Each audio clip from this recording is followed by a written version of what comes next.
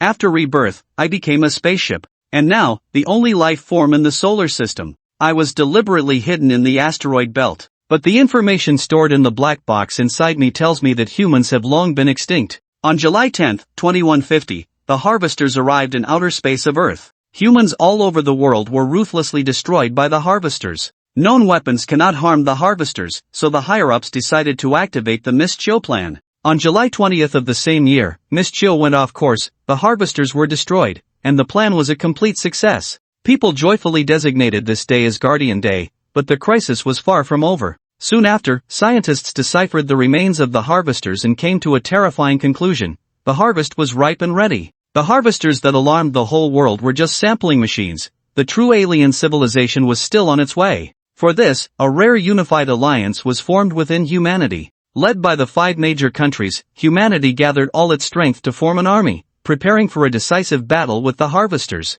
Countries responded to the call without reservation, and humanity as a whole mobilized. At that time, I was also a human scientist, but I was terminally ill and had only a few days to live. Before dying, I agreed to undergo a consciousness experiment with my teacher. After my physical body perished, a plan called Fireseed quietly began. Human life is ultimately limited, but Fireseed is a plan that spans thousands of years, or even longer. Thus, a spaceship named Fushi was born. He records, carrying all the technology and history of human civilization. Before the Reapers arrived, numerous scientists sent the Fushi spacecraft into space. When the Reapers descended upon Earth as scheduled, humanity fought with all its might, making a desperate stand. In just 1 year, billions of people on Earth, Mars, and other colonies were wiped out. Even the universe mothership, constructed with the combined effort of humanity, was destroyed along with the human fleet when confronting the Reapers. The information in the black box abruptly ends. I can't accept this fact. I was supposed to die, but now I'm alive, and humanity is gone. I desperately send out signals, calling for Earth, calling for China, calling for the space station aboard the Fushi, but all I receive is the Fushi's artificial intelligence. Dubai's voice signal was interrupted 50 years ago. Humanity has been extinct. The Reapers precisely targeted human brains for harvesting. I fall silent. Now, I am a spaceship. Only those without brains have survived. The extinction of humanity is likely a fact. Even if there are survivors on Earth, how can I break through the Reapers' blockade and save them? An alien mothership that wiped out all of humanity. Dealing with the Fushi is like child's play for them, according to the images previously sent back from Earth. I clearly see a mothership about the size of Australia still parked in the sky above Earth, with countless small Reaper ships coming and going beneath it. The photos sent back from Earth's cities are all in ruins. Once towering skyscrapers are now rubble. The neon lights that once adorned the nightscape are gone, replaced by the wild growth of flora and fauna. It must be said, the restorative power of nature is strong. Humans have only been gone for 50 years, and the traces that took thousands of years to leave behind are already being gradually covered by vegetation. Dubai showed me some debris from the Reapers. During your slumber, the spaceship's monitoring system captured images of the Reapers. He has been exploring asteroids everywhere recently and will soon be near you. A large machine over 5 meters long is scanning around asteroid after asteroid, with the camera on the Reaper's head emitting a red light. As I looked at this red light, a fear emanating from my genes instantly enveloped my heart. He has targeted me. Isn't he after the head with the locator? The Fushi contains only human technological knowledge and history. Have I overlooked something? Scientists wouldn't do something meaningless like this. Just carrying human technology. How can we rebuild human civilization without a gene bank? Thinking of this, I quickly reorganized the previous information, starting from when the Reapers landed on Earth. I filtered through all the information up to now. I am the only human left, with the entire human property and disposal rights. The abandoned space stations, Mars, the Moon, and the colonies of God can all be contacted by me. Soon, I discovered some of the reasons behind this. They can all establish contact with me, and soon I found some of the reasons behind it. While browsing the Fushi database, I discovered some recorded footage. The Reaper, besides seeking itself, must also be searching for something else, an existence like itself. Finally, on the records of the Chang'e space station, I found the 2 photos I was looking for. One is of a girl in her 20s, lying quietly in a hibernation pod, and the other is of a spaceship that looks similar to a harvester. After screening and investigation, I found the name Nuwa appeared multiple times. Besides that, there was also a copy of Lutzishin's The Three-Body Problem on the spaceship. There's no reason to have a physical book on the spaceship since all human technology is stored in the central database of the Fushi. The three-body also intends to aggregate and analyze all information. I got the answer. Apart from the Fushi, there should be another long-distance spaceship named Manhwa, which has left the solar system with a destination 2 light-years away from Earth in Proxima Centauri. The secrecy of this plan is even stricter. Without integrating intelligence, possessing human thinking, and having immense computing power, one would never discover the Manhwa human creation plan. The Fireseed plan. It turns out that Fushi and Manhwa are combined. I am just one of them. Those scientists didn't directly tell me. Perhaps to prevent the Manhwa from being found by the harvesters. I looked at the sleeping girl in the photo, feeling a bit absent-minded. She is the only true human. A sense of identity and belonging stimulates me. I must survive and find her. The other party probably hasn't locked onto my actions yet, which is my advantage. Maybe I can counterattack. With this thought, I immediately started checking all my weapons. What surprised me was the energy room, which actually stored a fourth ballista. Perhaps nuclear weapons are less powerful in space explosions compared to on the ground, but it is precise with electronics. The equipment's destructive effect is extremely powerful. Before I could finish speaking, I suddenly felt a chill down my spine. A harvester appeared on the surveillance screen, its red eyes staring directly at the monitoring device,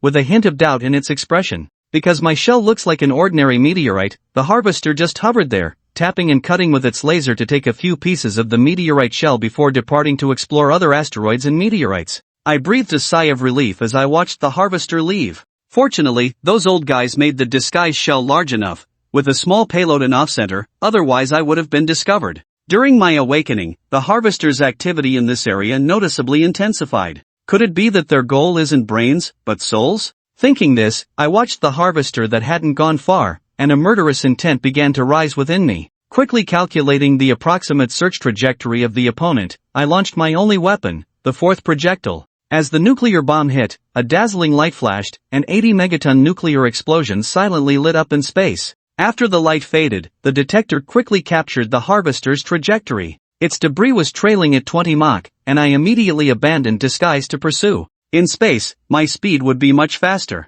I quickly accelerated to 30 Mach. As expected, I began to decelerate after less than 20 seconds, gradually synchronizing with the harvester's debris, scanning the orbit to confirm his complete loss of dangerous capability, then extending the mechanical arm to prepare for capture. Analyzing spaceflight, acceleration and deceleration are particularly fuel-consuming. In order to save fuel, I have not wasted the current speed, closing the liquid hydrogen rocket thrust after a few seconds, entering cruising mode. The next stop is Europa. Although Jupiter looms large in the field of vision, as they say, looking at the mountain, one runs to death. It will take at least 200 days to reach Europa. After setting everything up, I stare blankly at the Reaper's wreckage, feeling a mixture of emotions. According to my analysis, human technology is only at a level 0.7 civilization, while the Reapers are at least level 2 or above. The best plan now is to faithfully execute the Fireseed plan. First, head to Proxima Centauri to rendezvous with the Manhwa, then search for a new home for humanity to propagate civilization. The Fushi meticulously recorded the dismantling of the Reaper data from back then. According to the data, the Reaper was dismantled into various pieces. Its structural damage was not particularly severe. What really had a damaging effect was the electromagnetic pulse of the nuclear weapon. It greatly damaged electronic components. If it were to be tested on Earth, it would affect half the planet. Moreover, the Reaper is now only partially disabled due to electronic component damage, leading to paralysis. This indicates its extremely high level of technological manufacturing. I will extract energy from the main glass body, utilizing my supercomputing power to thoroughly analyze them, understanding their molecular structure. I will make full use of the technology on him. The shell technology applied in the Fushi can withstand nuclear bomb energy systems, being 20 times stronger than nuclear fission reactors, but weaker than nuclear fusion reactors. It can be used in the early stages of Europa. The most crucial aspect of energy supply, the technology for harvesting and storing souls, is beyond the capabilities of our current equipment to decipher this unknown technology.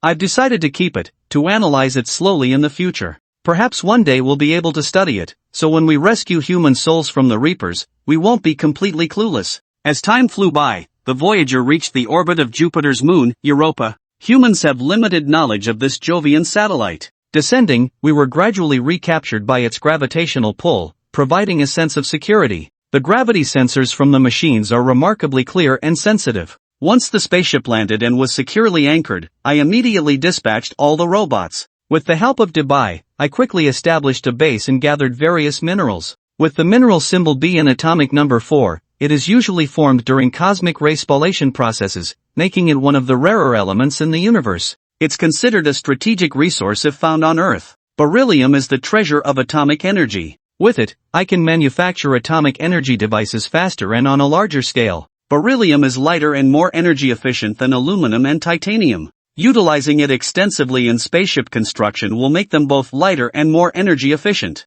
Adding nickel makes it less likely to spark upon collision. Mining minerals prone to combustion and explosion, it's also a rare and valuable material. 2 months later, I finally manufactured a printer, a 3D printer capable of printing spacecraft. Its precision is incredibly high, able to print anything from a 300-meter spaceship to a 1-nanometer chip. This is the base I've set up in advance for the next phase of the plan. If we expand further, energy will be insufficient. That's why I need larger facilities for space development, to acquire sufficient energy support for development. Although Jupiter's moon Io possesses relatively rare peel metals, it can only be utilized as a minor resource star. Once we've constructed the framework and basics of the long-haul spaceship, once the propulsion system is ready, I'll depart for a satellite with richer resources. So, I set my sights on Jupiter, the main body of the Jupiter system. It's the largest gas giant in the solar system, with a diameter of over 140,000 kilometers, rich in various elements like hydrogen, helium, methane, ammonia, and deuterium.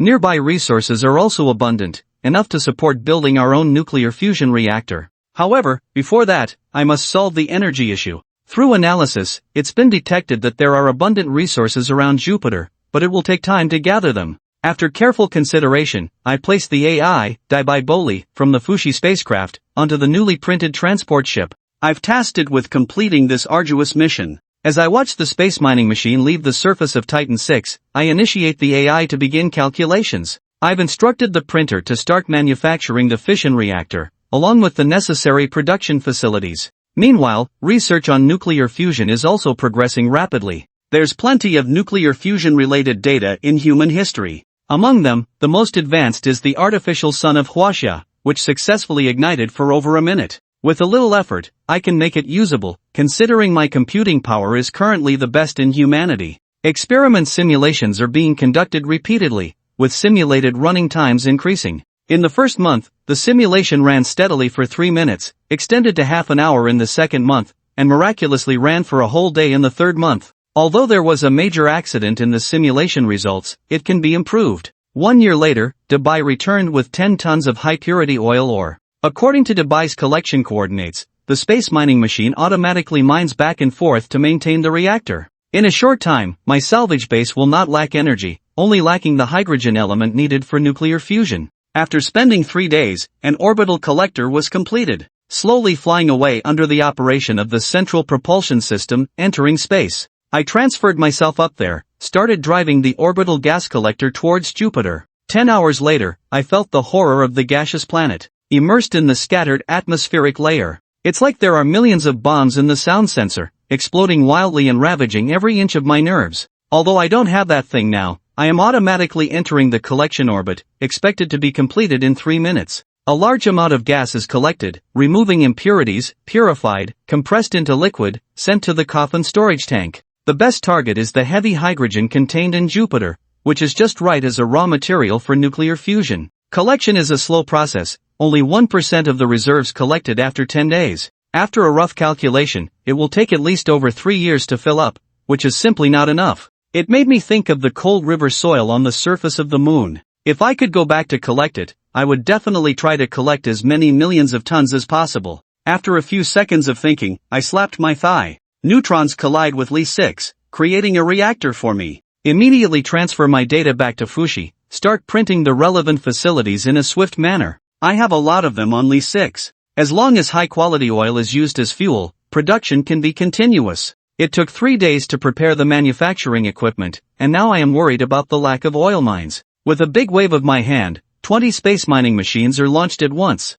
Energy is indispensable, and we must invest heavily to reap great rewards. It is also the necessary path for building long-haul spacecraft. I am focused on mining, gradually expanding the mining area. I first explored around Moe 6, but immediately obtained unfavorable results. It does not contain the oil mines needed, and various minerals are also nearing depletion. It seems I need to relocate. To obtain more resources, I built 35 orbital collectors deployed on Jupiter, collecting resources and ice. Fortunately, Jupiter has several satellites with ice reactors, which are needed to operate. I directly used the wastewater to fill the depleted mines. Now it's time for me to leave Mourning 6 and head to other satellites for development. The first step according to the plan is to scrap the facilities and recover resources. The nuclear fission facilities and manufacturing equipment are no longer useful. I directly dismantle them and throw them into the high-frequency furnace. Except for the ground-based instruments, I cover all the remaining hundreds of thousands of tons of materials.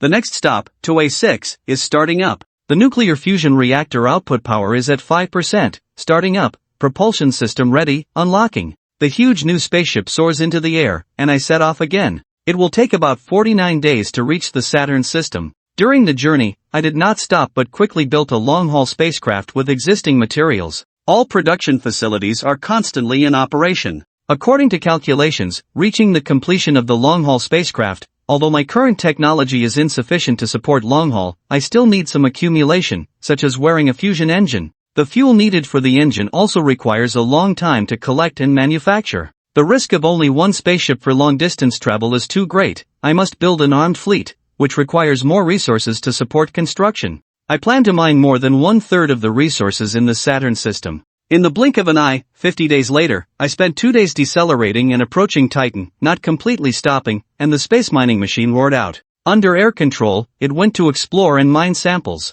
Returning to analyze and build robots, preparing to start building a space island. After all, relying solely on the current facilities cannot build a fleet. Dubai, go and deploy the orbital collector. I will go down to Titan to take a look. It's an experimental model, and the long-haul fighter slowly emerges from the printing cabin. Based on the technology of the harvesters, I redesigned a spacecraft called the Dart T-1 fighter. Now I plan to go down and see if it can withstand the harsh environment of Titan. Crackling into the atmosphere, the first thunder exploded, passing through the clouds at less than 500 meters in less than half a minute. I have already seen the icy surface of the ground. The fighter's own high-power heating system is used to resist the low temperature and severe cold in the air. I slowly decelerate, flying close to the ground. The detector starts scanning, searching for all useful resources. After exploring for half a day, I found that under a sheet of ice, my metal detector was desperately stirring. This means that there is a rich metal deposit below, although I don't know what type of metal it is yet. There are at least millions of tons of it, enough for me to mine and build fleets for years.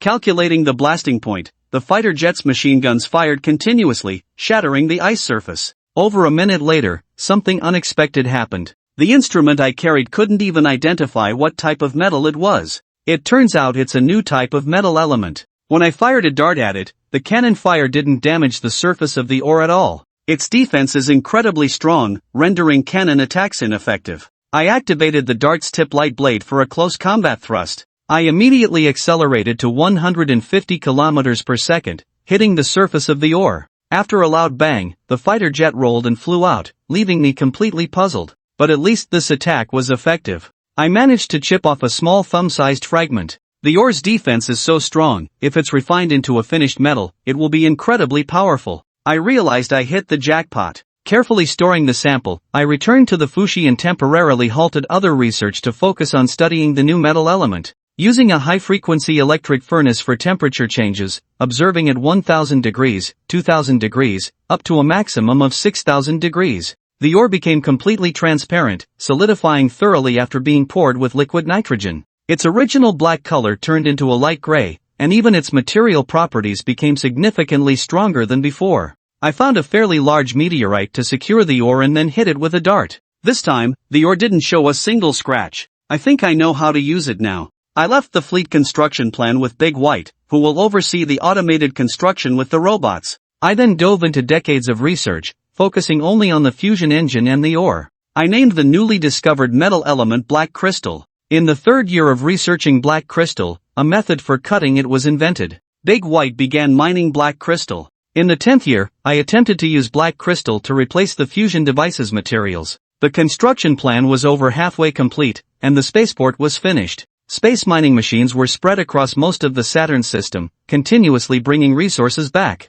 Waves of darts and T-1 fighter jets were being produced. The construction of a space aircraft carrier had begun, with an estimated completion time of 5 years for one vessel. At the same time, the river manufacturing produced a significant number of orbital collectors, providing millions of tons of the Leaf River. By the 20th year, a small test model of the fusion engine was created, but a new problem quickly emerged before my eyes. The current ship's framework couldn't support that level of thrust, so the space aircraft carrier's construction was halted for a redesign. In the 100th year, 321 activated the fusion engine. The ship slowly pulled away from the port and then accelerated forward. It measured only 130 meters in size, with one main propulsion unit and two auxiliary units, reaching speeds of 8,000 kilometers per second. But I felt it hadn't reached its limit yet. 120 years had passed, and Titan had been completely transformed into an industrial planet. Flammable gases like ethane and methane were sent to power stations, burning fossil fuels to provide energy globally. With a single command from me, countless factories start operating, turning vast reserves into fleet components. Small ships transport them to spaceports for assembly. Now, it only takes a day to build a 500-meter battleship, with a full fleet ready in 30 days. The vast resources accumulated by the expedition fleet over 120 years are staggering. As long as I don't stop, Dubai continues to build up resources rapidly. Currently, 40 light cargo ships have been constructed in the past 3 months. The skies above Saturn's moon Titan are filled with ships of all sizes. I have taken all available resources for future needs. Any losses during the journey can be replenished promptly to maintain fleet size. Resources are also needed for construction upon reaching the neighboring star. Taking a glance at the solar system, after over 100 years of meticulous preparation, the expedition is finally ready. Oh no, I see a pure iron planet entering the solar system.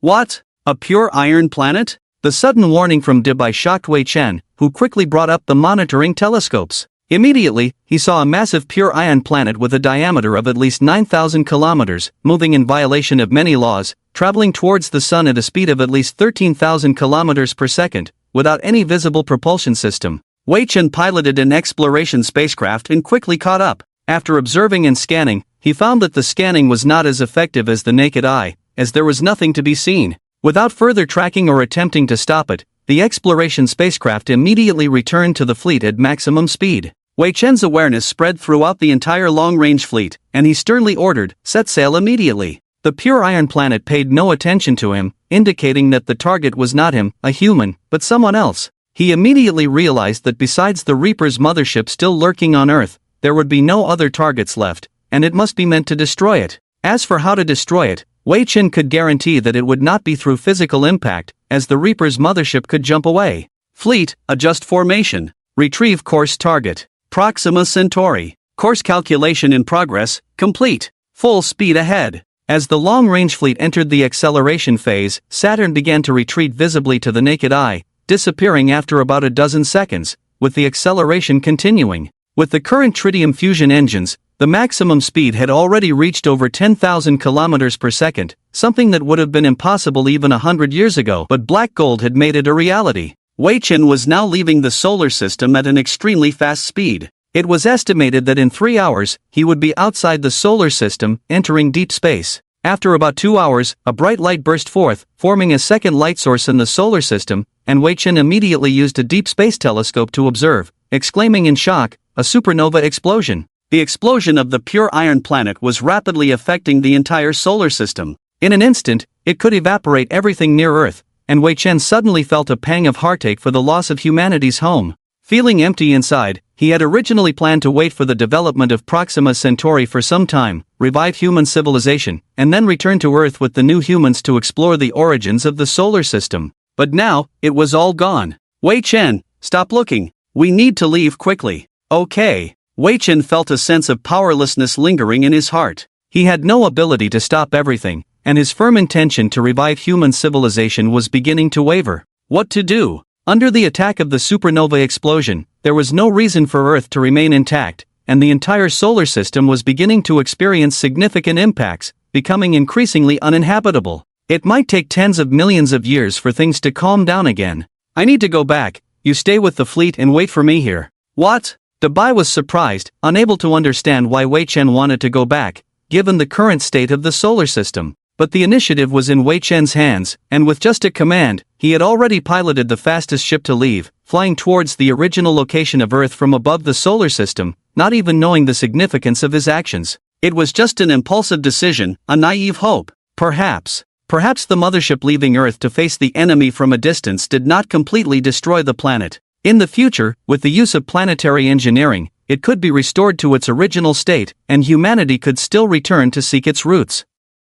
This home could still be used for reproduction, as one could not deny the existence of miracles, right? 3 days passed. Wei Chen returned to the position of the Earth-Moon system. There were still remnants of gas clouds, various rays, and other traces left after the supernova explosion, very clearly visible. Fantasy was shattered by cruel reality, as he searched for 7 or 8 days without finding even a remnant of a continent. Despite expanding the search area, there was still no success. Through gritted teeth, he muttered, "It can't be, Earth is not a small thing, how could there be nothing left?" On the 10th day of the search, the wreckage of the Harvester mothership was found, surprisingly not evaporated. However, this awakened Wei Chen completely from his fantasy, and he remained silent like a puppet, scanning, cutting the wreckage, absorbing its technology, and dragging away intact and important components. It took a full 20 days. To buy, pack it up, set sail, mourn. Earth had truly disappeared without a trace, not even a single stone left. Wei Chen began to apply psychological methods to himself to prevent mental issues, something he hadn't done in a long time. Despite not feeling rusty at all, he continued in this manner for 3 years before finally stopping. While the fleet continued cruising according to plan, his mind fell into confusion. Should he continue the fire seed plan now? He didn't know what was in the neighboring star. Perhaps the harvesters were waiting, or maybe the Nuwa had been caught and the girl's brain had been removed to absorb her soul. When he arrived, he couldn't even find the wreckage of the spacecraft and searched foolishly, waiting and waiting until eternity, as long as one day he completely collapsed, losing his sense of existence. Once his will wavered, he began to have wild thoughts. After another 7 or 8 years of sailing, Wei Chen finally stabilized. Don't think of the worst in everything, maybe she hasn't arrived yet. Do you need to play music? The Fushi Store's all-human songs, as well as many movies and TV shows, should be enough to entertain you on the neighboring star. No, I should start researching the technology of the Harvester mothership. Once again, he refused to relax. Wei Chen quickly dispelled distractions and focused all his attention on research to improve himself.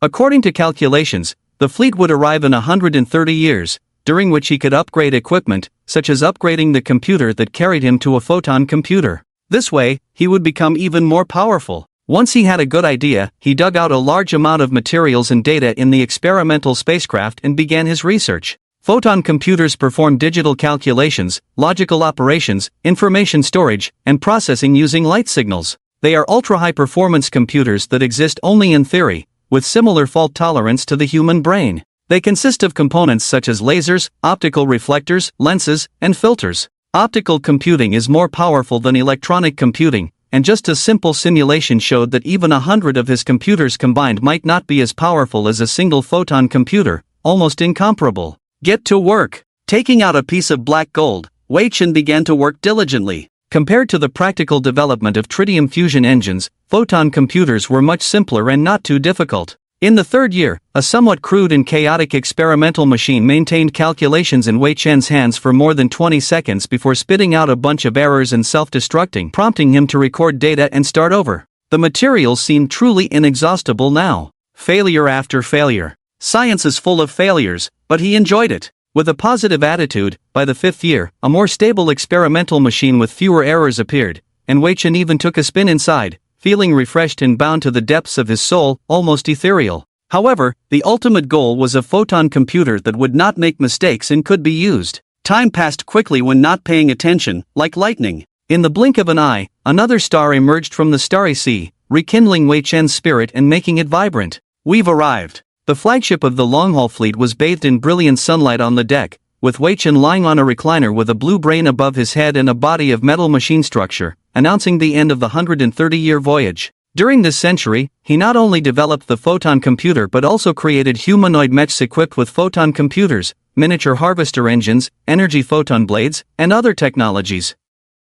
With a height of only 1.8 meters, he can still cross the lunar system by breaking through the atmosphere alone. His skin has a 100% realistic touch, and he can even taste and digest food. Wei Chen tries to live as much like a human as possible. Although this is just a machine body he controls, his real self is still in the central brain of the flagship. The combat power is far from that of a real combat mech, to be honest, it's just for show, but using the body's organs to live makes it more human-like than a spaceship, always reminding himself that he is a human. Wei Chen, a chubby, round robot, flew down from the bridge. Dabai also has a body, but its combat power is much stronger than Wei Chen's. For real robots, things like touch and taste are not as necessary, wasting processing power. Standing in front of him is like facing a bear. According to calculations, the Nuwa is probably not yet at Proxima Centauri. What should we do? Of course, we should immediately go to Proxima Centauri B, develop it into a place suitable for human habitation in advance, build some cities, industries, agriculture, etc.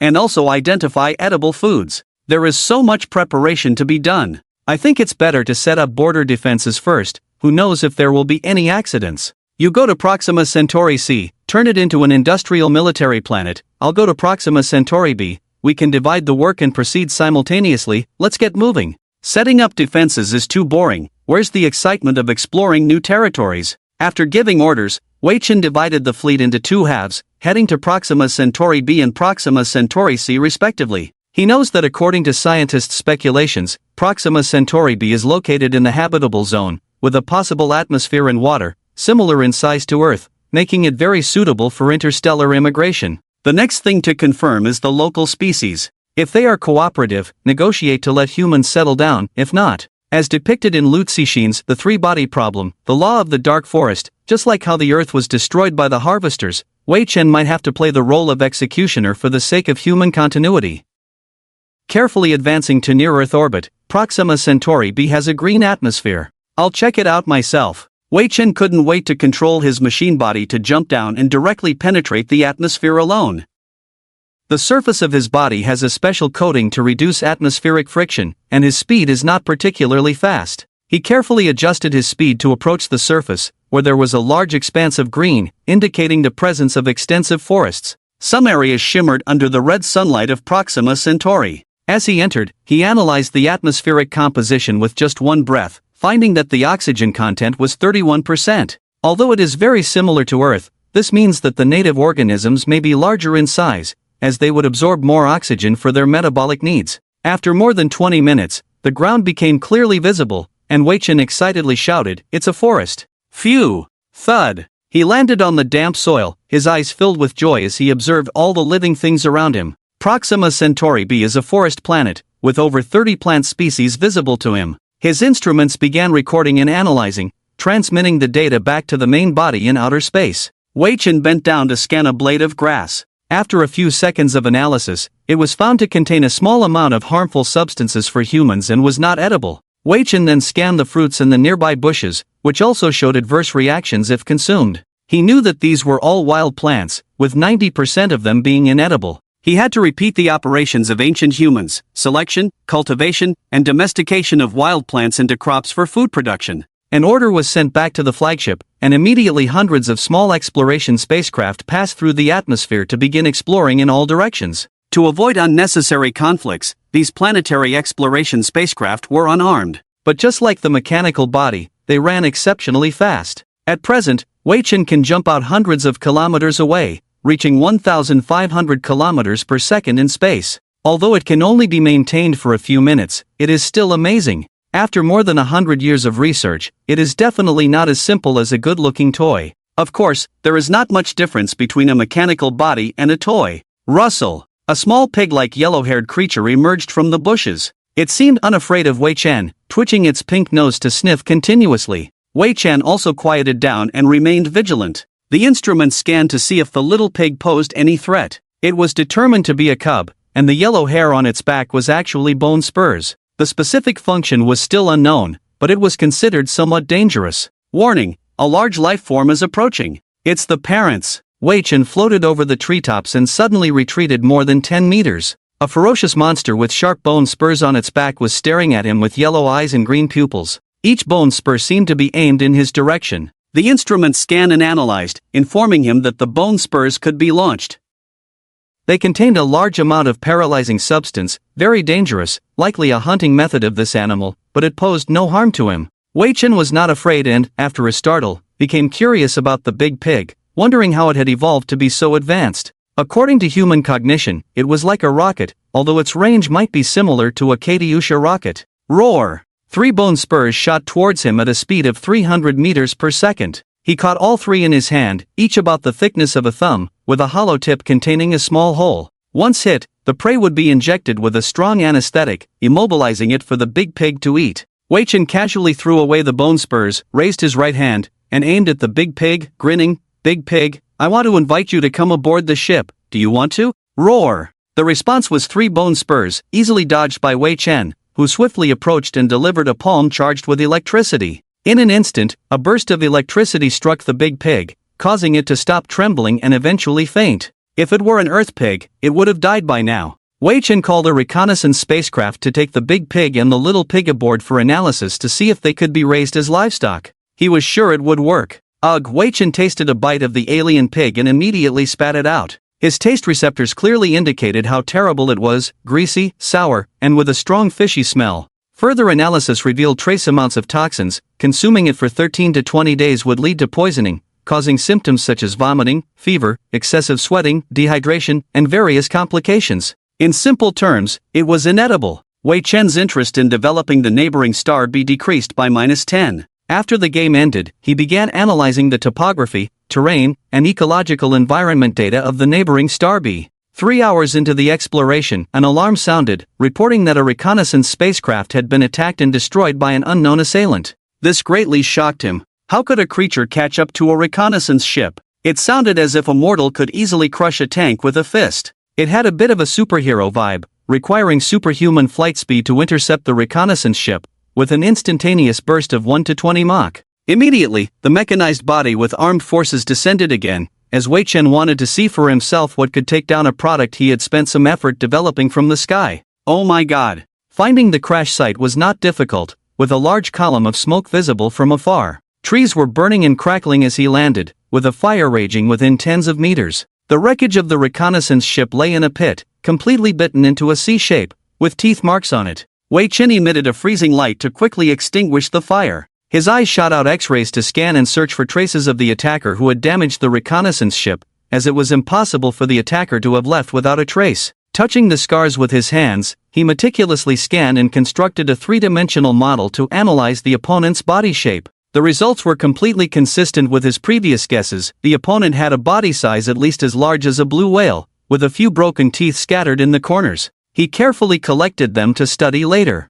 This kind of threat was extremely disadvantageous for human migration and needed to be understood as soon as possible. Over the next week, a series of attacks on the detection ship occurred, and the neighboring star B began to show its teeth, with many dangers beginning to surface. However, Wu Chen did not send out warships. He planned to start building a sky city for initial colonization. This required the construction of anti-gravity platforms to make it float, with a nuclear fusion reactor providing energy. Out of caution, a power system capable of quickly leaving the planet's atmosphere was necessary. Wu Chen felt it was important to be prepared in advance, as he did not know much about the neighboring star B and needed to maintain awe and respect. The blueprint for the photon computer design took half an hour. Afterwards, with minimal armament, he began constructing the spaceship to descend into the atmosphere. The anti-gravity modules, each 120 meters high and 60 meters in diameter, capable of bearing up to 5 million tons, were released in the atmosphere. They were the third-generation anti-gravity devices in Wu Chen's hands.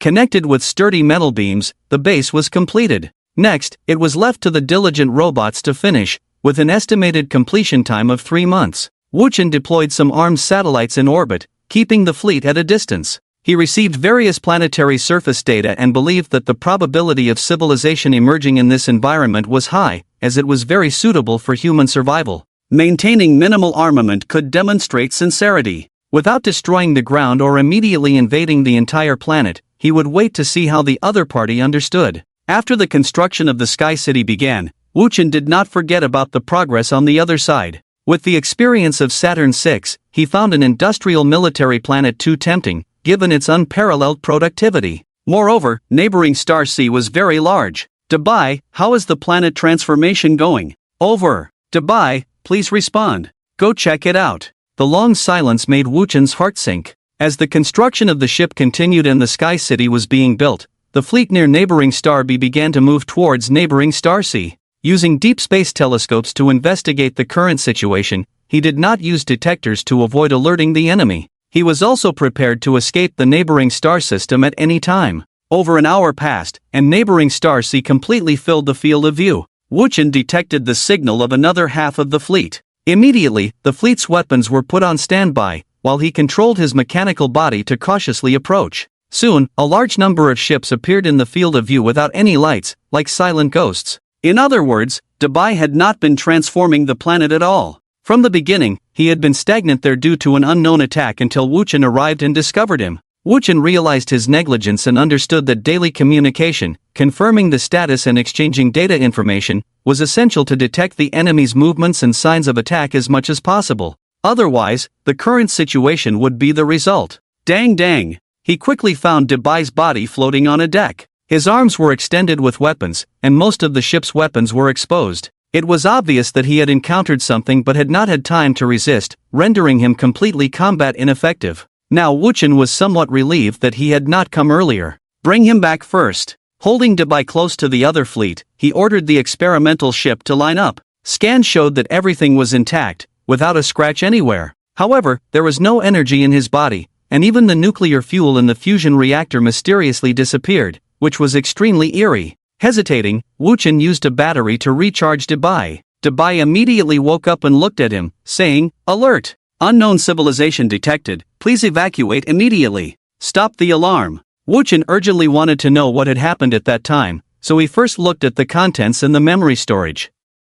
In the records, when the fleet arrived in the low orbit of Proxima Centauri C, pure energy beings appeared in space, and with a wave of their hand, they deprived them of all energy, turning them into motionless dead objects. The energy being left a message, "Hello, Earthlings." What? Wei Chen's mind was blown. The other party actually knew where he came from. Subconsciously, he opened all detector radars, searched for nearby dangerous targets, and immediately planned an escape route, abandoning half of the fleet without time to recover them. The energy being in the record, for some reason, could still make eye contact with him. The next sentence said, "We are the Watcher's civilization, welcome to Proxima Centauri," but also express regret. Regret? Upon hearing these two words, Wei Chen couldn't help but tremble. The detectors still did not detect the other party. Putting the imminent battle into a passive situation, he was likely to be killed in one move. Helplessly, he had to listen to the Watcher's civilization finish speaking. "Humans, you don't need to be nervous. Not destroying, not interfering is our civilization's code. Our existence is only to record the changes in the universe, such as the moment we are talking now. As for the fleet, because they came to our home planet, we temporarily paralyzed them for self-defense." Hearing the explanation, Wei Chen's heart went through ups and downs. He never expected that a seemingly lifeless cold planet in the eyes of humans would turn out to be the home planet of an intelligent life, yet he couldn't see any buildings or artificial traces on it. How would the Watcher's civilization develop? In doubt, Wei Chen also witnessed a unique cosmic life form, which was extremely miraculous. Regarding the civilization code and the meaning of existence, from the human perspective, the survival of this species is a miracle, and the development of civilization is destined to be accompanied by destruction, enriching oneself by obtaining resources from the outside world. Now he could only sigh. The universe is truly vast with all sorts of beings, but with their powerful strength, wiping out the fleet with a slap, he could only obediently comply, without any objections. "Next, please come to this coordinate alone to meet me." A series of planetary coordinates appeared in Wei Chen's mind. He didn't know by what means the other party could silently input information to him. It was unquestionable for him to go. Otherwise, on their territory, whatever they wanted to do to him, he would be at their mercy. Controlling his mechanical body to the new coordinates, located at the north pole of Proxima Centauri C, Wei Chen arrived within a minute at full speed, and saw an ancient altar standing there, surrounded by 8 metal pillars. He didn't dare to scan around randomly, and landed directly on the altar. Afterwards, bursts of strong light emerged in the air, and Wei Chen felt a strange fluctuation. With nothing else around, he could clearly see the image of the energy being in his field of vision, appearing as a lady in elegant attire from a human perspective, over 10 meters tall with an unknown weight, and her energy index off the charts upon appearance. The Watcher clasped their hands together in a gesture of respect. "Welcome to the Star of Watch. I am the representative of the Watcher's civilization, Hainer, Mr. Wei Chen." Just as he was about to introduce himself, the other party mentioned his name, making Wei Chen feel embarrassed. He didn't ask how the other party knew, but also performed a gesture of respect. "It is an honor to come to the Star of Watch. It is very." Very desolate. Wei Chen thought to himself, let's not be so direct. But, this is our homeland, just like humans on Earth. We have actually been paying attention to the development of your human civilization. Perhaps excited to see an outsider, Hainer kept talking without giving Wei Chen a chance to interject. After a full half hour, it seemed that he realized he was at a negotiation table between two races. He restrained himself from speaking endlessly, his expression becoming more serious as he said, "There are some things we need to tell you about the encounter of your human civilization. Please go ahead." While trivial matters went in one ear and out the other, as soon as Wei Chen heard important information, he immediately became serious. According to interstellar law, everything the Reaper's civilization does is illegal. All advanced civilizations must adhere to the principles of non-interference, non-plundering, and non-slaughter towards lower civilizations, and they should not appear directly like that.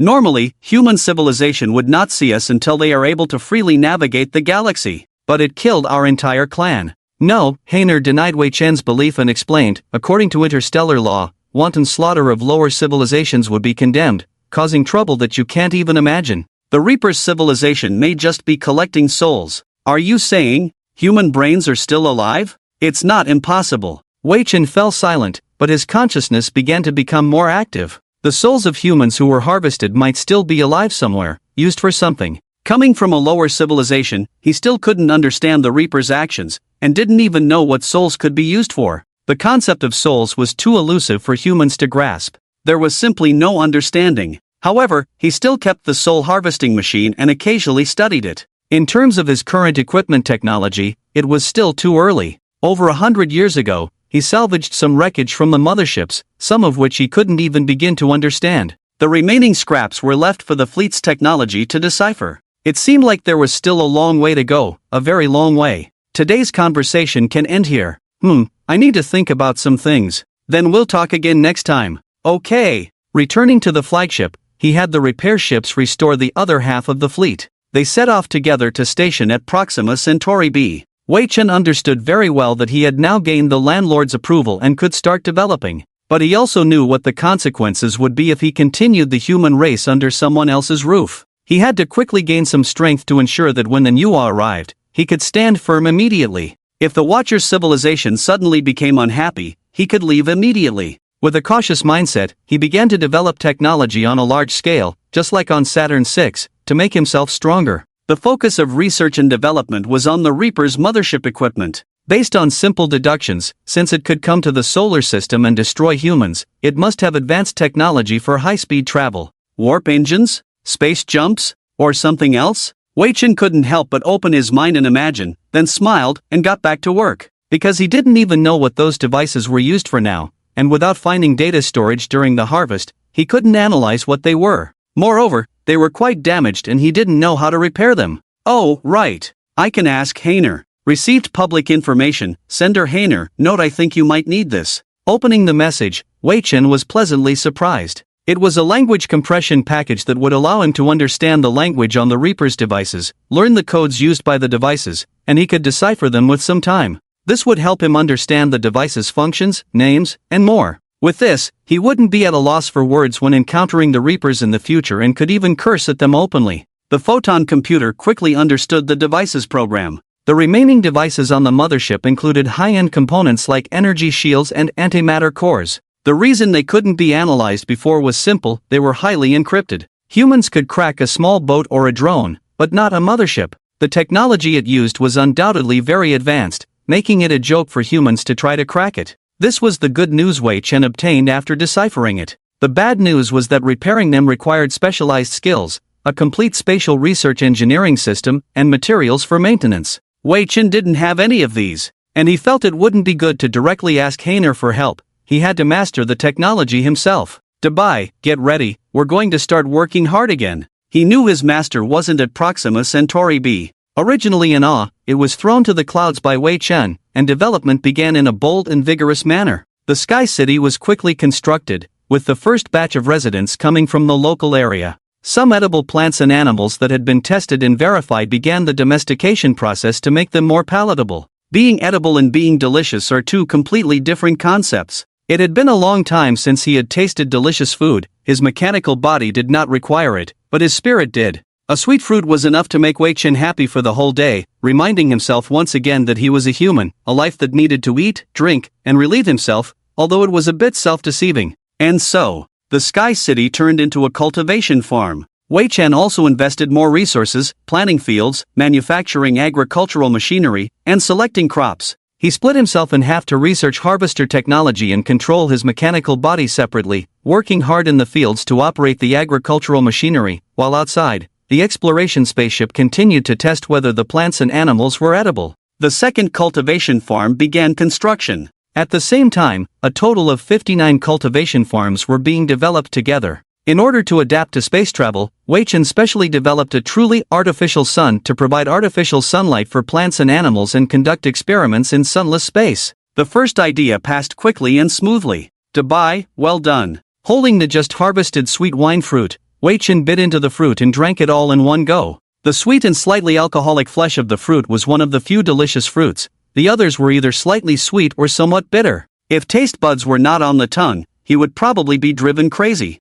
He felt great, but for Dubai, it was a new experience as an artificial intelligence. Holding the small fruit in its large, sturdy hands, Dubai muttered as it directly threw the fruit into its mouth, "Just some low-alcohol, fructose-containing plant flesh, look how happy it makes you." Boom! Wei Chen did not realize that a mechanical life suddenly eating like a biological life, experiencing the taste of food, would receive such a huge stimulation. Dubai now knew a very, very strange set of massive data. Its computer was also a photon, but it struggled to process it because it did not understand taste. So, the sweet wine fruit was like a data bomb to it, almost causing its brain to crash and smoke, with auxiliary programs starting to calm down the data fluctuations. Dubai muttered, "Humans are really strange." Not strange, only those who grow up eating are called humans. Continuing to eat another fruit, Wei Chen frowned the next second. It tasted extremely bitter, worse than unripe persimmons, which were delicious in comparison. Clearly, after selection and cultivation, the bitterness had intensified, and the other flavors had almost disappeared. He spat it out, saying, "Order, uproot all these fruit trees. This stuff is not meant for humans to eat. But it has great medicinal value." The bitterness indicates an increase in medicinal components. Dubai, hearing that he wanted to remove the fruit trees, quickly intervened. Wei Chen looked at the remaining two-thirds of the fruit, spat, medicinal plants were also treasures. If he were to fall ill in the future, he could use them for treatment. It seemed that he had to keep them and understand them enough. With a thought, another mechanical body emerged from the flagship. It was used for medicinal selection research, putting on a white coat and single-handedly entering the atmosphere, entering the cultivation farm. The recently constructed one would be designated as a medicinal cultivation farm, where it was necessary to distinguish between edible and medicinal plants. This meant he had to taste test each one individually, a more direct and efficient method. Vegetables, fruits, staple foods, meats. After going through a set, Wei Chen tasted a variety of flavors and felt a sense of inner trauma. The less tasty ones had higher medicinal value, the delicious ones should not be eaten too much, and the ones that were extremely difficult to eat were recommended for daily consumption. If there were not thousands of food options available, he would truly feel sorry for the Nuwa. The girl inside slept for hundreds of years, and it was bad enough to arrive on an alien planet, but to also suffer in the food department was unbearable as a Chinese person. Report. Tell me, have you found something delicious again, preferably a miraculous elixir? No. Dubai pulled up a video of a huge creature with sharp teeth and claws still moving, then it bit the exploration spaceship in half, roared angrily into the sky, and flew away. After watching it, Dubai continued, "These creatures have destroyed many of our ships, with at least tens of thousands crashing in the past year. Recently, some giant flying creatures have appeared, and they seem interested in the abundant food in the farming fields. Can we eat them? There are 4 types that are edible, but the meat is tough and dry, with muscle fibers like beef tendons.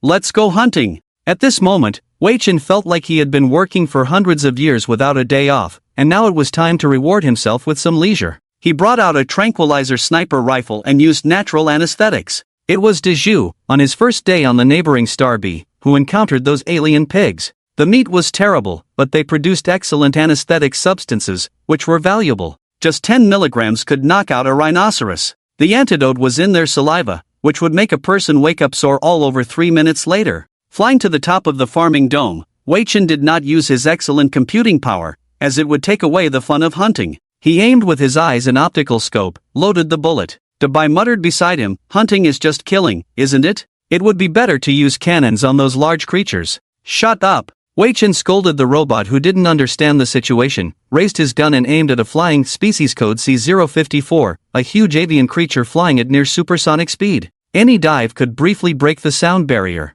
Therefore, the avian's body strength was probably comparable to an aircraft, and Dubai wisely classified it as inedible. When he fired a silenced tranquilizer dart, all he saw was sparks flying, and the avian didn't even flinch, continuing to fly. Wei Chen was surprised and started to check the data, saying, "It's impossible. How can a flesh and blood body withstand bullets that can penetrate 40 centimeters of steel?" The data showed that the species' feathers had high bulletproof properties, evolved for speed, allowing them to briefly break the sound barrier and maintain supersonic speed like a leopard for a distance. Wei Chen's right hand transformed into an energy cannon, piercing the avian's head with one shot. Afterwards, the robot flew down to lift the body, which was still flapping its wings violently, trying to escape. Normally, it would be dead, but C054 was different. Scans showed a spine and a brain in the upper body, indicating good regenerative abilities, making it a rather strange species. And, Wei Chen, you seem to have angered a group of C054 species. They are 3 to 4 meters in size and live in groups. Wei Chen, I think this is a good opportunity for an experiment. Yes. Wei Chen glanced at the flock, numbering around 200, along with 1 to 200,000 various flying animals, all interested in the food in the farming fields. Animals search for food using methods such as smell, sight, and hearing. The farming dome now had a transparent aluminum roof, allowing good light transmission, making the plants and animals inside very visible. Moreover, the internal and external atmospheres were now connected, emitting strong scents that attracted the animals, who immediately rushed over upon smelling the abundant fruits and vegetables. Those without brains would say kill them all. However, this would likely attract more carnivorous animals, leading to a biological massacre. Dubai has calculated to this point, and the current research experiment is to create a machine with the same function as the bird repellent, emitting sound to drive them all away. Wei Chen first emitted the sound of dispersing birds on Earth as a trial. In an instant, some birds began to scatter and flee. Apparently the bird language on different planets is the same,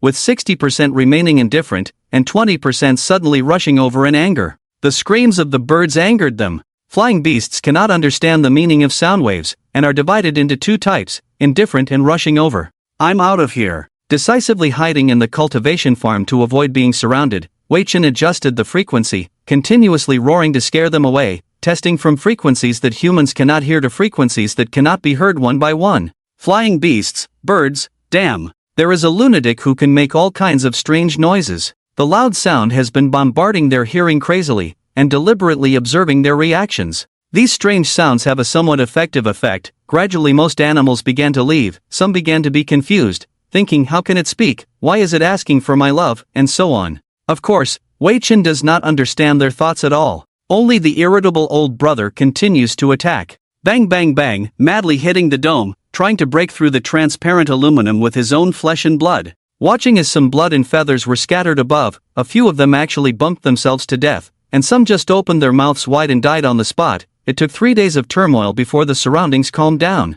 Wei Chen integrated the data for research and determined the best frequency band. Afterwards, a set of devices to repel extraterrestrial life forms was installed and strengthened to the extent that they needed to turn and run. Thinking in his heart, he could repel the harassing life forms of the neighboring star B. Of course Wei Chen would not use it for a long time, as it would have an impact on the ecosystem below, which would be a loss in terms of research. Perhaps there are some precious species that are not seen underfoot? After dealing with the surrounding threats, Wei Chen turned his attention to an unavoidable threat. He pulled up the spaceship attack incident and carefully examined the losses caused by the relevant creatures, which were even worse than the last time he paid attention. The attacks from the other side are very frequent. In any case, they can no longer be ignored. Moreover, in the future, humans will settle on the star B. Sooner or later they will have to face it. Some videos and photos were searched one by him, and the attackers look like quite fierce ancient behemoths, almost like the appearance of a sea dragon in modern times, undoubtedly the top predator of the star B. Simply put, they weigh over 200 tons. They roam the globe, with no fixed habitat and reproduce everywhere, and they can even fly. Their hunting targets are other relatively large creatures, ranging from tens of tons to a few tons. Unlike the creatures on Earth, due to the slightly higher oxygen content of the star B, some creatures have larger body sizes to meet the hunting needs. They operate in family groups with territorial ranges. So, it is obvious that the detection spaceship has violated their territory and airspace, which is why they were attacked. But, logically speaking, the cultivation farm in the sky has already seriously violated the territory of the behemoths. They should have come to attack long ago, but not a single one has appeared now. This implies many problems. Locate the nearest group of predators. Here, the BI provided the coordinates of a mountain ridge 200 kilometers to the southeast, where their nest is located. Wei Chen left the cultivation farm, controlled his mechanical body to move forward according to the navigation, with a speed exceeding 30 Mach, and in a few breaths, he had arrived above the coordinates, where he could see some traces of nests by looking down.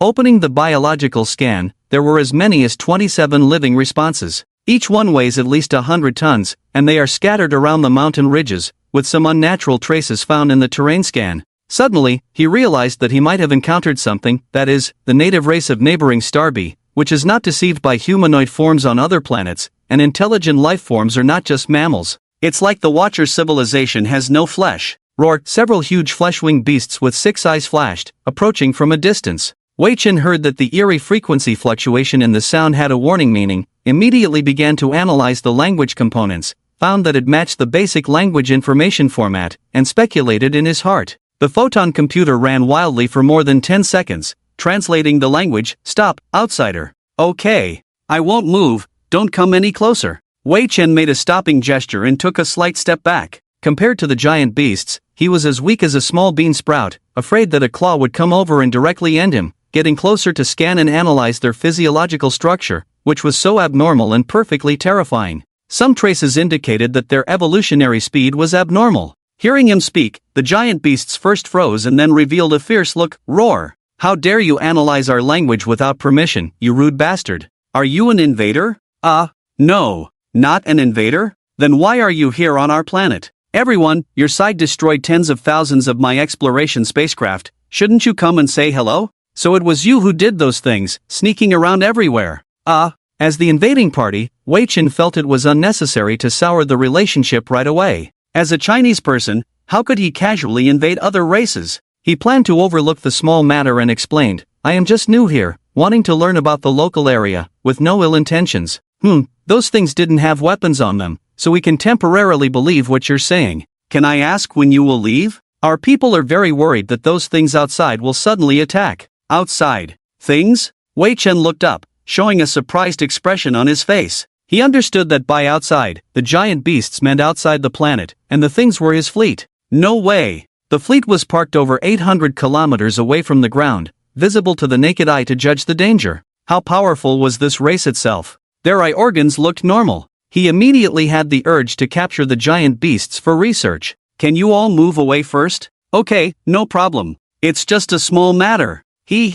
With an order issued, the fleet immediately lifted the parking procedure, reset the parking location away from the planet, and Wei Chen respectfully said, Is it okay now? A bit further. Within the line of sight, over 5,000 kilometers. The result was obtained under atmospheric interference conditions. If there was no technological development, Wei Chen would never believe it. Although he secretly scanned the giant beasts as very impolite, he detected genetic tampering traces in their conversation, indicating that the giant beasts had genetic technology to change themselves for evolution. And more importantly for Wei Chen, it seemed that there was a low-energy reaction in each giant beast's body. Compared to Wei Chen's enthusiasm, the giant beasts were very cold and did not joke around, coldly saying, If you are just here to stay, feel free to do so. If you have any evil intentions, the Six-Eyed Clan will let you know who the true master of this planet is. Afterward, they both took a step back. Wei Chen no longer used the sensitive detection spacecraft of the Six-Eyed Clan, but switched to mechanical body detection.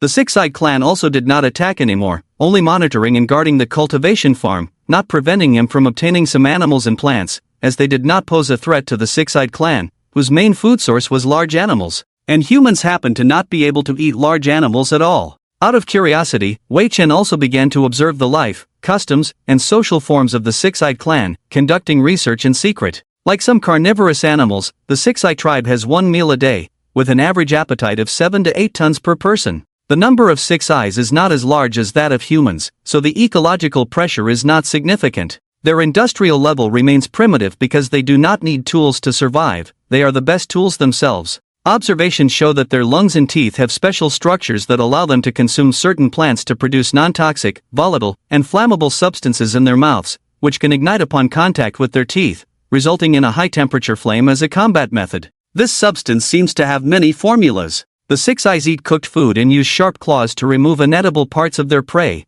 displaying dexterity similar to human hands. Their civilization primarily focuses on biological civilization, cultivating many plants that are rich in beneficial substances for humans, some of which are rare and can truly contribute to longevity. They study herbs, woody plants, minerals, fungi, and even some special types that are closely guarded by some six eyes. However, Wei Chen is not an honest person. He secretly sends out miniature robots to collect samples for research. At the same time, he uses instruments to scan the planet's surface to find similar types, hoping to discover something valuable. Although he appears very polite on the surface and greets the six eyes he encounters, they completely ignore him. During his exploration, he also discovers plants containing radioactive substances being cultivated underground. The external skeletal armor of the Guardian Six Eyes is different, seemingly serving as radiation protection suits. Using a certain technology, their external skeletons naturally grow to form a perfect and astonishing appearance. Although Wei Chen is not currently concerned about how radiation may affect him, he is still very curious about how to make the body immune to radiation. Is it through genetic modification? At this moment, he recalls obtaining some teeth from the six eyes and conducting research on robotic bodies, focusing his attention on the laboratory where he is currently testing bone age. Following the standard procedure, he tests a slightly yellowed 3-centimeter broken tooth. 10 minutes later, the instrument shows that the owner of the tooth is at least 500 years old, equivalent to a human in their early 20s based on genetics and various data analyses, indicating that the six eyes are long-lived. Glancing at the results of the other teeth tests, he finds that there seem to be subtle differences among the six eyes, such as black and white distinctions, with different teeth in various regions indicating dietary habits and teeth grinding habits. His understanding of the six eyes has deepened, but what interests Wei Chen more are the unnatural aspects, such as teeth that can withstand temperatures of 1000 to 1800 degrees. Continue the research. Extract genetic samples for detailed analysis. The genetic structure of the six eyes consists of 3 helices, much stronger than that of humans, with many unknowns in their third genetic helix. Through multiple comparisons and analysis of individual differences, Wei Chen feels a sudden rush as many things flow into the photon computer. Suddenly, something appears before him, locked. The genetic information is locked, and as he attempts to crack it, the genetic helix self-dissolves and disappears. The information that has entered the computer also evaporates on its own, making it seem as if nothing had entered. Wei Chen feels as though his photon computer has been slapped in the face, realizing that the other party has developed in this area as well. Isn't this a case of not judging a book by its cover? Try again. Wei Chen challenges himself, believing in the strength of his photon computer. This time, he takes out a photon computer derivative device, an immersive photon analyzer, and places a tooth inside. Unlike a regular analyzer, this device immerses the object inside, allowing the photons to take on a liquid-like form, penetrating the structure for further analysis, increasing scanning accuracy, depth, and information retrieval. Establish a file. In the morphological scan, ready. Remove impurities, analyze. Saliva, residue traces, give clearance. Currently conducting gene-level scanning analysis. Wei Chen carefully controlled to avoid triggering the gene information lock alert, which could lead to information acquisition failure,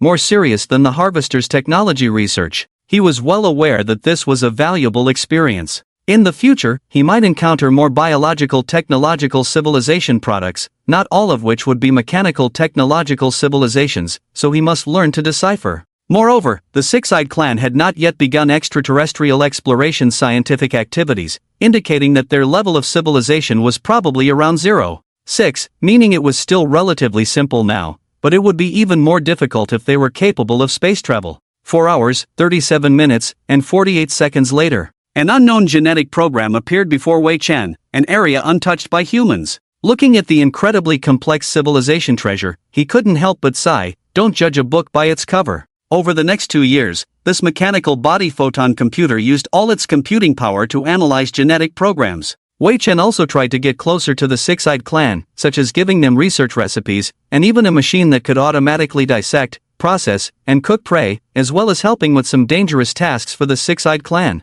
For research purposes, he secretly collected dropped teeth from others and brought them back to the laboratory for experiments. He felt a bit twisted. All for the sake of science. Such a sacred reason, he convinced himself. But being called a pervert one after another, he felt no guilt, and added, for the sake of human civilization. However, research was difficult, as he was basically starting from scratch, with no relevant references or any other assistance to help understand, making it quite challenging to feel his way forward.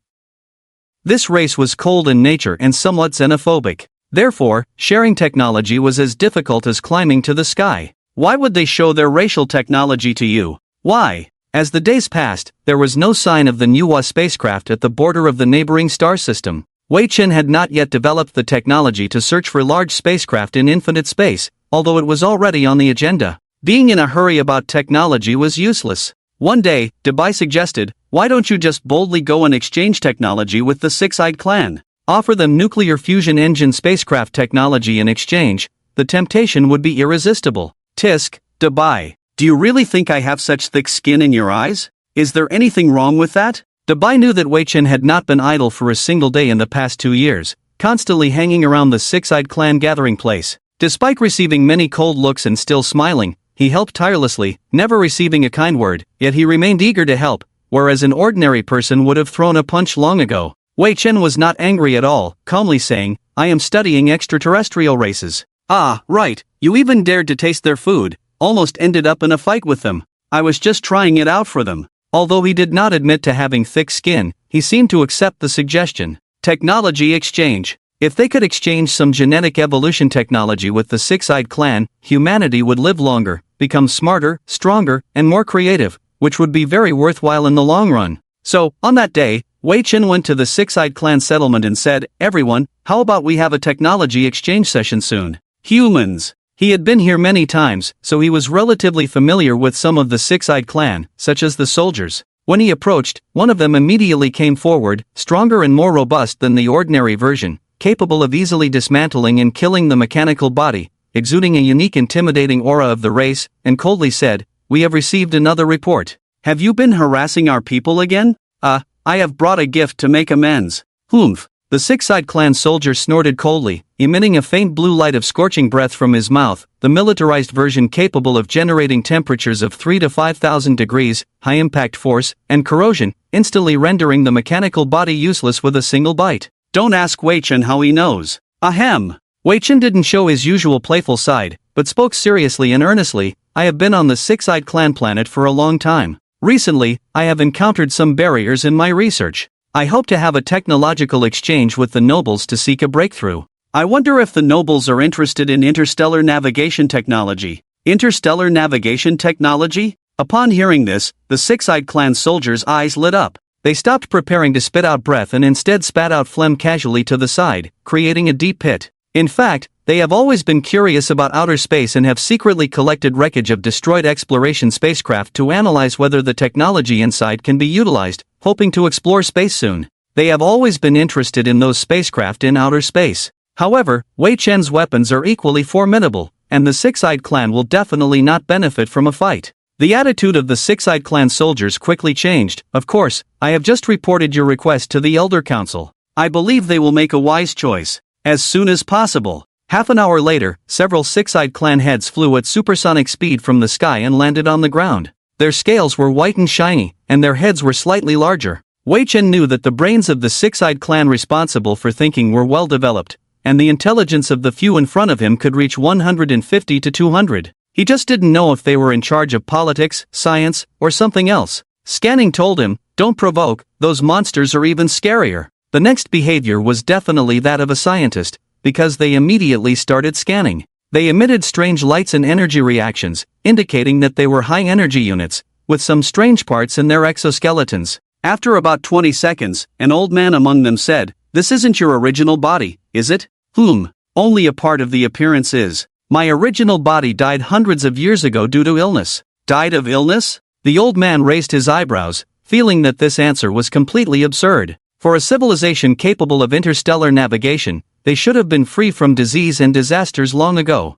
Chen realized his thoughts and explained, we are relatively weak in this area of technology and have not yet developed a cure. Our lifespan is also not as long as that of the nobles. Is that so? That's a pity. Maybe I can help you. What a pity. So when do we start the exchange? Take this. the old man took out a special egg, only the size of a human head. This is a secondary brain organ that has the function of connecting to the six-eyed clan's mental network, as well as some other functions. It will automatically unlock for you after the exchange, just take it and connect it to the neural interface at the back. Okay. Well, you can go back and connect to use it. We will be waiting for you in the mental network. Wei Chen bid them farewell and quickly returned to the flagship of the fleet. With a single blow, he cracked open the egg and took out a blue brain, which was completely different in shape from a human brain but exquisitely crafted. He immediately connected it to the neural interface and felt very excited. This was the first time humans had come into contact with biological civilization technology, and he was the first contactee, able to experience its wonders firsthand. The moment of connection, the secondary brain organ immediately began to absorb energy and activate. Like a normal computer, a page was released in the photon computer, pouring out a lot of data for installation. After 3.5 seconds, Wei Chen began to abstract and suddenly appeared in a vast white space, where a virtual building resembling a football field began to emerge, with many six-eyed clan members appearing frequently. Their figures gradually became clearer, progressing from 360p to 4K. From their appearance, one could distinguish their roles as soldiers, politicians, and scientists in various fields. The photon computer connection was stable and non-rejecting, as it had good compatibility with the brain, to some extent complementing the secondary brain organ, and could run together seamlessly. Wei Chen did not notice any signs of intrusion, but he secretly raised his guard. A solemn voice came. Well, since the guests have arrived, let's start the exchange meeting. Shall we start the trial then? Wei Chen may have been mistaken, as the treatment seemed like that of a medieval court, easily leading him to auditory hallucinations. However, everyone was intelligent beings and would not do anything dangerous. It was probably just a coincidence. Otherwise, the extraterrestrial fleet was quite powerful as a deterrent. With a large group of six-eyed clan members staring at him, Wei Chen also felt pressured. After all, they were quite imposing. Nice to meet you, I am the chief of the six-eyed clan, Dong Longling. Beside me are Dong Long 1 to 9, who are the highest executives of various departments of the six-eyed clan. The rest of the six-eyed clan are mostly researchers, and we will be conducting today's technology exchange meeting. So, I'll ask again, are you truly willing to exchange far-sailing technology? Of course, technology exchange benefits both sides, why not? You need to know, far-sailing technology is significant to us. No need. Wei Chen interrupted the chief, smiling and saying, I won't haggle on the spot. This is just a technology exchange meeting, and I am very interested in biological civilizations. I am itching to learn more. Interstellar civilizations are friendly to terrestrial civilizations. Based on past experiences, the six-eyed clan found it very strange. They had encountered many aliens before. Those creatures either wanted to capture six-eyed clan members to create weapons or plunder the resources of entire planets. If it weren't for divine intervention, they would have been in trouble long ago. Suddenly encountering a friendly one left them baffled. Technology exchange? What technology did they have that the other party didn't? Ahem. Dong Longling cleared his throat and said in a deep voice, You have been on our planet for quite some time. May I ask what caught your interest? Genetic programs, genetic evolution, genetic enhancement, and so on. As a mechanical civilization, we are not as proficient in these areas as your clan. It all feels very fascinating. Wei Chen was speaking the truth. He knew very little about genetics compared to the six-eyed clan. If he could obtain some of their technology, it would greatly benefit various aspects of human life. Just a bit of it would be enough to exchange for far-sailing technology. The six-eyed clan also needed far-sailing technology. After some thought, Dong Longling tapped his huge head and made a decision. We will offer equivalent technology for exchange. If possible, we also ask for some technical support from you to help us successfully develop far-sailing technology and achieve our goals. No problem. Wei Chen understood why the six-eyed clan had not even developed a single satellite or far-sailing technology to this day. Industrial development was one aspect, but the main reason lay in their instinctual cognitive issues. All their research and technology had revolved around themselves, using evolution to solve all problems. They even used egg-laying to create auxiliary brain organs. Their strong reliance on their own abilities and lack of insect-like industrial structures hindered their progress. Initially, the six-eyed clan could not fly. They had short lifespans of just over 20 years, and their appearance was completely different from now, not even capable of breathing fire. They had evolved from a few tens of centimeters to a huge size comparable to a blue whale. Wei Chen estimated that the six-eyed clan's level of civilization was roughly equivalent to the 23rd century of human civilization, having taken millions of years to evolve to their current state. According to the progress of human civilization, I should not interfere with them, they will show signs of progress in a few hundred years. Wei Chen suddenly realized that he seemed to have disrupted the natural progression of a biological civilization, causing them to miss out on a lot. However, things had already reached this point and there was no turning back. Dong Longling brought him to a research base-like place today, a huge sealed incubation greenhouse, filled with eggs as far as the eye could see. Each egg was at least 1 meter tall. Dong Longling explained, "We, the Six-Eyed Clan, have our children consume these evolution eggs when they reach adolescence. Their entire bodies will then undergo a crazy growth, forming a hard bone armor egg.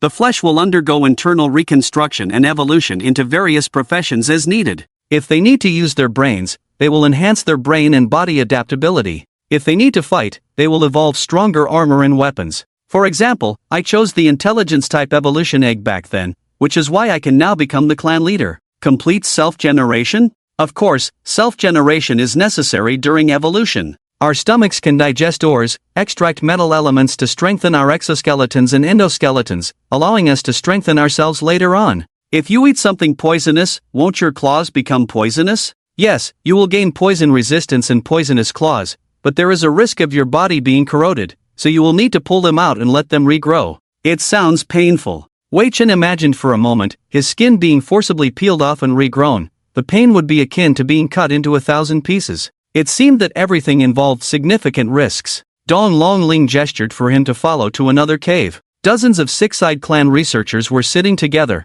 with secondary brain organs connected behind their heads, and a giant main brain in the middle. Wei Chen could sense that they had an energy organ inside them, containing energy equivalent to that of driving a fishing boat. They were drinking a certain liquid formula, which was then converted into energy to supply the main brain. It seemed like a combustion engine, providing power to their first computer. Dong Longling seemed very proud as he said, "This is the super brain, which can help us design evolutionary genes and write them into the evolution eggs needed for the next generation." Some of the Six-Eyed Clan members now want to transform into human form, but absolutely not. Do you want to connect and see? No need, I can connect wirelessly, so as not to disturb their work. Do you want to see how the evolution eggs are born? That is the core technology of our clan. If you want to exchange technology, you will have to observe that part. Wei Chen later understood a few things. Firstly, the Six-Eyed Clan were hermaphroditic, able to change gender at any time to reproduce. They could reproduce with themselves to produce the next generation, and in times of crisis for the race, a single Six-Eyed Clan member could produce hundreds of offspring in just 100 years if there was enough food, which would be terrifying for humans. Watching hundreds of Six-Eyed Clan members, each laying thousands of eggs, he felt somewhat stimulated internally. There was no vomit. Wei Chen just wanted to express his feelings. The human long-range fleet, designated as Experimental Ship 012, had arrived at Wei Chen's home turf to introduce the mechanical civilization. First, he gave a lesson to the atmospheric creatures who had never been to space. In space, their wings were just decorations, without any air to generate power for flight. Each one had a helmet to maintain oxygen supply. Experience space deeply. There was no temperature, radiation, or expansion of gases in the body. How does it feel? Hundreds of Six-Eyed Clan members were fluttering their wings in front of him, but remained motionless in place. Wei Chen resisted the urge to laugh. Although humans couldn't really discern the expressions of those big creatures, it was now very obvious that they were extremely panicked and caught off guard by how terrifying space was. After experiencing it for a while, Wei Chen activated the gravity system of the experimental ship. Boom! Thousands of tons of weight slammed onto the deck, but it did not harm the Six-Eyed Clan members. Dong Longling felt a bit uncomfortable and said, "I don't feel too good. I didn't expect that our wings would be completely useless. I also feel a bit suffocated and can't catch my breath. These are all normal phenomena." Normal fart. Wei Chen was shocked in his heart. The Six-Eyed Clan was too sturdy, physical contact with space was just breathless. It should be said that they truly deserve to be a biological civilization, with maximum adaptability. If it were humans, they would have turned into space junk floating everywhere. Just having oxygen without a spacesuit would also lead to death, their bodies are too fragile. He felt that the Six-Eyed Clan would probably adapt to space after staying for a while. Boom! Hiss, the experimental ship's deck closed, starting to release air to fill the internal space. When Wei Chen signaled that they could remove their helmets, only then did the Dong Longlings carefully take off their helmets, holding them in their claws like life-saving talismans, so gently that they didn't dare leave a mark. In front of them, a small spacecraft was already parked several tens of meters away. It was slightly larger than the Six-Eyed Clan, suitable for demonstrating long-distance navigation technology. Many mechanical arms extended from the nearby ground. Wei Chen made a welcoming gesture and said, "Welcome to the human long-distance fleet. I will show you the best way to build a ship." Helping the Six-Eyed Clan understand long-distance navigation technology was not difficult. First, let them know about 3D printing technology and how it is similar to their own technology, except one grows while the other constructs objects from molecules. Both require inputting design drawings for manufacturing. Giving the Six-Eyed Clan a rough idea, the real difficulty lies ahead. Wei Chen felt guilty and provided the Six-Eyed Clan with some technical requirements type of things for them to figure out on their own. At the same time, some reference materials were also provided, so the Six-Eyed Clan could use them as a basis to build a biological spaceship. However, it would take at least another 1 or 200 years to complete,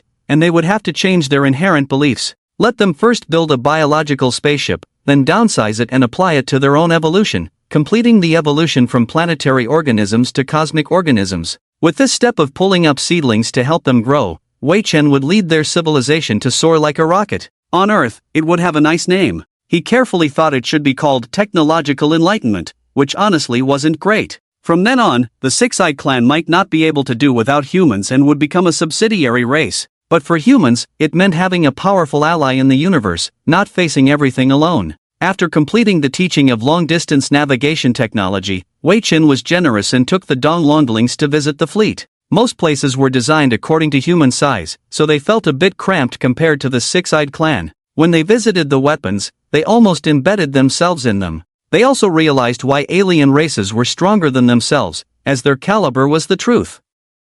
Returning to the atmosphere of Proxima Centauri b, the Six-Eyed Clan stretched their bodies comfortably, excitedly calling to return to their familiar environment. Donglongoling politely bowed and said, "Thank you. Thank you very much for the help you have given to the Six-Eyed Clan. This knowledge can make our entire race more than twice as strong, and we can fulfill our ancestors' wishes to explore space. It's nothing, just hope you won't blame me in the future." Why would we? At this point, the Six-Eyed Clan still didn't understand what they had lost. They also didn't know the potential risks of Wei Chen's actions and the changes they would bring in the future. The possibility of the Six-Eyed Clan's civilization had already shown some unavoidable deviations or had been suppressed. That's why Wei Chen said he hoped they wouldn't blame him. 3 days later, at a certain base of the Six-Eyed Clan, an experiment was underway. They were first conducting a nuclear fission reaction, then adapting to nuclear fusion, and finally a nuclear fusion engine. Now, the reactor composed of the Six-Eyed Clan's most familiar exoskeleton was attempting the first reaction. In fact, they had previously experimented with it, as there were special uranium-containing plants on Proxima Centauri b. They had discovered uranium veins near the surface in caves. So at that time, the Six-Eyed Clan planted special cultivation materials and used another method to mine and refine them. As Wei Chen had anticipated, with a little more time, the atomic energy era of the Hex-Eye Clan would come. They quickly discovered that some speculative theories were confirmed and absorbed for improvement. They accepted nuclear fission energy in a biological civilization manner. Intestinal villi. Yes, in Wei Chen's view, the organ used to absorb energy in the reactor was just like intestinal villi. If he guessed correctly, it was a robust, enlarged version of the Hex-Eye Clan's intestines. Faced with nuclear radiation, they appeared to be on the brink of destruction, but after persevering, they began to recover and grow. They turned blue and started absorbing energy. Wei Chen watched beside them, feeling complex in his heart. Crooked. Is their technology tree deformed? They can develop the ability to see thousands of kilometers at a glance, their intestinal organs can adapt to nuclear radiation and absorb energy, but they are still figuring out how to conduct nuclear fission experiments. Is this a joke? Would the real Hex-Eye Clan conduct reactor experiments on themselves? As it turned out, according to the nature of the Hex-Eye Clan, it was not wrong at all. As soon as they started fission, some Hex-Eye Clan members proposed experimenting on themselves to see if they could adapt and evolve. Fortunately, some rational clan members stopped the deadly idea. It was extremely dangerous to try to run before they could walk. Such reckless behavior could easily cost lives, with a high probability of failure in adaptation. Moreover, their own technology was not yet successful. However, as long as the Hex-Eye Clan found a way to strengthen their genetic chain, further evolutionary adaptation would not be a problem. After a burst of blue light, a large amount of energy flowed out of the reactor, announcing the success of the Hex-Eye Clan's nuclear fission experiment. The next step was undoubtedly thermonuclear fusion. Wei Chen commented, "You still need to practice for hundreds of years. Given the Hexi clan's technological level, even if they were given the complete set of nuclear fusion technology, they could not simply copy it. Subsequently, in order to evolve an exoskeleton capable of executing thermonuclear fusion, the Hexi clan entered a long and arduous phase. The wise knew not to ask Weichen how to do it anymore, they had to find the answers themselves. Time passed quickly, and 10 years later, one day, while Weichen was feeling proud of cultivating new varieties, a troublesome thing came along and almost slaughtered all the new seedlings. Dong Longling brought a special external organ called the nuclear fission organ, which, when connected to the energy network on the Hexi clan's body, could provide tremendous thrust for flight. With an oxygen helmet, they could break through the atmosphere. Wei Chen was dumbfounded when he saw it. They actually made it. The nuclear fission organ was about 3/4 the size of a small car and needed to be carried on the back of a Hexi clan member. It came with an oxygen circulation system and a matching helmet. When in use, all the openings on the head would be sealed airtight, and mental communication would be used for real-time communication. Next, the Hexi clan activated the exoskeleton structure. They could reach speeds of over Mach 25 in an instant. After listening to the explanation, Wei Chen crossed his legs and frowned, saying, "So what? How do you plan to move in space? Wings are useless, don't tell me you'll just shout for help when you get there. That's not funny at all. Look under my wings." Wings. Can your body store that much fuel? Will you fall back after a brief space tour? Currently, that's the case. Dong Longling gestured with its large claws, flying out of the planet, circling around, and then coming back, slamming the ground, go out for a walk, then come back. Conduct an experimental flight to prepare for the future. Have you considered making a drone? Wei Chen realized, seeing Dong Longling's eyes widen suddenly. There seemed to be a sudden realization that the old mindset was at play, and they had never thought about drones. Putting away the nuclear reactor organ, Wei Chen dashed out of the cultivation farm, heading straight for the Hexi Clan Research Institute. He believed that within a month, they would start frequent experiments entering and exiting the atmosphere. The next day, it turned out that Wei Chen had underestimated the excellence of the Hexi Clan. A product of improved cloning technology, breaking through the clouds and heading to outer space, traveling hundreds of kilometers in space. Then, it directly falls into the atmosphere and self-destructs, looking a bit comical, but Wu Chen does not mock even a syllable. The progress speed of the six-eyed clan is quite terrifying. He has a feeling that it won't be long before he is caught up and surpassed. So a dangerously sly smile cracks on his lips. Take your time catching up.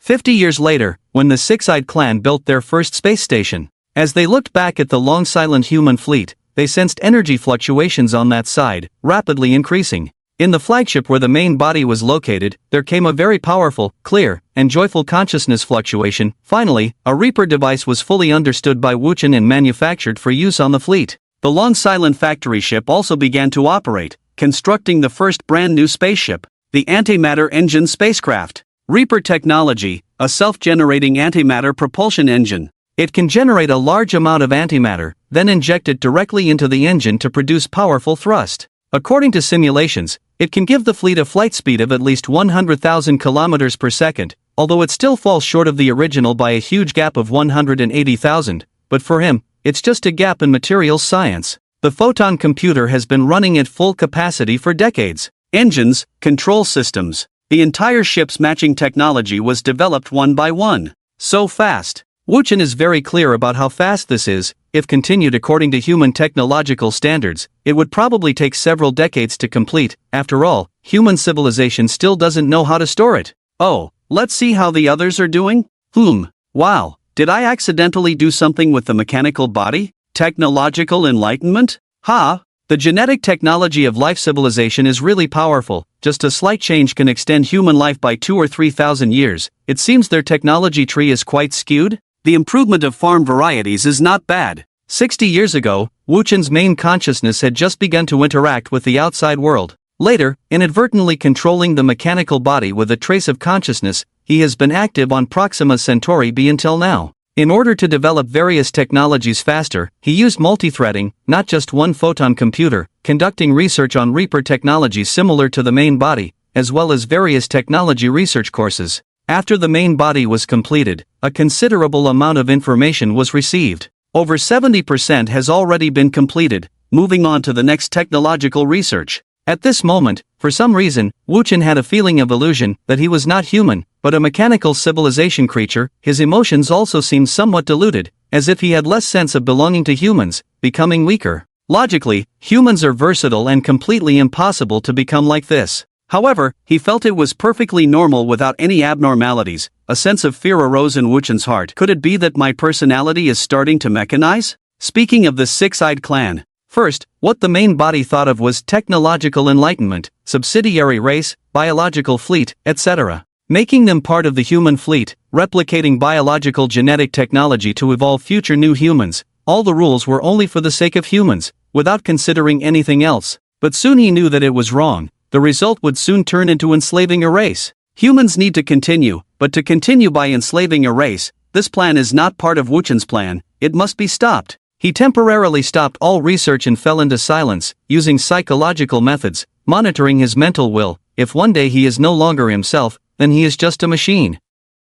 A cold machine without emotions. I am human, I am still a human, I still have emotions. I am human, I am still a human, I still have emotions. I am human, I am still a human, I still have emotions. Wu Chen repeatedly reminded himself to correct any emerging issues in his self-awareness. After a long time, his emotions seemed to return to normal, and he felt a bit better, with a sense of anticipation rising in his heart, looking towards the direction where Earth was originally located. He had no data to calculate the arrival time of the Manhwa spacecraft, but one day, it would return, roughly estimated to be about 50 years later. As long as he endured, he could regain his complete personality again. He must continue to transform into a cold machine process. Recalling that it seemed like it had been hundreds of years since the extinction of humanity, it was truly just a blink of an eye. Unlike the first time he realized the extinction of humanity, he did not feel any overwhelming loneliness in his heart. Although he also remembered the faces of his teachers, parents, relatives, and friends, they just passed through his mind like a set of data, not causing much emotional fluctuation,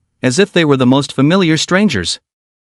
The more Wei Chen searched, the more he felt the influence that the machine had on him. His expression began to look somewhat serious as he said, "It seems like there is a big problem. If this continues, I'm afraid it won't be good for me." Arrived at Proxima Centauri on May 7th, 128th year. In order to prevent himself from losing emotions, Wei Chen had worked very hard for 50 years, engaging in various manual work without utilizing the capabilities of photon computers. From rough and shoddy works, he gradually progressed to masterpieces of art, completely abandoning the assistance of machines. Dong Lonling was very puzzled as he watched. Why bother making things by hand when you can travel through space? For fun? Wei Chen practiced various manual skills of human beings, but he was still very fast. The dresses, clothes, and even shoe soles he prepared for the members of the Manhwa spacecraft were all very exquisite, worth thousands of yuan on Earth. He also practiced gardening, cooking, and even shoe repair. Living in various human cultural influences gradually solidified Wei Chen's sense of existence, and he also changed slightly. The meaning of civilization made him realize that this was civilization. Perhaps in the eyes of advanced civilizations, it was just inefficient light industry, but it was an indispensable part of civilization. No one could immediately jump to heavy industry. Ding ding! Warning, a spaceship has been detected approaching the border of Proxima Centauri. Really? Wei Chen, who was trying to embroider at the nanometer level, was shocked to hear the news, and even dropped the needle in his hand. His eyes, equipped with mechanical tear glands, began to shed tears uncontrollably. He now felt like a castaway on a deserted island, isolated from the world, suddenly seeing a distant beacon of light. It had been hundreds of years, nearly 300 years, and he was the only one. He immediately stood up, threw the embroidery aside, broke through the dome of the cultivation farm, flew out of the atmosphere, and headed straight for the border. Version 89 antimatter core mechanical body, with a speed of over 18,000 kilometers per second, Wei Chen rushed at an extremely fast speed, and ordered the long-range fleet to follow immediately, activating all weapon systems to maintain vigilance. No one was allowed to approach before he made contact with the Manhwa spacecraft. Wei Chen, slow down. Dubai. Do you know? A living person. I can see a living person again. Calm down.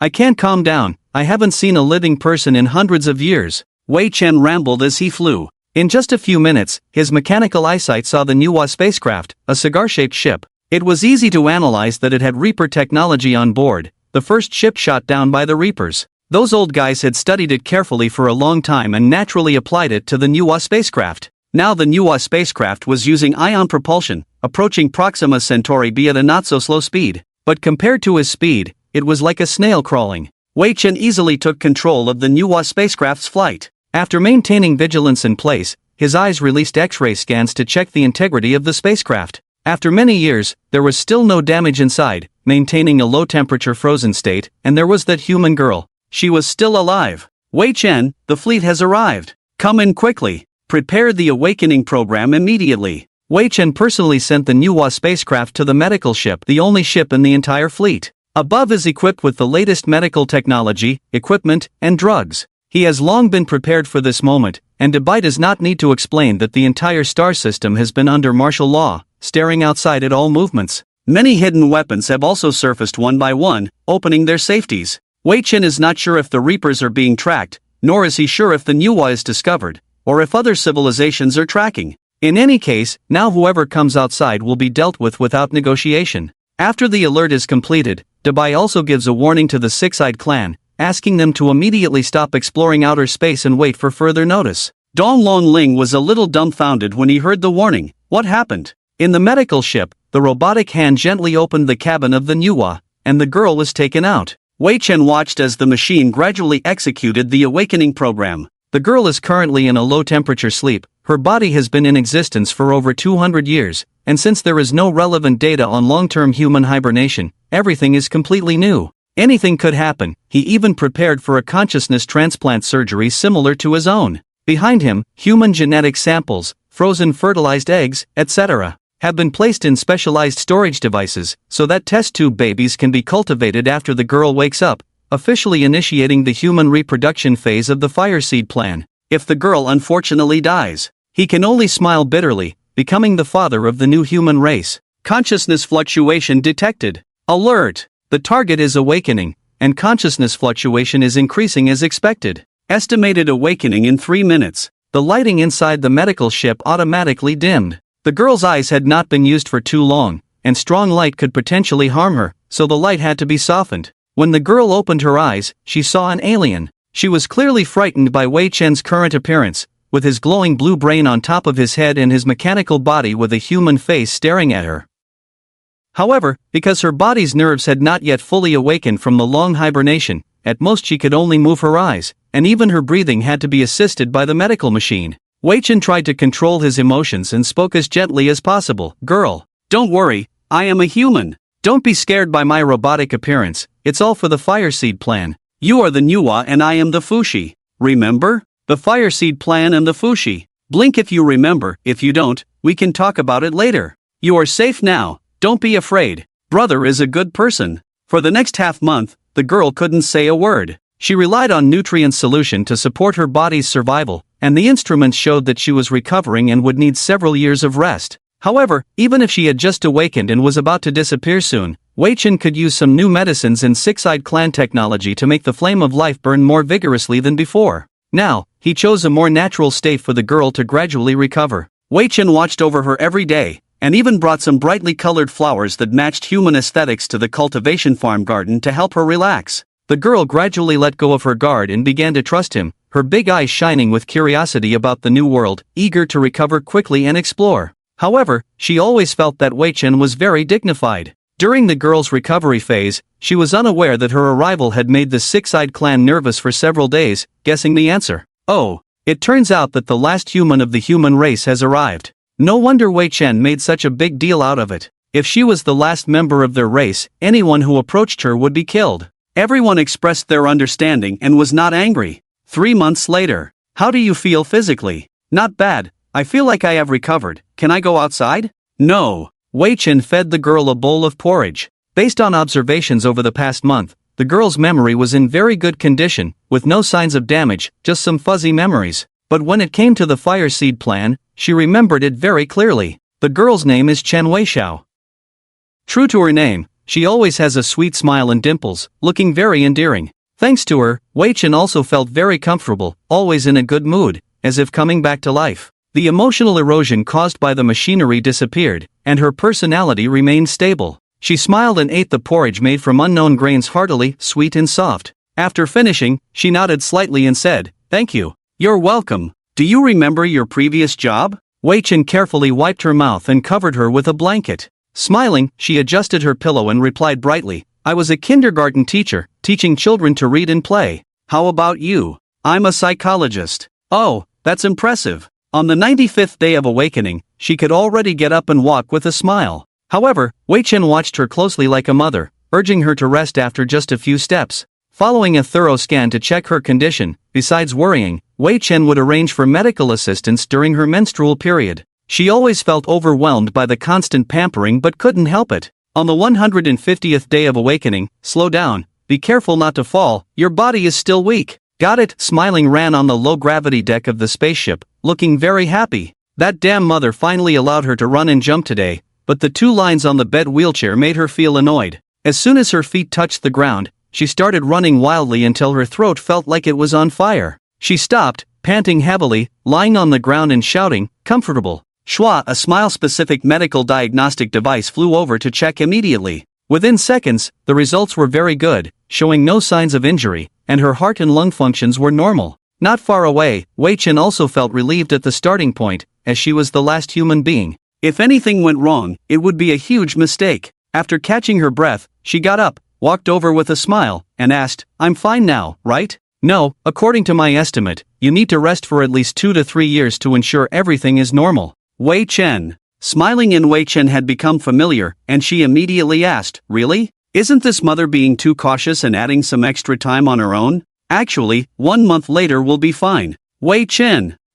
I know you're worried about her, but 2 to 3 years is too long. You guys talk, I'll continue. Smiling cleverly avoided the upcoming argument and started walking briskly. The two argued for several minutes, and in the end, Wei Chen acted stubbornly, blocking Big White to reflect on its behavior. However, the time frame was not set for 2 to 3 years, and they agreed to discharge Smiling 1 month later. Time flew by, and half a year later, Smiling was above the planet B with a parachute on her back, looking down from high above. She was still a bit timid, as she had previously requested a high-altitude skydiving to embrace the planet. The girl was playing around, originally just talking, but Wei Chen directly arranged it and promised to handle any problems that might arise in the air, such as incontinence. After all, his body could fly. I'm jumping, don't let me fall to my death. Jump. I'm jumping. You're jumping. I'm really going to jump.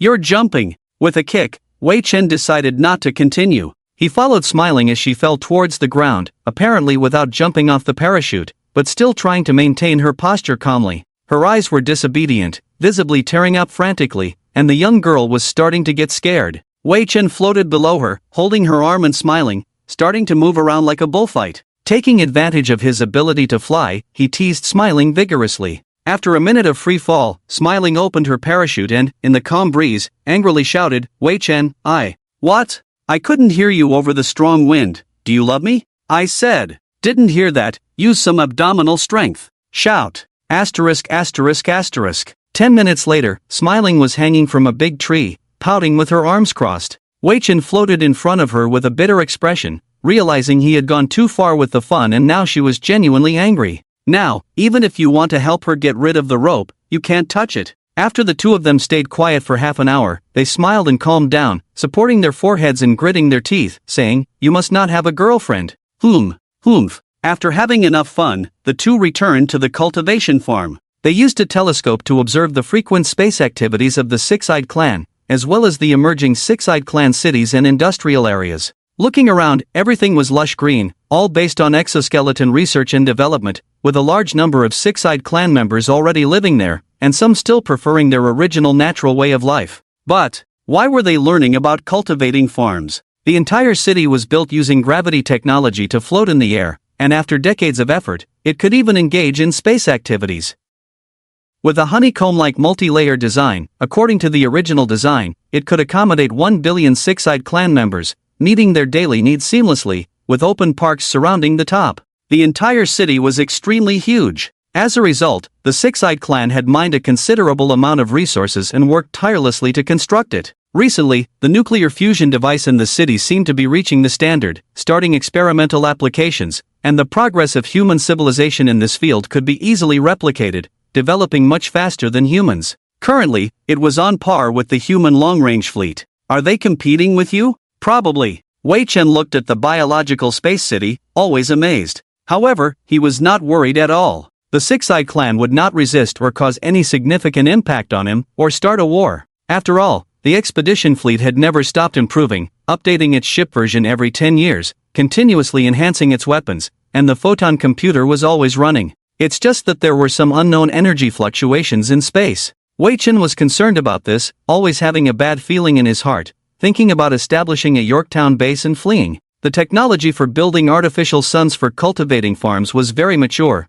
Creating a similar environment posed no problem at all. It was just that the project would take about 10 years and require a lot of materials and energy. With the current resources of the fleet, even with the help of the entire Bit Starby, it would still be impossible to replicate. It was truly regrettable. Wei Chen, come to the Watcher Star. Okay. A consciousness communication sounded in Wei Chen's mind, and after responding, the smiling entity did not move but controlled another mechanical body to head straight for Proxima Centauri C. Although he didn't know why the advanced civilization wanted him, Wei Chen remained ready to respond. 3 minutes later, he was back at the same strange altar, conversing with Hanel. This time, something seemed off, as Wei Chen frowned as soon as he arrived. What's happened? Something bad. The Watcher civilization is about to perish. Perish? If a civilization was about to perish, why were you so calm? Wei Chen looked puzzled at Hanel, who appeared extremely calm, without a hint of emotion. Hanel turned to look at the seemingly normal red dwarf star in the distance, raised his hand to display some warning data, showing him the current state of the system, and calmly said, "It's too old now, it's about to come to an end." The star is dying? Yes, our Watcher civilization's energy sources to absorb it to sustain supply, and now it's coming to an end. Then, we should leave quickly. Wei Chen felt a bit anxious. He didn't expect that the impending doom would happen so soon, and humans were unfortunate enough to encounter the death of a star. Next, he would have to continue his deep space voyage. Although he sympathized with the Watchers and the Six-Eyed Clan, human survival was paramount. Hanel shook his head gently and directly refused. "No, we are non-linear life forms, witnessing death from birth. The purpose of the Watchers is to observe the changes in the universe, witness the birth and death of many civilizations. Now is the time for us to embrace our own end, to become a complete life. You guys, there are 2 things I called you here for today. First, please leave the neighboring star as soon as possible. Second, we hope that humans will inherit our civilization. Can you do that?" Wei Chen did not continue speaking. Everything was a choice. Since the Watcher's civilization had chosen to perish, he did not need to waste words trying to persuade them against their will. But if it were humans, they would definitely choose to survive at all costs, to continue the race to the very end, never standing still and doing nothing, just like he was doing now. Afterwards, Hainer took out a delicate 3-dimensional cube and handed it to him, saying, "This is the crystallization of all the time technology of the Watcher's civilization. Among them, the time dimension technology can help you search for the trajectory of human civilization, thereby locating the coordinates of human thought groups. Remember, everything is not over yet, don't give up." "I won't give up." Regarding the case of the Reaper's civilization invading human civilization, you can go to the Universal Court to appeal, list their crimes one by one and present evidence, which can bring back everything for humans. Universal Court, got it. I'll remember that. Also, the Six-Eyed Clan, the neighboring star B is just an experimental planet we created based on Earth. It will also quickly wither and perish after our extinction. If possible, please help them. I will do my best. Wei Chen took the 3-dimensional cube and quickly returned to the long-range fleet. Carefully storing the item in the safest place, it was a necessary treasure to find the harvested souls of humans. After observing that the red dwarf star was still relatively stable, if it were unstable now, the fleet might not even have time to escape. He immediately activated the nearest mechanical body to the Six-Eyed Clan and headed towards the city under construction. He quickly found Don Longling. "Clan Chief, it seems that the doomsday of your world is approaching." Wei Chen recounted his conversation with the Watchers without missing a single detail, and after showing Don Longling, he solemnly said, "Now, our human long-range fleet is about to set sail. Although it is very regrettable, in order for the human fleet to continue, we must immediately move away from the red dwarf star, and we may not be able to help the Six-Eyed Clan." "What? How is this possible?" The sudden arrival of the doomsday completely dumbfounded Don Longling.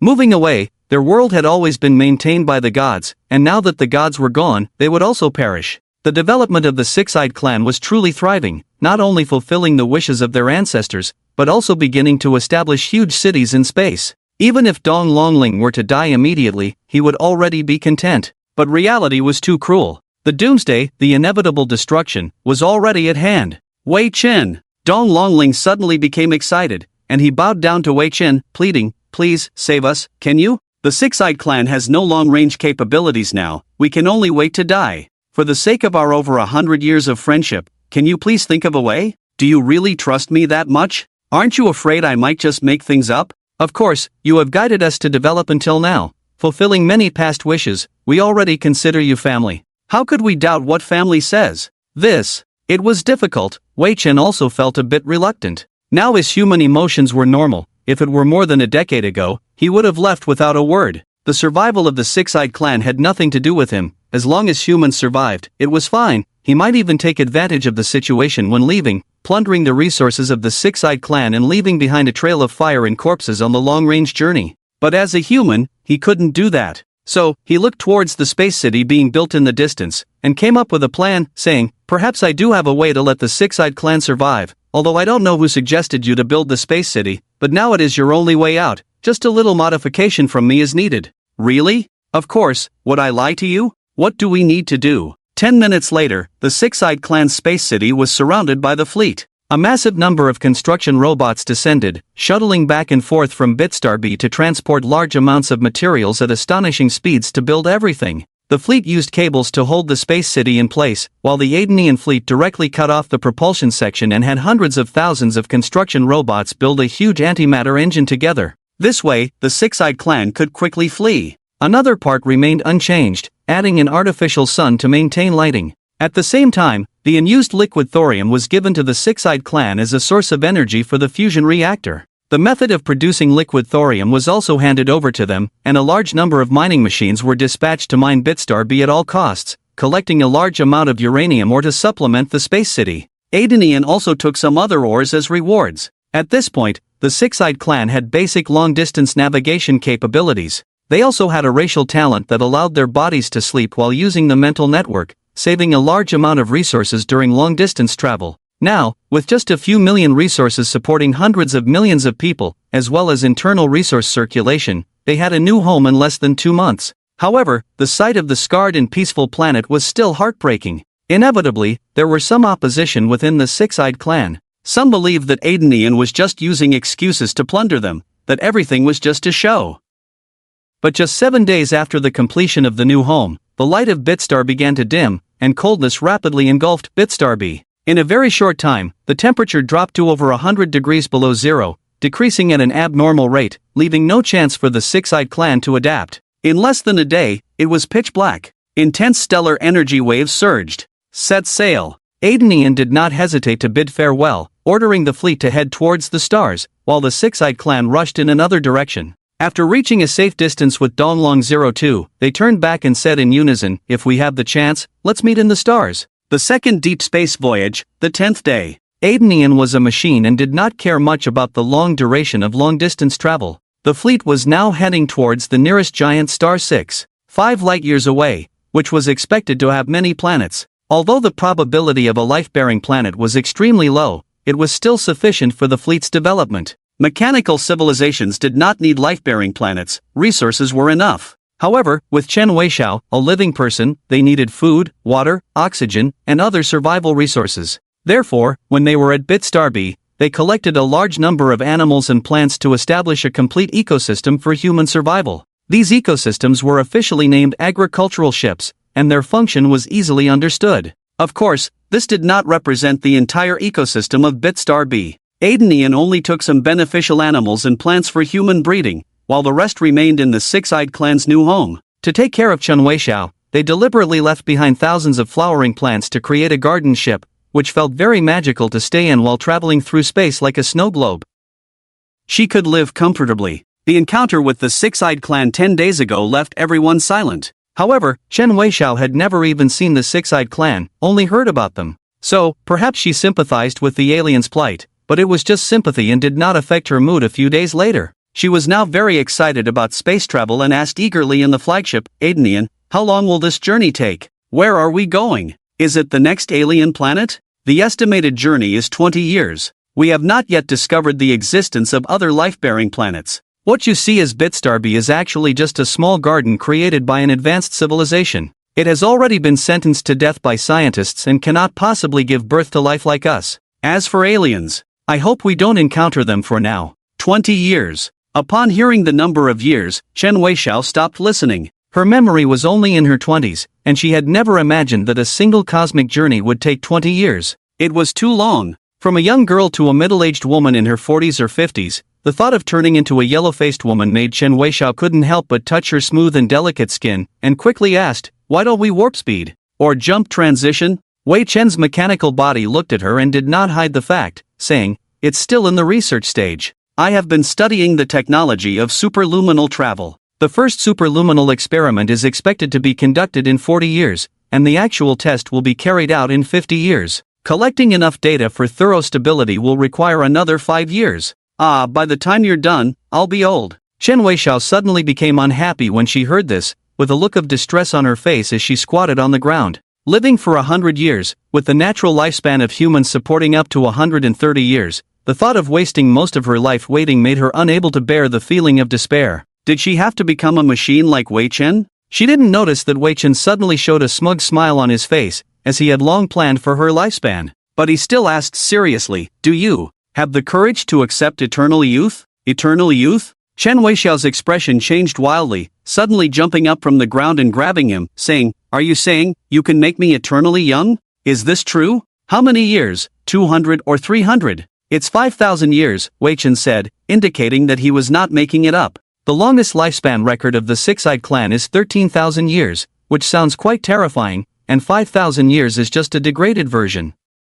The first batch of longevity gene elixirs only confirm purity and flawlessness, ensuring no illness, mutation, etc., and can help humans achieve a lifespan of 5,000 years, still far from the standard of the Six-Eyed Clan. However, the race with an extended lifespan also has its drawbacks, such as laziness in the eyes of humans. Most of the time, the Six-Eyed Clan is not as diligent as humans in working, but rather chatting, sunbathing, and eating, living without much survival pressure, and developing civilization only makes them stronger. In a sense, it fits their pet status. But the Watcher civilization, Wei Chen couldn't even imagine that advanced civilization. But Chen Weixiao was even more unimaginable than him, almost popping her eyes out. Knowing that China has only been around for over 5,000 years, she could live for over 5,000 years herself, unable to believe it, and confirmed in disbelief. 5,000 years? Yes, do you want to exchange with me? I just need to change bodies to live forever. Chen Weixiao's expression froze for a moment, then shook her head immediately. I don't want a mechanical body.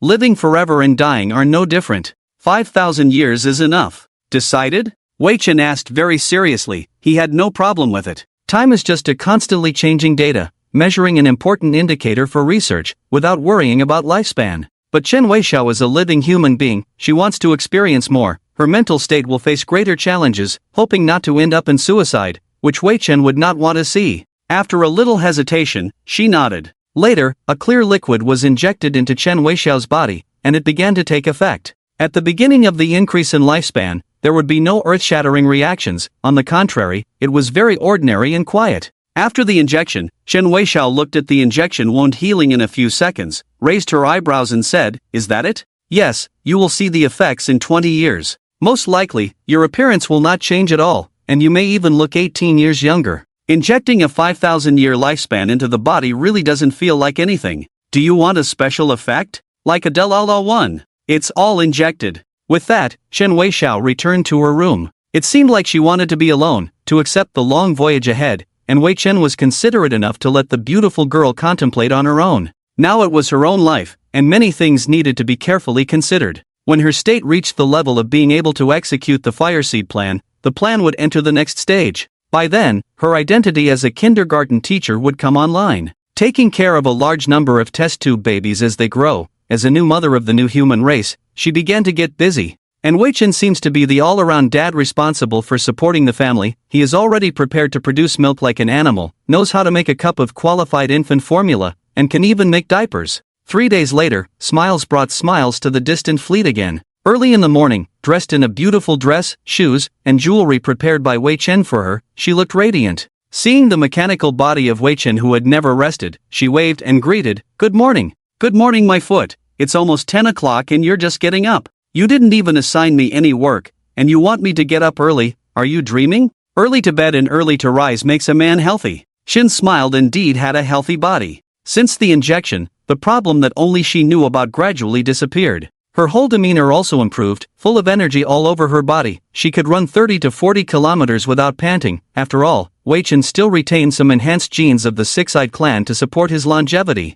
In order to keep her spirits so good, Wei Chen gave her a job taking care of animals and plants. There are a total of 327 agricultural ships carrying millions of different plants and animals that she needs to familiarize herself with and take care of. The two of them knew that once the machine completed this task, there was no need for manual labor, and Wei Chen was also giving Chen a hard job to do. Anyway, if she messed up, he could handle it. Chen smiled, was shocked when she took on the job. All of these, I have to familiarize myself with and take care of them for 20 years? Alone? Suddenly, she felt that 20 years didn't seem like that much time. In the blink of an eye, it would all pass quickly while working, and she enthusiastically started working. On the other hand, Wei Chen did not talk nonsense about superluminal travel. Now there are 3,000 photon computers used to analyze the superluminal engines of the Reaper mothership, but the gap in civilization is difficult to bridge. The progress is far from being as fast as the others. There's no way. He'll just have to tough it out. Anyway, he doesn't have a liver. The second voyage, the 5th year. The long journey was very fulfilling for both of them. Chen smiled, had already developed a liking for studying alien lifeforms while pursuing a doctoral degree. Furthering her studies also took up a lot of time, and unexpectedly, she was working as hard as Wei Chen, gradually understanding how incredible the current fleet was and what feats Wei Chen had accomplished. The second voyage, the 7th year. Wei Chen intercepted a message in space and decrypted it. The message stated that someone was willing to provide protection for lower civilizations, and those in need could go to a specific coordinate. He decided to keep the information and did not rush to go see it immediately. Going there without knowing anything would be like a lamb to the slaughter, seeking death. The second voyage, the 8th year. Warning. Positional cosmic phenomenon detected. Warning. Positional cosmic phenomenon detected. Warning. One night, Chen smiled, was awakened by a sharp alarm. She quickly rushed to the flagship and saw a glaring red alert on the big screen, showing a super huge distorted blur. Wei Chen had no time to pay attention to Chen's smile. Various detectors and radars were going crazy with alarms. All photon computers had paused their original research and were analyzing the cosmic phenomenon in front of them. Some terrifying data indicated that the other party was sucking in the fleet. Visibly, the vanguard ships ahead had already started to distort, but strangely did not explode immediately. Since the fleet was traveling at a speed of 100,000 kilometers per second, it was like diving straight in. Undoubtedly, the expedition fleet had no way to evade, they could only collide head-on with the unknown phenomenon. He shouted a hint of consciousness to Chen, smiled. Quickly lie down in the survival pod, it's right below the deck behind you. Okay. Chen smiled, didn't ask why, she just immediately started to act, quickly hiding inside. Wei Chen quickly calculated that the fleet would be engulfed in 5 minutes, but remained calm. He accessed a special page, entered a password, and used his consciousness to pass the verification. The system responded, accepting command. Initiating rugby mode, executing. The 8 metal pillars and interfaces emerged in front and behind the flagship,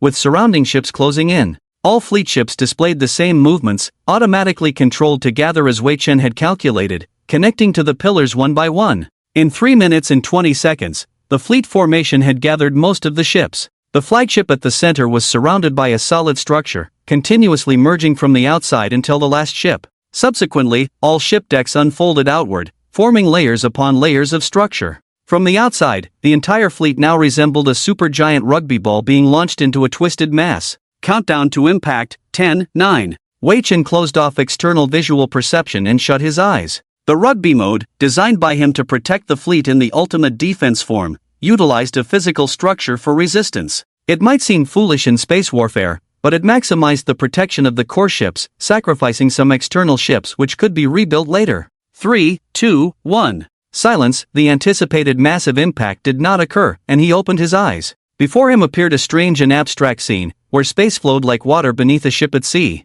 At this moment, the fleet's speed seemed to approach zero, with a peculiar gray shimmering light phenomenon. Time did not seem to pass, yet his consciousness was active, as if this moment was infinitely magnified. Wei Chen was unsure of how long had passed. 10 years, 100 years, or even thousands or millions of years? What is that? He looked behind, where the gray shimmering end seemed to be engulfing everything. He involuntarily tried to accelerate the engines, but the speed remained at zero. Calmly, Wei Chen began various attempts, knowing that being consumed by the darkness would mean the end. As the darkness approached, the situation became extremely critical, yet he had no solution. No. Is it going to end like this? How could this happen? Damn it! Some starlight, accompanied by blurry distortions, appeared. After his vision cleared, Wei Chen realized that all the starlight around him was abnormal. The blurry distortion behind the fleet slowly shrank and disappeared, and he guessed what it was: a wormhole, a mysterious tunnel linking 2 points in the universe, as mentioned in many science fiction novels. He had unexpectedly plunged directly into the wormhole. Where is this? Remaining calm, Wei Chen immediately activated the weapon systems. The star map system was analyzing and comparing, but soon indicated unknown, suggesting he was not in a familiar human star region. After generating a new star map, another revelation shocked him. The star density here was abnormal. According to the analysis, there were 2 stars within an average of 3 light-years, which was not a common occurrence. The analysis of the new star map showed everything as normal. He quickly accessed data and, after approximately 20 minutes of comparison with existing observation data, Wei Chen said in a deep voice, "I have arrived at the edge of the core sphere of the Milky Way, just in that short amount of time." The structure of the Milky Way is divided into gas and dust, spiral arms, core sphere, and galactic center, with the solar system located on the outer edge of a spiral arm. In other words, the wormhole had transported him a quarter to a fifth of the Milky Way's diameter, to a region denser in stars than the solar system's position, which would take countless millennia to return. Even traveling at the speed of light would require around 20,000 years, not to mention he had not yet achieved faster than light travel. From this, it could be inferred that with increased star density, the probability of habitable planets and the number of extraterrestrial civilizations would multiply. It is possible that any movement of the fleet could potentially violate the territory of a civilization, leading to war. Wei Chen is unsure if he can defeat the opponent, but the situation is indeed quite dire. In any case, the first thing to do is to find an uninhabited planet for Chenwei and humanity. Alternatively, search for a healthy star, spend decades or even centuries transforming it into a habitable planet like Earth, while using the genetic technology of the Six-Eyed Clan to improve human genes, enhancing environmental adaptability and resistance. Wei Chen quickly formulated a detailed plan. Warning: a large object is approaching from behind. Signal analysis indicates the Six-Eyed Clan. What? Wei Chen suddenly turned to look at the rear of the fleet, where he was currently docked, and clearly saw a huge object being propelled towards him by an antimatter engine, its speed decreasing. The situation is not difficult to guess now. His fleet is being tracked. And foolishly, the Six-Eyed Clan followed him into the wormhole, ending up in this dangerous area together. There is a communication request waiting. Should I answer? Answer. In the video call, Wei Chen immediately saw Dong Longling's face and couldn't help but ask, "Why did you follow me? Weren't we supposed to go in 2 different directions?" Dong Longling scratched his cheek with his claws, somewhat hesitantly saying, "Actually, after separating from brother Wei Chen, we discussed at the clan meeting what to do in the future. And then? We decided to follow you. It would be very dangerous if we encountered other unfamiliar civilizations. So, you Six-Eyed Clan have been following me silently from behind, and only showed up today because of the wormhole, right?" "Exactly." "Oh, this group of old Six-Eyed Clan members." Wei Chen suddenly felt a bit amused and helpless, a bunch of thousands of years old folks acting like children. They like to stick together with familiar people, afraid of the dark cosmos and not daring to venture alone. Such immature cultural mentality can only indicate that they are not yet ready for the interstellar age, not fully evolved. But now there is no way to kick the Six-Eyed Clan away. Since they have expressed their allegiance to him, he can't be so narrow-minded as to reject a potentially invaluable helper, right? So he rubbed his forehead and nodded helplessly, saying, "All right, you can follow me, but let me tell you in advance that the current situation of the long-range fleet is not good.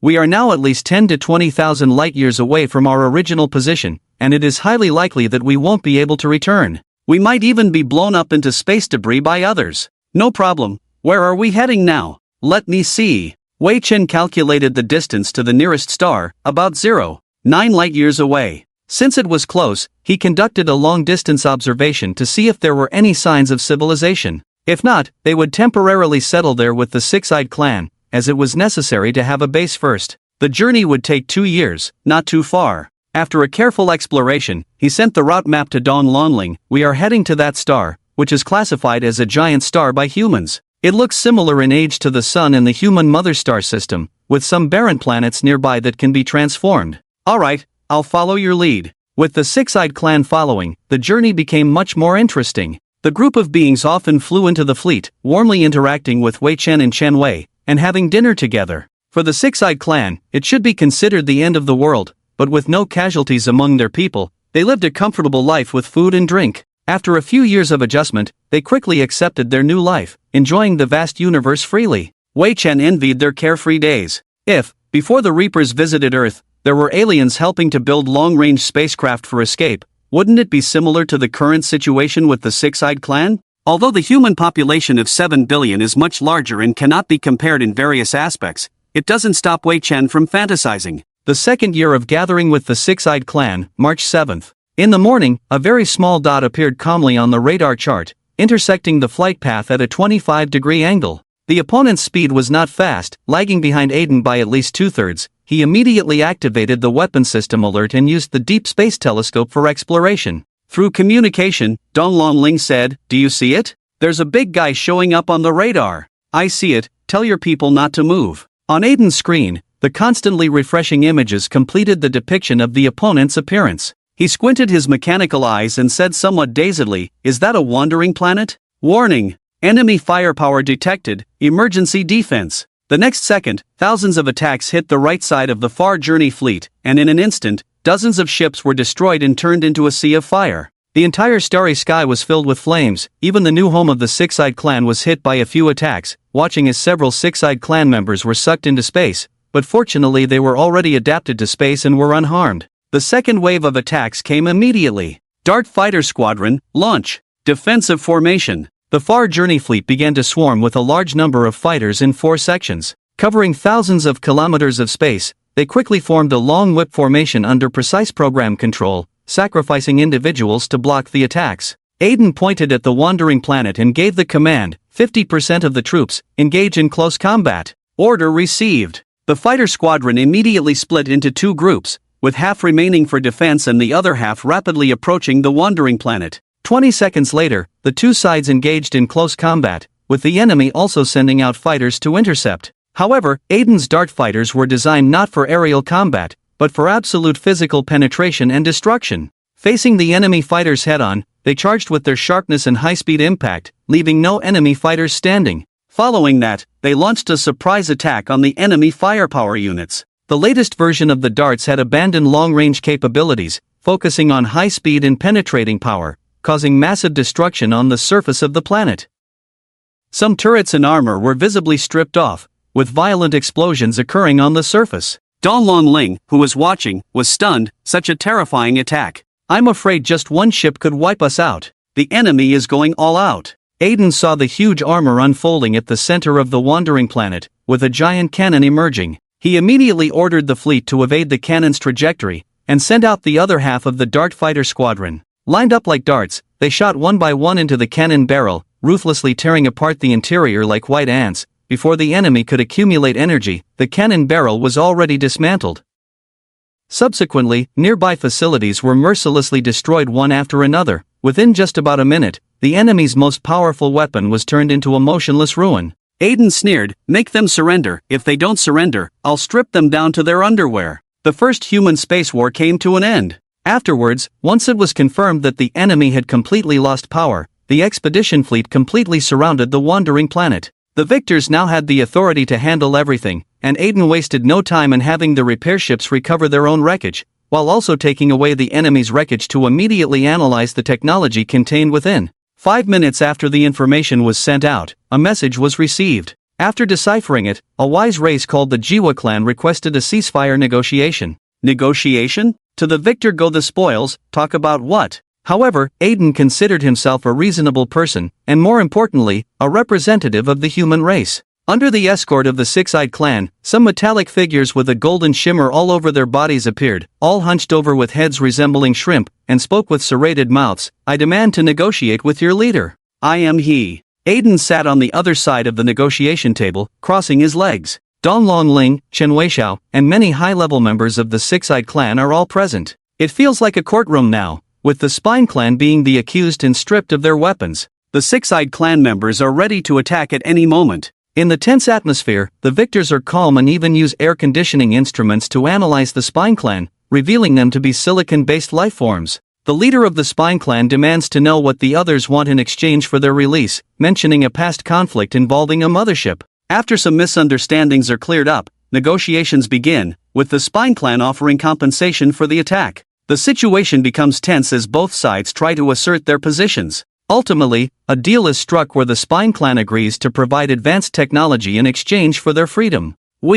"Several of you, I don't need your trust. There are three options in front of the Rewazu clan now. 1. Continue to fight us to the end and scavenge in the ruins ourselves. 2. Hand over the civilization's precious technology and leave. 3. Surrender the technology and submit to us, accepting the protection of the fleet. Choose one. This was the final warning, and also the last of Wei Chen's patience. During the negotiations, he had already invaded the planetary system, gradually taking control and searching for what he wanted. To put it bluntly, finding what he wanted and detonating it directly was not a problem at all. He had no sympathy, nor any inclination to friendly exchanges with completely unfamiliar alien races. His dominance completely broke the Rewazu clan's defenses, causing some of them to say in a resigned tone, "Can we have some time to discuss this? What do you think, chief of the six-eyed clan?" Wei Chen took a deep breath and looked at Dong Longling, indicating that he was running out of patience. The latter immediately understood his meaning and said, "No, either hand over what we want, or the entire clan will be torn apart."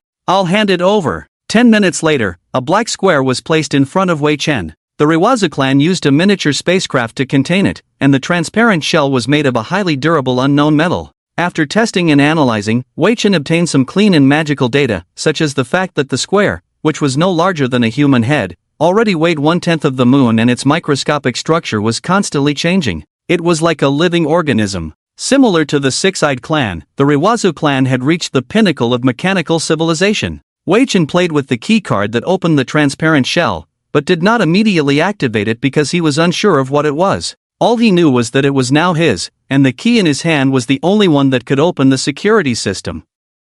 Just to be safe, he asked, "Explain. What is this thing?" "It's shapeshifting metal, created by our civilization's precious technology Cybertron. It can transform into any machinery, weapon, or even spacecraft. With sufficient energy, it can lead us through an evolution." "Transform into Autobots? What are Autobots?" Dong Longling asked. The representatives of the Rewazu clan appeared nervous and confused when Wei Chen suddenly mentioned this term. Among those present, only Chen Weixiao instantly knew what Autobots were, as the name Cybertron was too familiar. However, this was not a time for jokes. She couldn't help but cover her mouth and chuckle. Wei Chen felt embarrassed. This was a negotiation after all. It was the first negotiation between humans and an alien race, a moment that needed to be recorded in human history and written into the history books. However, it didn't matter much. Distorting history was also the right of the victors. He could delete this part of the record later without any problem. So, he suddenly lowered his face, becoming serious and even injecting his self-consciousness into his mechanical body.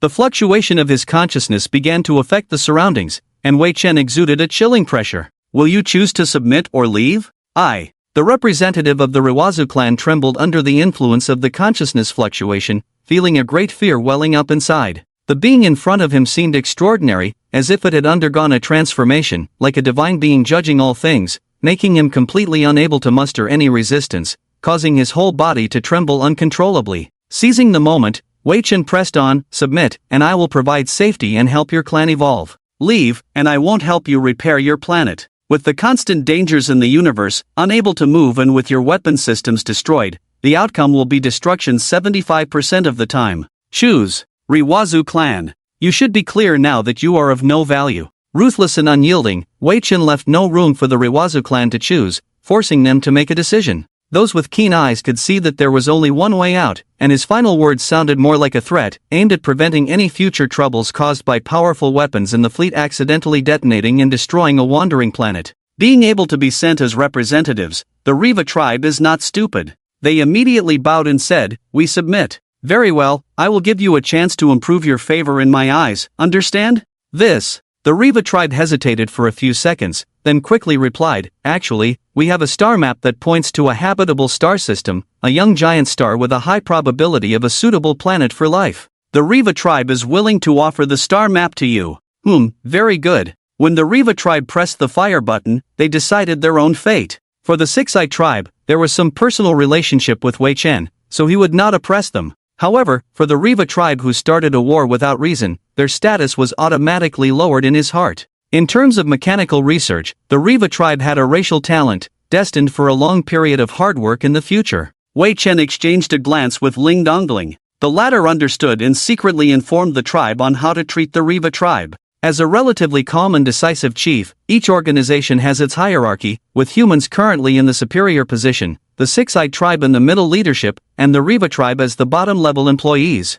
the negotiation ended. Wei Chen immediately needed to determine the number of Riva tribe members. Having them all gather together, the tens of millions of them made quite a scene. As employees, their numbers were significantly more than humans in the Six-Eye tribe, but that did not necessarily mean strength. While the number of races in interstellar civilizations was important, strength was even more crucial. Wei Chen summarized the population, current situation, resources, etc. of the Riva tribe. These silicon-based mechanical life forms had a high energy demand and minimal environmental requirements. They could go into hibernation to extend their lifespan, save energy, breathe carbon dioxide, consume metal minerals, and unlike physical life forms, they did not need to eat regularly. Their energy demands increased as they aged. Wei Chen began upgrading and controlling the wandering planets. His current antimatter engine not only provided power but also energy. While its power was 10 times stronger than the Riva tribe's existing energy facilities, it could not complete evolution.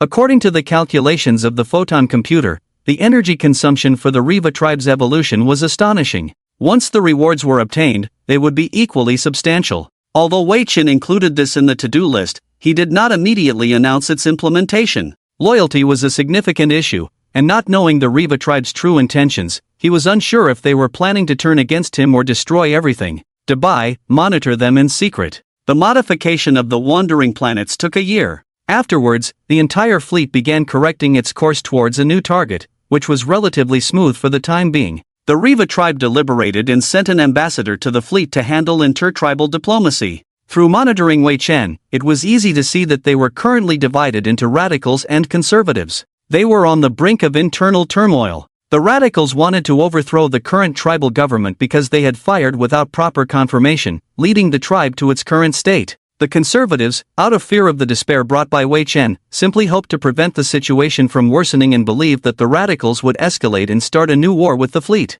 Currently, both sides were just exchanging verbal attacks. Wei Chen couldn't be bothered with their mischief, he had other things to do. That was to develop a superluminal propulsion engine and some necessary high-power weapons. He couldn't afford to delay any longer. For this purpose, he built many photon computers to increase threads and efficiency, concentrating 30% of the fleet's energy to develop a new generation of ships to ensure his and Chen Weixiao's safety. There were no weapons on the Harvester wreckage. To be precise, there were no high-power weapons, not even a secondary gun. After all, it is just an agricultural harvester, capable of providing antimatter engines and superluminal technology for the long-haul fleet, which is already the limit that an agricultural machine should have, presenting all the information in front of you.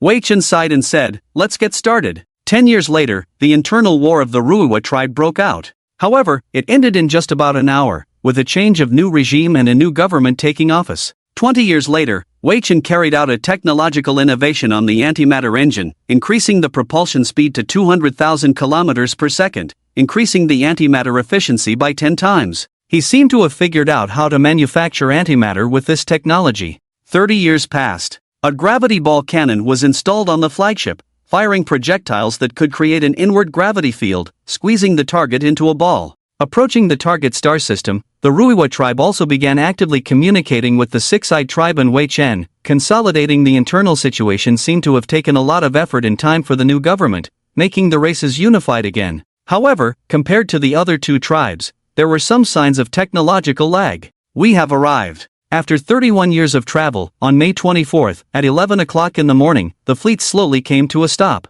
Wei Chen and others looked vigilantly at the star system, not knowing what was inside. As a precaution, they did not immediately enter, but sent out unmanned reconnaissance ships to conduct a thorough inspection of the entire star system. If there was a civilization in danger, they would either engage in war or retreat. For the next 3 months, they made no progress. No artificial traces. No abnormal energy. Star system status, normal. Habitable planets, 2. In conclusion, the safety assessment of the star system, normal. The reconnaissance ship spent 3 months thoroughly investigating the entire star system and feeding back the information. After multiple confirmations, Wei Chen and others ordered the fleet to enter the star system, but all weapons were in a state of readiness, as if they had no sense of security, nervously watching every rock on the way. The star system had more than 20 planets and hundreds of satellites, 5 asteroid belts, and 2 ice belts. The entire star system's mass was several hundred times larger than the solar system, with a very high density of matter.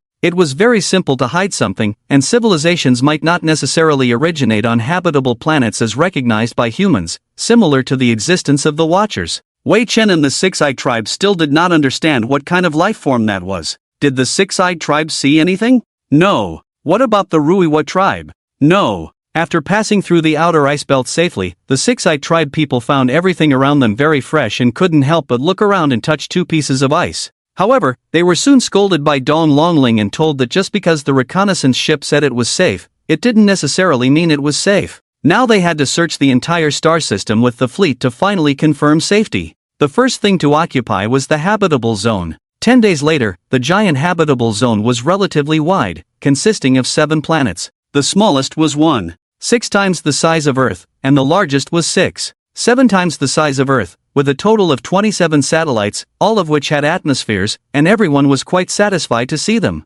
Dong Longling pointed to a larger planet and exclaimed, "That one is for the Six-Eyed Tribe." "Okay, for humans, it's too big, so I'll take these." And there are 3 planets with high levels of carbon dioxide, very suitable for our Ruiwa tribe to live in. Can we have all of them?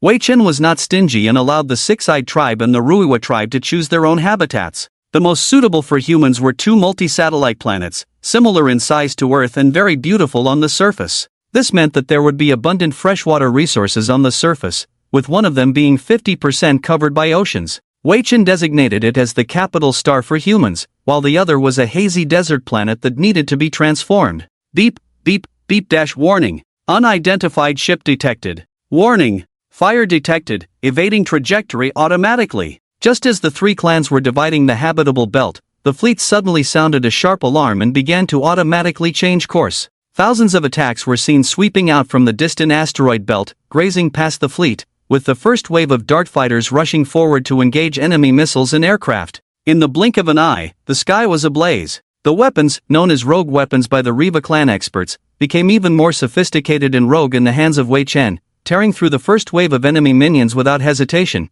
passing by in just a few seconds. More ruthless than a hyena, directly assaulting the ship's engines at speeds exceeding 10,000 kilometers per second, even immortals couldn't stop it. This weapon, known as the rogue weapon by the Riva clan experts, became even more sophisticated and rogue in the hands of Wei Chen, tearing through the first wave of enemy minions without hesitation, passing by in just a few seconds. More ruthless than a hyena, directly assaulting the ship's engines at speeds exceeding 10,000 kilometers per second, even immortals couldn't stop it. This weapon, known as the rogue weapon by the Riva clan experts, became even more sophisticated and rogue in the hands of Wei Chen, tearing through the first wave of enemy minions without hesitation, passing by in just a few seconds. More ruthless than a hyena, directly assaulting the ship's engines at speeds exceeding 10,000 kilometers per second, even immortals couldn't stop it. This weapon, known as the rogue weapon by the Riva clan experts, became even more sophisticated and rogue in the hands of Wei Chen, tearing through the first wave of enemy minions without hesitation, passing by in just a few seconds. More ruthless than a hyena, directly assaulting the ship's engines at speeds exceeding 10,000 kilometers per second, even immortals couldn't stop it. This weapon, known as the rogue weapon by the Riva clan experts, became even more sophisticated and rogue in the hands of Wei Chen, tearing through the first wave of enemy minions without hesitation, passing by in just a few seconds. More ruthless than a hyena, directly assaulting the ship's engines at speeds exceeding 10,000 kilometers per second, even immortals couldn't stop it. This weapon, known as the rogue weapon by the Riva clan experts, became even more sophisticated and rogue in the hands of Wei Chen, tearing through the first wave of enemy minions without hesitation, passing by in just a few seconds. More ruthless than a hyena, directly assaulting the ship's engines at speeds exceeding 10,000 kilometers per second, even immortals couldn't stop it. This weapon, known as the rogue weapon by the Riva clan experts, became even more sophisticated and rogue in the hands of Wei Chen, tearing through the first wave of enemy minions without hesitation, passing by in just a few seconds. More ruthless than a hyena, directly assaulting the ship's engines at speeds exceeding 10,000 kilometers per second, even immortals couldn't stop it. This weapon, known as the rogue weapon by the Riva clan experts, became even more sophisticated and rogue in the hands of Wei Chen, tearing through the first wave of enemy minions without hesitation, passing by in just a few seconds. More ruthless than a hyena, directly assaulting the ship's engines at speeds exceeding 10,000 kilometers per second, even immortals couldn't stop it. This weapon, known as the rogue weapon by the Riva clan experts, became even more sophisticated and rogue in the hands of Wei Chen, tearing through the first wave of enemy minions without hesitation, passing by in just a few seconds. More ruthless than a hyena, directly assaulting the ship's engines at speeds exceeding 10,000 kilometers per second. Even immortals couldn't stop it. This weapon, known as the Rogue Weapon by the Reva clan experts, became even more sophisticated and rogue in the hands of Wei Chen, tearing through the first wave of enemy minions without hesitation, passing by in just a few seconds. More ruthless than a hyena, directly assaulting the ship's engines at speeds exceeding 10,000 kilometers per second. Even immortals couldn't stop it. This weapon, known as the Rogue Weapon by the Reva clan experts, became even more sophisticated and rogue in the hands of Wei Chen, tearing through the first wave of enemy minions without hesitation, passing by in just a few seconds. More ruthless than a hyena, directly assaulting the ship's engines at speeds exceeding 10,000 kilometers per second. Even immortals couldn't stop it. This weapon, known as the Rogue Weapon by the Reva clan experts, became even more sophisticated and rogue in the hands of Wei Chen, tearing through the first wave of enemy minions without hesitation, passing by in just a few seconds. More ruthless than a hyena, directly assaulting the ship's engines at speeds exceeding 10,000 kilometers per second. Even immortals couldn't stop it. This weapon, known as the Rogue Weapon by the Reva clan experts, became even more sophisticated and rogue in the hands of Wei Chen, tearing through the first wave of enemy minions without hesitation, passing by in just a few seconds. More ruthless than a hyena, directly assaulting the ship's engines at speeds exceeding 10,000 kilometers per second. Even immortals couldn't stop it. This weapon, known as the Rogue Weapon by the Reva clan experts, became even more sophisticated and rogue in the hands of Wei Chen, tearing through the first wave of enemy minions without hesitation, passing by in just a few seconds. More ruthless than a hyena, directly assaulting the ship's engines at speeds exceeding 10,000 kilometers per second. Even immortals couldn't stop it.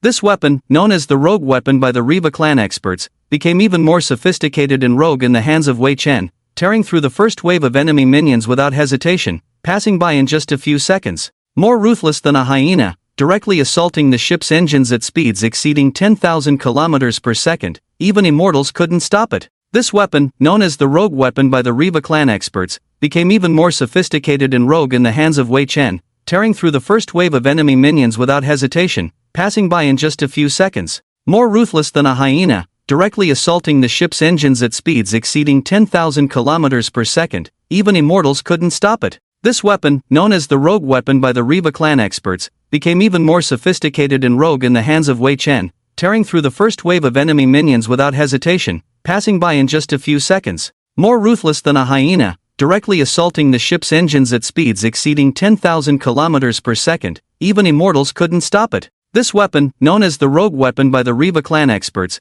became even more sophisticated and rogue in the hands of Wei Chen, tearing through the first wave of enemy minions without hesitation, passing by in just a few seconds. More ruthless than a hyena, directly assaulting the ship's engines at speeds exceeding 10,000 kilometers per second. Even immortals couldn't stop it. This weapon, known as the Rogue Weapon by the Reva clan experts, became even more sophisticated and rogue in the hands of Wei Chen, tearing through the first wave of enemy minions without hesitation, passing by in just a few seconds. More ruthless than a hyena, directly assaulting the ship's engines at speeds exceeding 10,000 kilometers per second. Even immortals couldn't stop it. This weapon, known as the Rogue Weapon by the Reva clan experts, became even more sophisticated and rogue in the hands of Wei Chen, tearing through the first wave of enemy minions without hesitation, passing by in just a few seconds. More ruthless than a hyena, directly assaulting the ship's engines at speeds exceeding 10,000 kilometers per second. Even immortals couldn't stop it. This weapon, known as the Rogue Weapon by the Reva clan experts, became even more sophisticated and rogue in the hands of Wei Chen,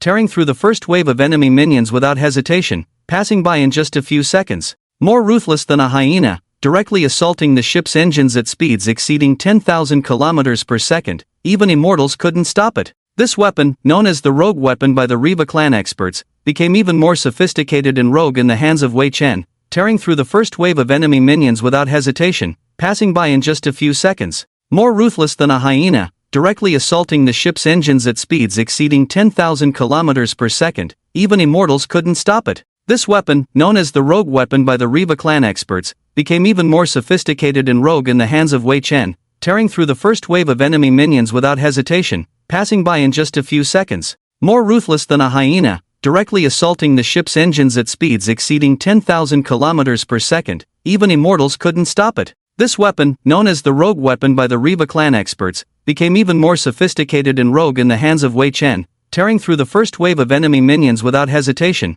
passing by in just a few seconds. More ruthless than a hyena, directly assaulting the ship's engines at speeds exceeding 10,000 kilometers per second. Even immortals couldn't stop it. This weapon, known as the rogue weapon by the Reva clan experts, became even more sophisticated and rogue in the hands of Wei Chen, tearing through the first wave of enemy minions without hesitation, passing by in just a few seconds. More ruthless than a hyena, directly assaulting the ship's engines at speeds exceeding 10,000 kilometers per second. Even immortals couldn't stop it. This weapon, known as the rogue weapon by the Reva clan experts, became even more sophisticated and rogue in the hands of Wei Chen, tearing through the first wave of enemy minions without hesitation, passing by in just a few seconds. More ruthless than a hyena, directly assaulting the ship's engines at speeds exceeding 10,000 kilometers per second. Even immortals couldn't stop it. This weapon, known as the rogue weapon by the Reva clan experts, became even more sophisticated and rogue in the hands of Wei Chen, tearing through the first wave of enemy minions without hesitation, passing by in just a few seconds. More ruthless than a hyena, directly assaulting the ship's engines at speeds exceeding 10,000 kilometers per second. Even immortals couldn't stop it. This weapon, known as the rogue weapon by the Reva clan experts, became even more sophisticated and rogue in the hands of Wei Chen, tearing through the first wave of enemy minions without hesitation, passing by in just a few seconds. More ruthless than a hyena, directly assaulting the ship's engines at speeds exceeding 10,000 kilometers per second. Even immortals couldn't stop it. This weapon, known as the rogue weapon by the Reva clan experts, became even more sophisticated and rogue in the hands of Wei Chen, tearing through the first wave of enemy minions without hesitation, passing by in just a few seconds. More ruthless than a hyena, directly assaulting the ship's engines at speeds exceeding 10,000 kilometers per second. Even immortals couldn't stop it. This weapon, known as the rogue weapon by the Reva clan experts, became even more sophisticated and rogue in the hands of Wei Chen, tearing through the first wave of enemy minions without hesitation, passing by in just a few seconds. More ruthless than a hyena, directly assaulting the ship's engines at speeds exceeding 10,000 kilometers per second. Even immortals couldn't stop it. This weapon, known as the rogue weapon by the Reva clan experts, became even more sophisticated and rogue in the hands of Wei Chen, tearing through the first wave of enemy minions without hesitation, passing by in just a few seconds. More ruthless than a hyena, directly assaulting the ship's engines at speeds exceeding 10,000 kilometers per second. Even immortals couldn't stop it. This weapon, known as the rogue weapon by the Reva clan experts, became even more sophisticated and rogue in the hands of Wei Chen, tearing through the first wave of enemy minions without hesitation, passing by in just a few seconds. More ruthless than a hyena, directly assaulting the ship's engines at speeds exceeding 10,000 kilometers per second. Even immortals couldn't stop it. This weapon, known as the rogue weapon by the Reva clan experts, became even more sophisticated and rogue in the hands of Wei Chen, tearing through the first wave of enemy minions without hesitation, passing by in just a few seconds. More ruthless than a hyena, directly assaulting the ship's engines at speeds exceeding 10,000 kilometers per second. Even immortals couldn't stop it. This weapon, known as the rogue weapon by the Reva clan experts, became even more sophisticated and rogue in the hands of Wei Chen, tearing through the first wave of enemy minions without hesitation, passing by in just a few seconds. More ruthless than a hyena, directly assaulting the ship's engines at speeds exceeding 10,000 kilometers per second. Even immortals couldn't stop it. This weapon, known as the rogue weapon by the Reva clan experts, became even more sophisticated and rogue in the hands of Wei Chen, tearing through the first wave of enemy minions without hesitation, passing by in just a few seconds. More ruthless than a hyena, directly assaulting the ship's engines at speeds exceeding 10,000 kilometers per second. Even immortals couldn't stop it. This weapon, known as the rogue weapon by the Reva clan experts, became even more sophisticated and rogue in the hands of Wei Chen, tearing through the first wave of enemy minions without hesitation, passing by in just a few seconds. More ruthless than a hyena, directly assaulting the ship's engines at speeds exceeding 10,000 kilometers per second. Even immortals couldn't stop it.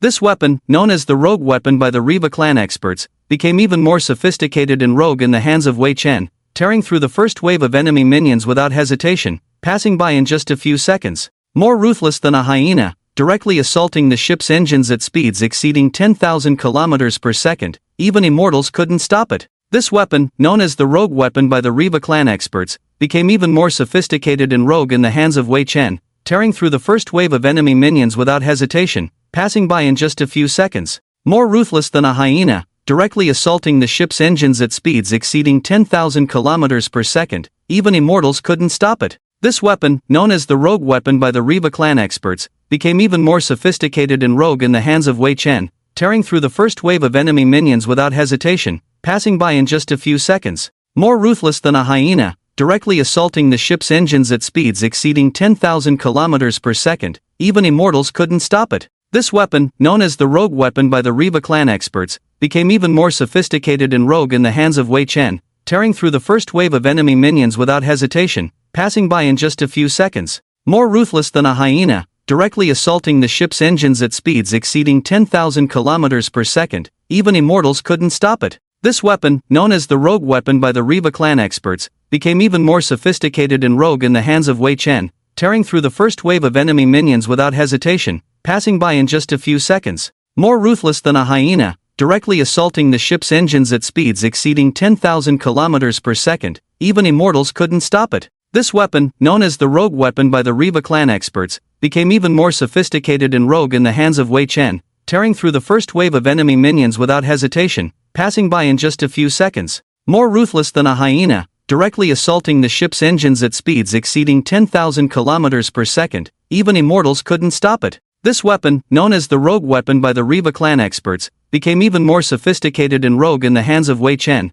tearing through the first wave of enemy minions without hesitation, passing by in just a few seconds. More ruthless than a hyena, directly assaulting the ship's engines at speeds exceeding 10,000 kilometers per second. Even immortals couldn't stop it. This weapon, known as the Rogue Weapon by the Reva clan experts, became even more sophisticated and rogue in the hands of Wei Chen, tearing through the first wave of enemy minions without hesitation, passing by in just a few seconds. More ruthless than a hyena, directly assaulting the ship's engines at speeds exceeding 10,000 kilometers per second. Even immortals couldn't stop it. This weapon, known as the Rogue Weapon by the Reva clan experts, became even more sophisticated and rogue in the hands of Wei Chen, tearing through the first wave of enemy minions without hesitation, passing by in just a few seconds. More ruthless than a hyena, directly assaulting the ship's engines at speeds exceeding 10,000 kilometers per second. Even immortals couldn't stop it. This weapon, known as the Rogue Weapon by the Reva clan experts, became even more sophisticated and rogue in the hands of Wei Chen, tearing through the first wave of enemy minions without hesitation, passing by in just a few seconds.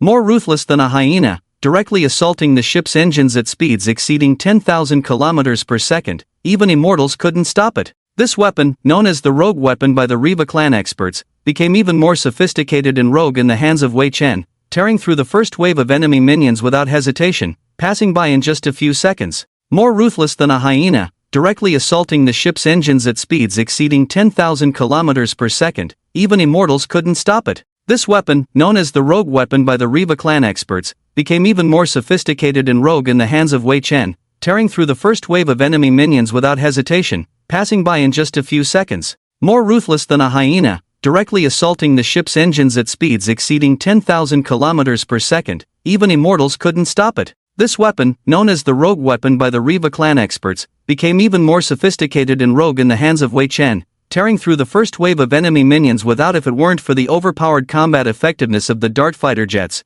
the outcome of this battle would be hard to predict. Even if we win, the losses would be heavy. Truly, a unique move can be effective anywhere, even in the universe. However, after witnessing the terrifying combat tactics of the dart fighters, the Rewas people were deeply shocked. These things are the rogues of space warfare. Wei Chen, the interrogation results are out. This is a marauder civilization army, in other words, pirates. Pirates? The advantage of having subordinates is that you only need to wait. Wei Chen stayed on the flagship, waiting with Chen Wei for some time. Dong Lonling walked in with some liquid on him and handed the interrogation results to him. After carefully reviewing the interrogation records, it was revealed that the enemy civilization had 3 equally large fleets. They controlled 3 stars and liked to ambush and plunder low-level civilizations in some star systems, selling them to slave traders. Alternatively, they would plunder highly advanced technology and sell it to powerful civilizations. They had a certain reputation in the nearby star domains, with the civilization level undoubtedly at the upper end of Tier 2, and seemed to have a powerful backing.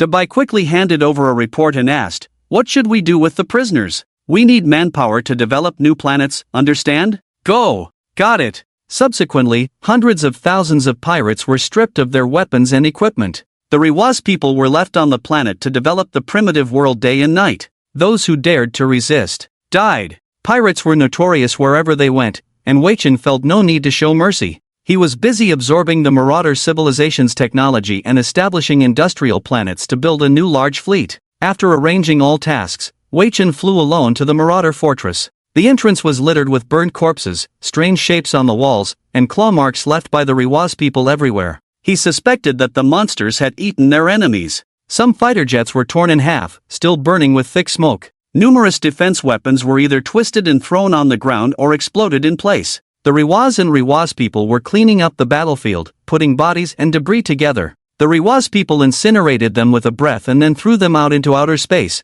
piercing holes through them with transport ships. Commander! Commander! Continue working! When Weichen appeared, the soldiers stopped their work and saluted in unison. A Riwaz military officer quickly followed behind him, seeming a bit nervous and excited. After all, he was the highest authority, and all three races had to listen to him. But Weichen behaved very arrogantly. He didn't even look at the officer, just occasionally glanced around at the facilities and studied them. He leisurely made his way to the chaotic bridge, found the main control computer, easily hacked into the fortress system, transmitted all the data back to the flagship, and let it have a new owner. He appeared calm on the surface, but inside, he was ecstatic. The Marauder fortress had mature technology, everything a stellar civilization should have, all top-notch. Weapons, armor, fighter jets, missiles, and more were all high-tech. Their stealth technology was much stronger than human understanding, capable of deceiving all detection methods Weichen had. After absorbing it, his strength would be unprecedentedly enhanced. There was also a star map marking 50% of the galaxy's civilization forces. The Marauder civilization's territory was just 20 light-years away, with considerable influence, extending to about 80 light-years. Additionally, Weichen obtained information on the locations and planetary routes of important institutions such as the Galactic Interstellar Trade Union and the Galactic Cosmic Arbiters. If humanity wanted to develop, they had to get involved. But before that, they needed to establish a firm foothold. Therefore, the Marauder civilization was a stepping stone for humanity to enter the Interstellar Civilization Society. Along with it came the issue of territorial control after defeating the Marauders, which their current strength could not handle. It would lead to surrounding civilizations waging wars for territorial plunder, resulting in continuous conflicts. From now on, they had to prepare for a larger war. In addition, Weichen also found that he had received a space broadcast in the fortress system. However, unlike the outdated version still in the flagship database, this one was a communication within the circle of evil forces, involving pirates and some factions that specialized in plundering low-level civilizations.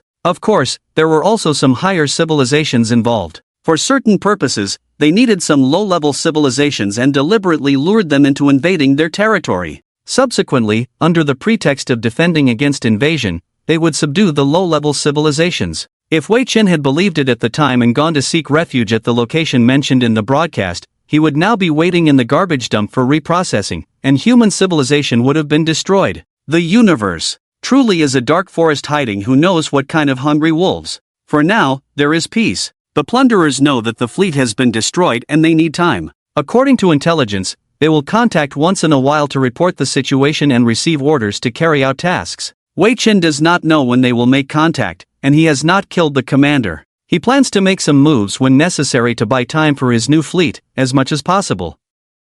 If necessary, he will have to go all out. Currently, 3 races are beginning to enjoy the spoils. The Spivak tribe has obtained 3 suitable planets, and Weichen has allowed them to share the plunderers' technology, just like the Six-Eye tribe. The Donglong Zero is very satisfied, as they have received several times more planets than before, and they only need a few decades to fully adapt, solving the weight issue by genetic modification to change their gravity. It must be said that the flora and fauna on the neighboring star B are very strong, with a terrifying adaptability. However, in order to make the planets habitable faster, Weichen has begun researching how to modify the atmosphere to make all uninhabitable planets suitable for living, allowing life to reproduce normally. This is much better than relying solely on natural talent. The first step is water. Except for Weichen's planet that is 50% ocean, the other planets lack water. Therefore, the ice belt within the star system is a good source of water resources, as well as the ice moons of distant planets.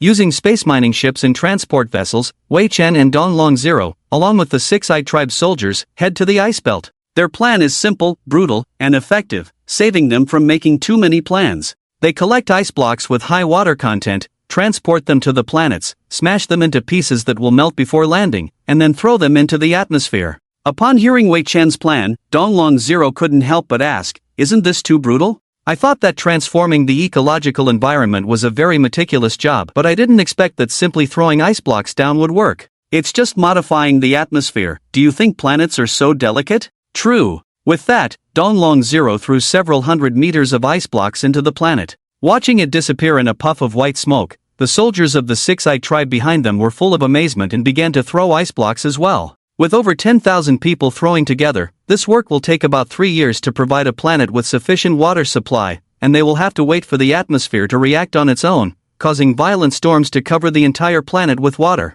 In addition, Chen also needs to build sunlight reflection structures for the Six-Eyed tribe's planet to warm it up to the right temperature. This is not complicated, just building a huge prism. With stabilizers and orbital power devices, he synchronizes with the Six-Eyed tribe's planet to double the sunlight projected by the sun.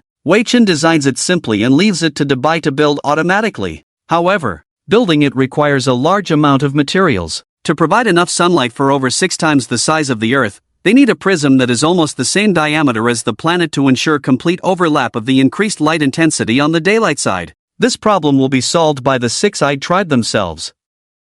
After all, it will be their new home, and they will have to work hard to provide for themselves. The most important thing now is the new human home, New Earth, located in the middle of 7 planets.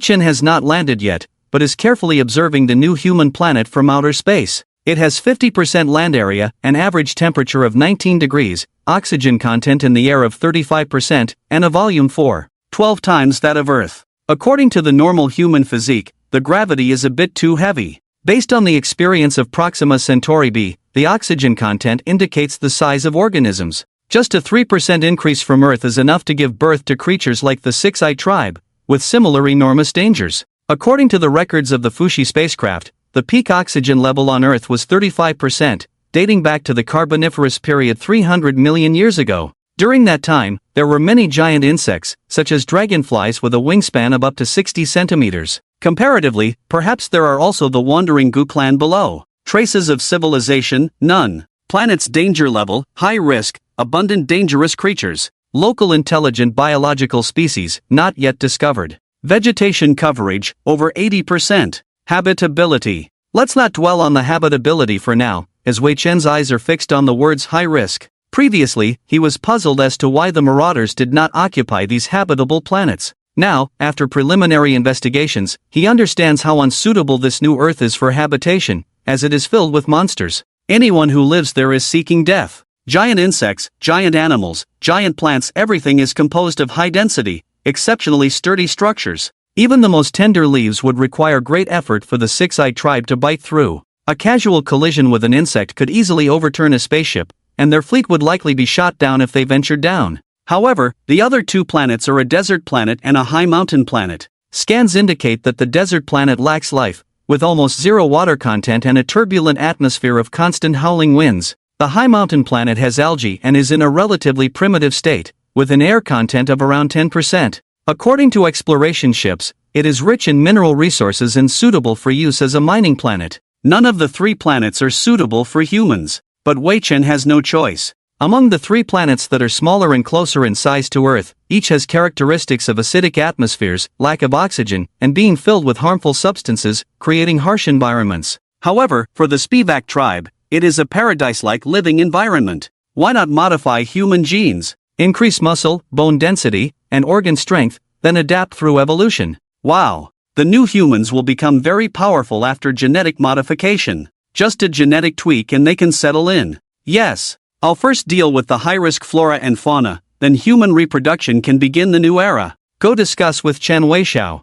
Chen's mind stirs as the mechanical body on the agricultural ship opens its eyes. Currently, Chen Weixiao is still studying flora and fauna. Initially, she was just given something to do, but now she has developed a deep love for it. The natural birth of flora and fauna is truly a miraculous phenomenon, and decades of research have immersed her in it. Despite undergoing genetic and medicinal modifications, her body remains robust, and at 50 years old, she still looks like an 18-year-old girl. However, her expanding knowledge has led her to have a different view on genetic medicine. Today, she is observing the X-027 creature, a small reptile rarely seen on Proxima Centauri b. It is 20 centimeters long, much smaller than the Donglong Zero, but it can easily snap a large tree in just over 10 seconds. With sharp teeth and claws, its combat prowess can kill several adults. So cute. Cute. When Chen arrives, he sees a girl praising a dangerous creature as cute. Instantly feeling perplexed, does she really know that the little creature can easily take down a squad warrior and crack open her skull in an instant? Even the six-eyed tribe must be cautious not to be blinded by it.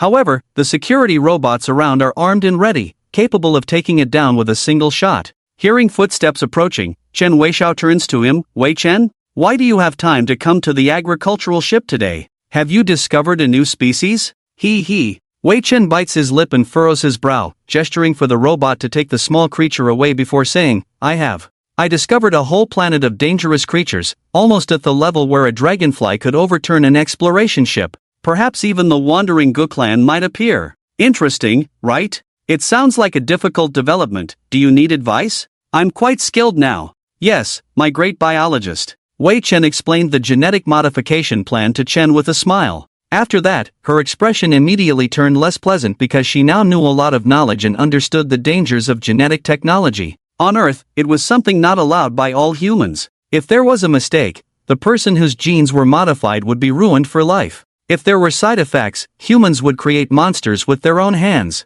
However, Wei Chen said that human modification was needed to adapt to the new planet. She hesitated in her heart. If she disagreed, she would have to leave this star system and continue to search for habitable planets. But the universe was not created for humans. It was not so lucky to find a planet exactly like Earth. A delicate race could not survive in space. Only the fittest could survive. But now she had to take responsibility for the new humans. After much hesitation, her eyes suddenly became much firmer, looking at Wei Chen and said, I have already accepted the longevity gene potion, right? It's also considered a modification. Although there are no abnormalities now, it doesn't mean other types will be the same. So I request to be used as an experiment. And I want the help of a hexite scientist. Are you not afraid? What if octopus tentacles grow on your face? Not afraid. Besides, who would deliberately add genes for growing octopus tentacles in a genetic experiment? Indeed they wouldn't. After discussing with Dong Longling, they began to establish the Human Genetic Enhancement Project. To be honest, it was not necessary for the Hexai to intervene in the environmental adaptation enhancement. Wei Chen could do it himself. Previously, he had made the longevity gene potion for Chen with a smile. Now, he only needed to program the genes, input the data indicators of the new Earth life, and calculate how to set it up. If there were any problems, Wei Chen's life-saving technique would come into play, allowing her to ascend mechanically. During the discussion, he suddenly thought, should they research consciousness transplantation? What a good idea, a really good idea. Clone a body and implant the consciousness, then he could be resurrected and become human again. By then, this technology would also become completely perfect and usable, like another type of eternal life plan. But Wei Chen knew it was not possible now. Compared to a mechanical body, a flesh body was more convenient and powerful. He could only temporarily suppress the idea. After announcing the project, all the Hexide scientists were excited. They expressed great interest. The head of the science department, Dong Longsan, ran over immediately. Even the Spinwa, who were usually not involved, sent someone over to actively participate. Wei Chen couldn't help but frown and say, what kind of monster do you want to turn humans into? Please believe in our tribe's research on genetic technology from ancient times, Mr. Wei Chen. Mr. Wei Chen, our Spinwa technology can make the human body stronger. Consider transforming into a silicon-based life form. This will greatly reduce environmental dependence. I refuse. Changing life forms, what a joke. Wei Chen thought it was better to ascend mechanically directly, at least he could restore the original senses. Just give the Spinwa a task to explore all the resources in the star system, and they shouldn't bother for a while. Dong Longsan of the Hexai tribe secretly chuckled. What's the point of different life forms? On the side, Chen with a smile swallowed her fear. She was more afraid of the Hexide and Spinwa because both races looked fierce and terrifying. However, after years of understanding, the genetic technology of the Hexai tribe was a treasure trove, far more mature than human technology. It was the foundation of their race, so there should be no problem. Dong Longsan seemed to sense her fear and squeezed out a smile he thought was good-looking. Miss Chen, please rest assured. Our technology is absolutely guaranteed. Before making the genetic potion, the human genetic map was needed. This was simple. There was a complete genetic map in the Nuwa spacecraft that could be used, and Wei Chen also had the data. In order to make her feel at ease, a specially selected genetic evolution egg was chosen. It only contains the genes of the evolution egg, without any genetic contamination including the six-eyed clan. Only the modification of human genes needs to be implanted. The rest is the same as the six-eyed clan. Rebirth, after 9 months, will be born again and the transformation will be completed. The transformation using the six-eyed clan technology took 3 days. On the 4th day, the evolution egg was created. The version for human use is as big as a regular chicken egg. It will not trigger the growth of an external skeleton to become an egg, but will generate a huge uterine embryo. Dong Longsan explained in detail what would happen, then comforted Chen Weixiao, saying, "Don't worry, if anything goes wrong, we will handle it." Taking the evolution egg again can wash away the transformation, allowing you to return to your original appearance, without any distortion. I guarantee it with my years of experience in genetic technology of the six-eyed clan. Gudong. The peeled evolution egg was slippery. Chen Weixiao hesitated for at least 3 minutes before swallowing it in one gulp, anxiously waiting for the changes. The machines around her started to operate. On the other side, under the supervision of Wei Chen, her skin was transforming into the outer wall of the uterus. Soon, her consciousness fell into a deep sleep, very relaxed, and her whole body quickly expanded into a huge uterine embryo. The process of evolutionary transformation and rebirth began. In the first month, Chen Weixiao's internal form had already disappeared, turning into a huge embryo. Her consciousness fluctuated very steadily, still dreaming. Wei Chen was a bit curious about what it would feel like for a person during the process of rebirth. Although there seemed to be no painful reaction, it was actually very strange. The 3rd month. A little girl appeared, curled up with a fleshy body. The 5th month. Wei Chen estimated that she now had the body of a 14-year-old. Using the technology of the six-eyed clan, she would not revert back to infancy and redevelop.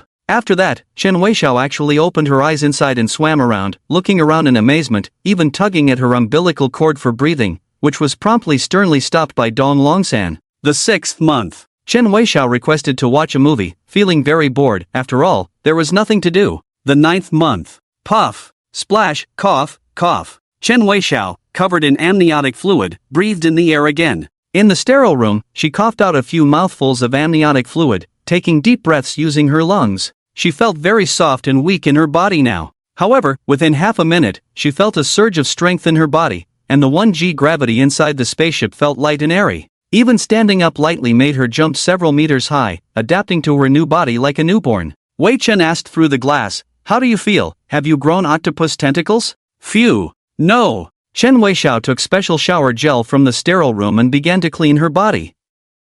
She still had to stay inside for a while, as she was still fragile. Although her immune system was strengthened against bacteria and viruses, for safety reasons, she had to wait until it was absolutely safe before coming out of the sterile room. After putting on clothes, Chen Weixiao walked towards the sterile room where the weightlifting discs were placed. She effortlessly picked up a 20-kilogram disc with one hand, as if it were a fan, and even left some deep marks with a little force. Afterwards, she directly added up to 200 kilograms and still lifted it with one hand. She even played around with some tricks to show how superhuman her body was now. She asked Wei Chen through the window, "Can you do this?" "Ah, that's a silly question." Wei Chen was amused by her provocation. How could a human body compare to a body of steel? Over the years, he also underwent upgrades every once in a while, and his arm strength was calculated in tons. With a thought, a small spaceship of about 20 tons flew in and stopped in Wei Chen's hand. He even swung it like a baseball bat, but Chen Weixiao immediately became unhappy and pouted, saying, "Pervert." "Not a pervert, this is the power of mechanical ascension. When are you coming down to the ground?" "In 3 days. At the same time, Wei Chen's other body was on the ground. He raised his hand, a laser cannon pierced through the giant monster's head, then turned around and kicked another one away, smashing 3 of them out. Dong Longlingli waved his claws behind him, clearing the ground of dangerous creatures with dozens of soldiers from the six-eyed clan. The project's experimental phase will take place here in 3 days, and they must ensure safety. Everywhere are giant animals and plants, even flies are bigger than pigs. Some small creatures are quite cunning, launching sudden attacks that catch them off guard. Requesting space cannon support. Southeast. Roar, a 50-meter giant creature is pierced through the belly and falls to the ground roaring. Adhering to the high-risk planet, they struggled to establish the first ground base for 3 full days. Setting up alien creature dispersers to reduce the risk of further attacks, they airdrop other equipment. When Chen Weixiao comes down, it is already a brand new small fortress, with hundreds of six-eyed clan members on guard duty. The first batch to come down has already gone back to rest, truly exhausted. Slow down. Adhering to Chen Weixiao as she descends from the spaceship, he is cautious. The gravity on the new Earth is 6 times that of Earth, making it feel like carrying 6 of oneself with each step. Now, the adaptive genes in her body begin to take effect. After standing for half an hour, Chen Weishao tries to walk, carrying monitoring devices to report any changes in her body. Her breathing quickens slightly, and her oxygen demand approaches normal levels. She begins to adapt to the new environment's pressure changes, gradually smiling and excitedly saying, I can adapt to this environment, no problem. Right. Adhering to her, he watches as she jumps and tries to run 2 laps around the base, slightly out of breath. This is a very normal and expected reaction to the changes. According to the design plan, humans will be no different from back home. However, Dong Longsan suggests adding a pair of wings, generating fine scales on the body for defense, and more. Adhering to him, however, rejects this idea, as humans are not yet ready to accept such modifications. But then, Chen Weishao suddenly jumps over 40 meters, causing him to look at Dong Longsan with a surprised expression, asking, Did you add something without my knowledge? Isn't this planet dangerous? Just trying to make her faster. Also, according to our research, human genes have a lot of potential. If we could just develop them a bit more. Stop. It's not the time for that now. Adhering to him knows very well what humans are like. If they become too powerful compared to their environment, they will cause immense destruction to nature without any regard. For now, it is important to maintain a balance with nature, instilling a sense of respect for it in the new humans, so that they can face the universe with the same mindset in the future, rather than recklessly abusing their power. Otherwise, they won't survive for long. Half a month later, he expresses the desire to give Dong Longsan a punch for adding too much. The adaptive evolution genes are very convenient, allowing Chen Weishao to quickly become a part of this planet, with one punch comparable to a 20-meter animal, rivaling the six-eyed clan warriors. It seems she is at the top of the planet's food chain. Dong Longsan, tell me, how much did you add in the end? If she evolves further, she won't be human anymore. It seems to be slightly out of control, but when her body's adaptive gene potential is exhausted, the evolution will stop. After all, every organism has its limits. Evolution takes half a year, and Chen Weishao can now jump vertically 300 meters. Adhering to him, he doesn't know if it's a success or a failure, living on the new Earth with more than enough, but seemingly no longer human. Outwardly indistinguishable from ordinary people, internally possessing combat power comparable to that of a Tyrannosaurus, data tells Wei Chen that she, like the six-eyed clan, only needs an oxygen helmet to travel in space. After numerous discussions over the course of 6 months, it was decided that the new humans would have the formidable physical ability to vertically jump 300 meters, starting from being test tube babies. Within the ground base facilities, Wei Chen installed a cultivation chamber for 100 test tube babies, who would be born on the new Earth and complete their education to contribute to the development of the new human race. In the future, this place would become a city, the first city of humans beyond Earth. The Fire Seed Plan. The phase of human reproduction was initiated. Subsequently, Wei Chen realized that she needed to take new actions for the sake of the new humans and the deceased. The Reapers were still at large, and it was unknown when they would come to destroy the new humans. Nearby, there were also raiders seeking revenge. Once the new fleet was constructed, they would need to immediately apply for cosmic arbitration. However, Wei Chen did not know who destroyed Earth, which posed a complicated situation. Most likely, similar to how Earth cases were handled, without evidence, they could only file a case first and then wait. During the waiting period, the Reapers would surely obstruct, or when they went to file the case, the Reapers might already be waiting to trap them. As long as they had the strength, they could overcome all obstacles and succeed. Wei Chen's belief for hundreds of years remained unchanged. Time flew by quickly, another 6 months passed, and the entire star system prospered. The six-eyed clan tirelessly transformed planets, shaping the massive planet to their liking and even making some changes to the terrain, planting genetically modified plant seeds.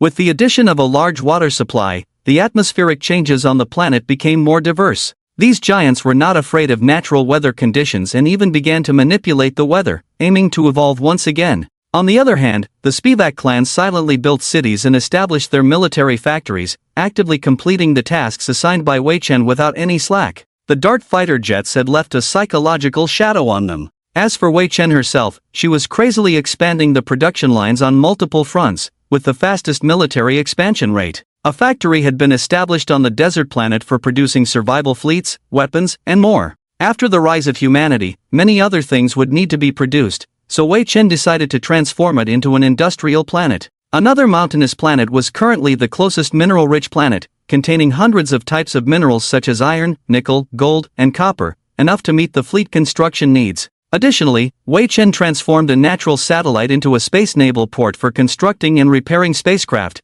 currently undergoing a renovation plan for the Reaper Fortress to make it more suitable for the fleet. Furthermore, many Raider warships had been accepted and modified by the Spivak clan for use. This was permitted by Wei Chen, as the Six-Eyed clan also absorbed some technology, continuing to indulge in genetic technology for physical enhancement. Normally, Wei Chen should be wary of these unstable factors from the Spivak clan, but it seemed that they were more afraid of her. After the completion of the first factory, the production of dart fighter jets had not stopped. There were now over 1 million of them. Does he not feel secure? The three clans temporarily developed peacefully, enhancing their strengths individually, preparing indefinitely for war. In the 5th year, Wei Chen tested a super weapon called the Focused Spectrum Array on the Sky Tower Fortress, a Reaper fortress that had been modified, confirming its ability to shatter a 1,000-mile diameter ice moon with a single strike. An idea emerged, to visit the enemy's star system. Regarding intelligence on the Raider civilization, it was only known that they had 2 fleets.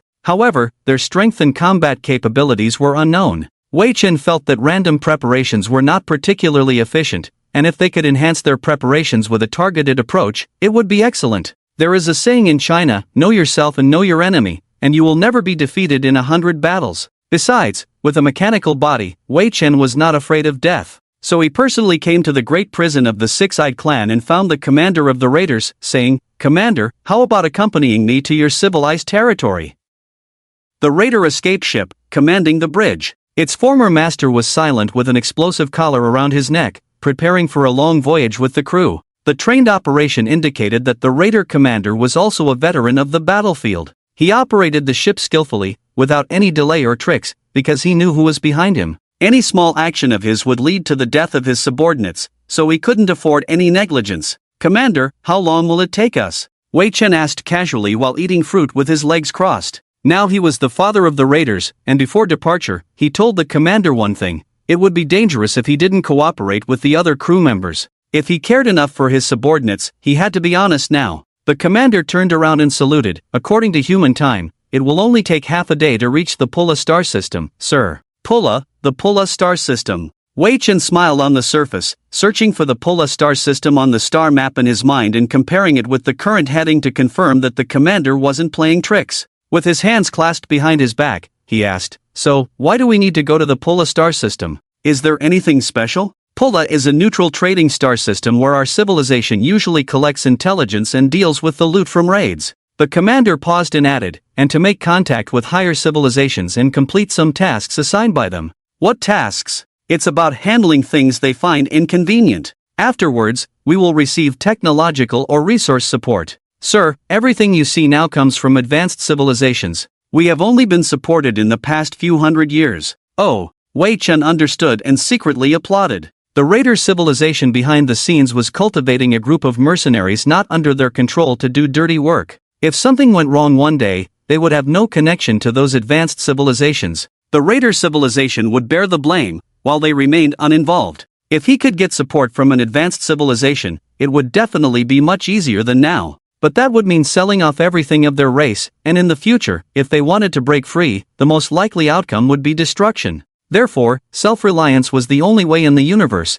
and taking shortcuts was not the right path. Back to the topic. 3 minutes later, the front deck of the escape ship opened, revealing a row of jump engines. A large amount of energy was injected into them to charge up, and thick electric arcs kept flickering. There were some reactions in the space ahead, and Wei Chen learned from the ship's computer system that the jump principle was to open a simple wormhole. Truly advanced civilizations would use warp speed for travel. Jumping between star systems only took a few seconds, or even faster, to reach other river systems. Currently, from the available information, the Reapers were at least a warp civilization, as Wei Chen now had a warp core for a mothership, but the accompanying warp chamber was severely damaged, and some materials needed to be synthesized to repair it. Ripples began to appear in the space around the ship, and a wormhole effect was forming ahead. Prepare for jump. 3, 2, 1, jump.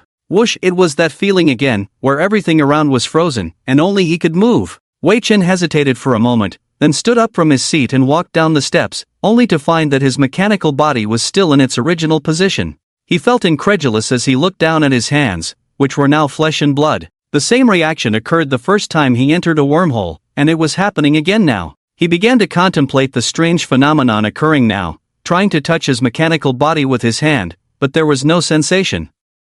Instead, his hand passed through without contact. After standing there for a few seconds, he realized that perhaps this was what the Reapers wanted, a soul with such mystical abilities. He wondered what they wanted to do with it. After waiting for a moment, a force pulled him back into his mechanical body. Zoom, the escape ship returned to normal space, leaving behind a quantum cloud in the starry sky. Without lingering for long, it began its journey towards the interior of the Prahl constellation, where Aiden soon saw some giant structures built by alien civilizations, so huge that they were awe-inspiring. Emitting incredibly powerful energy, they appeared to be targeting various parts of the sky in a ring formation. Occasionally, a beam of light would shoot in from one side and then out to the other, at a very high frequency, which Aiden speculated to be some kind of stargate. However, the commander interjected, "Those stargates are not for us lower civilizations to use. We need to join the Galactic Council." "Do they lead to the edge of the galaxy?" "No, the galaxy's edges are desolate lands, not worth wasting resources on. Stargates are quite expensive, both to build and maintain, and lower civilizations simply cannot afford them." "I see. In the future, humanity will surely have our own stargates." 10 minutes later, the escape ship docked at a spaceport. Aiden's nerves began to tense up as he realized he was now in enemy territory. The Prahl constellation, controlled by raiders as a nearby traffic hub, indicated the strength of this civilization, backed by a powerful higher civilization. It was best to be cautious. Leading the commander and others off the escape ship, Aiden whispered softly, "You all know what to do, right?" "Yes. Task 1, gather intelligence on civilizations that collect souls. Task 2, I need you to locate individuals from the other two fleets and report their positions to me. Task 3. Aiden leaned in close to the commander's ear and said slowly, "I want information on warp materials for second-hand warp devices. If we can get a ship with warp capabilities, even better." "Remember? Got it. Good. And don't forget about your comrades." After dismissing the raiders, Aiden walked alone in another direction. However, not long after, he activated his stealth technology and returned to the escape ship to take control of it. Small insect-like drones emerged from every nook and cranny, under his command, spreading out around the spaceport. These were reconnaissance drones capable of scanning and recording, providing valuable intelligence. They could also monitor the raiders, and if they made a mistake, snap, the drones would instantly explode their heads, preventing them from even copying memories from the brain fragments. Aiden began to observe this black market, understanding that he was now in a market where almost anything could be bought, but unfortunately, he had no money. So, he had to play by their rules. He then extended his right hand, and a stream of metal flowed out, forming a metal block. He smiled. "Next, there might be some interesting things to see." Shape-shifting metal. A treasure-level technology of the Rewaz civilization, incredibly magical. Before leaving, Aiden had created a version using cybernetic technology, although the quality was only 1/10 that of the original and was inconvenient to use with high energy consumption. The block in his hand was only the size of a fist. Now, he was going to try using it. Accept command. Target, mechanical body, undergoing assimilation. Click, click, click. The mechanical body emitted a series of metallic sounds as it was transformed by the shapeshifting metal. After 360 seconds of precise changes, Aiden now looked almost identical to a human, with the mechanical body retaining its original functions but feeling completely different in terms of consciousness control. It was like a prosthetic limb, different from a real human hand. And it seemed that his consciousness fluctuations now had a greater impact on the surroundings. Controlling his right hand to transform into a sharp long blade, a railgun, or a dragon claw, or even opening his mouth to transform into a structure similar to the hexiclan, synthesizing energy to eject the same fuel, the combat capabilities of the mechanical body skyrocketed, leaving Aiden very satisfied. 20 minutes later, he sent out one of the drones and heard some interesting content. "Do you know? Recently, a strange mechanical civilization suddenly appeared from that unstable natural wormhole, and now several civilizations are interested in them." "I know, and there are bounties placed by some civilizations. Anyone who can provide clues can get 10,000 star coins." "Ha ha, mechanical civilization." Wei Chen muttered to himself, feeling that it was him. It seems that the appearance of the fleet has been noticed by some civilizations, and they are very interested in him. After listening for a while, those races did not provide any valuable intelligence, just chatting aimlessly. Wei Chen really wanted to capture and interrogate them one by one, but he didn't want to stir up trouble. 1 hour later, the Marauders went to their civilization's base and were negotiating with representatives of two other fleets. However, they were no longer useful to Wei Chen. Knowing the location of the base was enough. He ordered a small bug to land in the base's computer, starting to invade and find ways to contact the Marauders' civilization. Next was waiting, and boom! The mechanical body suddenly exploded into a shower of metal. At an extremely fast speed, it devoured the entire escape ship, then bit towards the other parked ships at the spaceport. A large number of fleshy flying insects swarmed out, transforming into giant monsters, causing chaos throughout the black market as Wei Chen controlled them to instill fear in many intelligent races.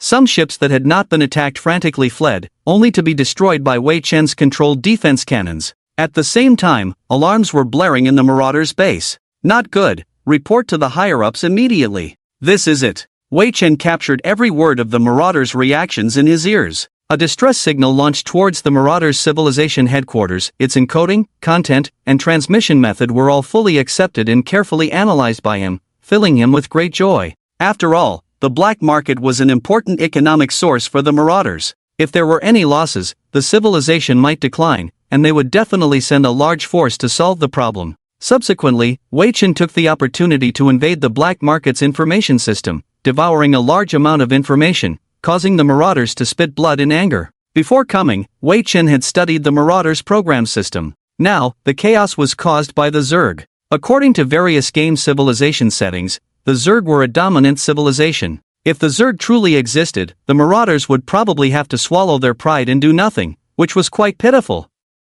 Wei Chen was now harvesting various civilization technologies on a large scale to enrich himself, such as solar electron cannons, heavy decks, planet transformation technology, quantum technology, etc. Whether he could understand them or not, he devoured them all. He would hide away and study for hundreds of years. When the time came, he would shock these interstellar races and do something big. Warp speed, warp speed. Wei Chen searched everywhere for a warp wave device, which was a product of a third-level civilization.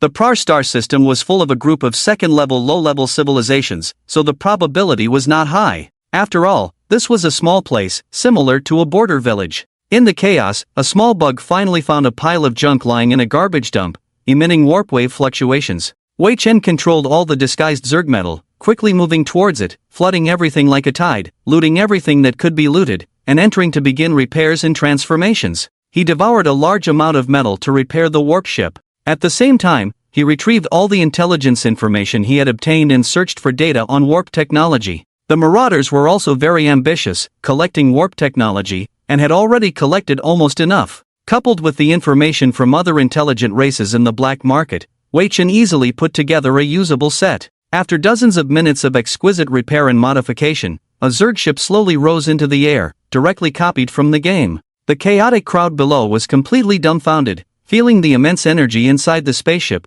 and the gradually growing giant cannons. No fool dared to attack at this moment, or they would be wiped out. However, it seemed that they might not need to take action now. Raider fleet, 2 of them? Wei Chen easily captured the signal of the Raider civilization, shocked beyond measure. Originally thought that the other party would only send a partial fleet to solve the problem, but unexpectedly, the Prala's attention was so high that they actually sent out the entire army to besiege him. Tens of thousands of large fleets had surrounded the entire black market. Countless weapons were aimed at him. The things inside, I command you to surrender immediately. Give up resistance. TCH. Wei Chen put away all his weapons and began to check if the warp flight system was intact. He had already gained enough benefits. Fighting against raiders was just foolish, all they needed was a salvo, and the warp he had worked so hard to obtain would be destroyed. It was better to run away quickly. 30 seconds, usually the countdown was 60 seconds. But this amount of time was more than enough. After urgent repairs with metamaterials, the spaceship's warp drive was intact. Turning the bow towards the endless starry sky above the dome, a soft hum sounded, and Wei Chen made an international friendly gesture, then directly activated the warp drive to escape from the Prala system. In the blink of an eye, he had flown thousands of astronomical units away and was still accelerating. He stopped multiple times, changed direction to evade the Raider fleet's search, and finally hid in a stellar system. If the Raiders didn't find him within a month, it meant they couldn't catch up with the warp speed, and they wouldn't be able to properly handle the warp trail information left behind to track the warp ship. Oh, right, he had deleted everything related to the black market and warp speed in an instant, and a month had passed. Wei Chen didn't feel any Raider fluctuations, it seemed they hadn't caught up. Later, like a thief, he changed his appearance in the stellar system using metamaterials, which was very convenient for changing his appearance at any time to avoid being recognized by enemies, except for the harvesters. He deliberately stayed for a while. After confirming there were no raider fluctuations, he activated the warp drive and instantly left, heading towards the stellar system where the new Earth was located. It had to be said that warp speed was indeed very, very fast. It was about 130 light-years away, and it only took more than 20 minutes to reach the outer edge of the stellar system and transform back into an escape ship appearance. Wei Chen, you're back. The first to notice his return must have been Dubai. Although this artificial intelligence was not on the surface now, it secretly supervised the race and managed automated factories. Wei Chen entrusted Dubai with the task of covert management, never giving it to anyone else, not even Chen Weixiao. Wei Chen nodded. Yes, any changes? Like enemy detectors or something? Yes. Half a month ago, a contact ship came in, seemingly looking for those raiders, but I managed to deceive them for a while. However, it may not be long before they see through it. No problem. How many dart fighters do we have now? On the surface, 1 million,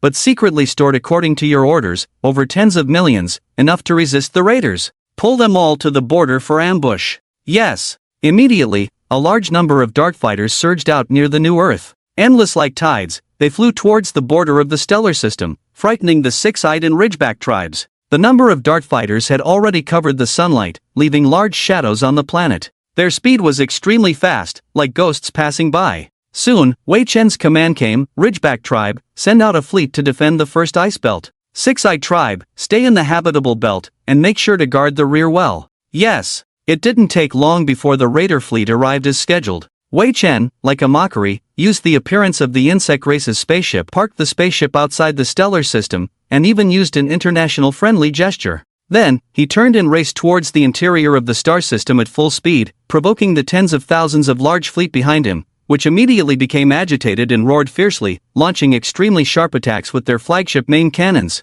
At this moment, the dart fighter squadrons were on standby. They formed a concave formation, neatly arranged in space, exuding a perfectionist aura. Wei Chen's own task was to lure the enemy into the concave formation, allowing the dart fighters to cut off their retreat, and the millions of dart fighters formed a steel torrent to crush them in one fell swoop, aiming to resolve the situation within a minute. Dubai, how are the pirates doing? They are following very closely. Like lustful men seeing young women, they are indiscriminate. Hiss. What do you mean by indiscriminate, as if I am some inferior product? Wei Chen suddenly stopped talking, realizing that no matter how he explained it, it sounded strange and twisted. Making a small joke during the battle, Dubai quickly said, 20 seconds left, the marauders will be completely surrounded. Do you want to broadcast the recording? Of course, especially for the Riwaz people to have a good look. You are really bad. Wei Chen piloted the spacecraft, dodging attacks left and right in space. Suddenly, he slammed on the brakes and sat on the enemy's face, then let out a loud fart, filling them with humiliation. Guiding the following artillery fire, his own ship was heavily damaged, and the communication channel was filled with fierce roars, indicating that the marauders were really angry, their rationality plummeting once again. But soon, some calmer voices shouted not to pursue further. However, Wei Chen expressed that the warning came too late, if only it had come earlier. Dubai, activate the steel torrent. Understood. Billions of engines ignited simultaneously in space. What a feeling. In an instant, densely packed, as if a pair of vampire eyes opened in a pitch-black cave, countless dart fighters showed their figures, starting to sprint at an extremely fast speed. Upgraded to 100,000 kilometers per second, even immortals would be killed if they came. The enemy's channel was filled with terrified screams. Before surrendering, the vanguard of tens of thousands of dart fighters had already pierced through tens of thousands of warships. The second wave followed to tear them apart, while others simultaneously pounced on other warships. In just a few seconds, the entire Marauder army was engulfed by millions of dart fighters and the steel torrent, leading to a time of annihilation. 37 seconds. A fleet of tens of thousands was wiped out in the blink of an eye. As the torrent dissipated, only scattered space debris remained, almost nothing left. Wei Chen was not satisfied with the current steel torrent, as it could only defend the star system and not extend its influence to other star systems. It seemed that he needed to build a warp mothership to transport them. Deciding to modify the Marauder fortress into a carrier. Place the order. Leave the rest to Dubai for automatic production. He only needed to take a few dart fighters to the Marauders' homeland to see what else was there. Perhaps there were still some local defense fleets struggling to survive. Taking advantage of the Marauders' ignorance of the fleet's loss, he quickly went to catch them off guard and see what else he could get. Dubai, I'm off again. Get lost. ZZZ. After flying for more than 10 minutes, Wei Chen arrived at the Marauder civilization's homeland. Without any greetings, a dart fighter jet exploded a disguised meteor monitor, followed by 50,000 dart fighters rushing out. He saw the border defense facilities and patrol ships that made him envious, and the radar scans revealed the existence of many huge planetary cannons, showing how prosperous the Marauders were. As a low-level civilization, they had a black market that they couldn't even finish eating. Disperse. The warship was disassembled into dart fighters, and 5,000 were brought along to act together. Wei Chen meticulously operated each dart fighter, skillfully evading attacks and maneuvering through the storm of attacks. He pierced through the defense facilities, absorbing the energy contained inside, converting it into new dart fighters to continue advancing. The terrifying nature of the metamorphic metal was extremely frightening, and in the blink of an eye, the Marauders' border was breached. Shred, devour, assimilate. This way of fighting seems to be exactly like the Zerg. But Wei Chen knows that taking down the Marauders' homeland is not enough. They must have a decisive weapon, otherwise how could they stand for so many years? Now he needs to be quick, to reach the capital star before they activate the ultimate weapon, destroy their command system, engage in a lightning space battle, or else he can only retreat obediently. Warning! Unknown high-energy weapon reaction detected. As expected, Wei Chen quickly located the unknown weapon, reassembled the warp-speed spaceship, precisely controlled a short-range warp, and in the blink of an eye, he was less than half a kilometer in front of a supergiant cannon, too close for the super monster. He could even hear the operator's screams. After that, he cheekily stuffed the spaceship into the barrel, sent out a mechanical body into the control room, speaking the Marauders' language with a very friendly expression. "Hello, pirates. Outsider, this is the territory of the Tanya civilization. Your actions have constituted an invasion. I demand you to leave immediately and compensate us for all losses, otherwise, await the judgment of cosmic arbitration." In the control room stood a group of 1 meter 4 tall, green-skinned, wrinkled bald creatures. Seeing him emerge, they all took out weapons and aimed infrared at his head, their small eyes filled with fear, and a few had already been scared to the point of urinating, a strong smell wafting over. Wei Chen looked at their setup. Safe, weapon safety keys, and the protective formation of the armed squad. The one speaking to him was probably a high-ranking figure like the supreme leader, standing in layers of protection, angrily pointing at him with a little finger, as if he were the victim of an invasion. Looking at the little things, Wei Chen also smiled, and said while cleaning his ears, "Cosmic arbitration? Sure, you pirate leader, go ahead and apply." Wei Chen thought to himself, he could call for his own peace of mind. No need to travel thousands of miles to the river, stay comfortably at home, and let cosmic arbitration handle it. Why bother to tire oneself out, spend who knows how many years to appeal, wait, submit evidence, who knows how many procedures to complete the arbitration, it might take several hundred years to complete. Moreover, a pirate civilization talking about legal protection, it's really laughable, not even able to scare people. Seeing that he couldn't scare Wei Chen, the pirate leader gritted his teeth and said, "Let me tell you, we are a member of the Galactic Council, protected by cosmic arbitration. Non-Galactic Council members are considered lower civilizations. Attacking Galactic Council territory without just cause is considered an invasion." "You are not, all 3 of your fleet commanders told me." That black market, isn't that your place for selling stolen goods?" "Pirates. No. I have downloaded all your trade data and information, would you like to take a look? All evidence." The pirate leader fell silent. He didn't expect Wei Chen to be so well prepared. Normally, he could use the ignorance of lower civilizations, scare them a bit to make them leave, but now it seems that this mechanical civilization is quite knowledgeable. Whenever and wherever, a thief is always a wanted criminal by the authorities. When faced with a tough opponent, either swallow one's pride or find a backer to solve the problem, but he is very clear about the current situation. There are quite a few Tanya civilizations watching him. A few minutes later, the pirate leader asked in a low voice, "Tell me, how can you spare our civilization? Money or resources? I can give you both." What do I want?" Wei Chen pretended to think. Money would definitely be in some kind of anonymous account. Resources, he just started developing the star system and doesn't lack, but some rare materials are in short supply. After thinking seriously for a while, he even pulled out some data. Seriously said, "First, I want this weapon under your feet, and second, half of the money of the Tanya civilization goes to me, not the kind that is unaccounted for. To manufacture a warp engine, I need materials. You must cherish the mineral resources of your star system. 10% must be handed over each stellar year. How about it? If not, I can take it all at once." "All right. Start packing now, immediately." While speaking, Wei Chen was secretly analyzing the entire star system. Sending micro-drones to habitable planets, based on some pirate characteristics of Earth. Most of them wander around, only truly establishing themselves on islands, which will soon be destroyed by the military. These pirates occupy more than one star, they are so audacious. 3 days later, Wei Chen felt deceived, his intelligence felt insulted.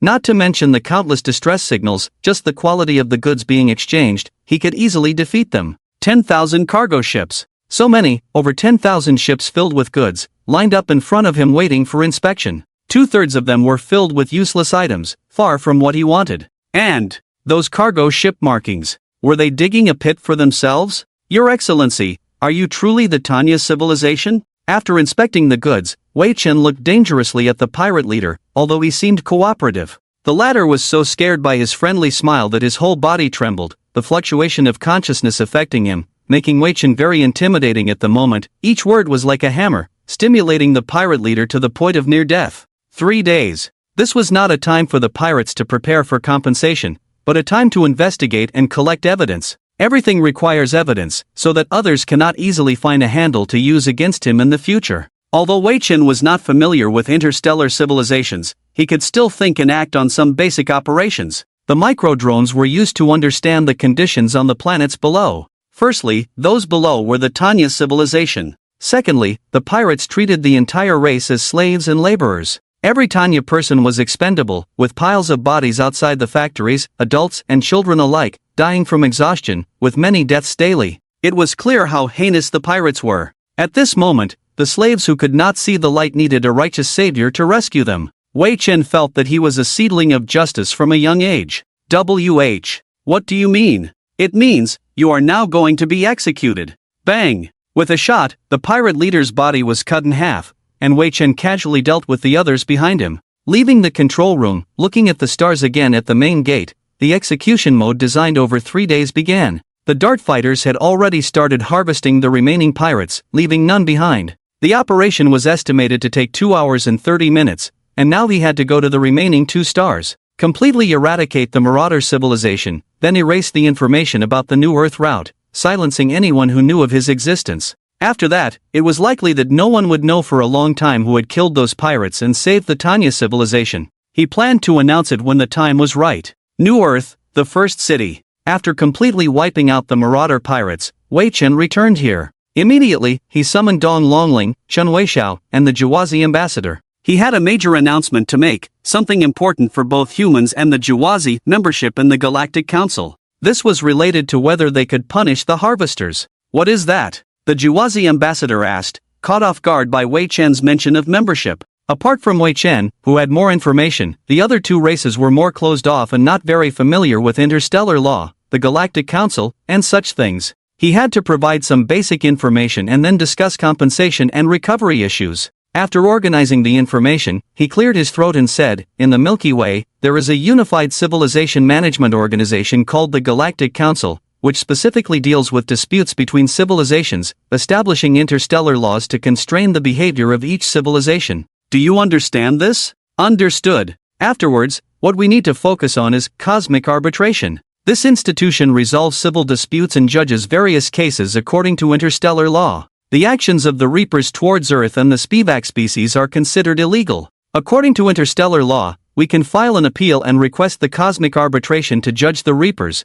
demanding them to return everything to us. However, there is an unwritten rule in cosmic arbitration that prioritizes member civilizations of the Galactic Council, our own people first. Wei Chen explained it in a simple and understandable way, making everyone understand what was going on and setting a simple goal for everyone. Strive to develop, meet the criteria for entering the Galactic Council, and then, at the right time, file a complaint against the Reapers with cosmic arbitration, submit the evidence, and claim compensation and restoration. Otherwise, even after 1,000 or 10,000 years, the Reapers would probably remain unknown. Shenwei smiled and calmly asked, so, what are the qualifications to become a member of the Galactic Council?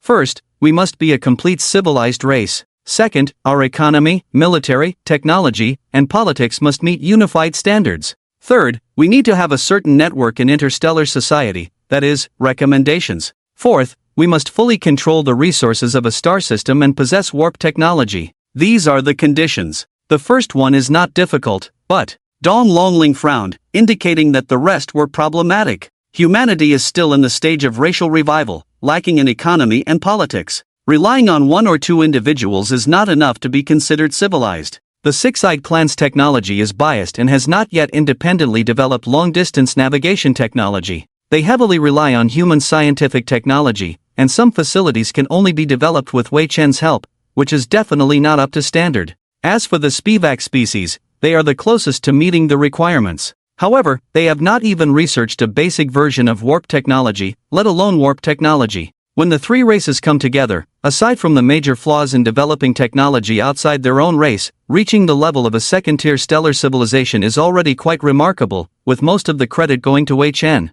The group began to think about how to meet the requirements. The Spivak ambassador suggested, how about forming an alliance? An alliance of three civilized races to form a multi-ethnic country? Wei Chen immediately responded, quickly calculating and recalling the multi-ethnic groups in China and relevant policies. Dong Longling seemed a bit puzzled and did not speak. The Six-Eyed Clan is very united, having developed as a single race for so many years without splitting, which is considered a miracle. However, the Spivak species consists of multiple types of people internally, often dealing with disputes among them. Their unified government is also a coalition system. Hearing Wei Chen value his opinion, the Spivak representative nodded and said, "Yes, we can share a qualification, which will help us meet the requirements faster." What about after that? Wei Chen shrugged, considering the future development of the three races. At some point in history, they would inevitably split, so he said, "What should we do when you need the qualification?" No. The Spivak representative shook his head, looking at Wei Chen and the Six-Eyed Clan, his eyes shining. "Don't you think we are the best match? The Six-Eyed Clan's genetic technology is excellent, the Spivak species can easily ascend with metamorphic metal, and you are currently using human technology. Isn't it a miraculous coincidence? Miraculous? This must be the guidance of the universe, to let us conquer the galaxy. You have quite the ambition. Don't forget that it's already difficult to control a star system now. Who knows when someone might come and challenge us? I won't be able to fend off every attack." The Spivak representative spoke enthusiastically, revealing his ambition. Wei Chen quickly brought his thoughts back from the universe, realizing that the current situation was not good and required active development. It took some effort to get the Spivak representative back into his seat, but the four leaders who controlled the fate of their races were not just considering the issue of racial compatibility, they also caught a whiff of a delicious smell. A few seconds later, Dong Longling whispered, "How about we start with some interaction? Instead of focusing on ethnic and planetary autonomy, let's first work on racial integration. Let's maintain internal autonomy and encourage interactions between each other. The population can't handle sudden unification." After 3 days of discussion among the four individuals, they finally settled on the joint name Three Races Alliance. Humanity will quickly develop its population, economy, and politics to reach a level that can be called a civilized race. Wei Chen will also quickly master warp technology and prepare for the upgrade of quantum computers. The Six-Eyed Clan also needs to address its shortcomings and increase its population. The Spine Clan has begun to prioritize the evolution of the entire clan, and Wei Chen has returned the shape-shifting metal to them to save time. In terms of energy, the Mechanical Civilization plans to build a stellar energy collection station. The Spine Clan has the highest energy demand, so they have conducted more research on related technologies, and they are now on the verge of a breakthrough. Wei Chen headed to the new Earth. He planned to check on the status of the new humans, who should all be infants by now. If things had gone according to the original plan, the first batch would have had 10 test tube babies, followed by 100 more, gradually restoring the human population. However, now he had produced 50,000 fertilized eggs in one go. Wow! The cries of tens of thousands of babies were so noisy that he almost turned around and left. Chen Weixiao was in charge of overseeing the nurturing base, with highly realistic AI robots taking care of the babies and reporting various data to her. The current situation proved that the Six-Eyed Clan's technology was indeed impressive, with not a single illness among them. They were voracious eaters, with 60% of them able to walk at birth. Each one was a prodigy, with several speaking like adults. The more reports Wei Chen read, the more excited he felt. Not to mention that Dong Longsan had secretly added something extra. If any of them grew scales, he would skin Dong Longsan alive and use his hide as leather for a coat, but the Six-Eyed Clan was not afraid. Bang! A small room's door was fiercely punched, and the little one inside had a strong grip. Almost the next second, cries of pain could be heard, and the robot immediately went in to comfort the child. Wei Chen was infuriated by the sight of someone riding on the robot's head like a pet. So, he had a good idea and immediately contacted Dong Longling, can we borrow a few early childhood educators from you? Why? The Six-Eyed Clan's children are much bigger, and your human babies are so tiny. Ask Don Lonsan for the reason, hurry. Alright. 500 early childhood educators reported for duty. They soon realized the difficulty of their task in the face of the energetic human infants. Don Longling still quite liked human children, finding them cute and adorable. But when one kicked him in the eye and it hurt, he also felt a bit annoyed. Without hesitation, he angrily scolded Don Longsan, "You bastard. What are you doing? Do you think all children are genetically modified warriors? I just think that human genetic potential is strong. You're suspended pending investigation. Go back home and stay there until I give you further orders. Get lost." At the age of 1, all the babies could speak. Some of the little prodigies began learning and quickly mastered reading, across all 3 races. They watched old human-made cartoons and started to reintroduce the glorious education of the past human civilization, realizing the noble and great task they had in shaping the future of humanity. Wei Chen was moved to tears by their awakened consciousness. They were just 1 year old, for heaven's sake. What was he doing at their age? Wei Chen. Yes, go ahead, I'll figure something out. I feel that the new humans will be amazing, each one a prodigy, and free from illness. One of humanity's dreams. Now we need a population, they are the foundation. Exactly. But did you have to produce 50,000 at once? Are you trying to kill me? Chen Weixiao punched Wei Chen and sent him flying, a few strands of hair fluttering down on that afternoon when the children turned 5. At first, Wei Chen's bold move to directly produce 50,000 test tube babies caused a sensation, but the children were already in the process of gestation and there was no turning back. With the help of robots and the Six-Eyed Clan, they managed to barely maintain the situation. However, the mischievous and troublesome little prodigies among the 50,000 were truly capable of causing chaos at the base. Recently, a Six-Eyed Clan preschool teacher had to take leave due to an eye injury, resulting in personal belongings being lost. Chen Weixiao had to compensate and offered double the salary, watching her leave happily. This was already at least the 20th defeat. Subsequently, Chen Weixiao raised the price to hire the Six-Eyed Clan and even negotiated with Don Longling.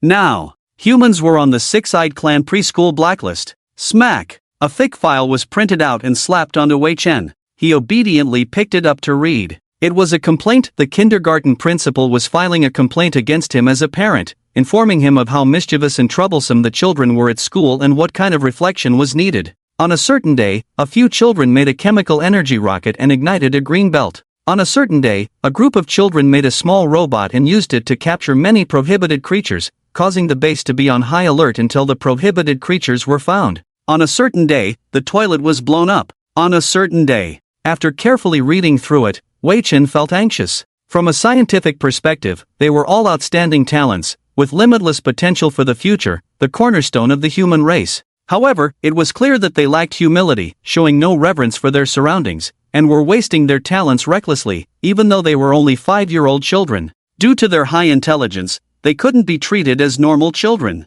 He returned the file to Chen Weixiao, saying, "Give it to me. I will make them behave better." What do you want to do with 5-year-old children? He. Wei Chen understood how to deal with naughty children. With a sly smile, take them to visit a planet. On the day of the event, 50,000 children were led by 5,000 mechanical bodies. They boarded a small spacecraft and arrived at a primitive jungle, proudly showing off their creations, completely unafraid. Little did they know, a demon had been awakened and planned to do cruel things to these prodigies, disregarding the fact that they were only 5 years old, and speaking confidently. Wei Chen's group was the most challenging. There were a total of 10, and the children who were used to standing out suddenly realized they were being targeted. Moreover, for some reason, the robots in front of them emitted a frightening aura, but their high intelligence and curiosity helped the children overcome their fear as they cautiously examined the mechanical bodies. As Wei Chen observed them, they stood in military posture, but their eyes were wandering. Pretending to be friendly, he said, "Children, do you know what lesson we have today?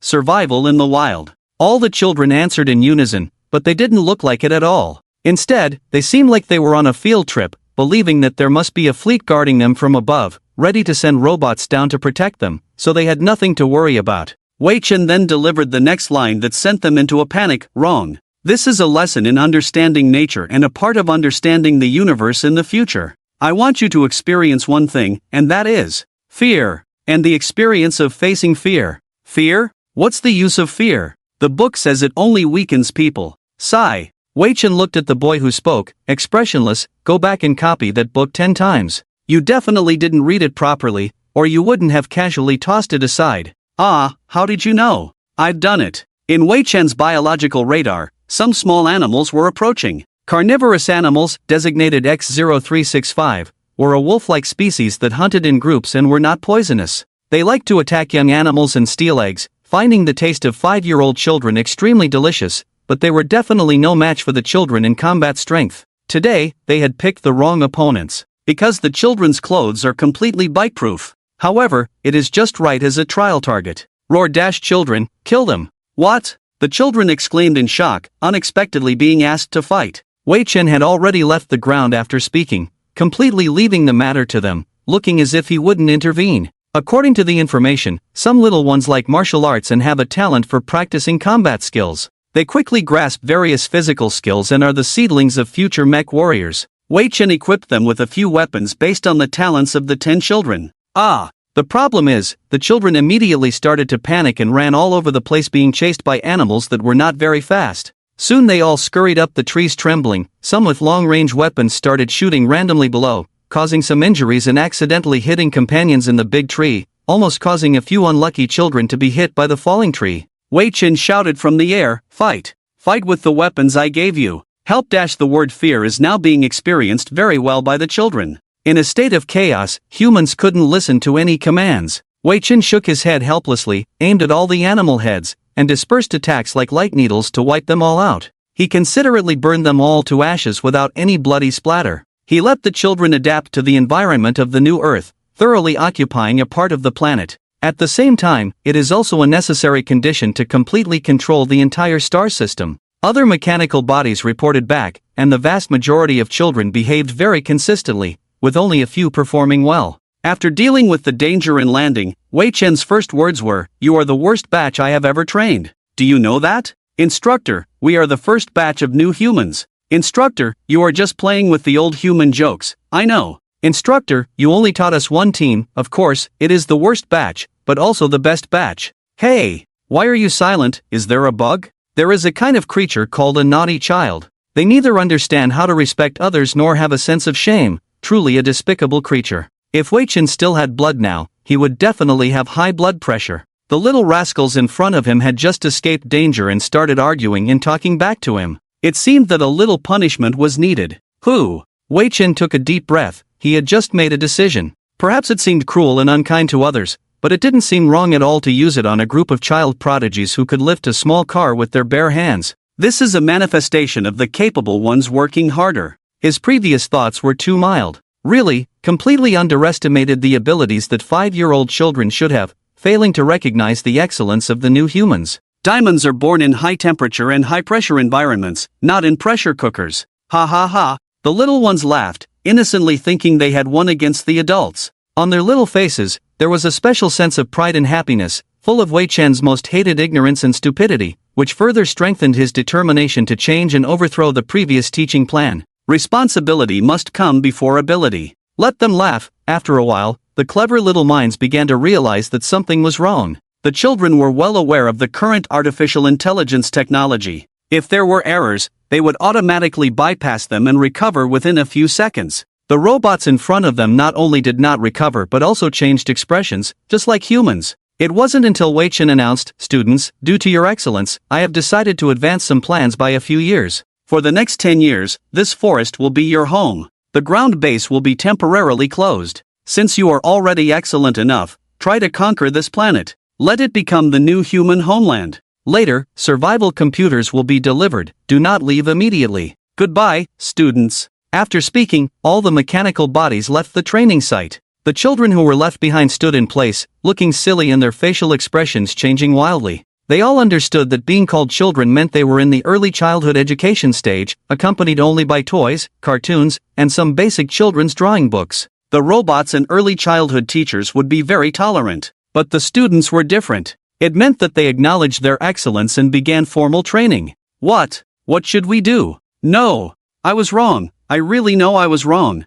10 years isn't the entire childhood spent in the forest as a wild person and conquering planets? Wow. I want to go back to the base. Children will always be children, and Wei Chen remained indifferent to their crying. Later on, some airdrops were accurately delivered, containing only survival computers the size of a watch, with no change of clothes, no food and water, and none of the things the children liked. Upon opening the survival computer, it was filled with training courses and physical data. In fact, Wei Chen had long planned to carry out related training and design survival computers with multiple functions. These devices not only could conduct teaching, but also had miraculous functions such as scanning and analyzing flora and fauna, mining minerals, body checks, and 3D printing, with a micro-antimatter core that could last for decades. If used properly, 10 years would be no problem at all. That was his idea. In the evening, he was scolded by Chen Weishao with a smile. She did not expect Wei Chen's methods to be so cruel. Pointing at him, she shouted, "Have you turned into a machine even in your heart?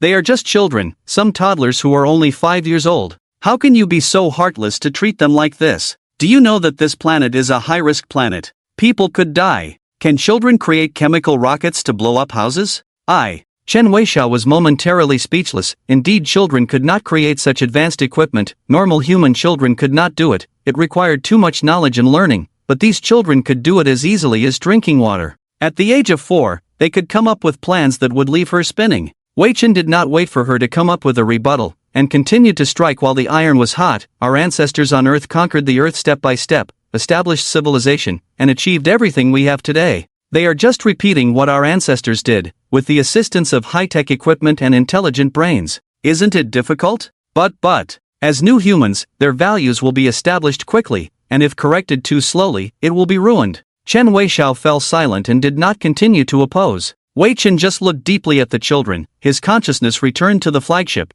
and he began to continue his scientific research. Now, his storage contained a large number of unorganized files, like a garbage dump with a huge treasure buried in it, needing to be translated one by one and sorted out to remove the junk files, and to extract advanced technology from them. However, the Marauder pirates provided a good equipment, the Cosmic Translation Machine. It could automatically identify languages, quickly complete alien language analysis and conversion, with efficiency much faster and more accurate than him. Just need to install the Cosmic Translation Machine in some computers, input the file data, set the classification standards and output. Different content files would definitely be different. After setting it up, start. Hiss. The moment it was turned on, Wei Chen felt the photon computer's overload. Without hesitation, he immediately called for 100 more to join the processing work. The metamaterials allowed him to store without pressure, but it did not involve supercomputing. The spivers themselves did not need supercomputing assistance, as they had a thought-linking computing array faster than supercomputing. Unable to borrow technology, he could only choose to upgrade to a quantum computer as soon as possible. Therefore, the current goal was to extract mature or more advanced technology from the existing data. Soon, some things were screened out. He first looked at the technology section. One high-tech after another appeared before him, listing the required materials, technology, and the civilization of origin, with civilization level assessment in the upper right corner. All of them were second-level civilization technologies, with a large amount of data attached, helping him understand what exactly they were. The information involves hundreds of technological projects such as spaceships, spaceports, stars, genes, materials, etc. Wei Chen meticulously records and analyzes how to digest and utilize them to make up for his current shortcomings. Normally, these black markets require a large amount of resources and money to purchase from merchants. Or perhaps more advanced civilizations have phased out technology specifically for trading resources. But Wei Chen prefers to freeload. Swish. Tier 3 civilization technology. 5th generation warp engine technology, 213 times the speed of light per second. Ha! Isn't this the speed of Tier 5 warp speed? Oh, it seems I've discovered that warp ship. Could it be that I accidentally stumbled upon a treasure? Wei Chen remembers that when he was in the black market, he only detected warp fluctuations and went to acquire it. The warp section of that ship was not fatally damaged, so he repaired it with shape-shifting metal. It seemed to be very fast, considering it flew 130 light-years in just over 20 minutes. Upon careful calculation, that would require 20,000 times the speed of light. Converted into warp speed ratio. 99 times, 9th generation warp engine technology? Wait a minute, according to Earth scientists' calculations, reaching that speed would require an enormous amount of energy. Just casually collecting a bit and activating it to run away doesn't seem to comply with scientific laws, does it? Wei Chen couldn't help but pull out that warp engine and re-examine it. Although he was indeed in a hurry at the time, he didn't want to casually erase unknown technological ideas and didn't damage the original structure. He only supplemented the damaged parts to completeness. Now, upon calm and careful analysis, when he activated the mechanical body located in the spaceport where the warp ship was stored, the shapeshifting metal was retracted as soon as he opened his eyes. Immediately, it returned to its dilapidated appearance. Without the shapeshifting metal, its volume rapidly shrank by over 60%,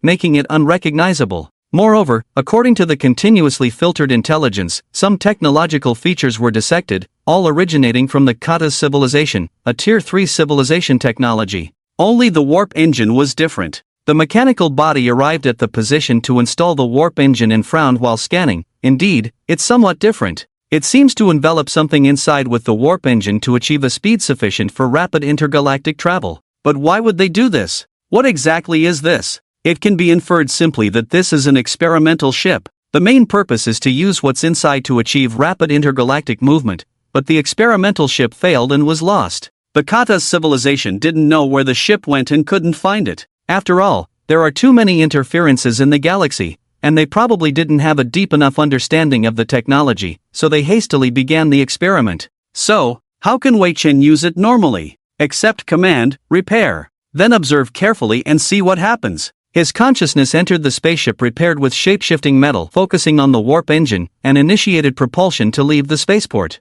Gradually moving away from the port, Wei Chen casually input a location coordinate and activated the warp engine. The command smoothly intervened in the internal program, and his consciousness began to observe the changes. Then a special change occurred, and the command was accepted in a different form. The warp drive was then activated. This seems to be a language information processing technology that I don't understand. Wei Chen immediately realized that the language technology added by the Kata's civilization allowed him to use it. Its purpose was to translate their commands for the machine, converting known languages into the required form inside to execute the instructions. In simple terms, it removes external characteristics and retains only the meaning. For example, Earth has many language vocabularies to express the word I, but the meaning is the uniqueness of oneself. It successfully converts N languages into a universal language with the same meaning. Therefore, that machine inside can even understand Earth languages. After understanding what was going on, Wei Chen couldn't help but feel a bit emotional. Even a level 3 civilization would pick up artifacts from higher civilizations for research, just like us.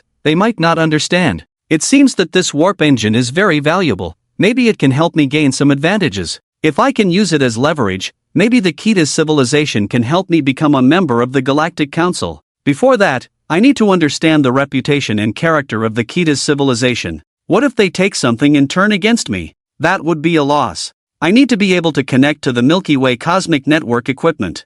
I need more information. It took a month to translate and screen the numerous information data obtained from the black market, which was quite a long time. With over 100 photon computers simultaneously running a process operation, the energy consumption was not insignificant. As more and more calculations and analyses were needed, he felt that he really needed a quantum computer. However, he planned to let the photon computers integrate the necessary data first. He wanted to see those little troublemakers, whether they were honest now or still as mischievous as before. Through consciousness transfer, Wei Chen took control of a mechanical body on the ground, setting all mechanical bodies to float in the air for supervision, responsible for driving away students who couldn't resist danger and warning of approaching natural disasters. After arriving, he first investigated the situation for a month. The current ground base was in a closed state, with everyone inside. The training area had water and food, and everything had to be obtained and processed by the students themselves. As long as they used the survival computer well, they could quickly establish a shelter to live in. Regarding technology, Wei Chen was completely open, making it convenient for students to learn and practice. Each survival computer had a scoring system that evaluated students' responses, actions, and learning abilities. For example, someone might not be good at combat but could score well in production and construction. As long as they didn't cower like trash and stayed in place, they could basically score points. 1 month later, 574 outposts were established. The average score ranged from 27 at the beginning of the month to 51 at the end, showing significant growth pressure, but the distribution to individuals was quite poor. Some individuals even scored in single digits, indicating that someone else was taking on everything for them. Some were clearly born leaders, understanding what to do and how to lead others. Currently, most were eating fruits, with only a small portion able to eat meat. In terms of learning, well, they also understood the human survival instinct in emergencies, with data retrieval reaching up to 1 billion times. Some lucky ones even obtained metal ores, using the primitive technology in the survival computer to smelt tools and reinforce the wooden houses they built,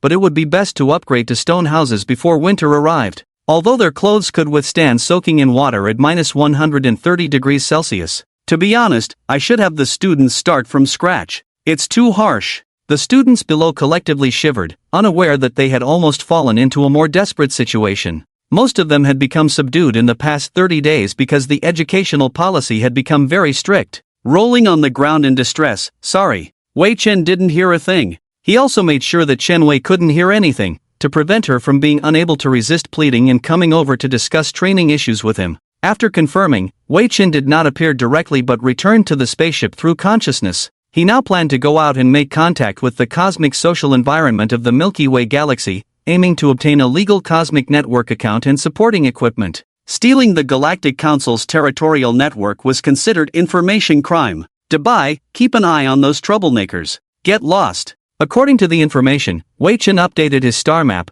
marking almost all civilizations, stargates, and inhabited planets within a depth of 600 light-years. The area sounded large, but in reality, there were only 21 suitable star systems for life. The location of the stargate where the black market was located was like a rest stop on a highway, not a regular market. Some remote places always hide dirt and filth. That's the situation nearby. By the way, if he were to bring the territory under his control now, the Galactic Council would take notice. If the territory exceeds 1,000 light-years and the civilization maintains stability, it will receive an invitation to join after a period of time, reaching the standard of a small country in the Milky Way, a normal civilization process that takes hundreds of years. But if the strength is sufficient, it can be achieved in a short time. However, if conquered, it will only lead to indigestion and cannot be sustained. The key is still the lack of manpower. Currently, the human population is so small, the other two races are the same. If the human population on Wakan is 100 billion now, he would need to let the nearby know who is the king, in order to quickly qualify for the Galactic Council.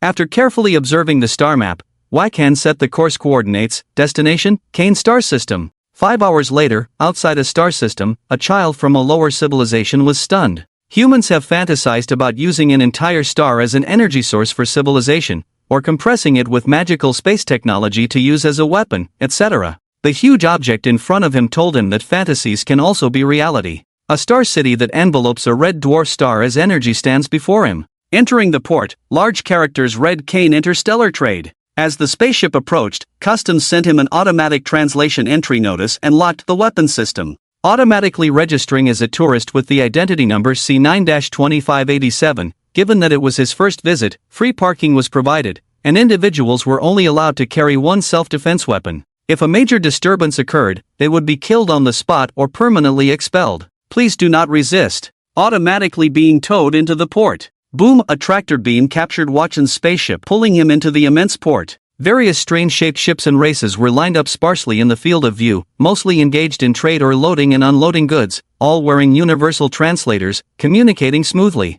This is a glimpse of the Cosmic Civilization Society. Welcome to Kane Interstellar Trade. You have 3 stellar years to stay. Please do not exceed the time. 3 years? Wakan immediately felt that the treatment for tourists was very generous, giving him 3 years to explore, as if he could tour the entire star city. Even if he didn't stop flying, it would take a very long time. After leaving the spaceship, a map was sent over. A holographic image of a navigation lady from an unknown race appeared. Dear guest, hello, I am your tour guide Miss Xiaokai. I will lead you to appreciate the beauty of the star city. May I ask what is the purpose of your visit? I can show you the way. Register for a universal network account, and purchase supporting network facilities. Okay. Xiaokai immediately planned out the route map and politely and gently introduced, please follow the following route to the Galactic Universal Network Center to apply for procedures. Are you using it for personal, corporate, national, or civilization purposes? Xiaokai can make an appointment for you. Civilization use. Okay, I have made an appointment for you. Please check the following package. It was the same routine as the Earth Network Service Center, with a bunch of packages. Wakan thought, can't we be a bit more innovative since we are all cosmic civilizations? He began to read the account package for civilization use. First, the equipment installation fee was 3 trillion star coins, which was mandatory and could not be skipped, and the equipment had a lifespan of thousands of years, supporting trade-ins for new ones. All races within the civilization could use it to establish their own personal account to log into the universal network. At the same time, when applying, a one-time payment of 1,500,000,000,000,000,000,000,000 network fees for 300 years was required, which made Watchen's eyelids twitch. Quickly checking if the funds given by the pirates were enough, then he breathed a sigh of relief. Fortunately, the funds are more than enough. Another 5 hours later, in the center of the Star City, Wacken finally arrived at the Galactic Universal Network Center. It is a career unit under the Galaxy Council, with operations throughout the entire galaxy system, providing cosmic network services for all civilizations. In order to join the Galaxy Council, one must at least go through it to understand the cosmic society and make their presence known to the entire galaxy system, otherwise, they will not get any connections. Intelligence may be greatly affected, even receiving only outdated information. Every move will be out of sync with the changes in the galaxy system, even if receiving information from thousands of years ago. Phew! Taking a deep breath, changing appearance to the Riva clan, Wei-Chen stepped into the Galaxy Cosmic Network Center. Upon entering the gate, guide icons appeared out of thin air, directing him to the counter. Many other races were also applying around, but it was not like in novels where the protagonist attracts all the attention upon arrival. No one paid attention, it was as ordinary as an Earth office hall. How can I help you? Register a Cosmic Network account for Civilization use. This is an anonymous card. Okay. The clerk took the card and began to serve him, swiping the card for payment, then asked, "We have a total of 6 packages for you to choose from. Which one would you like?" Class I. Okay, swipe another 5 trillion. Any other needs? None. The Class I package chosen by Wei Chen is actually a bundled package. It includes a Cosmic Network account, a Cosmic Trade Network account, a Galaxy Civilian Star Map, etc., which are very helpful for civilization development. Most importantly, he was interested in the Galaxy Civilian Star Map. The rest could be put aside for now. Having a map is better than being blind. At least he can see how many non-Galaxy Council members are nearby. And then, the equipment has been delivered to your docking port, please check. Okay. Wei Chen put away the card and turned to leave, but at this moment, he noticed that some races were paying attention to him. Although he didn't know why, the best course of action was to leave quickly. He activated the invisible technology of the Marauder pirates as he left, changing his appearance to that of another race. The shape-shifting metal was very good. It disguised itself as a living being perfectly. Soon, more than 20 races followed him. Wei Chen did not walk fast and remained invisible, letting them pass by without any action. Whatever those guys wanted to do, it was better to avoid trouble. He would just go back honestly, board the ship, and install the Cosmic Network equipment. The next 5 hours might not be peaceful. How did they find me? At the docking port, Wei Chen found his spaceship surrounded. In the cargo storage area was a large cube. That was the Cosmic Network facility he purchased, standing out at a height of 150 kilometers, requiring a ship to tow it away or have customer service deliver it.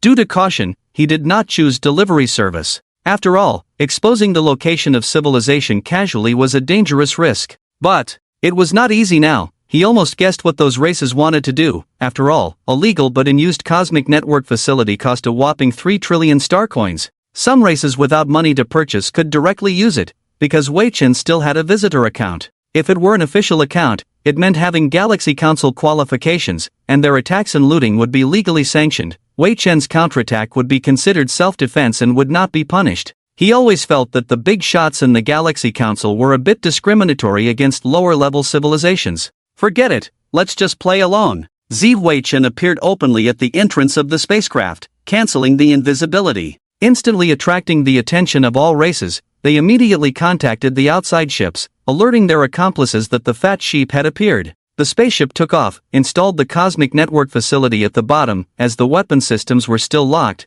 they could only act outside the docking port 10 kilometers away. Chaos had already begun on the public channel. Various threats and displays of power were rampant. He said nothing, just accelerated away from the port, preparing to shut them up forever.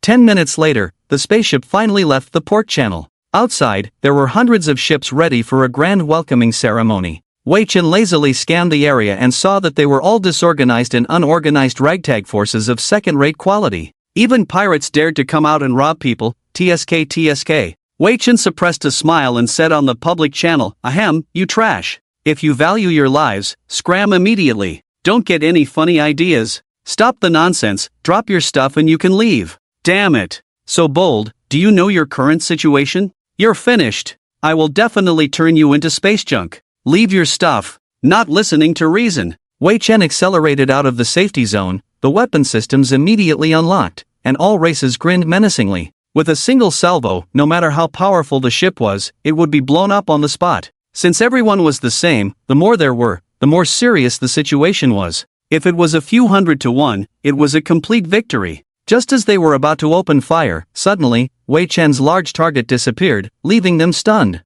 In just 1 or 2 seconds, dart fighters were released to kill the enemy. In the third second, 5,000 dart fighters, each only 15 meters in size, approached at super high speed and instantly shredded the front line of ships. This is the Ripper. Oh no! Run, it's the Ripper! Boom! In the fifth second, the middle ranks disappeared, and those in the rear were so scared they peed themselves and hurried to run away. Before they could initiate a jump, they were pierced through. Wei Chen looked at the vast expanse of space junk and pondered the 3 words Ripper. He didn't understand why they called themselves that. Were they famous now? It shouldn't be. The dart fighters were making their first public appearance today. Ah! He suddenly remembered using dart fighters to tear apart the pirates in those star systems occupied by the marauders. Wei Chen couldn't help but stroke his chin and say, Ripper, what a wild title. Putting aside everything else, the naming style was very much in line with Wei Chen's taste. Another 5 hours passed, and Wei Chen returned to the vicinity of the New Earth satellite spaceport, found a place to set down the Universal Network facility, and then followed the instructions sent by customer service to input the necessary follow-up information.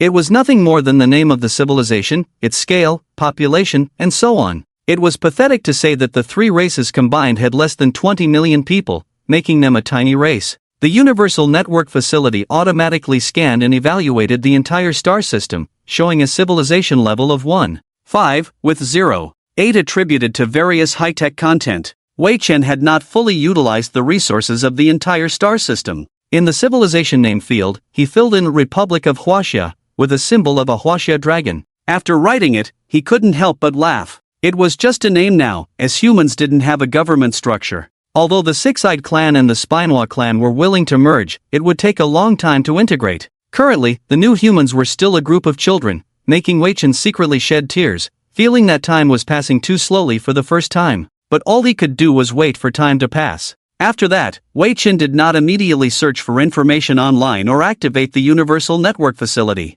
He wanted to focus on designing new fleet warships. With so much new technology recently acquired, he had overturned the original plans time and time again, causing delays. He needed to make good use of them to turn them into strength. He set a reminder for 10 years later to check on his students. Then he immersed himself in research. Ding ding! You have today's schedule, please check it. Wei Chen felt the rapid passage of time again, as if he had just set the alarm and it had rung in a matter of seconds. 10 years have passed quickly in the research. Consciousness immediately pulled out from it, began to accept external information to understand the current situation, and asked, Dabai, how are the students? According to your arrangement, they completed training a month ago and are now visiting the fleet. Got it. Wei Chen glanced at the data reports from the past 10 years and reviewed the situation of the students. As the saying goes, practice makes perfect. By learning and cultivating according to the needs, the child prodigies have gained rich experience and knowledge. Now, the psychological reviews look very good,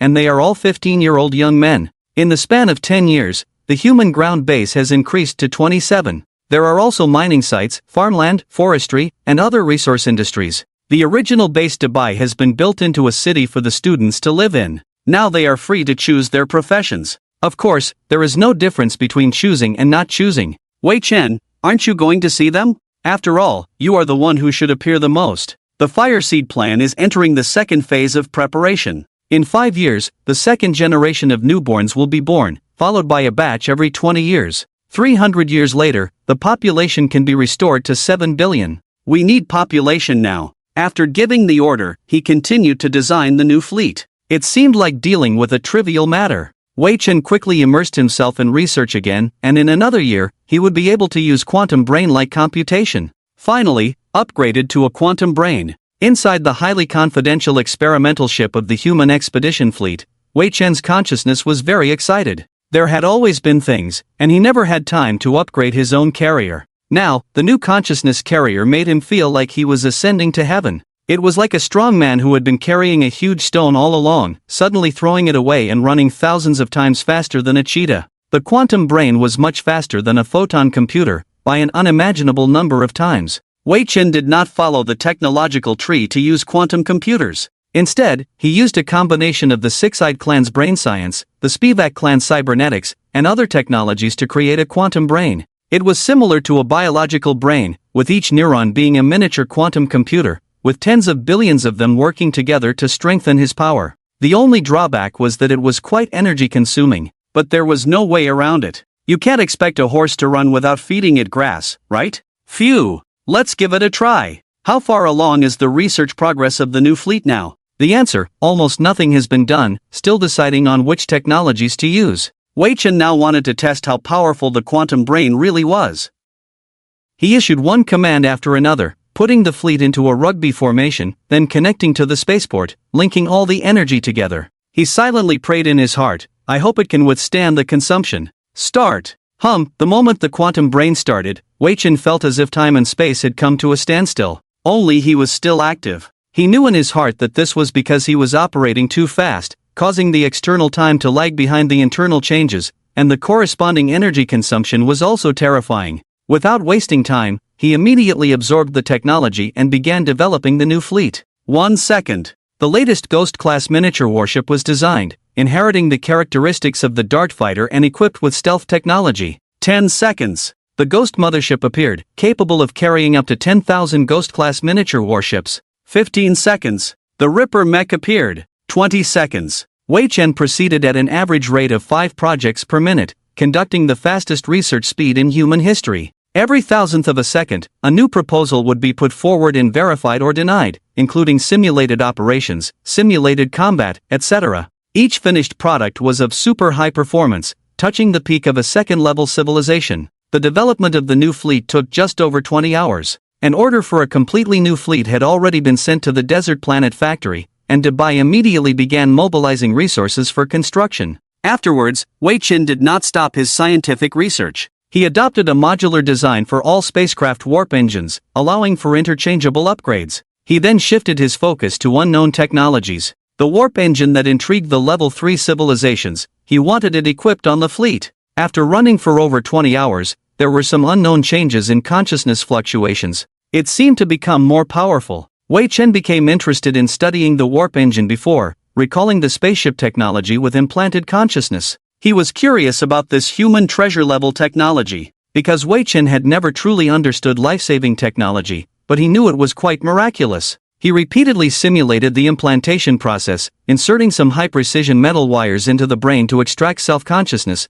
then transferring it to the computer for storage. The amount of information was enough to crash most supercomputers at that time. 200 trillion times. He didn't grasp the essence because the technology was based on speculation and risk-taking. 100 trillion times. It seemed. Consciousness was a special existence. In the eyes of Chen Weixiao and others, the fleet and spaceport maintained that strange posture for a full 20 years. And they always maintained a relatively high energy consumption. Dubai just said that Wei Chen was conducting an important experiment, without revealing what he was actually doing. He had not shown his face for 30 years. 20 years ago, he only left behind one command: mechanical life. Doesn't feel time? Isn't he lonely? The former troublemaking kids who had started working now were very sensible and knew exactly who Wei Chen was. They were full of respect and gratitude towards this human pioneer. If he had not silently endured, humanity would not have had the opportunity to flourish again. 50 years later, Wei Chen seemed to have grasped some key points about consciousness, but he also felt the presence of some terrifying entity lurking in the shadows. The other party did not pay attention to him at all, which he immediately understood as a more advanced civilization, those terrifying entities that ruled over everything in the galaxy. People generally called them gods. 150 years later, inside the experimental ship that was nearing 200 years of age, a faint figure of Wei Chen appeared in the huge quantum-class brain. A satisfied smile appeared on his face as he reached out towards the warp engine and said in a deep voice, "I seem to understand." Republic of Huaxia, May 8, New Calendar Year 150. It was an important day for the new humans, the Six-Eyed Clan, and the Spivak clan, as a new fleet was born. With a total force of 1.2 million, after multiple updates and improvements, Wei Chen appeared in a manner that was difficult for everyone to understand and officially announced the deployment of the new fleet for service. It would stand as the starting point of the Republic of Huaxia in the galaxy. The old fleet, filled with nostalgia, would be used as a training fleet. New Earth, Human Government Assembly Hall.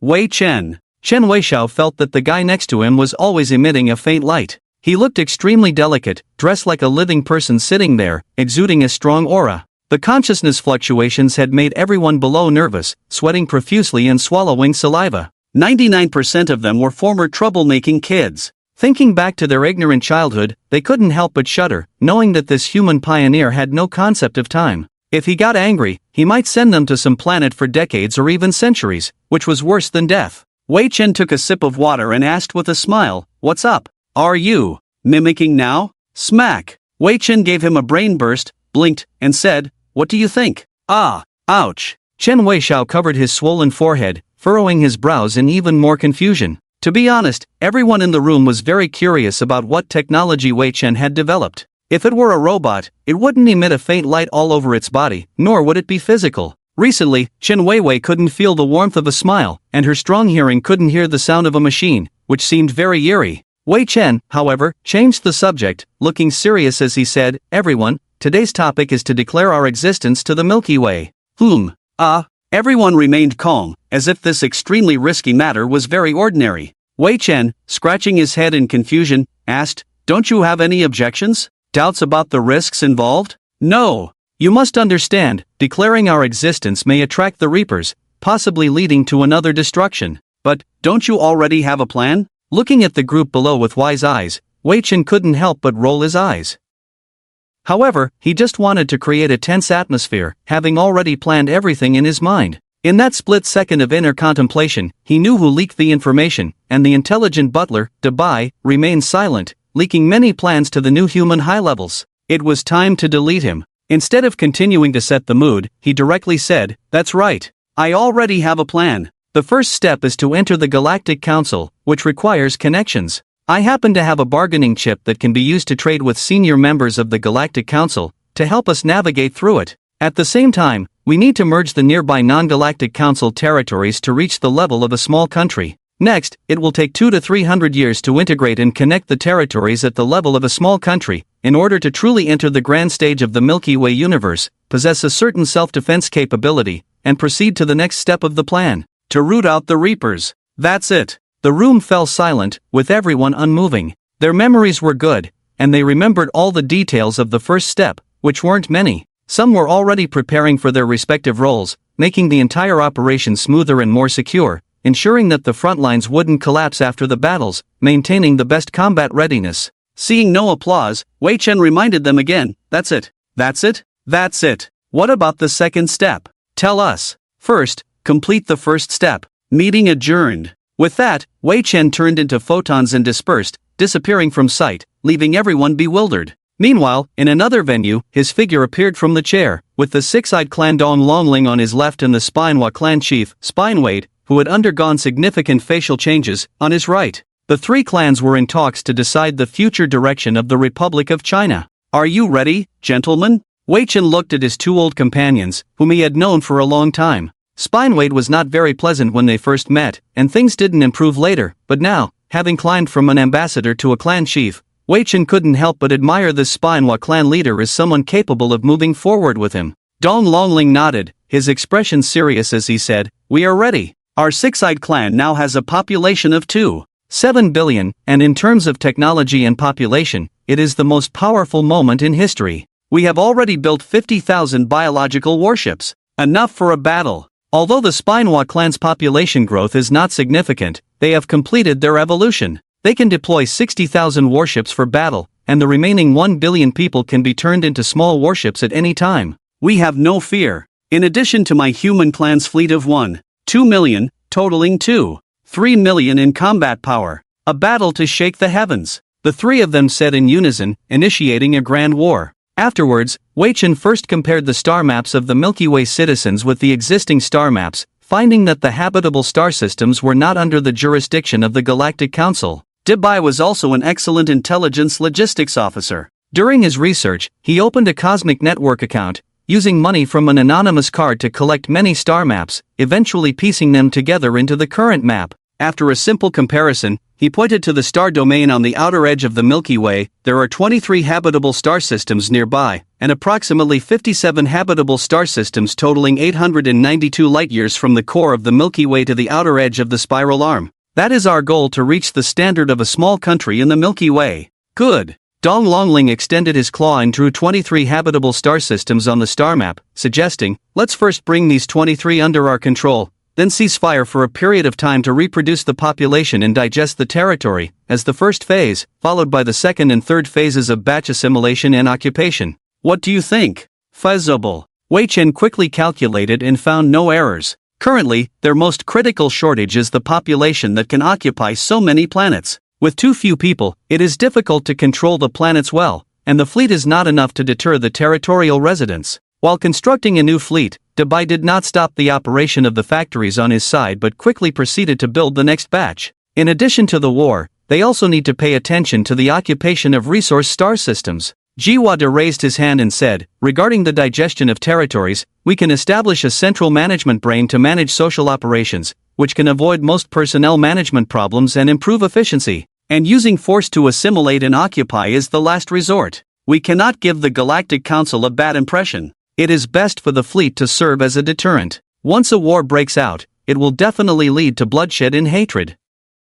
We must clearly show the benefits of joining us, then provide technical and resource support, and encourage migration and assimilation among the planets. Just like among our three races. Wei Chen and Dong Longling nodded, trying to avoid being the first to strike. If they do, they must defeat the enemy decisively and abide by the unwritten rule of not firing on cities in the Milky Way, as once civilians are massacred, their reputation will be tarnished. They decided on this point. Later, Dong Longling and Jiwada looked at Wei Chen and said, you need to handle this matter personally. Even if you die, it's just a change of body. Wei Chen blinked and touched his nose. Indeed, that was the case, but something seemed off. However, he could only temporarily agree and then dropped a bombshell. Actually, I have developed a new technology that has already been equipped in the fleet awaiting testing, which can make our people achieve effects similar to mine, with certain conditions and restrictions. What technology? Let me keep you guessing. After 2 consecutive meetings, Wei Chen hurriedly left. The first step was to negotiate with the Kurtas civilization and use the spaceship wreckage as a bargaining chip. Following the principle of safety and confidentiality, he chose not to communicate online but planned to go to the nearest Kurtas civilization embassy to personally discuss the matter with an ambassador. Along the way, he unscrupulously used the cosmic network of other civilizations and his personal account to gather information. Firstly, to understand the Kurtas civilization, and secondly, to secretly investigate the origin of the Reaper's technology, to see if he could find out who those bastards were. Wei Chen felt it was better to take precautions. First stop, a member of the Galactic Council, the Taros trading star system of the Sanairu civilization. Flying out of his Huaxia Republic star system, Wei Chen set the course. He was now piloting a ship with the fully cracked warp engine technology, directly using the 9th generation warp technology. It would take 4 months to reach Taros. Taros star system, customs. What brings you here? Do you need to report? I'm going to the Kurtas embassy. Do you have any prohibited items? Why don't you check? I really don't know what prohibited items your side has. First time here? Yes. At the request of the customs, Wei Chen steered the ship to the designated area. He underwent a scan inspection by patrol ships, and the weapon systems were locked. Not even a Ghost-class ship could be released. In my heart, if you want to go to war with a more advanced civilization, at least you should be able to unlock the weapon lock, otherwise even the most powerful warship is just a target. But it shouldn't be necessary now. The 2 defense cannons at the customs are bigger than his ship. Sorry for the wait, there is an ancient spaceship wreckage in your cabin. It should belong to the Ketas civilization. I was about to take it to the embassy. That's why I came this time. Alright. When he mentioned the Ketas civilization directly, the receptionist didn't say anything. Instead, he had no opinion on his not weak in combat power huge warship. After a pause, he said, do you need me to make an appointment for you? Thank you. Continuing to wait, Wei Chen hoped that the ambassadors would have time to pay attention to him, while the bargaining chip was useful. The spaceship had been missing for who knows how many years. After his inspection, there were traces of at least over 500 years, and he was uncertain. He also checked the development of the Ketas civilization to see if they had been active in other galaxies. 500 years could have seen major breakthroughs, or they could have been stuck in the same place for a long time. However, he did not find any relevant news or information, indicating that it was highly confidential. 5 minutes later, a huge spaceship suddenly appeared behind him, so large that it looked like a whale compared to Wei Chen, who was like a shrimp. It released a tractor beam to pull the warship in, and then entered warp speed directly. The next second, a very strong communication came in. Sir, although I am very sorry, please cooperate with us for a trip. Okay. If you've caught me, can I refuse? Wei Chen thought to himself loudly, not moving at all. It was too easy for a third-level civilization to crush him. Afterwards, the Ketas easily opened his cargo hold and took away the wreckage of the spaceship. He secretly observed their strange appearance, seeming very happy, as if they were about to be promoted. He clenched his fist secretly, feeling that he had made the right bet. Next was to discuss the reward. Wei Chen took a deep breath to adjust his state. He had to negotiate well. On the way, he had looked up information about the Ketas civilization. They were very face-conscious and proud. Although they were slightly tough in their style, they had received a 53% positive rating in evaluations, so there shouldn't be any problems. Soon, a Ketas alien communicated with him again, rubbing his hands happily. How can I thank you, my friend? Returning lost property has always been a fine tradition of our civilization. I just felt that it should be returned to its rightful owner, so I brought it all the way from a remote star field, hoping it would be useful to you. Oh, I like you. The Ketas alien had a strong possessive nature, and Wei Chen went along with them. The spaceship was then placed at a docking port, where many soldiers and several diplomats quickly arrived. He hurried down to meet them in person, and the Ketas ambassador, Avi, elegantly greeted him. Welcome to the Czechs, I am Avi, the ambassador of the Ketas civilization. I hope we have a pleasant conversation and bring the most favorable value to both sides. Respectable sir, it's my honor. Following Avi, Wei Chen, accompanied by soldiers, went to the meeting room. Wei Chen knew very well that this was a very powerful interstellar warship with extremely high performance. If it were on his side, just one ship could dominate thousands of light-years of territory and defeat any civilization. He secretly compared it with the Reaper technology, feeling somewhat regretful. Currently, his own technological level was far below theirs, making it difficult to obtain much data for a comprehensive comparison. Ketas must have some measures to prevent leaks. Please have a seat. Avi brought him to the meeting room and personally poured him what seemed to be tea or something similar. Wei Chen knew he couldn't drink it immediately, as taking it back would be considered impolite by the Ketas. Only after they had finished drinking could the guest follow the host in drinking and eating, making it sound like the strict rules of a noble family. He followed the rules and seemed to make Avi appreciate him more with a smile. After taking a sip from the teacup, he said, Sir, how should I address you?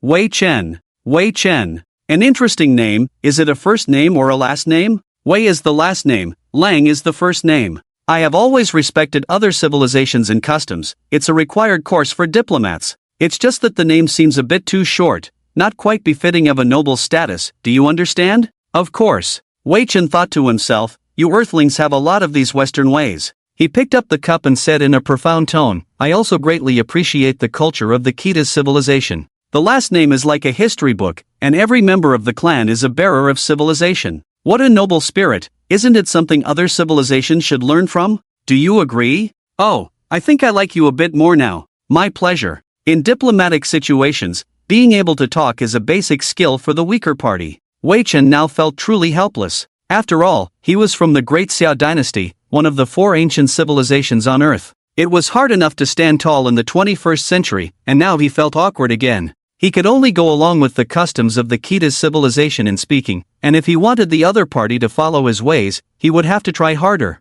After some pleasantries, Avi set down the teacup and said, All right, let's talk about some serious matters, Mr. Wei Chen. I feel the same way. Honesty and integrity are just flattering words. When you bring back something important that someone lost, you know exactly what's on their mind. Just talk directly now. Later, Avi brought up the image of the spaceship wreckage that was being examined. Many Ketas scientists were analyzing it, using professional tools for repair and disassembly. He looked at the spaceship wreckage and said, Hawk 0214 Cross River experimental ship, lost contact with us during an experiment 200 stellar years ago. Scientists speculate that it was involved in some natural phenomena and has probably disappeared completely.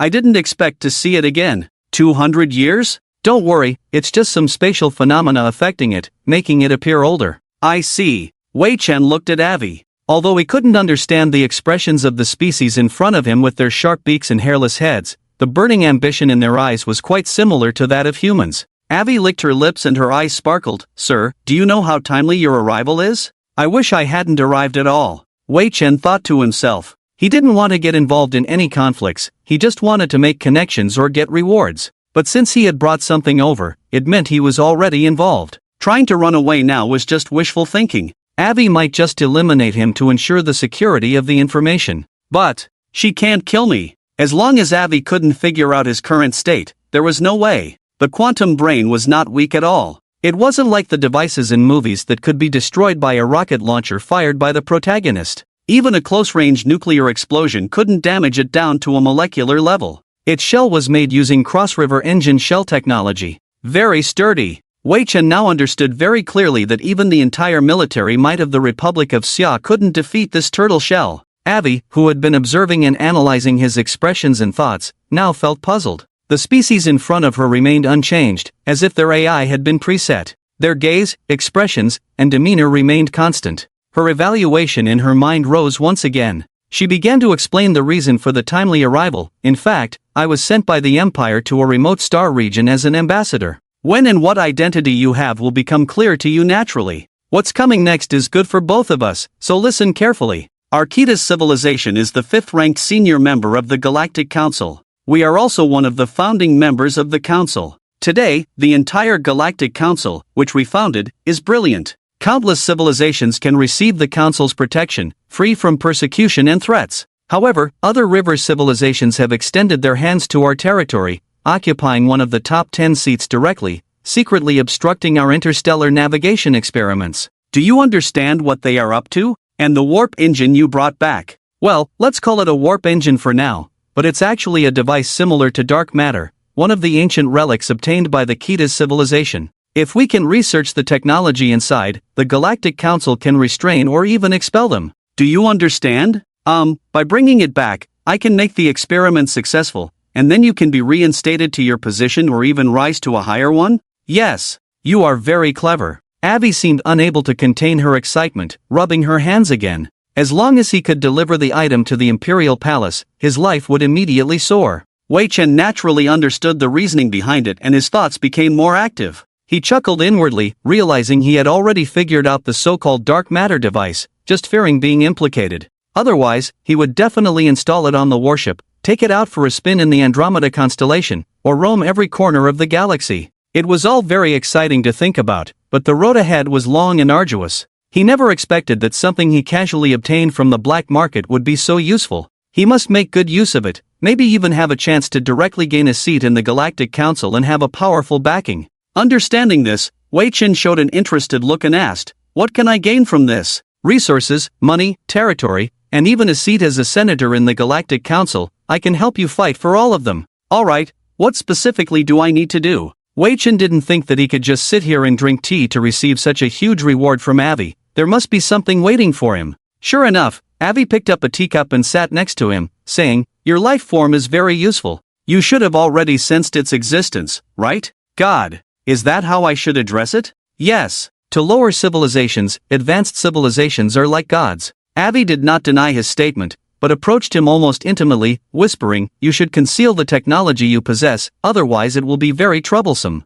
"Use a mechanical body? You can. We don't know when the gods will be displeased, and we can't expect them to be interested in us. With you and me, we can deal with some stubborn obstacles and make the path smoother." "Are you suggesting?" Wei Chen made a throat-slitting gesture, indicating who to kill. Avi nodded with a smile, a hint of fierceness in her eyes, clearly having thought it through, knowing exactly who needed to be eliminated to clear the way.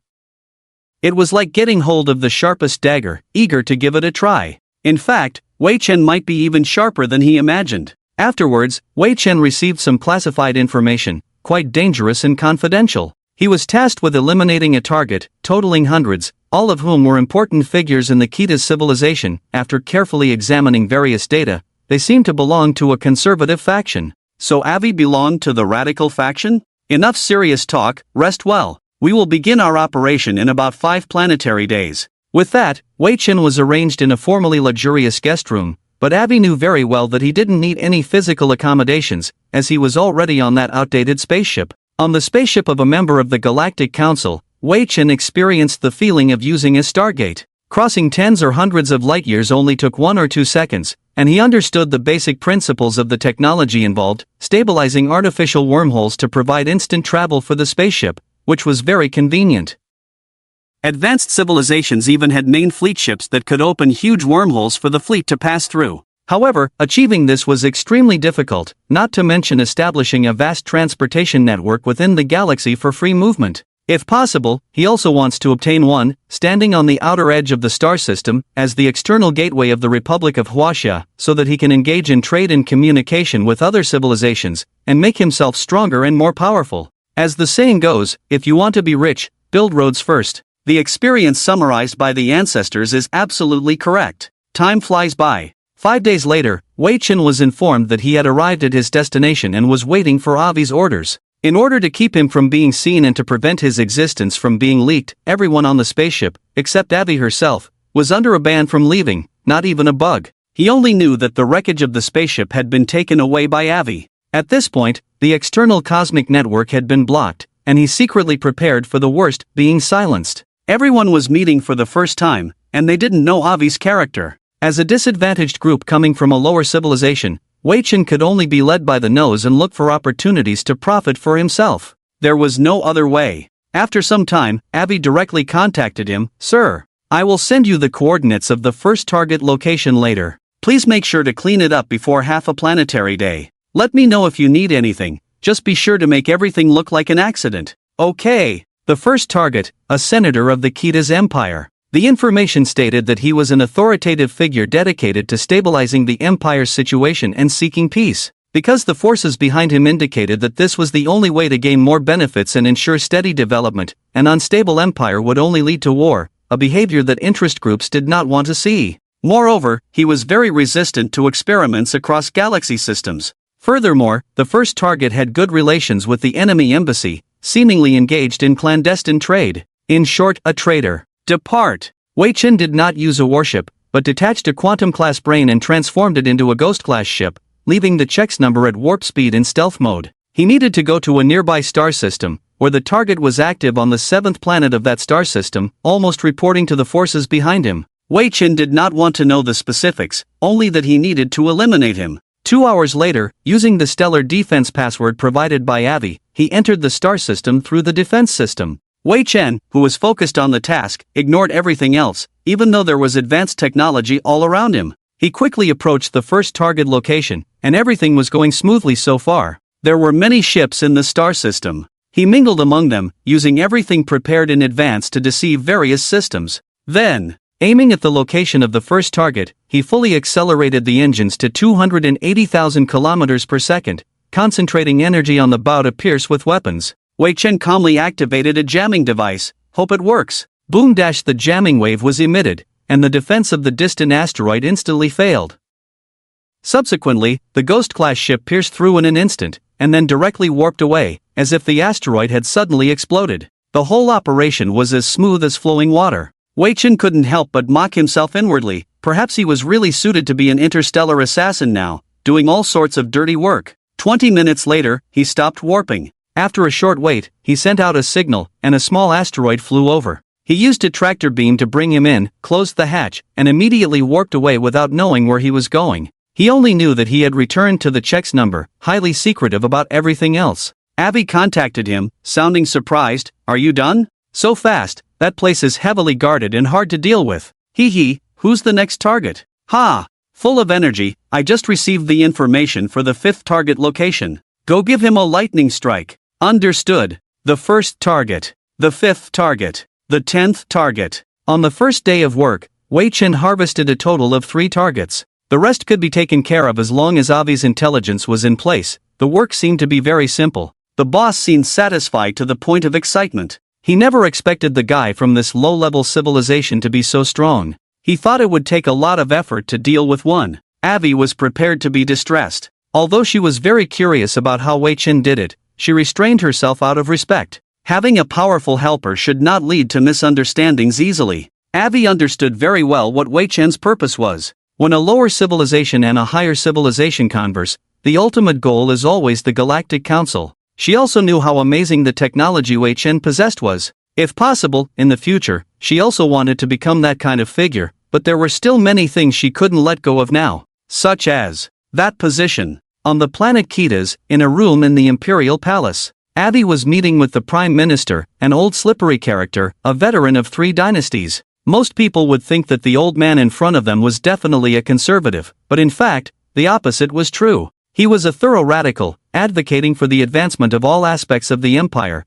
pushing civilization to higher levels. The Prime Minister chuckled and said, "Your Highness, your hands are really fast. 3 nails pulled out in one day. The knife is sharp enough. Hee, when His Majesty sent you to the remote star field for training, he didn't expect you to bring back such a big gift. It seems that this old man can congratulate you on obtaining the position of the Crown Prince early, but the action cannot be too hasty, otherwise those guys will counterattack fiercely, and there is a risk of the Empire splitting." Not afraid, Avi thought to herself. Her assassins were very quick. Those things only needed a slight exposure of their flaws, and they would soon perish, disappearing completely from the universe. For this moment, when she was an ambassador, she had been preparing diligently. Wei Chen's appearance was just a prelude. Coming from an imperial family, he had a deep background. Avi was very confident. Seeing his confidence, the Prime Minister's expression changed slightly as he said, "Your Highness, although your merits are indisputable, you still need to be careful of your eldest brother. His relationship with the outsiders seems very close,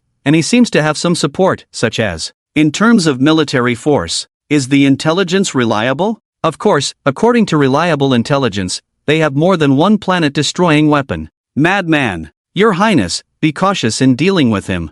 "I understand." The Prime Minister's words were like a splash of cold water on Avi. She had made great contributions, but history was written by the victors with force. As long as the eldest brother won the imperial throne, he could write history as he pleased in the future, even turning the outsiders into heroes. Avi understood very well that these outsiders were the vanguard of an external force eroding the Galactic Council. After seeing off the Prime Minister, Avi made a call. "It's me. How is the investigation of the other target locations going? We must act quickly." Report. Target number 7 is on a diplomatic mission to other civilizations. Targets 2, 4, 8, and 9 have been acquired, and we are continuing our efforts. Send me all the information, and keep an eye on Target 0's movements. Understood. 5 minutes later, Wei Chen, who knew nothing, received information on 4 target locations. Without asking anything, he set off directly. Along the way, he checked the target requirements. If there was a need to avoid attacking certain locations, such as residential areas, he would wait for the target to come out before taking action.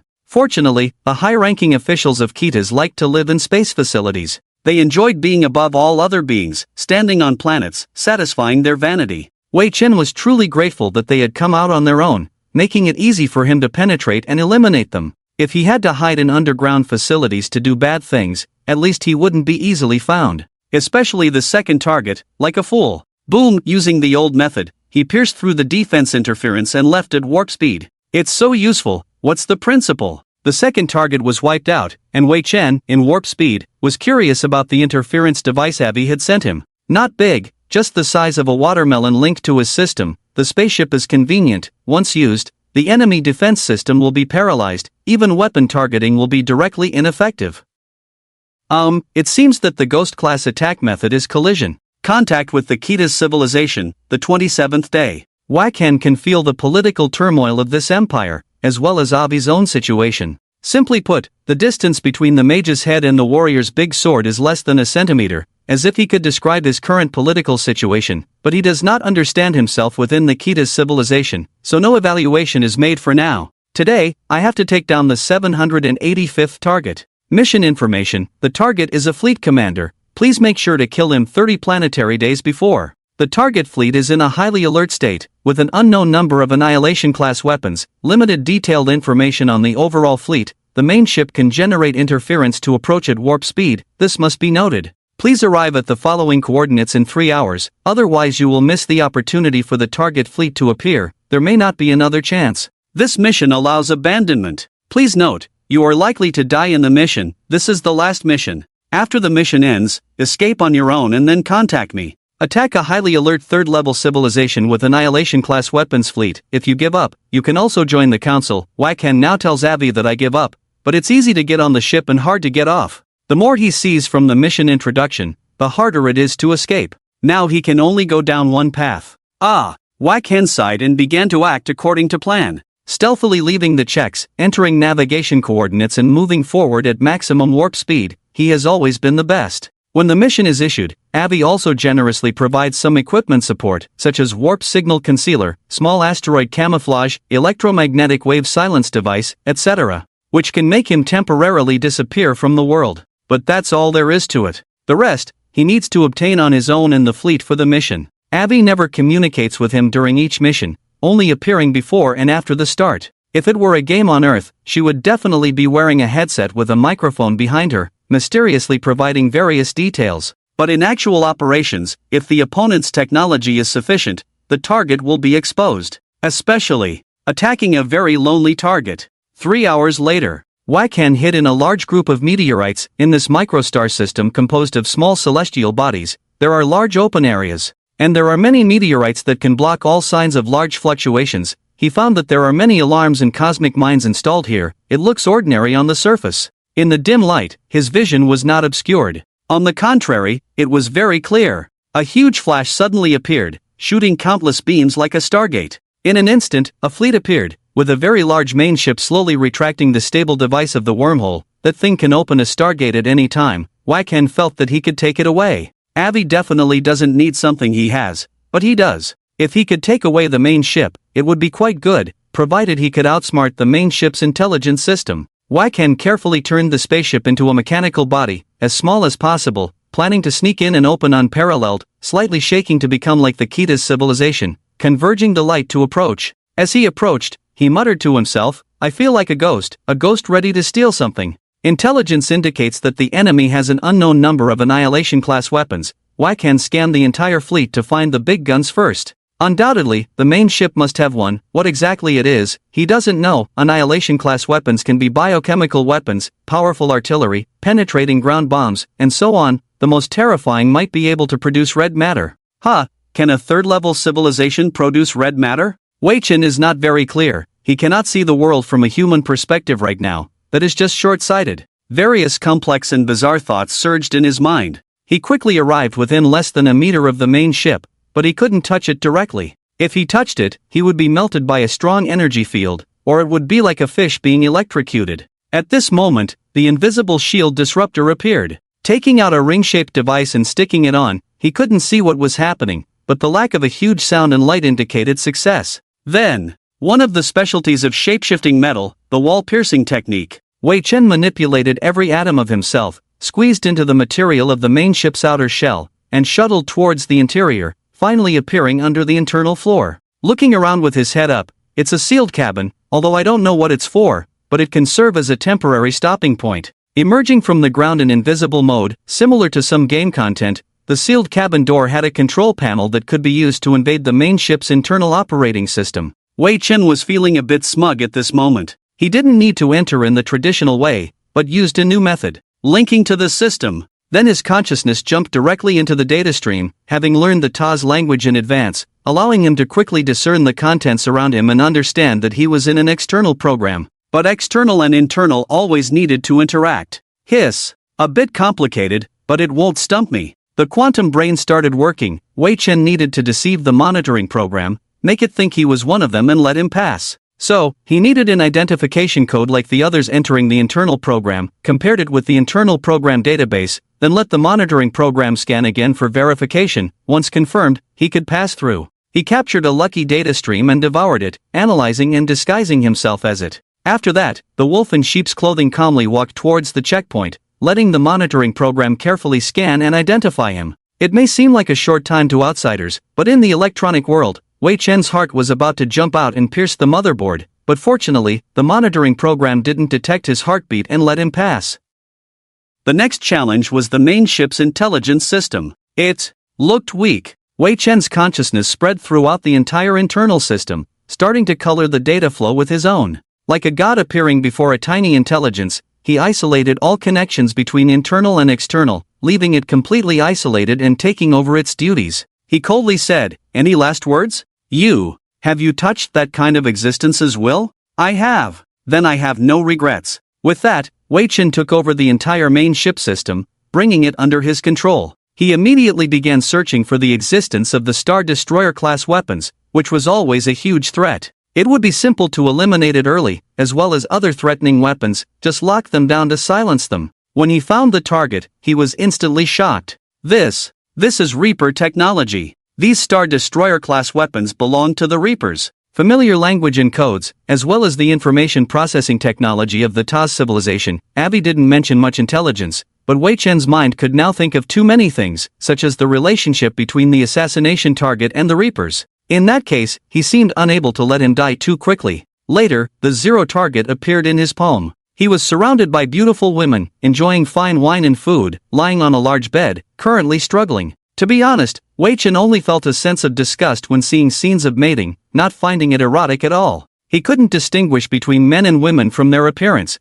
but through subtle distinctions, he still recognized the target. So, the others were no longer needed. Seal the main ship. Proceed with the fleet command plan as originally planned. Taking control of all spacecraft systems in the fleet. Done. Survival system, shut down. Survival equipment, locked down. Combat robots, target all personnel. Wei Chen mercilessly launched a massacre, using all the internal facilities of the spacecraft to annihilate the crew. The flagship is his to command, and the star annihilation weapons are also in his possession. The entire fleet is now at his disposal, and it makes no sense not to secretly incorporate it into his plans. This is a fully equipped fleet from a level 3 civilization. When Avi asked for a reason, the answer was simple: I don't know. He was just completing the mission, unaware of what happened after the escape. Perhaps the Reapers might intervene. Half an hour later, the Zero target was the only survivor of the fleet, covered in blood and kneeling on the ground. The combat robot had already broken his spine, rendering him unable to move a finger. Wei Chen appeared in front of him, gently gripping his neck as he coughed up blood, calmly asking, "Tell me, how did you contact them?" Cough. The Zero target coughed up blood, his gaze fixed on him like a wild beast, a disdainful smile on his lips. He shouted madly, "It's too late. You can't stop us at all. Any resistance is futile. Submit. Submit to the symbol of ultimate power under the violent hammer." Ha ha ha. Too late? Ha ha ha. You will all die, and we will live forever. Talking to a madman was a waste of time. Wei Chen grabbed his head with one hand, inserting many thin threads into his brain to copy his memories. He discovered a special device designed to vaporize the brain upon detonation, making it impossible to retrieve the copy. Unfortunately, this trick was ineffective against him. With a click, the special device malfunctioned, leaving the Zero target stunned. He then burst into tears of fear, quickly losing consciousness as his body trembled while memories were copied. It had to be said that the Zero target knew a lot. In his memories, there was a figure in a black cloak who informed him about their hidden forces and expressed friendly intentions, including the topic of eternal life. From Wei Chen's perspective, the Zero target's thoughts became increasingly strange after that. Originally, he had little interest in the throne of the emperor, proceeding cautiously and rationally. Following the advice and support of the figure in the black cloak, the Zero target eliminated rival factions, exiled close associates, and removed all obstacles to ascend to power, in response to the figure's demands. He even provided coordinates of subordinate lower-level civilizations.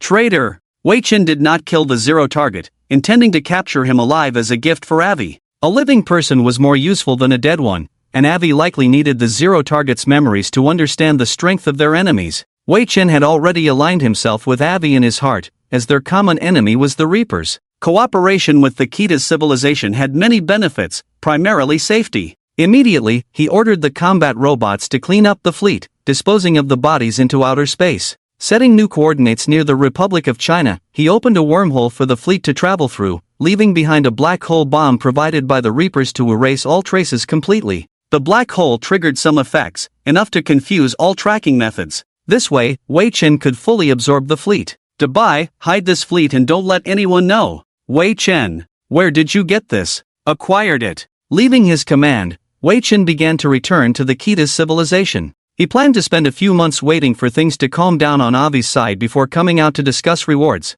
Although, in reality, that fleet was the best reward. Wei Chen strictly defined it as spoils of war, and how to deal with the spoils was the victor's right. The best reward would be to recommend him for entry into the Galactic Council. Phew! A moment of peace. Listening to the hum of the warp engine, Wei Chen felt a sense of relief in his heart. Finally, there was some information about the Reapers, bringing him one step closer to retrieving the souls that had been taken. One morning 4 months later, on the Galaxy Universe Network, a video announcement caught his attention. Avi's familiar face appeared in it, expressing regret over the disappearance of Target Zero while announcing the position of the Imperial heir. Avi, now the only heir due to Target Zero's activity, was positioned above all others, with an unshakable future status. However, upon assuming the position, he was immediately assigned by Emperor Cheta to represent the Cheta civilization at the Galactic Council for an interstellar legal conference, indicating Emperor Kitas wanted him to familiarize himself with diplomacy and interact with other civilizations. Wei Chen thought to himself, what a great opportunity, a very good one. During what should have been his rest time, he sent a pre-prepared coded message explaining the current situation. For example, that Target Zero Avi's good brother was not dead but in his hands, and if there were any questions, Avi could ask, which he believed Avi would be very interested in. Sure enough, a minute after the message was sent, Avi called, saying, I must say, Mr. Wei Chen, I admire you now. And the reward? Wei Chen was also very direct, pulling Target Zero into the video, floating in the air. Avi saw a hint of reluctance in his good brother's eyes, but it quickly turned into a serious expression, standing upright like an heir, and calmly said, although Kitas is one of the founding civilizations of the Galactic Council, my power within the Council is limited, and I cannot bypass various laws and systems to directly grant you official membership. You must understand that. What about a remedy? I can grant you temporary membership in the Galactic Council, with a term of only 500 years. If the requirements are met during this period, can it be smoothly converted to full membership in the Galactic Council? I wonder what benefits temporary members have, to help me expedite the process. Stargate, you can have a Stargate for trading and communicating with various civilizations, which will help you a lot. Agreed. After receiving the desired reward, Wei Chen continued, I believe we now have a common enemy, with each side having advantages the other lacks. Your Highness Avi, would you be willing to secretly form an alliance agreement with our civilization to confirm the enemy camp? A common enemy? The Reapers, that's what I call them, and their technology is now in the hands of Target Zero. I understand. Avi appeared pensive, knowing that forming an alliance with another civilization typically required some procedural documents, with representatives from both sides negotiating terms and keeping copies. The premise was that both sides had to be willing to form an alliance. It was clear that Wei Chen and the Kitas civilization were currently unequal in various aspects and did not meet Kitas standards. So Avi proposed a compromise, saying, I can form an alliance with you in my personal capacity, and in the report submitted to the Council, I will highlight your selfless act of returning the experimental ship, earning goodwill from other civilizations. Once you reach the level of a medium-sized country, you can form a formal alliance with a civilization. Would this arrangement satisfy you? Your Highness Avi, you are truly a master of compromise. Thank you for the compliment, but there's nothing else I can do with the power I currently hold. Shall I accompany you to the Council now? Let's consider it an educational visit. Agreed. A medium-sized country level, with a territory of over 5,000 light-years. The Kitas civilization and other civilizations of equal status had a minimum territory of 20,000 light-years, with their political centers located within the core sphere. The Hanoi star domain was already crowded, and for Wei Chen, expanding beyond the river was the right path.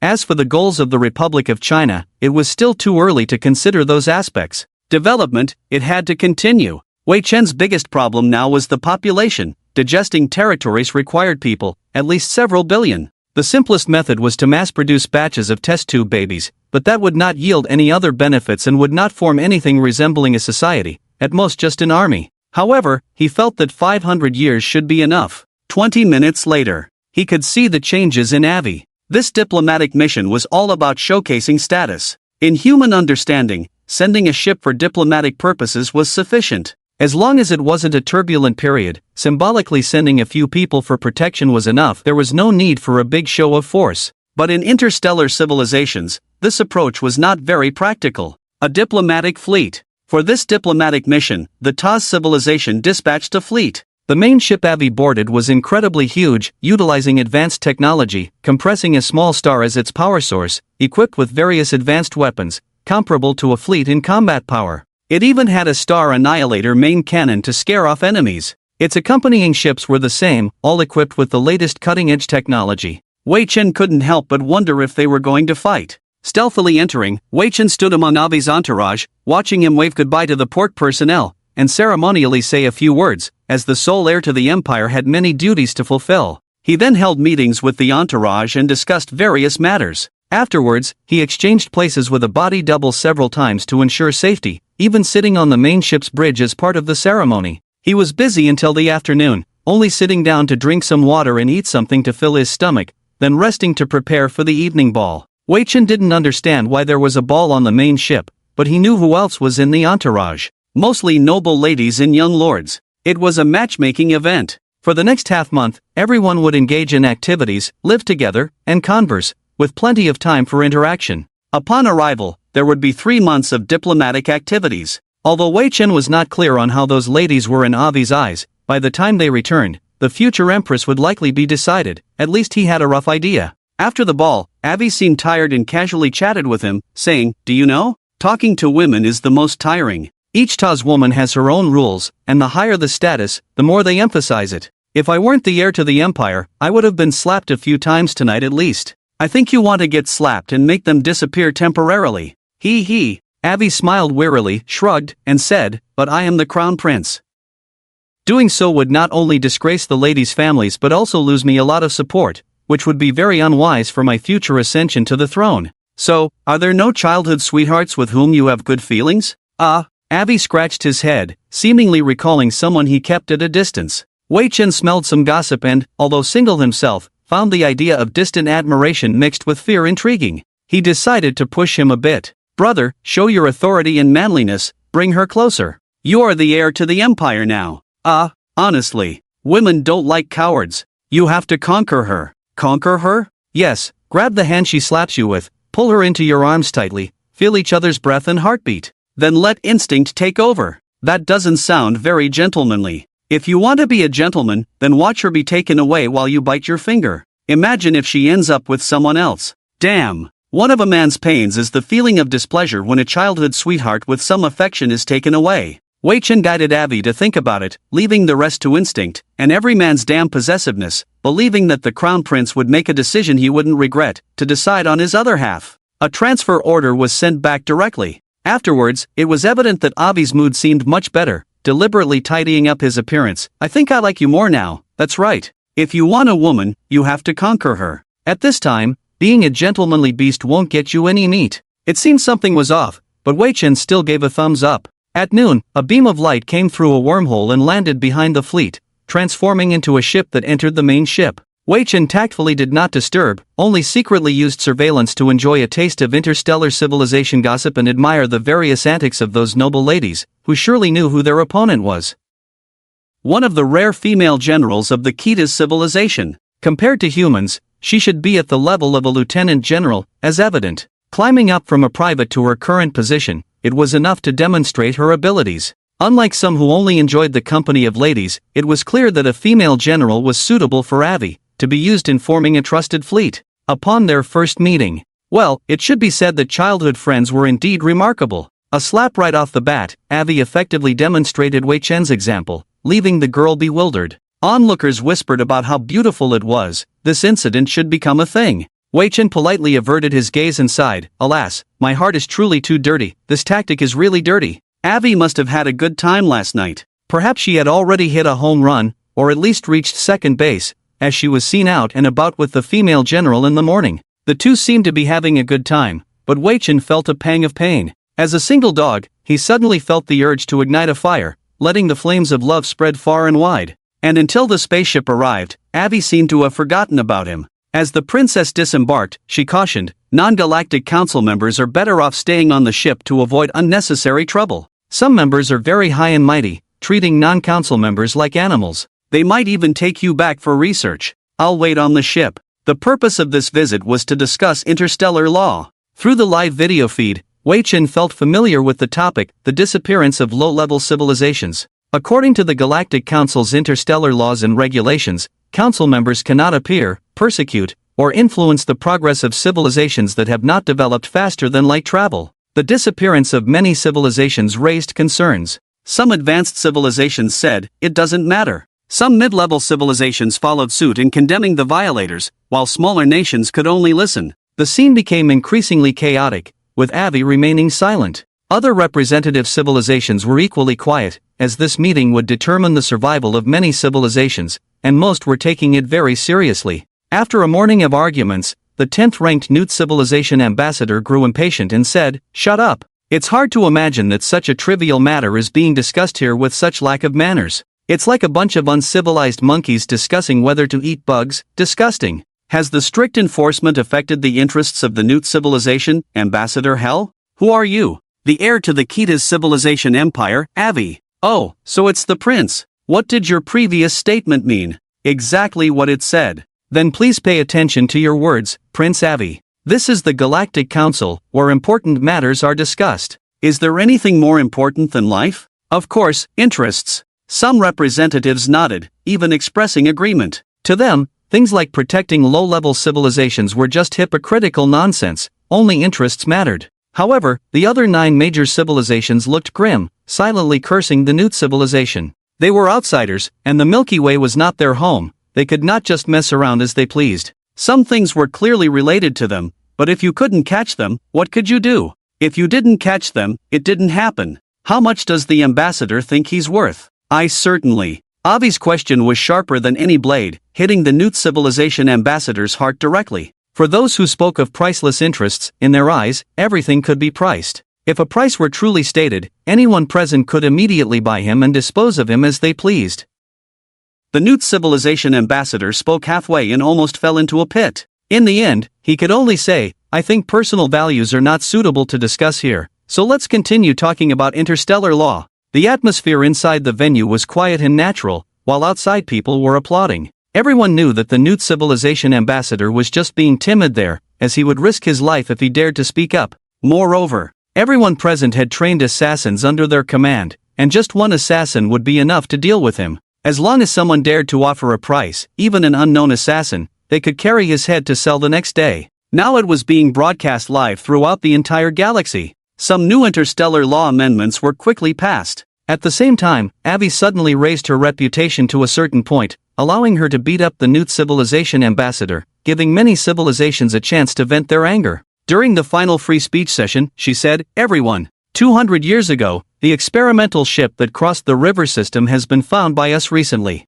What? Found it? Great, we can start experimenting again. Indeed, the Ketas civilization is fast in action. Avi raised her hand for silence and continued, although a representative of a certain civilization is not qualified to enter here, he tirelessly brought back the experimental ship from afar.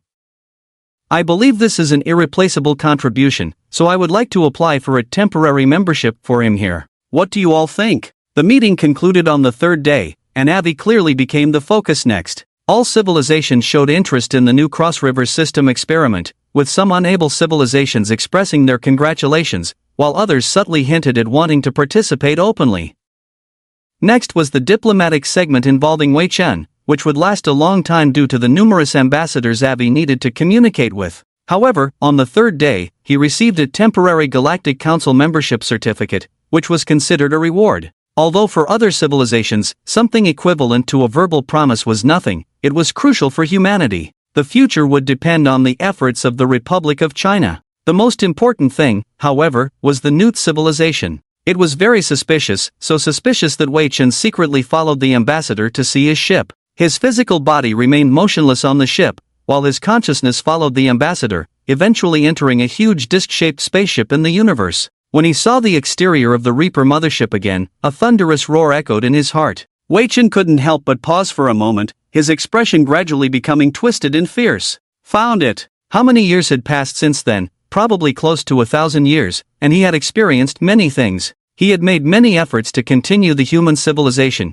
remaining vigilant every day against the Reapers, who could strike at any moment, constantly searching for their traces in the universe until today. This demon had finally appeared. Remembering the faces of his teachers, family, friends, and some last human records, a strong killing intent was hard to suppress. He wanted to rush up and make the Newt civilization pay the price now, but reason told him it was not the time yet, he needed to endure a bit longer. Yet, the Newt ambassador dismissed the matter as trivial for a lower civilization. This further fueled Wei Chen's anger. What did he consider life to be? Or perhaps, what did the Newt civilization consider other civilizations to be, using them as stepping stones? Wei Chen didn't mind stepping on the Newt civilization to achieve something. Well, next, Wei Chen felt he had a good target, to take back everything from the demon's hands. He began investigating the Newt civilization, wondering what kind of bastard they were to dare to harvest souls so recklessly and where they sent human souls. He also looked into any recent suspicious activities. Once he got what he needed, Wei Chen had no more business. With the temporary Galactic Council membership certificate, he could use the Stargate for long-distance travel. By the way, Avi also provides some convenience, and there are many types of Stargates. There are long-range Stargate ships specifically used for exploring unknown star domains, allowing fleets to travel to the past. They can move throughout the galaxy. They can be shut down for energy saving and used like the main fleet ship.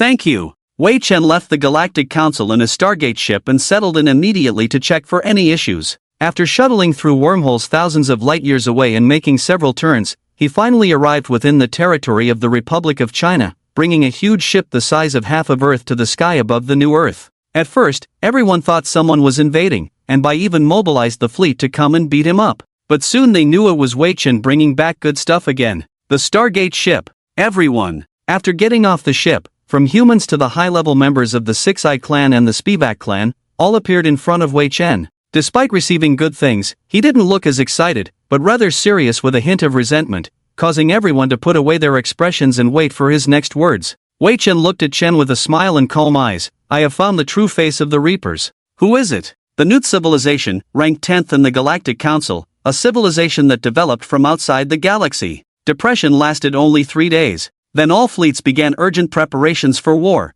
except for the ace hidden by Wei Chen. He didn't need it now, only when encountering opponents that couldn't be dealt with by second-level civilizations, could he bring out the third-level civilization fleet to make the enemy pay a heavy price and declare his own strength? According to the plan, the first step, deploy 1 million troops, pull all fleets to the outside of the star system to be conquered, let Wei Chen go over for negotiations, and if negotiations fail, conquer by force. However, the probability of actual combat is low. As Spivak said, the fleet is best used as a deterrent, to make the other party agree to sit down and negotiate at the table, rather than come to destroy, strike, and conquer. Then just present the temporary Galactic Council qualification certificate and say, join me, and you will be joining the Galactic Council. If the other party has no problem with their brain, they will definitely choose the right side, rather than fight to the end. The next day, Wei Chen led a fleet of 1.2 million human ships into the Stargate ship to open a huge wormhole, and on the other side was the first stop of the day, the Hog star system. Just half a minute after arriving, thousands of ships came out, shouting in panic on the public channel, Stop! Stop! We request negotiations. Wei Chen didn't waste time and directly chose to negotiate. He believed that the 1.2 million fleet would make the other party's ships rational, otherwise they would not be able to deal with the enemy's anger immediately, and might vent a little, which would be quite terrible. Some small green people stood trembling on the other side of the negotiating table, looking at Wei Chen in horror and said, Sir, why have you suddenly come with a large army? I have obtained a temporary qualification certificate to join the Galactic Council. I need territory to turn myself into a small cosmic country, to qualify for formal entry into the Galactic Council. Do you understand? Understood. We will join. Very well. Next, the affiliated civilizations remained wise. But in the eyes of Wei Chen and his smile, the smooth process did not seem to make him happy. He seemed to just want to find a scapegoat. Afterwards, even before negotiations began, 5 civilizations were already waiting at their respective doors, actively requesting to join the Republic of China as part of their territory, expanding their territory to 150 light-years. After a day, Wei Chen seemed to be in a much better mood, muttering to himself, why are there no fools? Dear, with 1.2 million troops going in, there are few nearby who dare to make trouble. After all, such strength is enough to dominate a vast region of stars. Responsible for collecting intelligence, Debai's heart is filled with Mama's skin, appearing diligent on the surface, helping to relay messages back to New Earth, urging them to dispatch a diplomatic fleet to occupy the star system and carry out a regime change. In fact, initially it was all about keeping the same team. There's no need to make a big fuss, let some unfamiliar people manage them, just install a central social management computer. Next, Wei Chen plans to create some small stargates to enhance the management of each star system. With Stargate ships integrated into the fleet for immediate use, anyone who disobeys will be sent over immediately. Make the plan more perfect. After acquiring a territory of 300 light-years in the blink of an eye, Wei Chen has no intention of stopping. With Stargates, things are different now. Previously, the plan was to conquer some territory and then stop for a while to recover forces, recuperate, etc. But now it's better to just conquer all that can be conquered. Now is not the time to give other civilizations a chance. Wei Chen, there is going to be a civilization exchange conference soon, would you like to attend? One day, Chen, who had already become busy, smiled and approached Wei Chen with a large amount of data in hand. Now, the tens of millions of talents that have long been prepared are all busy. As the Supreme Commander of the Republic of China, everyone still hopes that Wei Chen will appear. But Wei Chen shook his head, you manage the governance, I am only responsible for the survival and continuation of humanity, I will step back and not get involved in politics. Alright. Wei Chen knew that if he took charge, it would become a dictatorship. Regardless of the current political situation, it would become meaningless, as only he has the ultimate decision-making power. Therefore, he plans to step back as much as possible and let humans, the Six-Eyed Clan, and the Spine Clan manage. Those outstanding talents are not just for show, they can definitely achieve better results, he just needs to fulfill his responsibility. As soon as Chen left, Dubai urgently notified, "Wei Chen, something big is happening. A civilization has suddenly started to expand its military, already occupying at least 50 habitable star systems. They seem to be heading towards us. Oh, how many troops does the other side have? What is their strength?" Upon hearing the news, Wei Chen's eyes lit up noticeably. After half a month of negotiations and occupation, he had realized that sometimes it's necessary to send out the fleet for practice. To better understand how powerful it really is, it's just a matter of finding the right fools to cooperate with. It's like a godsend now, he can't help but hope that the other side can withstand the pressure. Dubai said, "The other side probably has about 900,000 troops, no Stargate ships, according to intelligence. They seem to be a group of pirate civilization." Pirate civilization? Wei Chen stood up abruptly. Since they are pirates, there is no need to hold back. He can even call the upcoming battle a battle of justice, a war with a well-known cause. And a pirate civilization that can mobilize 900,000 troops must be very powerful.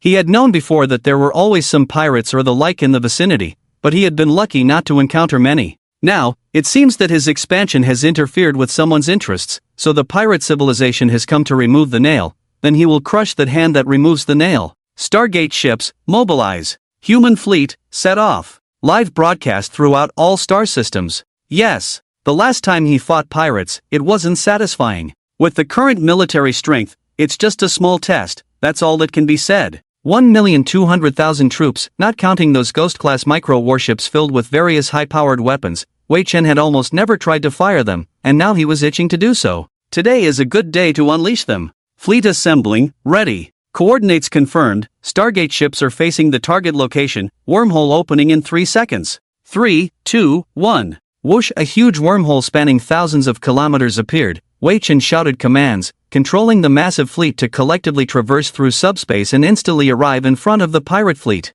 There's no need for negotiations before battle, there's nothing to negotiate with pirates. The main ship's focused spectral array pierced through a huge ship, the entire fleet of 1.2 million, all cannons fired simultaneously, sweeping across like a rain of light on the pirate fleet, explosions echoing in the sky. Before the counterattack, the second wave had already been fired. Wei Chen waved his hand, "Fleet, fan out and attack, don't stop. It's time to show our muscles, don't hold back." Yes. Dubai rolled his eyes at him, there was no one alive in the fleet, orders could only be given to oneself. The interstellar fleet with the ability to establish stargates, generally speaking, the most famous tactic is blitzkrieg, directly covering the opponent with overwhelming firepower through the stargate. Under Wei Chen's command, the 1.2 million fleet quickly dispersed. Surrounding the pirate fleet in a tight formation, Wei Chen's main ship immediately activated the warp engines and jump engines for interference. As a result, the pirates were truly at a loss, with 90,000 ships reduced to 40,000 in the blink of an eye, either huddling together under the cover of their comrades' wreckage or forming a suicide squad to charge. But in this battle, there were ghosts. Boom boom boom dash Ghost-class micro-warships, they're done for. Riva Day, watching the live broadcast from Riva Star, knew from the real-time tactical demonstration that Wei Chen was pulling out his signature move. Initially, they were dart fighters with not-so-advanced technology, but now each one was a warship, faster, more penetrating, and tougher. Even the main ship couldn't withstand a few of them. Not to mention Wei Chen, who was despicable enough to install stealth technology. The newcomers to the Republic of China were momentarily puzzled. They only knew that those pirates had been attacked by unknown means, and it wasn't until the tactical demonstration was translated that they realized our side was using a special type of small warship to continuously raid and destroy the enemy. Warning! Enemy reinforcement forces approaching. Phew! Wei Chen sat in the main ship's bridge, sipping a cup of tea, instructing Dubai, drop cosmic mines at the following coordinates, and send out all the Ghost-class ships to quickly take out the remaining pirate fleet. Next, we're going to pay a visit to the enemy's star system. It's time for a lightning raid, got it? I think the enemy's home base won't be so lightly defended. Ha ha, Wei Chen laughed disdainfully. Defense? Unless the enemy brings out technology to counter ours, there's really no chance. There aren't any civilizations nearby that are as advanced, and even if the pirates have someone backing them, they couldn't possibly have such large fleet weapons. Wait a minute, aren't we a large fleet now? Realizing the problem, Wei Chen opened a communication channel to Don Long Zero and the others. Be ready to provide support at any time. Okay, have you discovered any danger? We should be in the dominant position now. Just some speculation, I'll use a Stargate ship to bring you to these coordinates later, and then. Understood. Prepare the fleet weapons. Quietly, Wei Chen charged the gravity cannon, preparing to engage the enemy in a shootout. Soon, a batch of warp endings rushed into the cosmic minefield, exploding loudly, the blinding light and sound visible for light years.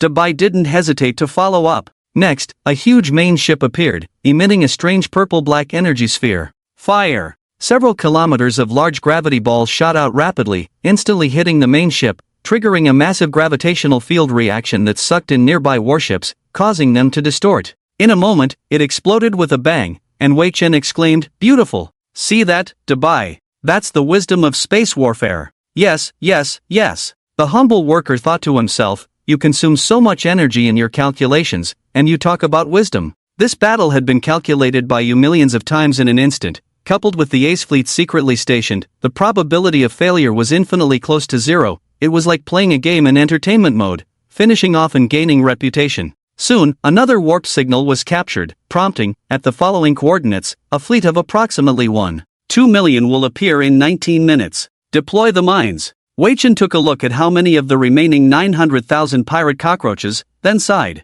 There were still over 50,000 of these pirate cockroaches left, so he impatiently said, "Ghost-class ships, attack and destroy them." In an instant, a burst of debris appeared in space. Soon after, the torpedoes shone again, followed by the gravity cannon launching to continue the destruction. However, a large number of ships with energy shields emerged unscathed, causing Wei Chen's expression to change. The energy shields were products of a third-level civilization, indicating many things. For example, he couldn't break through them now. Wei Chen coldly snorted and activated something good. Avi's defense system interference was not withdrawn, so now was a good time to test if it was effective against the ship shields. His main ship emitted a light wave, and the ship shields turned red and disintegrated in the next second, causing a massive explosion on the ship due to shield overload. Wei Chen took the opportunity to command, "All ships, prepare to fire." The human fleet had not suffered significant losses so far. However, their energy consumption was nearing its limit. If the enemy sent reinforcements, they would have to escape using the Stargate ship.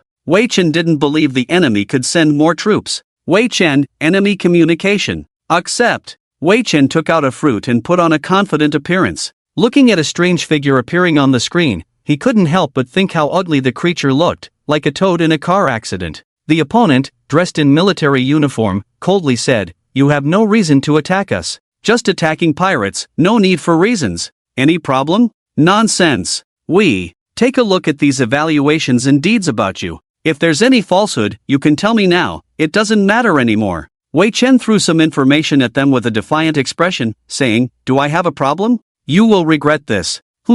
Letting you attack us, that's what real regret looks like." Despite his tough talk, Wei Chen ordered the fleet to slowly retreat, making way for reinforcements. The pirate fleet also covered their allies to move away from the interference zone, indicating they didn't want to continue. However, a massive wormhole opened by the Stargate ship blocked their retreat, and Wei Chen's allies showed they were ready to fight. Don Londeling roared and joined the battle, commanding the Six-Eyed Clan to attack. Tens of thousands of Six-Eyed Clan warriors swiftly approached the enemy ships, tearing open some entrances with sharp claws, breathing dragon fire into them, and launching a terrifying assault. The biological warships fired missiles continuously, and countless laser beams viciously attacked the enemy. Dom Londeling quickly took control of the battlefield, allowing Wei Chen to retreat the fleet into the wormhole for resupply. The enemy commander was still online, and Wei Chen smiled and said, "Take your time playing. I have another race ready to join the battle, and I can afford to wear you down." The pirate fleet suffered consecutive losses, even with their suicide squads trying to break through the defenses and destroy the massive Stargate ship. However, as one of the most robust artificial structures of a third-level civilization, it was not something the pirates could easily damage or destroy. The ghosts continued to linger. The pirate commander separated one-third of the fleet and turned two-thirds around, preparing to sacrifice a portion of the fleet to ensure the majority survived by flying out of the warp interference. Wei Chen smiled cunningly, and the Stargate ship jumped, instantly blocking the pirate fleet's retreat and releasing the Spivak clan fleet through a massive wormhole, cutting off their escape route. Under siege by a combined fleet of 1 million ships, the pirate fleet was surrounded. The pirate commander quickly made a decision, "I surrender." "Ha? So straightforward? Bang! Tisk TSK. Six-Eyed Clan, take over their warships and capture the prisoners to work in the mines. The commander surrendered and committed suicide, feeling a bit brainwashed. Wei Chen pondered for a long time, wondering what was behind the pirates. Could it be a hidden fleet from some civilization? But just as he had gained territory, he faced a sudden attack, the implications of which were intriguing. Could it be that certain entities in the Galactic Council had tracked the Stargate ships and found him? That would be troublesome. No, he needed to quickly convert the captured fleet into a usable one. An order was sent to the spaceport in the unknown star system to accelerate the transformation of the zero-target fleet and allocate some computing power. In the next 10 hours, Wei Chen's fleet replenished their losses in energy, locked onto the nearest star system of the enemy, planning to launch a surprise attack on the pirates, still opting for a blitzkrieg. The enemy would bleed in sacrifice, needing rest, but he would not and did not need rest. The prisoners were handed over to the Six-Eyed Clan, the homeland was left to the Spin-Eva clan to continue guarding, and the Ghost Fleet without living beings marched forward. Let's go! Intense light flashed through the endless space, and the fleet of 1.2 million set off again, reaching the nearest star system in an instant, ruthlessly rushing in to destroy the facilities. Wei Chen did not act recklessly. During the battle, he carefully distinguished between pirate and local civilization facilities, launching targeted attacks. Some enemies hiding in the local civilization facilities were dealt with swiftly by deploying drones, and within just an hour and a half they had reached the habitable zone and broadcasted loudly, "Pirates, surrender your weapons and you will not be harmed." Leaving behind some occupying forces, Wei Chen did not stop. The operation continued, using the Stargate ships one by one to swiftly destroy the pirate forces, with a momentum as fierce as a tiger. Shields were useless against him, and warp speed would be disrupted, preventing the enemy from escaping. In less than 3 days, he expanded his territory to 87 habitable star systems at a terrifying speed. While he was enjoying the battle, the personnel responsible for taking over were feeling overwhelmed. They were short-staffed. Originally prepared to take over 30, now there were more than 80 and still increasing. The star systems occupied by pirates were in chaos, requiring not only organization and repairs but also resettlement of the affected civilization populations. To show goodwill and sincerity, the Republic of China directly provided assistance free of charge. This move immediately won over many hearts. Compared to ruthless conquest, who wouldn't prefer a bloodless and peaceful approach? Wei Chen did not miss the opportunity to enhance his reputation, broadcasting the entire process live with the headline "Rescuing Civilizations Persecuted by Pirates," allowing all nearby civilizations to watch the war together. The focus was on fighting pirates. With hats on and some victims stepping forward, even if there were backers behind the pirates, they dared not speak out. If it were known that they harbored pirates, it would mean making enemies with many civilizations, leading to endless troubles. Now, whoever intervened would bear the consequences. Subsequently, the first human space expansion war lasted a full 20 days. Wei Chen sang all the way, and his fleet under his command was like a god of war, unstoppable.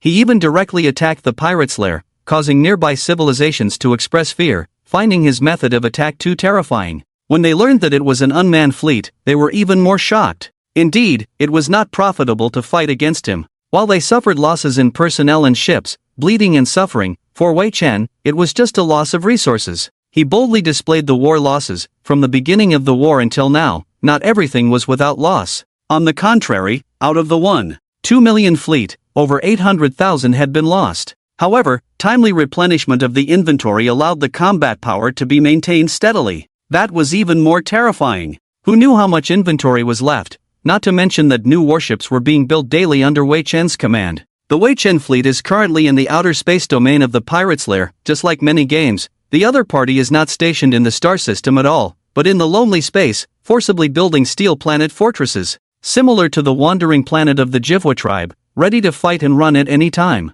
However, today the pirate fortress is impossible to escape, and it is unclear why they are so calm. There is no panic like ordinary pirates, no surrender at all. Wei Chen has tried to communicate with them several times, but has not received any response. He couldn't help but frown and say, "What's going on?" Normally, the pirate leader should come out. The life detector indicates that there are at least 50 million lives inside, very dense. But according to trajectory observations, everything is in order just like an army, which puzzles Wei Chen. Are there no friends or family among the pirates, not even a single civilian? Upon closer inspection, not only are there no children or elderly, but there are no traces of them. This means they are not a civilization in the strict sense, but purely a military force. After reaching this conclusion, Wei Chen immediately investigated the prisoners. Some records confirmed that those captured from unknown civilizations were very disciplined, only obediently doing their work when caught. There should be secret escape and sabotage operations, even using their stomach acid to synthesize explosives with stones to destroy buildings,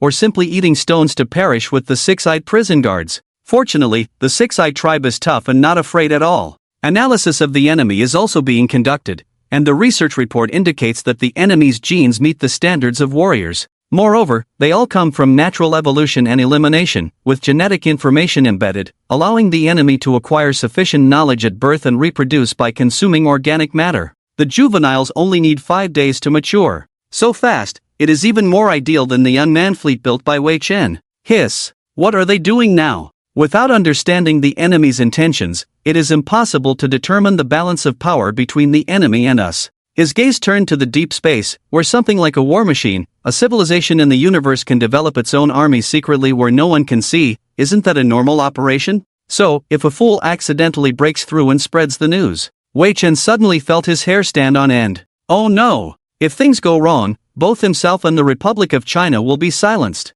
or a disaster affecting the nearby area may occur, forcing those who know the details to keep quiet and turn into space dust. For some reason he thought of the solar system, how cruel the means of that unknown civilization. Immediately use all deep space telescopes to observe the surroundings. Why? So many questions, just do it. It's not safe to look closely. Wei Chen also carefully analyzed the structure of the pirate fortress, checking for any high-energy self-destruct devices. He checked all kinds of signals in the nearby space, searching for dangerous signals, but unfortunately, there were none for the time being. He did not hesitate to immediately order the fleet to retreat using the Stargate ship, while he stayed at the wormhole entrance to continue the investigation. Taking a deep breath, he temporarily closed off his connection with the outside world. Later, Wei Chen, emitting a faint light, appeared, and then emitted a microwave that spread out. Soon, a huge object bounced back in the quantum brain, quickly calculating and revealing its appearance. Wei Chen was not very familiar with such a supergiant entity, which was gradually approaching. It was less than 0.1 Australian dollar away. Alright, I know who it is, let's get out of here first. Swish! In Wei Chen's eyes appeared a huge pure iron planet that he had seen in the solar system. It was equipped with special devices that could trigger a small supernova-like explosion to destroy the star system, considered a star-destroying weapon. Although he did not get an answer on the universal network, he was certain that the enemy would not let him go easily. Upon returning to the capital star system of the Republic of China, the first thing he did was immediately conscious transmission, go to various borders to repeat the same operation. After switching to a quantum class brain, Wei Chen has his own unclear special form, starting to explore the unknown. Now is the time to test the results of the exploration. Time, minute by minute, the speed makes people feel that time flies too fast. Wei Chen worked hard to confirm the safety. 5 minutes later, 3 pure iron planets suddenly appeared outside the alert zone. After that, they began to accelerate towards the star system. Wei Chen cursed in his heart that the enemy really valued him, actually using 3 Annihilator-class destruction bomb weapons. Did they discover that he had embezzled that fleet? Humph, I'll take the Annihilator-class weapons. Wei Chen was very calm, activating the AVI to retrieve the concealed equipment for him. The quantum-class brain turned into a small ghost class, leaving the star system, directly warping to intercept them. 3 minutes later, the bombs were almost 100 Australian dollars away from the star system. He slowly docked on a pure iron planet with a diameter of tens of thousands of kilometers, feeling its extremely strong gravitational force. The main consciousness once again appeared and entered the opponent's control system. Now he is different from ordinary computers. He can directly invade without wireless or wired connections. Of course, if there is a connection, that would be the most secure, to see if there are any traps inside. Fortunately, there was no defense mechanism on the bomb. Analyzing language. Done. Unknown language, attempting to decode the array. Creating a language for cosmic civilizations is not complicated. Wei Chen is very clear that the enemy is currently concealing their identity, using a new language to manipulate machines through encoding, with no records of this language in the cosmic network. However, computer languages have some commonalities. Therefore, Wei Chen can still decipher and overwrite the original operating system change commands. The people of Huaxia are still unaware. They do not know that a second extinction disaster is approaching, and what he needs to do is to turn the situation around and make the bomb completely ineffective. 1 minute later. Overwritten, changed the command to dock. After stopping one, he immediately flew to the other two to repeat the operation, stopping the bombs outside the safety line. Then, without hesitation, he cut off the detonation devices, dismantled them, cut off the energy inside to stop the entire device. A weapon that cannot move at all is a good weapon. After dealing with the supernova bomb, Wei Chen breathed a sigh of relief and said, "Dubai, deal with these big iron balls, I want to analyze this simple annihilator-class weapon." Wei Chen, it's not good. Dozens of large iron balls have entered from another direction, they are about to approach the star, it seems they want to trigger a stellar eruption to completely destroy us. They really think highly of me. Cursing under his breath, the main consciousness immediately moved to the nearest quantum computer. Repeatedly tampering with the programs of the large iron balls, Dubai followed closely, methodically dismantling the devices one by one. However, due to the influx of a large number of metal planets, it caused a significant safety hazard within the star system. Some planets or asteroids may be knocked off their orbits, possibly colliding with the habitable zone. Wei Chen had to stabilize some of them, making them temporarily orbit the sun. Busy. Wei Chen did not relax, remaining vigilant. Some large iron balls are not expensive items. The enemy filled the entire star system, causing all planets to be shattered into asteroid belts, which is not a problem at all. The problem lies in whether it is worth doing so. As a precaution, his main consciousness went to the zero-target fleet. It is indeed a third-level civilization fleet. Dealing with a few iron balls is extremely easy. Moreover, even if the enemy sends a fleet, he can still handle it. Wei Chen is not afraid of such things at all. His solid foundation makes him feel very secure and confident. Just then, Abby suddenly called, "Wei Chen, immediately move your Stargate ship to the following coordinates, open the wormhole to the maximum, and set the exit at the following coordinates. Hurry! Oh my god!" Half a minute later, the Stargate ship was suddenly illuminated by a huge light source. Wei Chen's consciousness moved very quickly, and the Stargate ship was not slow either. He had just set up to open the wormhole when he suddenly felt a massive energy blast heading towards him. His consciousness blanked out as the terrifying attack destroyed all reactions, the taste of death looming. After some time, the attack ended. If the data calculations were correct, that last hit would have been devastating. Wei Chen. Avi's voice brought him back to reality, and Wei Chen realized he was still alive, with the Stargate ship an overload alarm. Under attack by an unknown civilization, he had survived, but due to the quantum brain's fast processing speed, he perfectly managed all emotional responses in almost a frozen time state. Adjusting his mindset, he replied, "Success. I'm alive, and the star system is fine." Avi, without explaining or dwelling on trivial matters, got straight to the point with a serious expression, "Mr. Wei Chen, you may have a big problem. Tell me. The ninth-ranked Yale civilization, it's a militaristic regime, understand? They were the ones who just attacked you. So what?" Wei Chen listened with a dismissive expression, seemingly unfazed. Mentally noting down that the Yale civilization had destroyed the human homeworld, they were technically enemies. In the future, he would have to settle the score with them for destroying a civilization's homeworld, an act so severe that it demanded retribution. Avi felt he didn't grasp the seriousness of the situation and said slowly, "Now, you must clarify that you and the Newton civilization have no connection. Immediately send an explanatory letter and evidence of the invasion to the Yale civilization or they won't let you off easily." Wei Chen was very displeased, but being weak and burdened with family, he had no choice but to temporarily swallow his pride. He quickly drafted a letter, packaged evidence of human harvesting and solar system destruction, and remotely delivered it to the Yale civilization's diplomatic department for handling. After waiting with Avi for a while, they received a reply from the Yale civilization stating they understood the situation. According to interstellar law, they would compensate and restore, but they couldn't resolve the issue of the human race's souls. They would wait to defeat the invaders and bring them back. Additionally, they offered a star-class mothership and fleet as compensation and would send research ships to restore the solar system, hoping to end the matter there. Wei Chen was infuriated by their firm tone and approach, typical of militarism. They were basically saying, "We'll compensate you for your junk, don't bother us again." Despite feeling frustrated, Wei Chen had to accept the compensation and solar system restoration offered by the advanced civilization.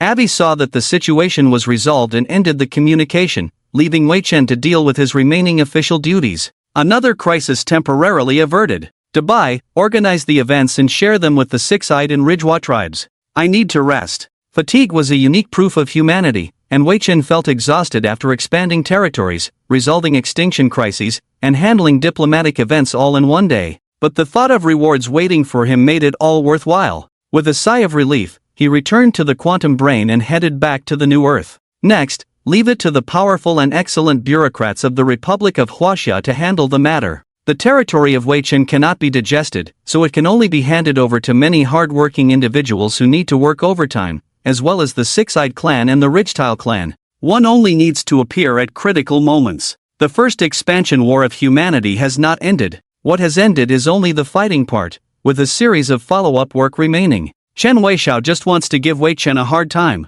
The work is endless, and human talent reserves are constantly being utilized, even pets with 4 legs are being used, as well as the other 2 races. After witnessing the strength of the Republic of Huaxia, many civilizations applied to join without invitation. In the blink of an eye, the territory expanded to more than 1,000 light-years, and in terms of population, resources, military power, etc., things began to become tight. Clearly, now there is a need to militarily defend the borders like other cosmic nations. The mere 2 million troops are simply not enough, although there is definitely no one daring to cause trouble now. Get out and work. I'm tired like a dog every day, while you're leisurely. Vacation? Everyone is working, you lazy bones. Do you want me to use you for soup? It's been 5 years, be careful not to rust on vacation. 5 years later, Chen Weixiao was angry again. He personally rushed to Wei Chen's vacation spot, punched him into the sea without any mercy. The latter could only smile and contribute his strong workforce, taking over 40% of the workload at once, causing many people to curse one after another. How could such a strong workforce be left idle for 5 years? Dubai was also cursing, working day and night to produce and update the fleet. Moreover, it had to watch over human compensation, making sure no one took away any parts. Wei Chen seemed to have forgotten about this matter, never mentioning it, and his lazy attitude made one want to punch him. So, he directly reported to Chen Weixiao, who had the most authority, saying, "Actually, there has been a powerful fleet left unattended by Wei Chen for a long time." "What? Wei Chen? Here." Wei Chen was very obedient and was assigned the task of receiving the fleet. In human terms, it was like a car of gold left unattended in the wild, a heinous crime. The meaning of a stellar-class mothership in cosmic civilizations is quite terrifying. They usually use red dwarf stars as energy sources, with a running time of over 10,000 years, and one attack is enough to turn a star into a lightpole commander. It is a terrifying weapon in the eyes of small cosmic nations, no less than nuclear weapons. However, civilizations like the Ketas civilization are not even considered. By mining nebulae to artificially simulate the natural process of star birth, a red dwarf star can be created in minutes for the construction of stellar-class buildings, which is one of the technologies of a third-level civilization. In human eyes, it is the work of God. Wei Chen arrived at the edge of the huge ship. Besides being shocked, he couldn't think of any other adjectives, and the extravagance of a third-level civilization. There were 5 escort ships around the stellar-class mothership, with a fleet of 250 warships. Even the smallest warship was as huge as his own main ship, and its combat power was immeasurable. He began to realize how generous this compensation was, and how polite they were to him. If this huge ship were to be used directly, boom! With just one blow, the new human home would be destroyed. The Yelu civilization only abides by interstellar law, not using its strong power to bully the weak. They casually developed a fleet of second-level civilizations and even put on a disguise to attack him. Wei Chen couldn't help but think, "You are really polite." If the commander hadn't been a bit angry, he wouldn't have seen the stellar-class mothership in action. SSS entering the edge of the huge ship's docking port, the lights slowly turned on in Wei Chen's eyes. The incredibly vast space, with warship docking ports stretching beyond the visible range, had facilities for maintenance, construction, docking, and upgrading, all very complete. As long as there were materials, warships could be built. The Star-class mothership is now in unmanned mode, anyone can directly take it away. Beginner tutorial activated. Beginner tutorial? The sudden prompt left Wei Chen puzzled. Can the Star-class mothership still have tutorials available? Are they going to teach him step by step how to operate such a ship? Low-level civilization, listen up. As long as you pass the beginner tutorial mode, even a newborn baby who hasn't opened their eyes yet can use it to destroy your home. You only have one chance. Oh my god. By the way, this is the last retired red dwarf star-class mothership, which you won't be able to build for at least 1,000 years. We are already using blue stars as an energy source, so don't be too envious. In simple terms, they are more awesome. Red dwarf stars have long lifespans but low energy output, while blue giants have high energy output and are more cost-effective, with stronger combat capabilities. However, their condescending attitude in their words made him angry, and he had no way to find relevant combat information online because the Milky Way had been peaceful for a very long time. Advanced civilizations pursue higher energy sources, but low-level civilizations cannot see it. However, Wei Chen was not envious. He privately took over the main ship of the fleet and several large escort ships, all compressed with blue giants. He is currently making some modifications to make them more human-like rather than Curtis style. Who knows if Avi will turn against him after knowing he took over. After all, how can such a powerful fleet be used by outsiders for free? That fleet cannot be used. In fact, Wei Chen doesn't feel pressured now because he has the Red Dwarf Star-class mothership. He dares not to challenge a third-level civilization, but easily defeats a group of second-level civilizations. With just the Red Dwarf Star-class mothership, he dares to expand his territory, even reclaiming the surrounding areas of the solar system. However, interstellar laws must still be followed. Disturbing low-level civilizations that have not yet left their planets is illegal. Wei Chen knows that the situation in China is very sensitive at the moment. If things go wrong, someone might stab him in the back, causing him to lose his temporary qualification for the Galactic Council and face condemnation. After all, for the past 5 years, there have been civilizations joining in. Skip. Are you sure? Can your brain understand? Wei Chen was annoyed by the beginner tutorial and immediately deleted it, taking control of the entire ship using his own functions. Subsequently, the entire fleet also came under his control, updating their internal programs to run using human language codes and making minor modifications with metamorphic metal, completely taking over the Red Dwarf Star-class mothership. Changing direction and opening a wormhole, the fleet instantly arrived outside the capital star system of the Republic of China. Such a massive fleet cannot dock within the star system, so they can only orbit from afar. However, anyone entering or leaving can see them, inevitably feeling a sense of awe and suppressing any improper thoughts. Under absolute power, everything is nothing. I'm back. Handle these matters, and also. Chen smiled and chattered, assigning work to Wei Chen. He then used the old method to create some quantum-like brains, sending fleets to various territories to replace central computers, increasing the speed of government affairs processing and territory digestion. With a wave of his hand, hundreds of harsh environments and star systems turned into mining areas. Unmanned mining ships were sent to exploit them, using the resources to build border defense fleets and prepare for interstellar trade. Meanwhile, industrial planets began technological upgrades and renovations. Wei Chen did not waste the pure iron planets used as bombs, directly transforming them into fully automated industrial planets, arranged in a row around the first ice belt. Similar operations gradually took place in various star systems. Planets in the habitable zone were transformed to create life system environments, turning them into habitable planets, encouraging immigration, providing job opportunities for all races, while not suppressing their own technological development opportunities. Wei Chen encouraged them to engage in technology exchange meetings to attract talent and offer high salaries. He felt like he was playing a game, Civilization. 100 years have passed, and under the control of player Wei Chen, the Republic of China has become very powerful. The entire civilization's territory has reached 1,600 light-years, firmly reaching the level of a small cosmic country, towering over neighboring giants. To other civilizations in the galaxy, this expansion of the Republic of China seems like a miracle, as it has not undergone many brutal cosmic wars to reach this extent, making them envious. After 130 years, Wei Chen, looking at the abundant resources everywhere, thought to himself, it's time to start interstellar trade. External trade is a part of establishing beneficial relationships through civilization exchanges, and external communication is indispensable. Therefore, with Princess Avi, who has the closest relationship with him in the universe, Wei Chen quickly received a call from Mr. Wei Chen. After some pleasantries, he directly said, "You provide the technology, I provide the materials and the site, how about we make money together? I am a prince."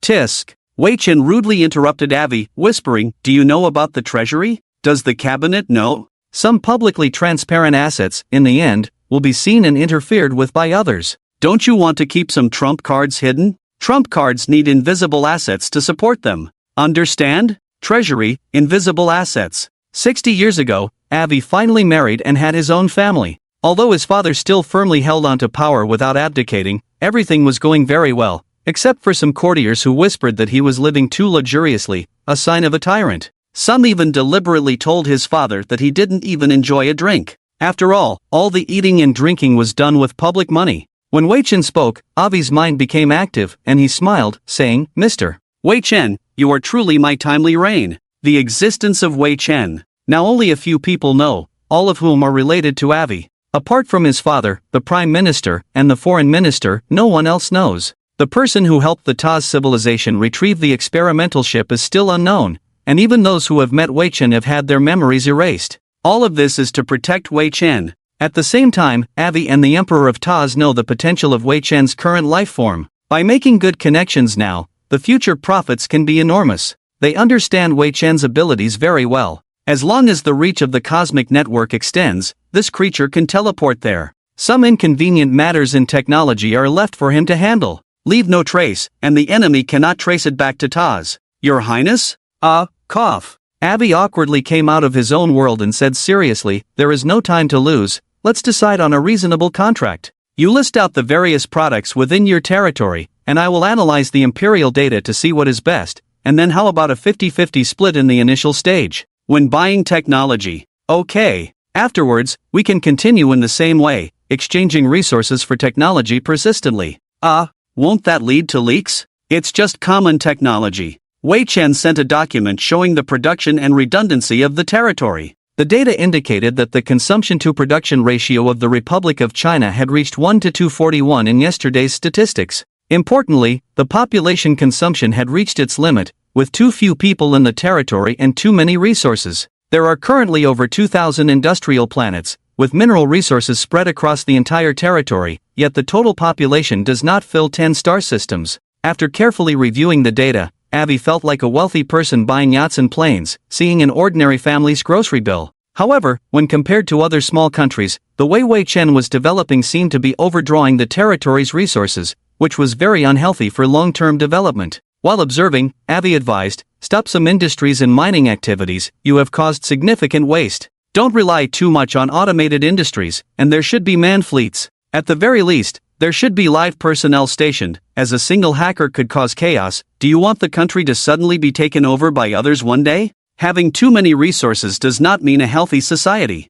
Interstellar civilizations do not need too much kindness. There must be enough deterrence. Is just a resource output report. Avi saw a lot of problems in the Republic of Huaxia, pointed out the flaws in thinking, and criticized without reservation. It is not surprising, after all, Wei Chen is just one person, while others have a kind of blind worship mentality, always smooth sailing without too many setbacks, and have not experienced the problems that some cosmic civilizations will experience. He quickly memorized the teachings in his notebook and asked some questions. Avi was not stingy and imparted to Wei Chen some experience in governing interstellar civilizations. The two only talked for 2 or 3 hours, but it was enough to make many civilizations envy greatly. A third-level civilization personally imparted advanced thinking patterns, something that cannot be bought with many resources. After discussing resource management issues, Avi sent a document saying, you have the Stargate, right? That makes it much easier. We can send goods to the best-selling market. I just sent you some information about an exploration spaceship. You should build 1 million of them first. There will soon be an exploration boom in a star domain. We can take advantage of this opportunity to make a big profit. It shouldn't be difficult for you in 5 days, right? Not difficult at all. Good, I will continue to pay attention to business opportunities. You are responsible for production. If you need anything, just let me know, and I will help you make the connections. After the communication ended, Wei Chen breathed a sigh of relief. 50 years ago, he developed and mastered a new technology, cloning spaceships. Printers have been replaced by shape-shifting metal that devours metal and then automatically constructs a qualified ship according to specified blueprint data, producing a Ghost-class ship every 10 minutes. An industrial planet produces over 1 million ships per day. Therefore, producing 1 million exploration ships at once is no problem at all. Avi only asked him to produce 1 million as a trial run. He will definitely sell while producing, stabilizing the entire industry chain, and then money will flow into his pockets. Wei Chen instructed, Dubai, pass this information to our bureaucrats and let them implement it gradually. Also, immediately produce 1 million of these ships. The quality must be good, understand? Perhaps. I am considering designing a beautiful female intelligent program. No problem. I will take care of the 1 million ships, and I can get it done in a day. Go quickly. The production of exploration ships is complete. With a few words, the goods are ready, making it very easy. Wei Chen prepared to take a little rest. Chen Weixiao was in a meeting discussing how to implement the orders he issued, with hundreds of races gathered together discussing vigorously. Some who were well informed expressed their approval. However, it was inevitable that some races were very dissatisfied, causing some unrest in the country. 5 days later, 100 cargo ships appeared near the Stargate, with the Huaxia Dragon logo representing the exporting country. Wei Chen's sudden big move left the people a bit confused. What was he up to? Destination, the lander interstellar market. Depart. With Wei Chen's command, the Stargate ship flew into the wormhole with the fleet. Within seconds, they arrived at the designated location. Avi had been waiting there for a long time on a private spaceship. When he saw the huge fleet of cargo ships appear, he was very satisfied, knowing that half of the profits were his. Everyone loves money. On the other side, Wei Chen saw the prince's flagship and thought to himself, looks like the prince is not having a good time. Fortunately, he didn't say it out loud, otherwise Avi would definitely let this low-level civilization know what it means to be an imperial heir. Today, he just wanted to keep a low profile and not attract attention, so he came out in a civilian ship. The choice of the delivery location was also temporary, planning to buy it directly and set up his own trading warehouse. The tractor beam quickly pulled the small ship closer to Wei Chen's main ship. After many years, the two met again. After exchanging greetings, Wei Chen looked around sneakily and asked, "Brother, didn't your beautiful wife come? Do you want her to know that I still have private money?" "Wei Chen, are you looking for trouble?" "No." Wei Chen gave a thumbs up and then got straight to the point. "I brought the goods, what should we do now?" "Stop hiding and hurry up. Have you registered on the Universal Trade Network?" "Of course." "Then go to this location for delivery, I've already made the arrangements." 3 hours later, the cargo ship entered a leased port. A group of people appeared, looking astonished as they gazed at these massive objects. It was all goods, and they would now act as the sellers, using the knowledge they learned in school to earn their first bucket of gold in life. Wei Chen couldn't help but ask, "Is everything okay?" Of course, they are all civilian students from the business school, with decent grades. I told them to either be a runner after graduation or be a boss. Let them choose for themselves. Of course, they want to be bosses. Right. Avon paused and whispered, "Later, you will call me Ed, a mysterious middleman who specializes in solving problems for young people, taking a portion of the commission, and you are the supplier from a small country." "Okay, Avon." The students were excited for a few minutes, then calmed down and approached them. They politely saluted and, using somewhat awkward noble etiquette, said, "Thank you very much for giving us the opportunity to work. We will work hard and guarantee that we can sell the goods with our integrity. Enough talk, start unloading." "Yes." Wei Chen and Avon supervised as the students unloaded the goods. They carefully inspected each cargo ship, as there were no hired workers, only themselves. Normally, in human cognition, full automation would suffice, but scammers in the universe always find ways to cheat money, so they had to resort to manual inspection to ensure they actually received the goods. If Wei Chen and the others left, and the cargo ship was empty, they could easily swindle a hefty deposit, a significant sum. The entire process took half a day, and next was the sales. Wei Chen and Avon sat behind to supervise, while the students set up their registration numbers similar to a certain online store. Avon secretly made some adjustments to the recommendations. The goods started to be sold one by one. Buyers paid, sellers shipped. They only needed to provide the customer's address to the exploration spacecraft, which would automatically head to the designated port. Additionally, other merchants came to inspect the goods on site and bought in bulk. Each exploration spacecraft was priced at 50 million star coins, earning over 50 million on the first day, making the students extremely excited. Wei Chen remained calm and whispered, "How is it going?" "According to the calculations, we should be able to sell everything in about 10 days. Should we continue production now?" "Let's see." Avon, wearing glasses today, was currently displaying market transaction data on the lenses. A few million was not enough to impress the heir to the empire. They needed at least several hundred billion as a base. The transaction volume was too low. The money he could get now was not enough to buy a battleship. Glancing at the time, he stood up and said, "I have to attend a social event next, I'll be back tomorrow at noon. Go ahead with your business." The students were excellent, and by the third day, they had already sold more than half of the inventory. At the same time, the Huaxia Dragon manufacturer's logo began to appear in the market. Nearly 300 billion in transaction volume was not enough compared to the small cosmic country. At most, it was considered a medium-sized enterprise in the universe. Avon stated that they needed to reach at least trillions to be considered a qualified cosmic national income. However, Wei Chen felt they were already approaching the savings level of the Huaxia star coin.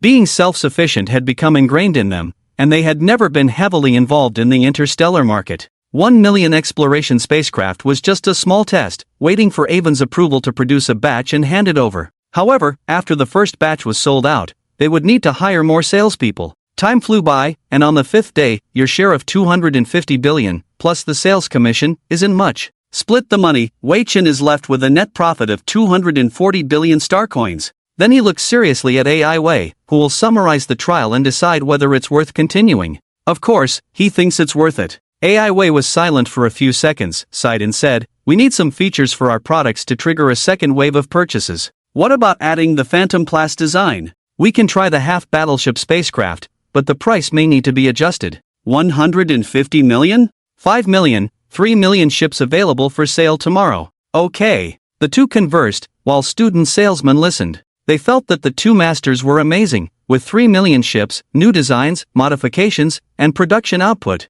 Everything could be done in just one day, which seemed like a dream based on their knowledge. Were all these designs prepared in advance? How strong must the supplier be to meet the upcoming orders? However, it's better not to ask about their trade secrets. At the same time, wow, my curiosity is about to explode. A complete fleet of new ships appeared before the students, and the people they hired were equally surprised. 3 million ships, transported by cargo ships and delivered on time. AI Wei had already leased the port for 100 years, with all procedures completed at an unbelievable speed. Ordinary people would probably have to wait for months to do the same. Wei Chen snapped his fingers and said with a smile, "Gentlemen, I need you to sell the goods as soon as possible." Okay.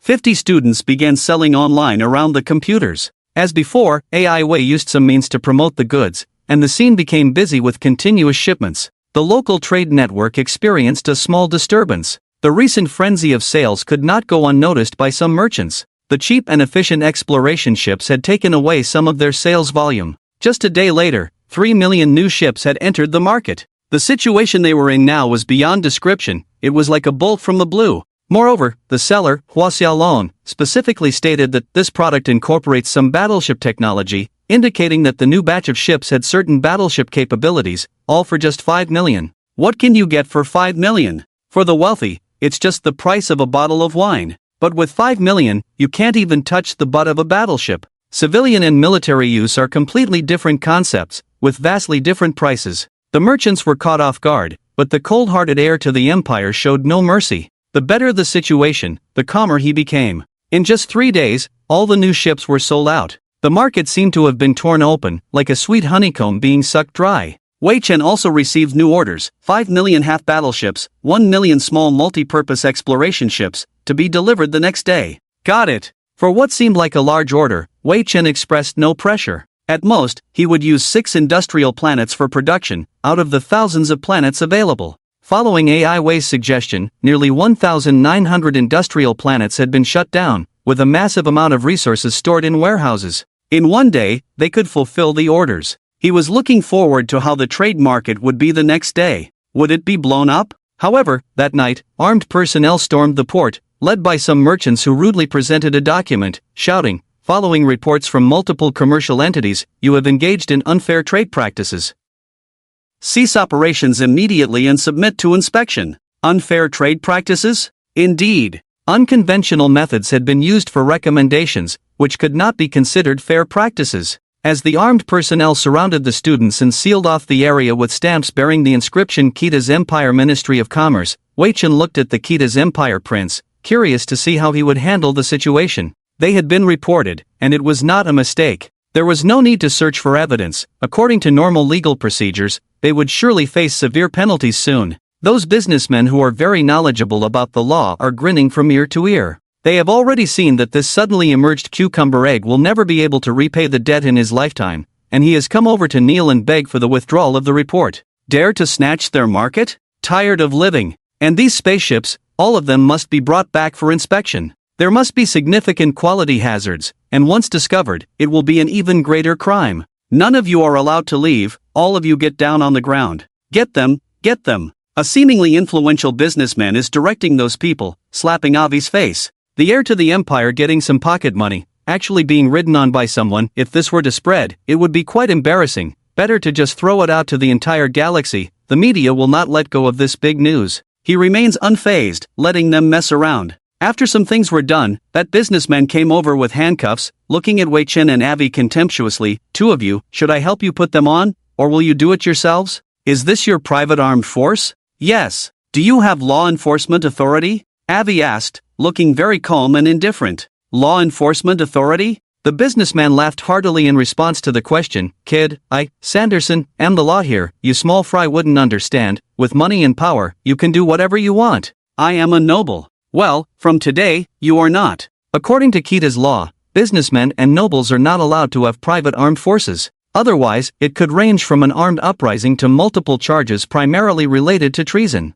Please note that what Sanderson mentioned was private armed forces, not bodyguards, although to some extent, there is no difference between the two. The implications are completely different. Having private armed forces is a serious crime. What would an ordinary person need private armed forces for? Do you have a fleet? Oh, kid, you are quite calm. If I were to say yes, then you are doomed. How did this Sanderson manage to climb to where he is in the business world today? Wei Chen could hardly contain his amusement, having seen self-destructive individuals, but never someone who wouldn't even beat around the bush. Ordinary people wouldn't easily admit to obviously guilty behavior. Smart people would say bodyguards. They wouldn't say something so explicitly. It seems that Sanderson truly has confidence in his money and power. He thinks he can cover the sky with one hand. However, it's a pity that a bigger hand has come down today, capable of easily crushing him. Mr. Wei Chen, I want all of them to come back with me, not a single one left. Private armed forces and private fleets, along with violent extortion and possessing unauthorized law enforcement authority, this is quite an achievement. Okay. What? You? Smack. Wei Chen raised his hand and shot several beams of light, accurately hitting all the armed personnel and businessmen on the forehead. A large group of people immediately fell to the ground with a crash, like dead fish. Wei Chen went over and grabbed Sanderson's head with both hands. After a few electric arcs flashed by, he turned to Avi and said, he indeed has a fleet, it's in a privately undisclosed port. Anything else? There are some other issues, I'll organize them and send you a file later. There are quite a few. It seems it's time to reorganize the noble class. Half an hour later, Avi called in the military. They escorted Sanderson and the businessmen away from here. Waiting for them would be a dark future, completely devoid of light. After dealing with their business rivals, the two turned their gaze to the dumbfounded students, and after dismissing their noble titles and calling in the military, even a fool would know that Avi was a big shot, at least someone with a high status. Avi had only one thing to say about their handling: you haven't heard anything. Later, Wei Chen learned from the news what happened next. Firstly, Sanderson's private fleet was raided by the Imperial Royal Fleet. After being pressed in the port and beaten for 3 hours, the main personnel were all arrested, and a considerable amount of smuggling and human trafficking activities were uncovered in the process. There are also a bunch of undeclared private planets, private mineral deposits, private casinos, and so on. Those merchants who always follow him around, one by one, have also been sealed off, with countless illegal activities. The more they investigate, the more they can dig up, leading to a series of noble classes being thoroughly investigated, from Sanderson reflecting on several royal relatives, Avi's political achievements skyrocketing.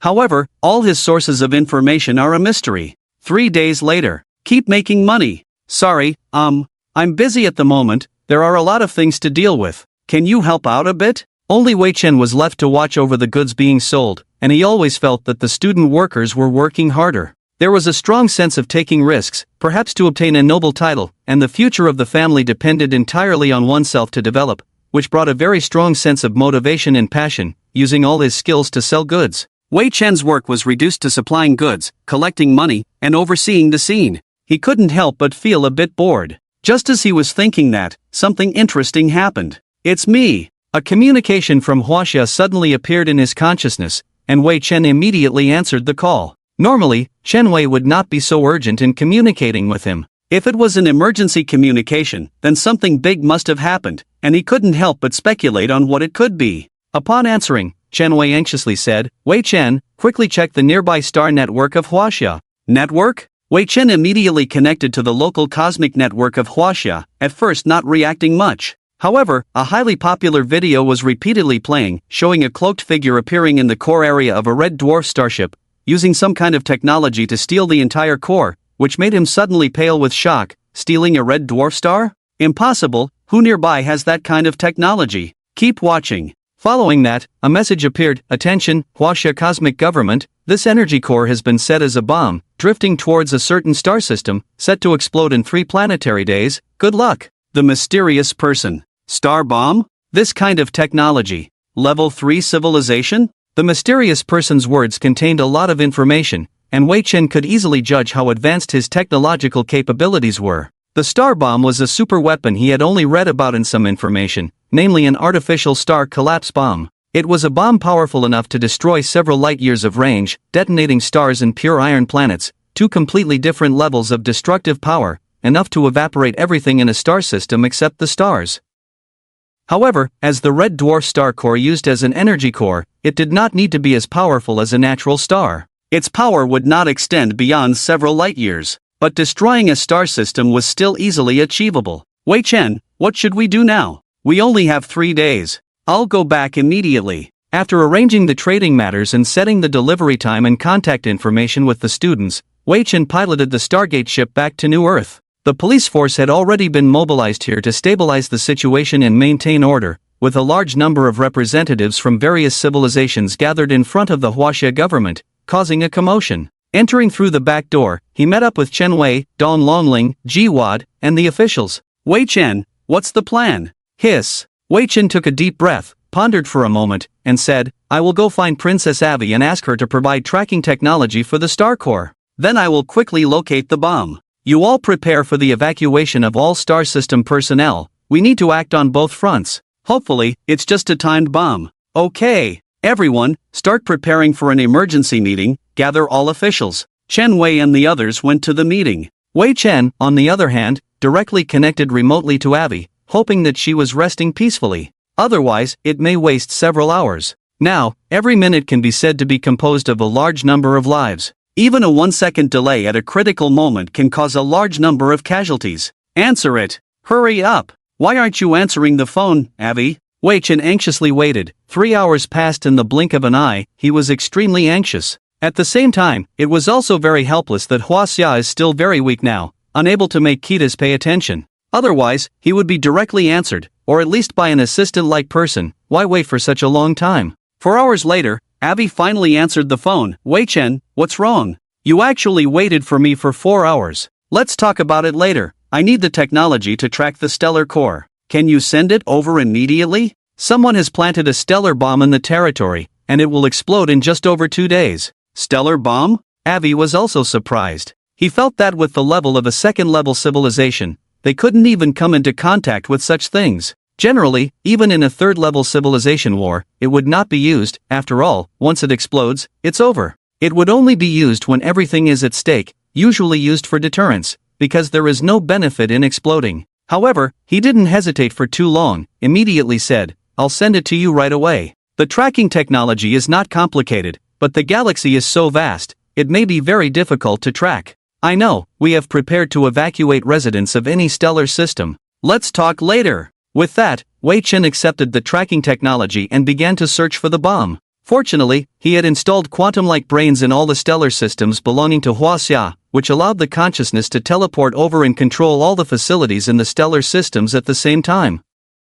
The tracking technology started to take effect in 3 minutes. At the same time, a large number of fleet ships spread out and desperately searched near each stellar system. However, it was not easy to find something within a range of thousands of light-years, especially since the enemy would not let him find it easily. As time passed by, there was still no discovery of any stellar bomb. In the blink of an eye, 2 days passed, and the entire population of Huaxia was in panic. Representatives began to come out and criticize the inefficiency of human affairs. Chen Weixiao and others could only remain silent. They did not disturb Wei Chen because if they missed something while causing a commotion, it would be disastrous. Seeing that time was running out, Wei Chen even used his consciousness to search for traces of the bomb, but now the consciousness fluctuation was not strong enough. At most, he could detect a few hundred AU with the help of instruments. He needed more time to settle down. 2 days, 23 hours, 50 minutes. Here it is. The stellar bomb was not large because it was modified from the stellar core. It was only a little over 3 kilometers in size but could support huge spacecraft.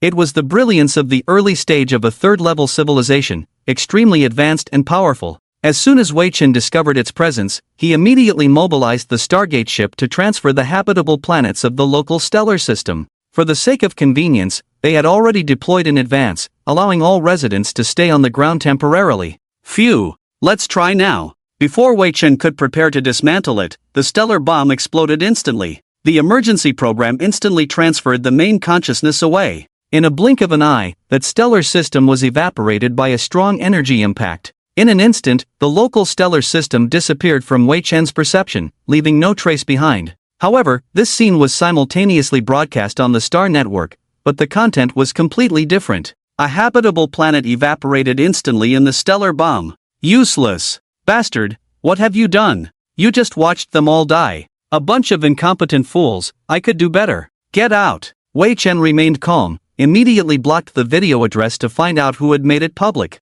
At the same time, he locked all the accounts that spoke out first and controlled the regions where the accounts were located. If they wanted to escape, they would find it difficult as the local police forces quickly arrived. They arrested those troublemakers one by one. However, the timely measures unexpectedly did not take effect, and more accounts appeared, cursing wildly. Some people who were originally silent gradually joined in the chaos, blindly accusing the Huaxia government of inaction. Those who spoke out in favor of the intact victim planet were drowned out and unable to be seen. Wei Chen broadcasted across the entire territory, everyone calm down. This is just the enemy trying to manipulate you. That planet has been moved. Get lost, who do you think you are? How dare you speak like that? You say it's been moved, so it's been moved. Who do you think you are? A god? Speaking from the shadows, what kind of coward are you? Come out and show everyone who you are, show everyone what kind of government lackey you are. Exactly. The number of people participating in the argument was rapidly increasing. Blinking past the 50% mark, more and more people joined in, and the police force was overwhelmed. Therefore, Wei Chen immediately activated all unmanned fleets, appearing simultaneously in the skies above each planet. All planetary orbit weapons awoke from their slumber and entered a state of readiness. He warned loudly once again, I'll say it again, calm down. I'll say it again, calm down. The same sentence exploded suddenly in all audio devices. The loud sound instantly sobered many people up, temporarily cooling their anger, and directing their gaze towards the weapons charging up. In an instant, an invisible deterrent force descended upon them, prompting them to think rationally. Wei Chen also mixed his own consciousness fluctuations in, and the effect was very effective. Seeing everyone silent, he continued, Are you all fools? Just because of a video, you jump out without thinking to curse the government? Isn't that outsiders trying to provoke us? What kind of chaos is this? As soon as the stellar bomb was discovered, I moved that habitable planet away. No one died on it. You believe a doctored video from outsiders? A bunch of idiots. How did we raise such a bunch of idiots? Have you eaten too much to think straight? After speaking, Wei Chen released footage of guiding the planet into orbit. The silent fools calmed down, unable to discern which was the truth. If it was inside the planet, they could immediately go and see for themselves, but in the vast universe, the use of special effects technology to deceive was quite easy. Even professionals sometimes found it difficult to distinguish. To see is to believe, Wei Chen said again, if you don't believe it, the planet is at these coordinates, go see for yourself. Immediately, someone piloted a spaceship to go check, and not long after, videos from different angles began to appear online, showing the planet being brought into orbit, looking completely unharmed.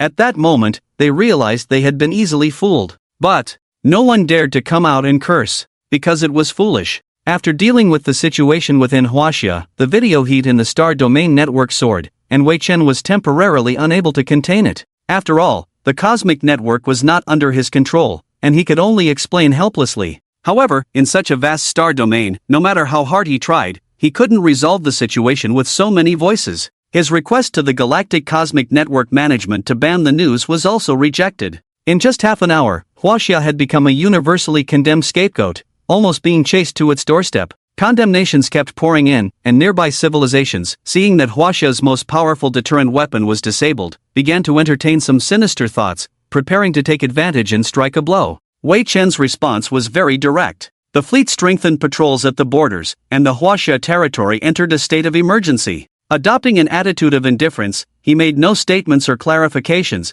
As for the media that could spin a whole history book out of a few seconds of video, what more could he explain? He could only wait for everyone to calm down and then carefully discuss the facts and truth. That night, have you found out anything? Another emergency meeting was held, discussing internal unrest, as well as the lingering issue of the stellar bomb. In modern China, at least hundreds of millions of people are being imprisoned, which is quite shocking at any time, equivalent to the total population of a race. Wei Chen wants to know why. The interrogator is Ji Wade, who presented a document saying, these people say that they only need to post an insulting comment on a website to receive a reward of 100 star coins, which can be doubled if the number of people increases, that's all. Just for a little money? Yes, just for a little money, most of these people are lower-level employees. Is it because there are not enough job positions, or is social welfare too little? China's social welfare is considered one of the best in the entire star domain. Jiwei coughed and said, they just feel that by moving their mouths, they can earn hundreds of times more than working, and it's easier. Is that so? Yes. China's social welfare is very good. Everyone has a job, and there is a 1-year unemployment benefit, which can be extended in special circumstances. Housing prices are relatively cheap without pressure, and there are many warp-speed ships, making it very convenient to go anywhere. As long as they don't commit crimes, the people always maintain a high degree of freedom. This is the result of everyone's hard work for 100 years. However, the current return is simply a slap in the face. Wei Chen and others felt their anger rising, wishing to directly spray those bastards and other idiots to death. Well, it seems that they are living too comfortably, forgetting for a moment that the government not only exists to serve them but also to maintain a certain order and stability. Wei Chen decisively said, let these bastards go and open up new lands. Any objections? None. None. Good, it's unanimous. Let's discuss the next item. Those grandsons around seem to be dishonest. You're right. The atmosphere became slightly lively for a moment before returning to gloom. The Red Dwarf Star Fleet, China's most powerful weapon and symbol of great deterrence, is what ensures peace for 100 years. If it becomes paralyzed, it's just a pile of scrap metal, and no one will be afraid. Currently, Wei Chen has deployed a significant number of stockpiled fleets to maintain border and internal security. But what China needs now is a kind of deterrence. A deterrence that will make them shut up again. Report. Speak. A meeting was in progress when someone suddenly burst in. Wei Chen could tell at a glance that he was the official in charge of various ethnic representatives and gestured for him to continue. The official was very flustered and said, the ethnic representatives have jointly submitted a petition, demanding an explanation for this incident, and they feel that we lack security measures, requesting permission to allow each ethnic group to form fleets to protect themselves, just like the Six-Eyed and Jiwa tribes. They demand equal treatment. What? Everyone was shocked. This demand was simply outrageous. While it was understandable for the Six-Eyed and Jiwa tribes, who were the earliest to interact with humans, to have their fleets, how could the later arrivals compare? Once agreed, the Republic of China would become a mere facade, and the entire universal nation would instantly disintegrate, with hundreds of races having hundreds of fleets, leading to inevitable conflicts over minor issues. The entire territory would revert to its original state. Wei Chen immediately shouted, I disagree, tell them to go back and stay put, it's not their turn to be unruly now. Wait. Chen Wei quickly stopped his overreacting behavior and pulled him aside, saying, we can't act like this. If you suppress everything with force, how can we unite internally in the future? But, alright, I have the final say on this matter. Go and tell them that we will carefully consider it, please give us some more time. Yes. The meeting ended with just setting a date for a military parade. Let the people know that the Republic of China has more than just the Red Dwarf Star Fleet, there are other fleets as well. 100 years have passed and technology is still developing. The current fleet is no longer comparable in combat power to that of the past, with millions already in quantity, and Wei Chen can produce even more. It is even possible to produce while fighting. This is the benefit of advanced fully automated industry, unique in the entire galaxy. Hey, buddy, what's up? How much would it cost to get a set of equipment to shield the Stargate ships? Or intercept something? Well, it might be a bit expensive. Doesn't matter, planetary shields shouldn't be too expensive, right? Let's start with a design. Originally, Wei Chen planned to flex his muscles, to hold a grand military parade, to let the people understand the current government's strength, and to intimidate other civilizations. However, plans never keep up with changes. Just as he had sent out advertisements and promoted the latest warships everywhere, mobilizing many soldiers to form fleets, everything was going smoothly. But then, some troublemakers appeared. More than 1 million fleets suddenly appeared all over China, as if they were free. The damn arms dealers were like vampires, actually delivering large batches of warships to their doorsteps. Those races advocating for their own fleets were using China's money to buy for themselves, then proudly declaring, XXX fleet is established today. You establish a spinning top, surrender immediately, or we'll blow you up. We're not afraid. The million fleets surrounded the habitable planet, unmoving. Generally speaking, if Wei Chen's usual temper had been 10 times the military force, he would have surrounded and destroyed these bastards.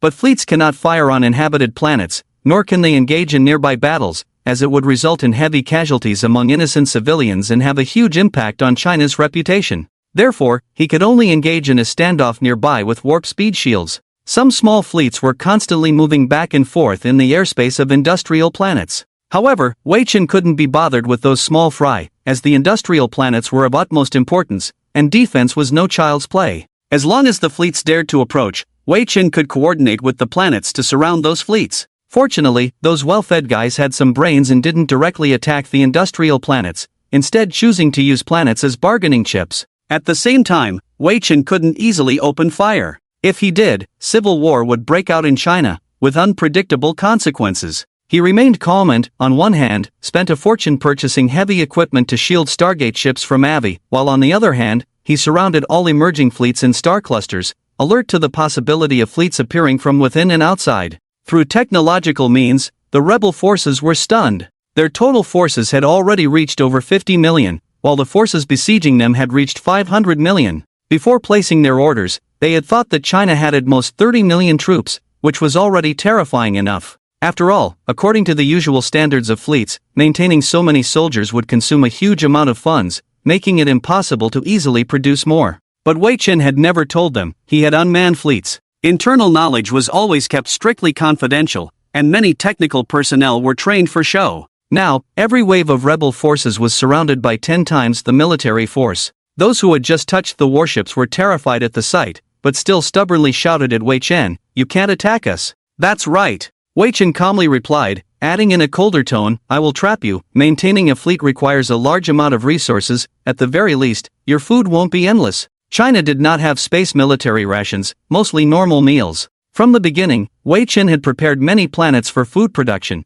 with enough annual production to feed all races for 10 years. The warehouse stored enough food particles for over 1,000 years, and when taken out, it was guaranteed to be fresh. He had used many technologies purchased from the cosmic network to ensure that China never ran out of food. However, for space fleets, fresh food required a large storage space. 3 months, at most 3 months, all the rebel fleets will go hungry. They can only drink recycled water. Even though this is the case, they are still tough now. For a month, both domestically and internationally, online news reports the standoff between the two armies, a whole month. Reporters' mouths are almost worn out, but they are still just standing off. Wei Chen also does not give them room to maneuver, just quietly standing off. The fleet remains motionless like zombies. On the rebel side, the supply ships are active every day, distributing resources from the supply ship to each ship. "Everyone, the wormhole shield generator has arrived." "Hello, dear fellow countrymen, the installation of the wormhole shield generator can prevent those arms dealers from coming in.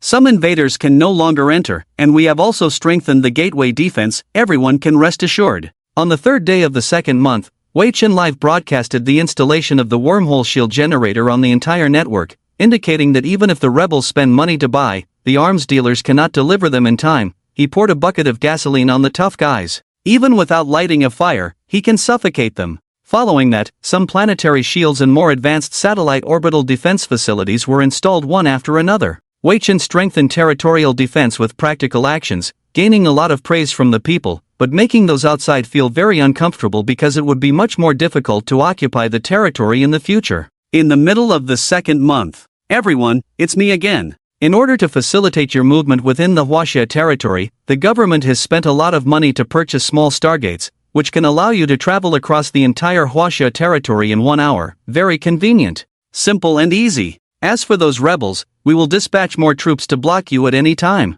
I hope you roll down as soon as possible." Blink of an eye, 3 months have passed. Wei Chen still did not open fire to attack, but started live broadcasting. A group of soldiers in the warships taught everyone how to cook in the kitchen, using kitchen knives more flexibly than fingers, with seafood and various delicacies. The rebels didn't want to watch but had to. Wei Chen could have controlled their warships long ago, but it would be meaningless. They have to surrender on their own. The fourth month. Another live broadcast, but this time it's not about food, but a demonstration of the star-destroying weapon. A row of pure ion planets lined up in a certain star field. Wei Chen said in the video, "Everyone, today I will introduce a special weapon that uses the elimination of Coulomb force to trigger a supernova explosion reaction to achieve the goal of annihilating the interstellar fleet. The stars behind me are the protagonists today, the star-destroying dragon. Actions speak louder than words. Let's try detonating one first." In the horrified eyes of the rebels and foreign friends, a small-scale supernova eruption flashed in the starry sky.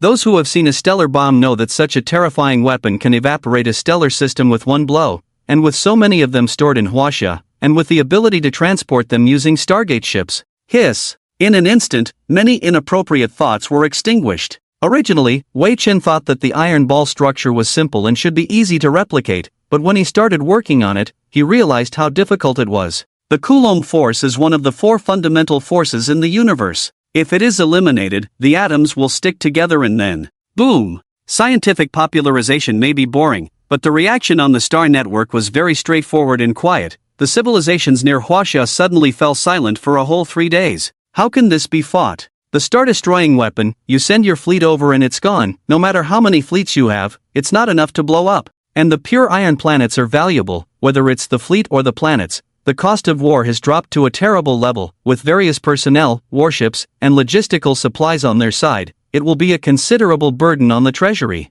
In addition, with such a terrifying number of fleets, can they be defeated head-on? All the soldiers were shocked. They really wanted to know how Huaxia managed to have such a scale. On the 4th day after the live broadcast by Wei Chen, the Huaxia rebel forces have been in a standoff with the government forces for more than 3 months. As far as we know, they are now in a state without any external supplies. The spokesperson has been repeating this is violent rule, calling on the entire universe to condemn Huaxia, but according to street interviews in Huaxia, experts say that once a universal country has fleets owned by various races, then this universal country will be nothing but a sham. According to analysis by military experts of the Huaxia government, the rebels may not last until next month.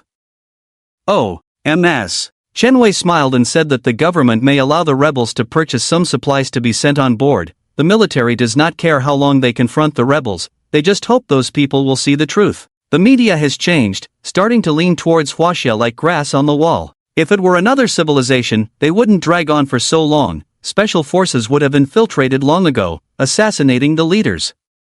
Then, a series of war criminals would be brought to trial, the rebel soldiers would be sent to colonize planets, and if the fleet goes to war, they will be mercilessly annihilated, and their families will also be implicated after the war. After all, reality is not a story. In the 5th month, a weak voice echoed through the stars, we request negotiations. Negotiations? Wei Chen appeared very calm and wise on the surface, but inwardly he was delighted, and said coldly, you are rebels, carrying the great crime of treason, you have no right to negotiate, the only way out now is to surrender and accept judgment. I surrender. Dubai, let our soldiers take over the fleet and investigate where the warships came from, and make sure they are well fed in prison. Yes. Wei Chen broadcasted live throughout Huaxia, the rebel soldiers were brought out of the warship. Most of them were carried out weakly, a small number could still walk, but there were also some incomplete bodies. Compared to their previous toughness, now they all seemed lifeless, with eyes devoid of any luster. Like zombies, they pounced on the food in front of them, quickly regaining their spirits and chewing voraciously. But soon some of them vomited uncontrollably and were taken for medical treatment. This is a warning to others. Some data kept flowing into Wei Chen's database at this moment, analyzing the results he wanted. People began to think that those rebels were foolish, not making good use of their lives, but instead harboring unwarranted ambitions. Now, not only did they endure hunger for months, but they would also spend the rest of their lives eating prison food on a desolate planet. The military did not kill them, which was probably the greatest mercy. Since the stellar bomb incident, the government had been very proactive in reform. The new equipment was valuable, each piece was very expensive. Wei Chen had them all installed, raising the standard of living to that of a third-level civilization in one go. Those who had some knowledge of third-level civilizations from the internet knew that Huaxia was now just a little behind. Moreover, there were no casualties in that incident. Of course, Wei Chen did not spare those with ambitions. They were directly thrown into space for public execution. With this, the internal situation in Huaxia was considered resolved, returning to a state of stability. The fleet that was like a dark cloud also quickly disappeared. Everything seemed to return to its original state, but there was now an added sense of awe in everyone's hearts. 5 months later. I'm so tired, these guys have exhausted me, and it's costing me a fortune. Wei Chen grumbled as he delivered goods to the merchants. This time he was selling 1 billion spaceships, 20 trillion tons of food, and other items. He silently started accumulating debt for those domestic facilities. If it weren't for Avi's close relationship with him and her ability to provide a sufficient supply of goods, he wouldn't have been able to do it all at once. Now he could only sell things to make money and work to pay off his debts. Avi, who seemed to have aged a lot and was full of fatigue, sat beside him and said wearily, "Hurry up. Do you know? Those nobles are all cunning and sly, playing with those old foxes every day. I have no energy for activities at night. My father is wondering why he still can't hold his grandson."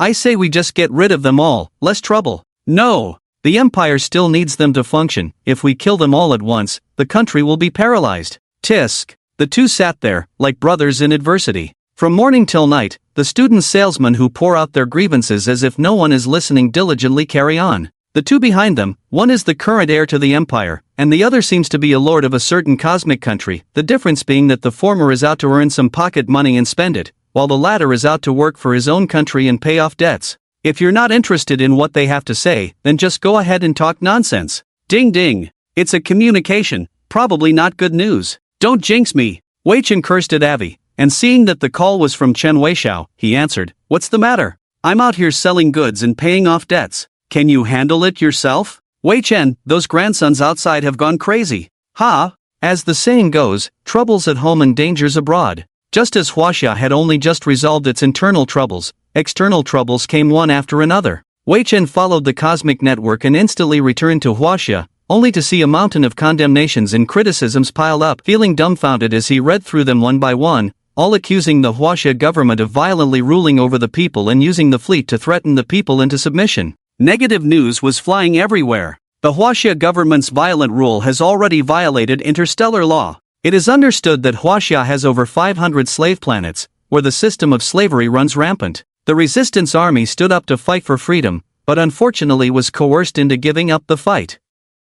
Our country has received requests from the slaves to liberate the slave planets within Huaxia's borders and destroy the tyranny in government. XXX is willing to open its borders, welcoming refugees into its territory and providing some assistance. XXX civilization calls for the formation of a coalition to resist human tyranny and government. Suddenly, Huaxia's reputation plummeted to rock bottom once again, and a supposedly top-secret Huaxia file was publicly disclosed, revealing the government's industrial planet count, actual stockpile resources, food, technology planets, and more, as if they had been stripped naked for all to see. All civilizations began to covet them. With so many resources, capturing them would definitely fill their bellies. Moreover, Huaxia couldn't even consume all those things, only piling them up on multiple planets, rarely engaging in external trade or establishing interstellar trade relations with anyone, making others envious and itchy. So their military began to be active on the border. Recently, the border patrol ships reported that 3 familiar behemoths were silently sailing along the border. On them were the emblems of the 3 most powerful cosmic countries, Essel, Babosha, and Shikalar, proving that those big guys belonged to their military. Wei Chen scanned the video and almost popped his eyes out. Stellar-class warships? Impossible. At the first moment, Wei Chen realized that someone was playing tricks behind the scenes. All nearby civilizations were second-rate, none of them could be considered a third-rate civilization. Building such super weapons required technology, manpower, resources, and a complete industrial system, taking decades or even centuries to build. And those guys didn't have that much money to buy them. Who is it? Who is behind the scenes trying to kill us? The arms dealer who sold to the resistance army has not been found. Is he also supported by the mastermind behind the scenes? What does he want to do? Could it be? Wei Chen quickly thought of an enemy, the human archenemy, the Reapers. In recent years, humans have been very active, always striving to become members of the Galactic Council, trying to appeal to the cosmic arbitration, but in such a vast galaxy, humans have only made a few ripples, which should have gone unnoticed.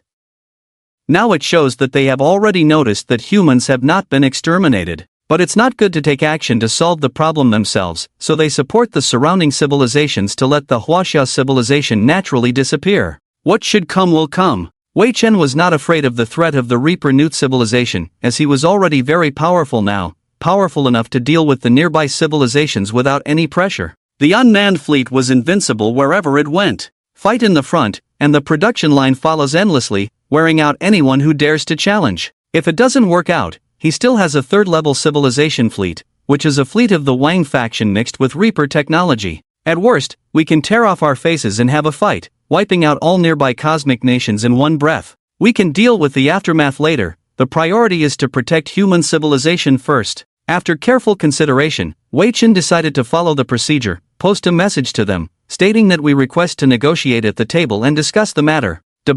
Deploy fleets to the tense borders of each region, and the reserve fleets should also be brought out to see the sun. Don't leave a single ship behind. Be prepared to mass-produce troops at any time. We cannot afford to lose in terms of momentum. Each fleet is equipped with 3 star-destroying dragons, and the command system will have real personnel. The country is now on level 1 alert. 3 days later, in a temporary space structure in a certain border star system. Outside, numerous fleets are facing off in 2 groups, while inside, Wei Chen is accompanied by old comrades such as Chen Weixiao and Dong Longling, as well as dozens of representatives of civilizations sitting on both sides, with national flags almost filling every corner. This is the most heavyweight negotiation in this star domain in 1,000 years. Nice to meet you, I am the representative of the Essel civilization, FAQ, fully responsible for the content of this negotiation. Nice to meet you, I am Wei Chen, the military representative of the Huaxia civilization, fully responsible for the content of this negotiation. They politely shake hands first, then sit back down.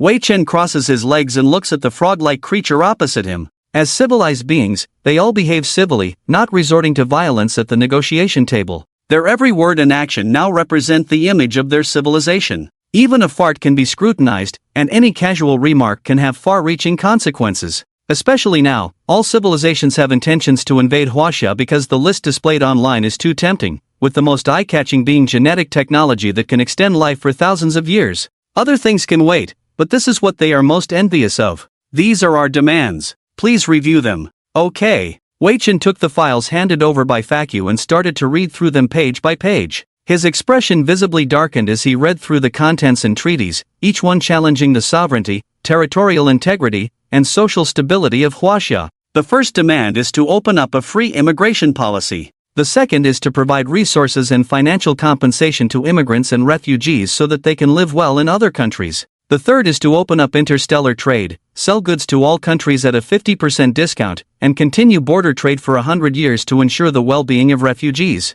The fourth demand is that Huaxia must smack. Wei Chen didn't finish reading and threw the documents to Chen Weixiao and the others to review. The text seemed to be advocating for the welfare of refugees, but between the lines, it was all about "I want resources." In simple terms, aside from the fact that there are no such fabricated refugees, these guys have only one goal, which is to divide up the rich resources of Huaxia to enrich themselves. They also want to sign a series of unequal treaties using this opportunity. They want to devour Huaxia completely, then assimilate and eliminate the entire human civilization, turning humans into rootless drifters without history, eventually disappearing completely in the endless space. Damn it! The last time they did this, they turned into dust, and who knows how many years have passed since then. By throwing the documents, Wei Chen made it clear what Huaxia's attitude was. However, FAQ on the opposite side didn't even flinch. Everyone knew that today was just a formality, and Huaxia would never agree to such terms. After Chen Weixiao finished reading, she slammed the table in anger and shouted, "You are blackmailing us.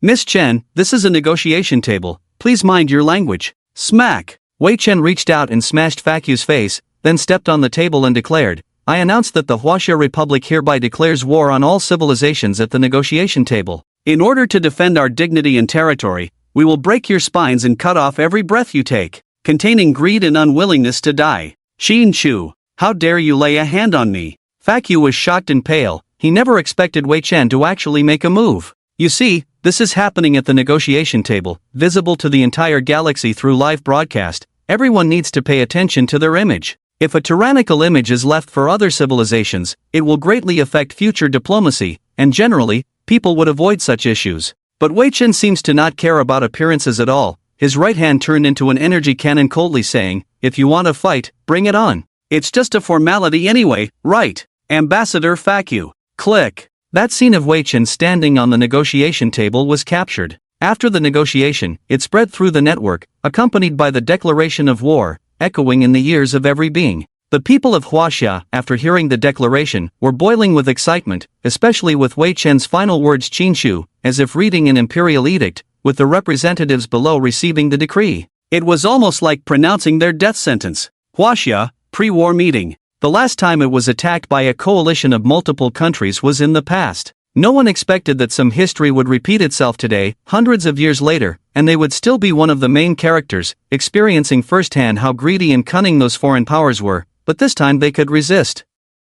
The enemy also wouldn't know what they were up against. Ladies and gentlemen, let me give you a peace of mind first. Victory is certain in this battle. The meeting started with Wei Chen decisively making a statement. He had nothing to hide now. Not knowing who leaked the information, he decided to bring out all his forces from the beginning and fight against the various civilizations. Everyone present had read the disclosed secrets. They were all shocked, thinking that 500 million was already terrifying. but they didn't expect Wei Chen to have so much stockpiled. Moreover, apart from using some of the resources to maintain the industrial planets for civilian needs, there were still 1,900 planets available for production, with a daily maximum fleet force production exceeding 1 billion, and the resources mined over the past century were enough to support 10 years of consumption.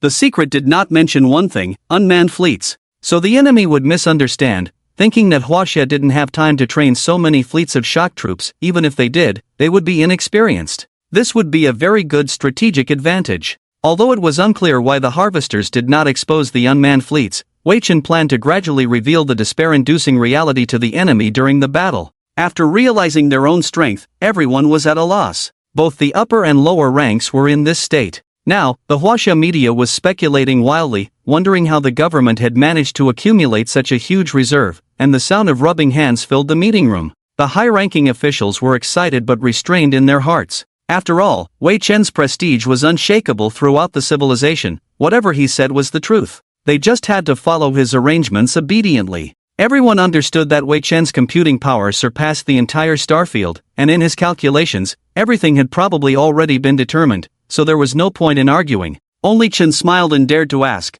"What are our chances of decisively winning?" The reserve of ordinary troops in Huaxia needed no further explanation. However, the enemy had 3 fleets of red dwarf star-level motherships, one of which had already been disabled by Huaxia. Currently, the highest combat power in Huaxia was the star-annihilating dragon, with each shot equivalent to the enemy's firepower. In actual combat, they were no threat to them. As the saying goes, soldiers against soldiers, generals against generals, this has always been the case. If Wei Chen had no countermeasures, he would have to rely on the advantage of a large army to wear down the enemy, through a long war, even at the cost of some star systems being destroyed, to achieve the ultimate goal. Wei Chen made a gesture for silence and smiled. "This is temporarily confidential. I won't reveal it until I know how the enemy stole the secrets." No one asked further questions, silently accepting the task. Next, they had to secure the rear star systems, leaving the front line to Wei Chen. It has been prohibited for warp drives and Stargate ships to enter the territory of Huaxia, so there is no need to worry about the sudden appearance of enemies.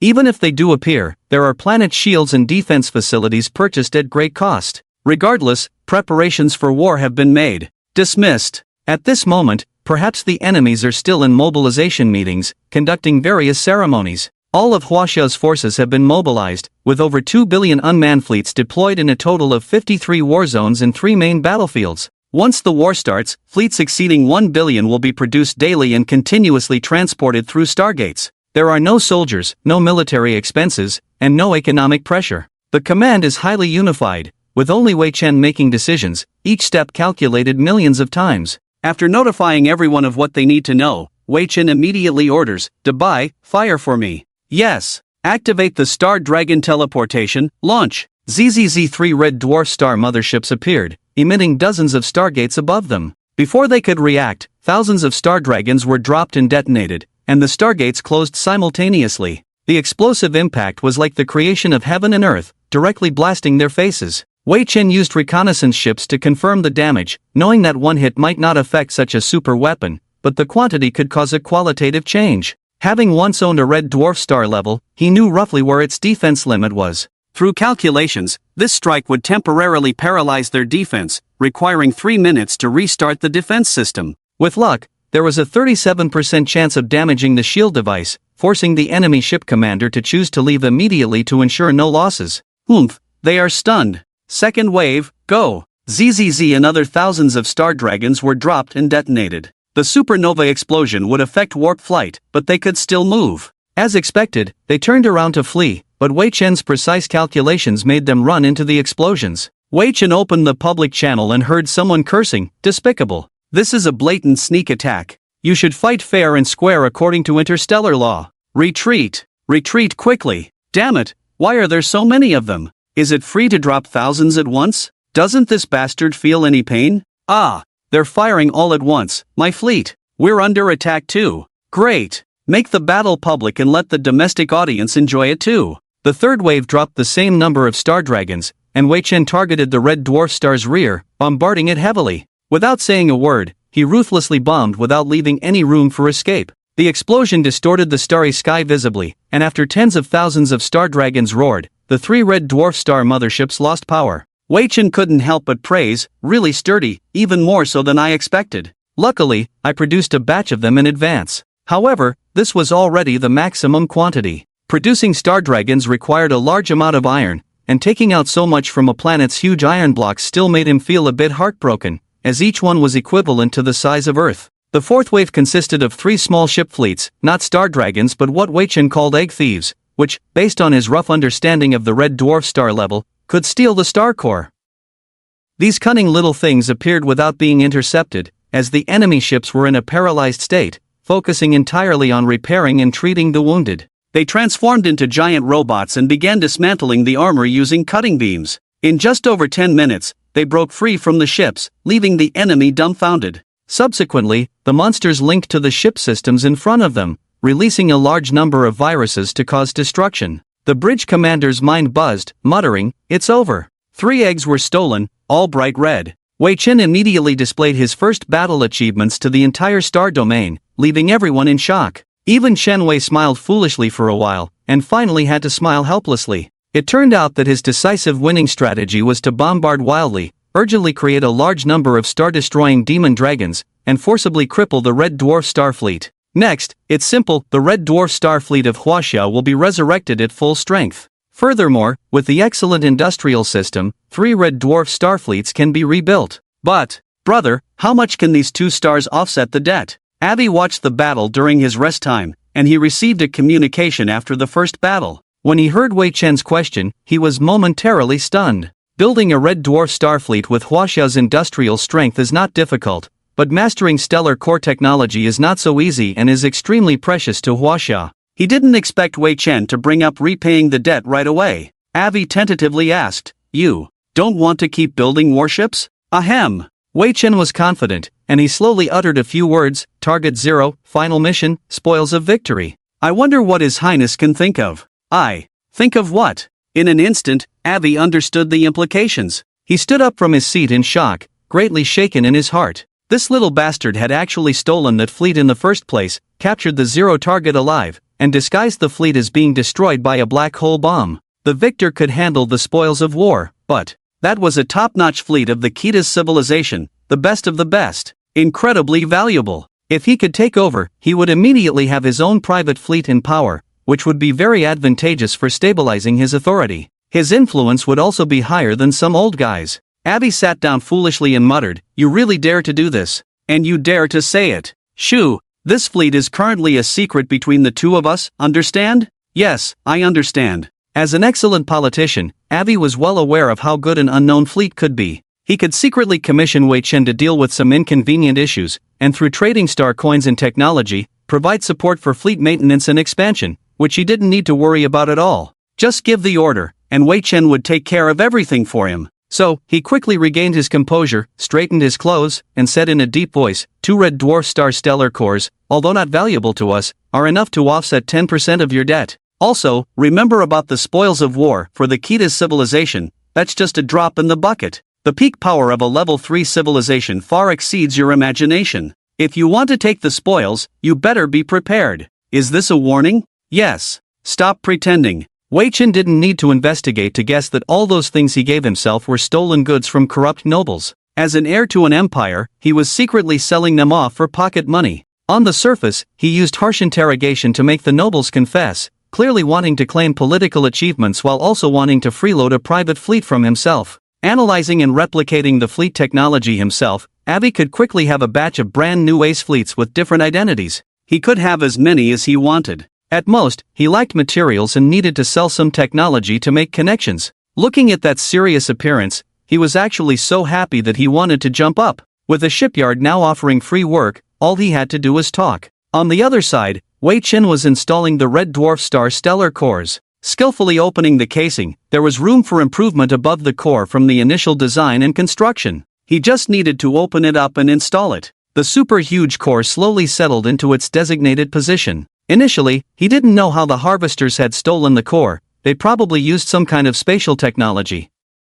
Now, he had to resort to a more straightforward method. After installation, he immediately started Resurrect. Phew, it seems the ace doesn't need to make a move. Wei Chen. Iwei didn't go offline, suddenly stopped emergently, with a serious face said, there is some bad news for you just came in. We just received the news that the new civilization seems to be making some moves in your star domain. It is judged that most likely you are their target. I know. They have dispatched 10 Red Dwarf-class warships, publicly claiming it is for arms trade, clearing old ships. They have not announced when it will end, probably will continue to reinforce until one side perishes. Conservatively estimated that the new civilization will clear billions. The intelligence department knows that there will be many unmanned ships among them. Can you handle it? Just a human wave tactic, nothing special. That's good. According to the position, the Kita's civilization cannot take action. It will escalate the conflict and cause more sacrifices. I can only provide some intelligence support and condemn them in the Galactic Council. Can't do anything else. Please understand. No problem. Enemy, multinational allied command. At any time, the first battle is crucial for morale. Success or failure even determines the course of a war. But our side's 3 most powerful weapons, easily damaged at the beginning, and being broadcasted throughout the entire star domain by Wei Chen to intimidate all sides, causing immeasurable damage to the morale of the Allied forces. Even the command headquarters is very depressed. Now, Wei Chen is still live broadcasting the revival of his Red Dwarf-class mothership, recklessly heading to the front line, planning to directly engage in battle, taking a big bite out of the Allied fleet. In the current first battle, the multinational Allied forces have lost over 5 billion soldiers. Due to Wei Chen's live broadcast, the public and political circles are in a state of chaos. A sense of terror is spreading. The casualty figures are rapidly rising. Therefore, the Allied forces urgently convened a military meeting to start finding ways to turn the situation around. Thakyu sat calmly in the main seat and said, "Everyone, I just received the news that they will support us with 10 red dwarf stars and billions of fleets. As long as the war continues, the support will not stop. What do you think? But we don't have enough soldiers to equip. What should we do? Do we have to start conscription now? If they support us, how can we fight against the Huaxia army? Now the other side has deployed over 20 billion. According to intelligence, all battlefield forces are increasing, meaning they are producing and fighting at the same time." Yes. Unlike some hot-headed politicians, the military personnel are more calm. From the beginning, they felt it was foolish to confront such a civilization. Seeing a few thousand industrial planets should have put an end to the idea. Industrial planets, vast reserves of resources, a massive fleet suspected of using clone soldiers, and those very cheap star annihilator weapons. No matter how you look at it, it's not easy to deal with. Should try to make friends with them. The orders from above are simply insane. Listening to the military personnel, Thakyu remained very calm, and only spoke when the discussion quieted down a bit. "Don't worry. They will support us with a batch of robot fleets. All you need to do is sit in the command room, command the troops to take down Huaxia, and it won't cost much domestically." Robot fleets? Yes, a fleet composed of robots, already equipped and on its way. Then why didn't they do this earlier? We have lost billions of soldiers. They didn't expect Huaxia to be so powerful. Some officers clenched their fists upon hearing this. They never expected that the Allied forces would lose so many soldiers in vain, only to bring out the robot fleet now. Isn't this a typical case of hindsight? Do they not value the lives of soldiers? But even if they are angry, what can they do? The new civilization, one of the top 10 level 3 civilizations in the galaxy, whatever they say goes. To them, lower civilizations are like weeds. Being able to provide some support is enough to keep civilizations like Thakyu alive. Now, no matter how it looks, as long as they win, they can gain greater benefits. They can also stand in line at the Galactic Council and catch the 10th ship. So, the Allied forces have no way out. Everyone. Thakyu raised his voice, looked around at all the senior generals, and said seriously, "You are all professional soldiers. Casualties in war are inevitable. The road to civilization is full of obstacles. Don't let Huaxia think we are too delicate. Since we have started the war, there is no room for regret. Report, enemy forces are breaking through the defense line. Please give instructions." All right, get to work. The coalition forces were in a meeting. Huaxia was also having a meeting. But the new intelligence was too frightening, forcing them to change their strategy. The difference was that this meeting was purely a military meeting, attended by humans, Spivak, and Hex and senior generals. They appeared more nervous than the coalition forces because Huaxia soldiers lacked experience in space warfare. They had only studied theoretically and in virtual simulations. The so-called senior generals were just the best students in their studies, yet to experience real space warfare. Only Wei Chen had actual experience, starting his career in space warfare. However, his experience couldn't be used as a teaching material, as the unmanned fleet relied on quantity rather than tactical value.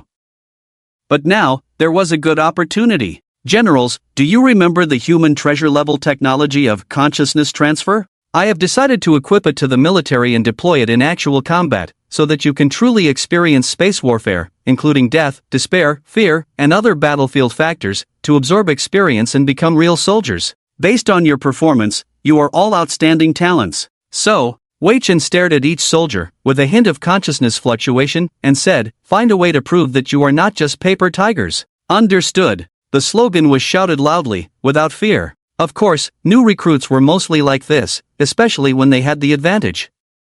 Wei Chen smiled and didn't say anything, handing out some documents to everyone, signaling them to read and memorize carefully. It was his carefully calculated battle plan. He then explained, "There is a saying among humans, shoot the leading bird with a gun. Therefore, we need to cripple the three most powerful civilizations, using sufficient force to confront them head-on. They all have excellent military leaders and military knowledge. The best teacher is the enemy. Learn space warfare from them. I will continue to provide you with enough support. The Essel civilization is mine. The Babosha civilization is handed over to the human fleet and the Hexan tribe. The Zekiel civilization is handed over to the Spivak tribe and other ethnic soldiers to deal with. In addition to your own fleet, I will continue to transport a large number of unmanned fleets to ensure that even if you fail, you will not be defeated. When the Reaper Nut civilization support arrives, you will immediately withdraw. Understood? Understood. Good. You have 3 days to mobilize your troops. Dismissed." Military meetings are generally conducted in secret and highly confidential. However, Wei Chen was live streaming the entire process intentionally, giving away intelligence to the coalition's intelligence department. They could see it just by going online, making some officials tremble with anger. Not only did he broadcast military deployments, he even directly revealed the ace. Did he look down on them? The message in the Huaxia live broadcast was clear: you are just teaching materials for our new recruits. Even new recruits can defeat you. The contempt in the message was enough to enrage all the coalition generals, not to mention the three major civilizations named. Their armies were already preparing to give Huaxia a tough fight. They immediately halted the attack fleet and retracted, implementing new military deployments. Since the enemy's deployment was clear, concentrating forces for the correct military output was a normal operation. First, each of the three main fleets was immobilized, then other fleets were sent to invade Huaxia's territory, aiming to quickly destroy the industrial planets and use guerrilla warfare to tip the balance of victory in their favor. The highest commander of Essel also quickly live broadcasted, "Respected Lord Wei Chen, next I, Dixel, will be your opponent, hoping to satisfy you." The live broadcast also mentioned Dixel's past glory, indicating that he is an old general with over 200 years of experience in cosmic warfare, having conquered up to 300 light-years of territory for Essel, belonging to the elite national treasure level. Wei Chen also politely responded, "Old sir, I hope I can be a worthy opponent for you." In addition, there are two other old generals who greeted their respective opponents, but they showed no hint of disdain. Neither arrogant nor impatient, each one remained as steady as Mount Tai, with resumes full of brilliance. Instantly, the pressure of mountain-like magnitude descended upon the heads of the Huaxia commanders, making it seem like they were not quite the opponents. But we can't back down. Soon, Rivard and Donglong Zero respectively spoke on behalf of their sides, expressing respect for their opponents. The online discussions began to diverge, analyzing the war results from the perspectives of both sides' forces, resources, and commanders. If we look solely at the commanders, Huaxia is at an absolute disadvantage, with a significant gap in cosmic warfare experience. However, when it comes to forces and resources, things are not so clear-cut. Huaxia is quite intimidating in these two aspects, several times that of the allied civilizations. Wei Chen said that the allied side would receive very strong support in terms of forces, and it seems that Huaxia also has countermeasures, causing many soldiers to feel the terrifying pressure. And what is consciousness transmission technology? There is no information available. The name can be understood, but no one understands the operational principles behind it. How effective can the Huaxia soldiers equipped with it be, sending their consciousness into warships? Wouldn't this remote participation lead to losses? The drawbacks would be too significant. A single interference from the Allies could render it ineffective. Huaxia Border, Zone 021. Hello, General. It's an honor to see you on the battlefield. Hello, sir. I am also honored to see you on the battlefield. If we didn't meet in this way, perhaps we could have had a good chat. Don't you think so? It's really very regrettable. Yes, very regrettable. Nearly 1 billion fleets from both sides, densely spread across the starry sky, forming their formations. In the intense atmosphere of gunpowder, Wei Chen and Dixel chatted casually. In terms of the comparison of forces, Dixel had over 30 million more troops than Wei Chen, most of whom were troops from other civilizations. 3 days to familiarize with them was clearly not enough. However, this old general still appeared confident, showing no signs of fear or hesitation, remaining calm and composed. Behind him, there were at least 60 highest commanders of various civilizations standing, making it relatively easy to judge their combat style. The old general gave orders to them, and they relayed them to their respective troops. On Wei Chen's side, there was only him.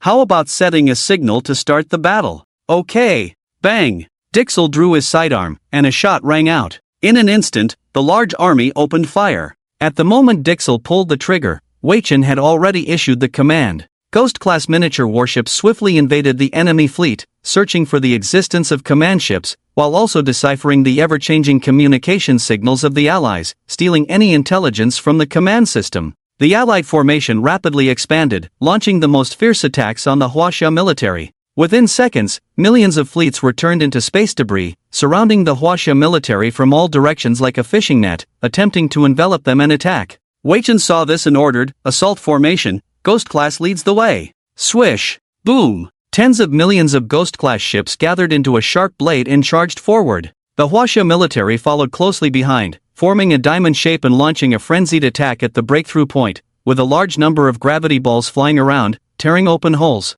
However, this did not immediately break the encirclement, as Dixel was preparing another feast. Behind his encirclement formation, there was unexpectedly another wave of fleets waiting. Wei Chen couldn't help but exclaim, "Damn it!" The Ghost-class ships collided, but triggered a large number of shield reactions. He immediately increased the density of the attack, concentrated the fleet's firepower for a full barrage, aiming to break through and leave. However, at this point, the encirclement by the Allied forces had been mostly completed and the siege had begun. Wei Chen found himself in a predicament, but he remained calm and even chuckled, saying, "You really are something, old man. All ships, prepare for warp speed, activate the Stargate ship." A Stargate appeared out of thin air in front of the Huaxia fleet, and the fleet warped through it, breaking free from the encirclement. Shortly after, appearing from a far distance above, Dixel was not surprised to see the Stargate ship being used in battle by Huaxia. This breakthrough from the encirclement was a basic tactic. However, this wave also resulted in the loss of millions of Huaxia's fleet.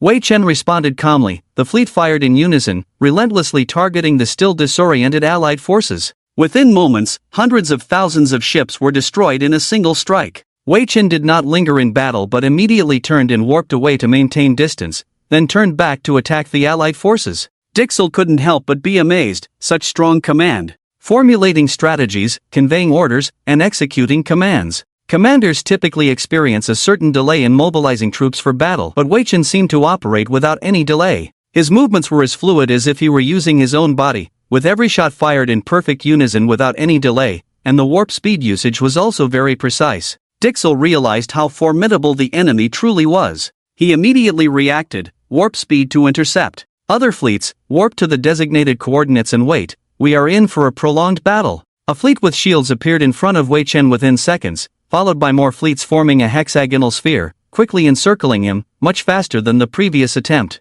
After enduring several barrages, Wei Chen resorted to a familiar tactic. Stargate ship, escape. TSK, this is tricky. Wei Chen furrowed his brows, thinking he could outmaneuver the enemy, only to find himself surrounded again in the blink of an eye. This was the terrifying aspect of experienced adversaries. Dixel, with his rich war experience, moved through space like a fish, while Wei Chen's tactics seemed more impulsive. As soon as he warped, he directed the fleet to fire upon a starry region. The warp speed approach blocked his fleet, forcing Wei Chen to deploy Ghost-class ships and cosmic mines in different locations swiftly. The entire operation was so rapid that the Allied forces were caught off guard, leading to chaos. Without confirming the results, Wei Chen immediately warped away from the encirclement, leaving behind mines for the Allied forces to collide with. However, Dixel was not foolish. Form a defensive shield formation, fire in unison. Humph. Wei Chen sneered at this, feeling relieved. Ghost-class ships were indeed like ghosts. To avoid casualties from the unified fire, he led the fleet to maneuver around the Allied forces,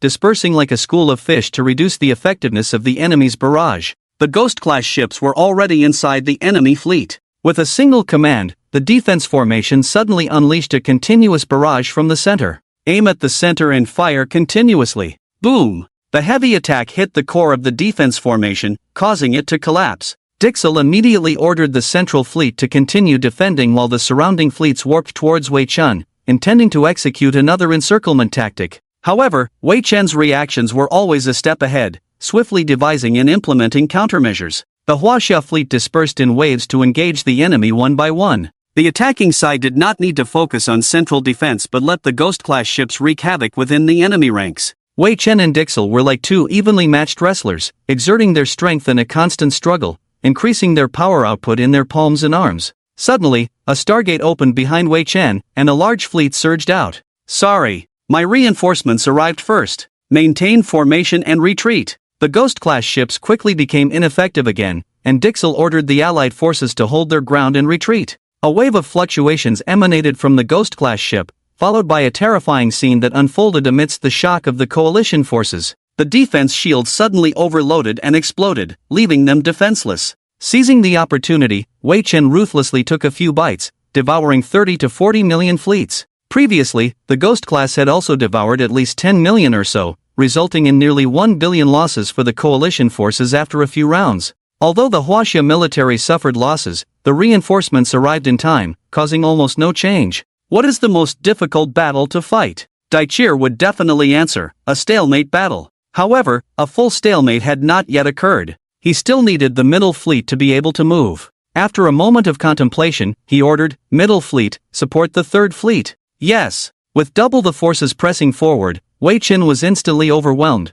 bending under the pressure, forcing it to call for reinforcements, or risk losing at least 1 billion fleets. The latter continued to open starship gates, shrugging and saying, "Sorry, I have a lot of reserves." Meanwhile, on another battlefield, the Huaxia side did not perform as well. However, Babosha also felt a headache, as the rookie recruits on the opposite side continued to reinforce. In less than an hour of fighting, they had already reinforced by over 80 million, but the most terrifying were the six-eyed monsters, rapidly approaching for close combat, capable of slaughtering entire warships. They also had various deceptive tactics like stealth. Suddenly, some command ships would be ambushed, causing headaches for Babosha. The Huaxia attack was extremely scattered, causing their own forces to be fragmented and thrown into close combat with the enemy fleets, resulting in 30 million fleets becoming space debris hindering their allies, while the six-eyed creatures advanced under their cover. The human fleet unexpectedly engaged in close combat in small teams, giving the impression of fighting a ground battle on a planet.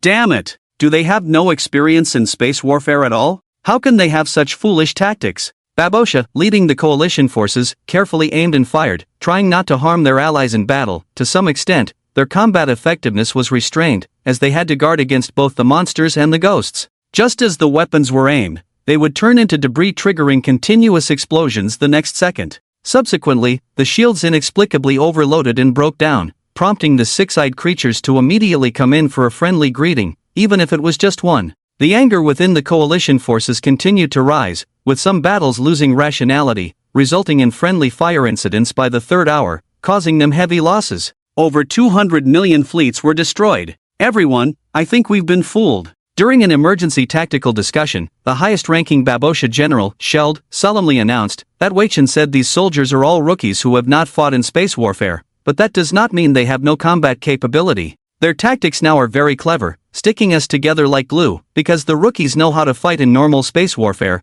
They will surely be defeated quickly. So, we underestimated them. General Sheld, how do we break the deadlock? We do it like this. The edge ships of the Babosha coalition began to leave the battlefield at warp speed. Gradually, like the Huaxia military, they extracted themselves from the glue. Seeing this, the Huaxia military quickly pursued the fleeing ships, but as the ships ended warp speed, they quickly formed a new fleet formation, turning to strike back at the pursuing Huaxia forces. On the other side, Dong Long Ling shouted, "Learn from them. Spread out and charge after their backsides." Understood. These bunch of rogue bastards. Facing the reaction of the rookie soldiers, Sheld's subordinates cursed loudly. They once again used their warships as human shields to approach, but this tactic of regrouping the fleet was meaningless, as they would soon become a puddle of glue again, prompting the fleet to turn and run to avoid infiltration. But then they collided head-on with the Huaxia army rushing out of the Stargate, and their anger soared again. They cursed angrily on the public channel. "Damn it, do you have unlimited troops?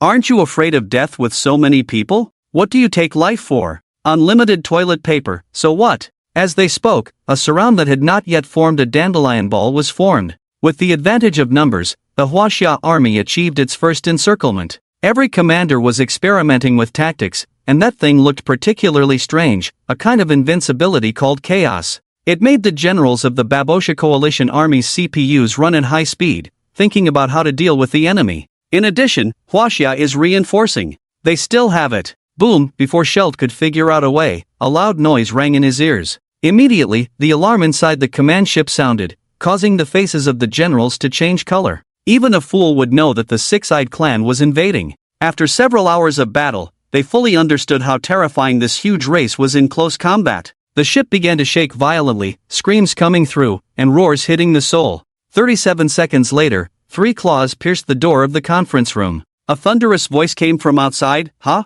It seems like I've found the enemy's supreme commander. Great achievement. Sheld and the other generals. Rewad learned about the situation on the other 2 battlefields through live broadcasts and frowned. Not good. Those big stupid guys may be a bit dumb, but they have already crushed the enemy's headquarters. All that's left is a mop-up operation, and it's only a matter of time. It seems like they are having a great time on the other side. A soldier with a chicken head appearance behind him asked, "Commander, what should we do?" Chill. Rewad was not in a hurry. The Rewad tribe's battles looked very calm. Their warships were mostly gunships and motherships, with no escort ships present. The way they fought was to bombard with gunships. After that, their people quickly rushed over using their ability to transform metal, assimilating and controlling enemy ships.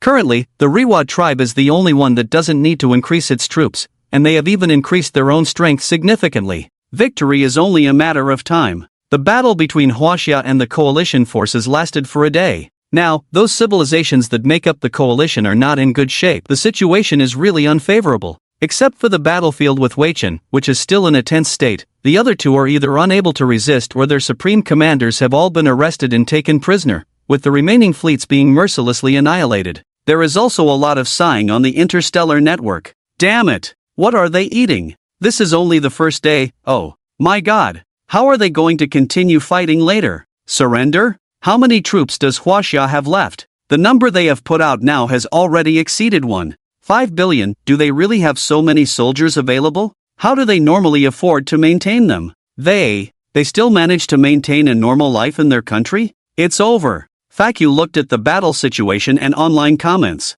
He also felt a chill in his heart. Those fleets. There are living soldiers in those fleets. At least several billion soldiers have died now, which is a huge blow to their side. Even if the reinforcements arrive now, they will face a complete collapse after the war. Moreover, the red dwarf star of Huaxia, which has already restored its combat power, has not been used yet. After eliminating the coalition forces, the counterattack will start immediately, and the next battlefield will be within the territories of various civilizations.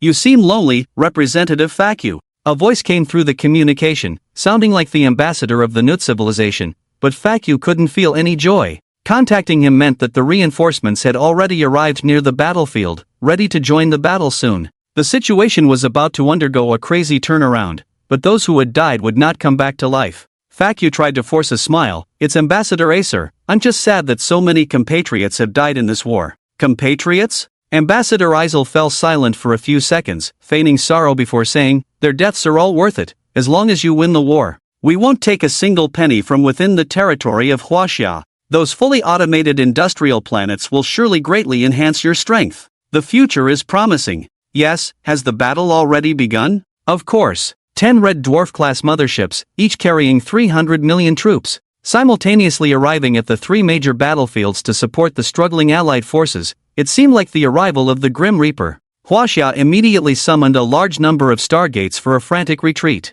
Regardless of the gains already made in battle, they all rushed towards the stargates at warp speed, all gone in less than half a minute, not even a second of delay. The entire network was dumbfounded. Huaxia, are they backing down? At this moment, above a secret spaceport in Huaxia, a fleet was slowly ascending, divided into 3 waves to begin weapon checks, with the consciousness of Weichen located on the main ship. He had hidden a 3rd-level civilization fleet for a long time, and today was the day to reveal it. The monitors from various battlefields were continuously sending information, indicating that the reinforcements from the harvesters had all arrived, and it was time to escalate the war to another level. Taking a deep breath, he said, "Let's begin the first clash. Activate the Stargate teleportation." The fleet disappeared in the blink of an eye. At the same time, to the amazement of many, 3 massive stargates appeared out of thin air, and millions of fleets sped out from them at warp speed. At this moment, no one understood the seriousness of the situation. In the general second-level circle, few had ever witnessed the existence of a third-level civilization fleet. As to them,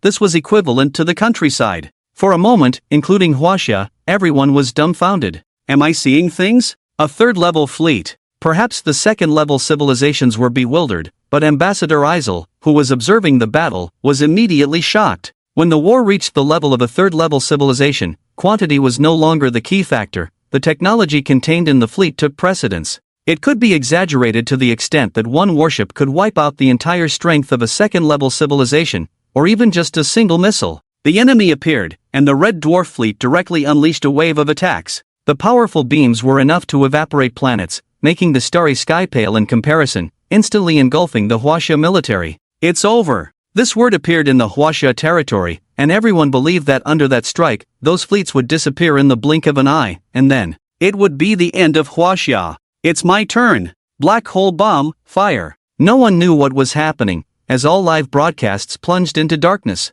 When the light returned, the Huaxia fleet had once again opened the stargates, and the returning fleets leaped out. Below were habitable planets belonging to various civilizations, and the fleets began fierce battles with the planetary defense systems, indicating that the war had entered the homeland stage, with the supporting fleets no longer present. Seeing the black hole bomb, Ambassador Isel's face turned pale. Those things, weren't they supposed to support the useless fleet? How did they end up with the humans? You don't look too good, Ambassador Isel. Who? Isel felt a chill down his spine and turned around to see Weichen standing less than a meter away. With hands behind his back and a cold gaze, Weichen looked at him, making Isel question his life. How did you get here? It's a secret. I'm not obligated to tell you my secrets, and... A hand passed through Isel's skull, gently touching his brain, as Weichen softly said, the things in your mind are very valuable. I want to know them, to know what you have done with the souls of humans. So, I came in person. Ah, you can't just kill me like this. I am the ambassador of the new civilization.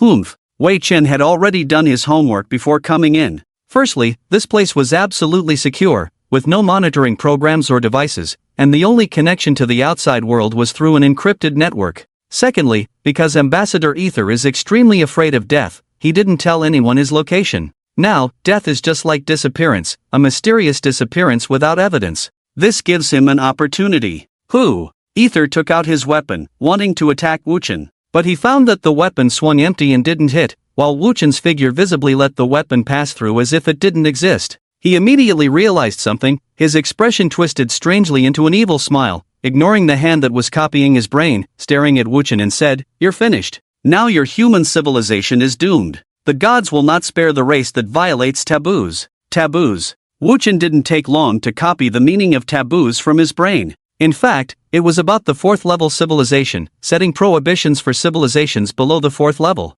If anyone dares to violate those invisible rules, once discovered, all traces will be erased, along with the civilization. In addition, the Reaper Newt civilization is just a subsidiary civilization. Such civilizations exist in many galaxies, their purpose being to collect souls and send them back to the mother civilization. The specific uses, perhaps not recorded due to insufficient ambassador level, along with other information that Ether was interested in. After Wuchen copied them one by one, he easily crushed Ether's brain. A few seconds later, he appeared in front of Awei, who was working. Wuchen concealed his figure and touched his brain. Awei, forgive me for being a bit rough, but these secrets are very important and dangerous, and cannot be passed on to you normally. In the eyes of others, Awei just suddenly took a nap, but for himself, he was forced to spend at least a few hours reading time, recording a large amount of horrifying secret information.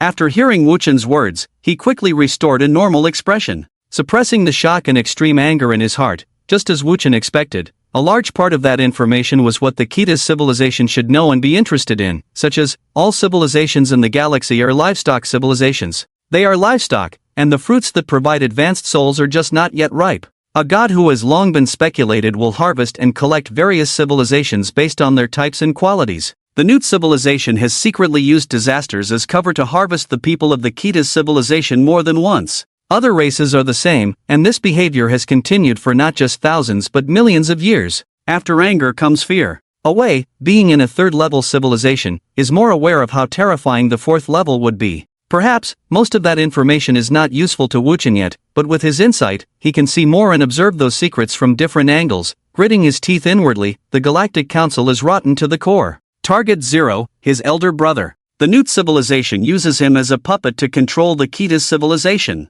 If there hadn't been an accident in the past, he would be the emperor now. Yes, they made the crown prince the heir, not waiting for the current emperor to step down, but planning to quickly launch a political change to gain the imperial throne and thus bring the entire civilization under control. Because the new harvest is approaching. According to Ether's memory, they have already controlled many civilizations ranked in the top 10. Now, the Galactic Council has invisibly split into two halves. Perhaps all it needs is a spark to instantly ignite a galaxy-wide war, at which point the Reapers will tear off their disguised masks. What to do, what to do? Away is thinking about how to prevent the Kitas from being harvested. At the same time, he also wants to know when the harvest will happen. Ether's level is not enough, so he has no idea when it will occur. After thinking, his first reaction was to let Wuchen delve into the Newt civilization to investigate, but he quickly vetoed this foolish and reckless decision. After all, it was already good enough that they told you these things. Asking them to risk their lives further would be too unethical.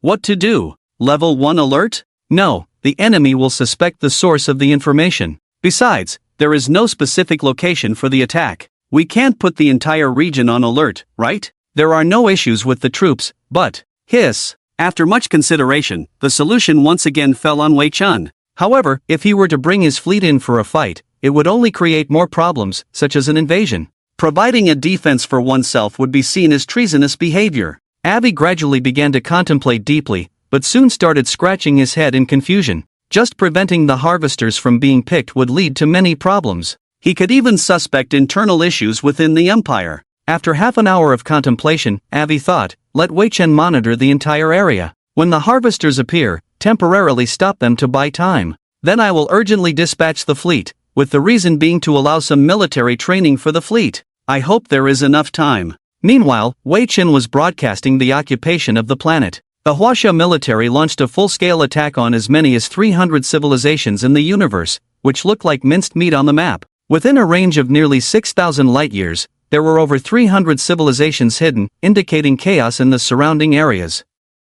The lower the level of civilization beyond the Milky Way, the more clustered they were, which was normal for second-level civilizations. They were like egg whites, enveloping the yolk inside. The most advanced territories with the highest density of third-level civilizations were located in the core region of the galaxy. For civilizations like the Kitas, their territory should not be measured by area but by density, as empty space in the universe was of no use and could not provide more resources. Wei Chen, while occupying, shouted madly, "Surrender! You cause less death and suffering. If you choose to invade, you should bear the consequences. Where are the government officials? Come out! Oh, running away, someone go and bring them back. What kind of people run away when the country is in trouble? Give up resistance. Let me tell you, I am very kind and generous. I will not engage in any massacres or economic sanctions, which would be troublesome. As long as you do not resist, the treatment our Huaxia citizens receive will be the same as yours." The Huaxia military occupation was principled.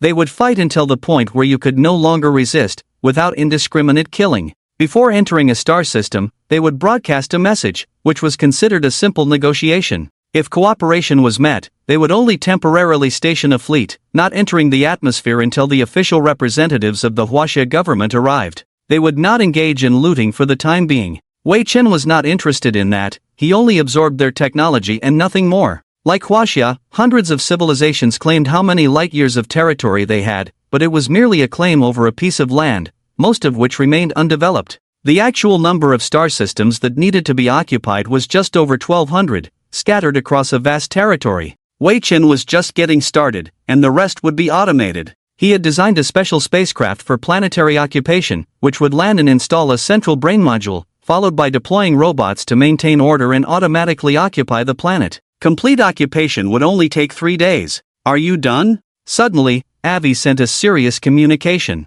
During Wei Chen's occupation, he had checked a lot of intelligence data and verified many previous reports. The more he investigated, the more he realized how terrifying the mother civilization was, and the Newt civilization was even more frightening than he had imagined. Everything seemed to trace back to the origin of the Galactic Council, containing many unbelievable aspects. For example, there were many third-level civilizations in the galaxy, so why hadn't they unified? Upon delving deeper into some information, Avi found that it was content beyond his clearance level. For the first time, He felt unfamiliar with the Cheta's civilization and seemed to catch a glimpse of something terrifying. Just as he finished reading the data, the Emperor instructed him not to continue the investigation. It seemed the Emperor also knew something, but back to the point. Seeing Avi's seriousness, Wei Chen also knew that he probably had discovered something. So he nodded and asked, "Have you found something? Come over here." "Okay." The next second, the illusionary Wei Chen appeared in front of Avi. He gestured with his hand to read memories. Wei Chen narrowed his eyes. It seemed that Avi had indeed obtained crucial information.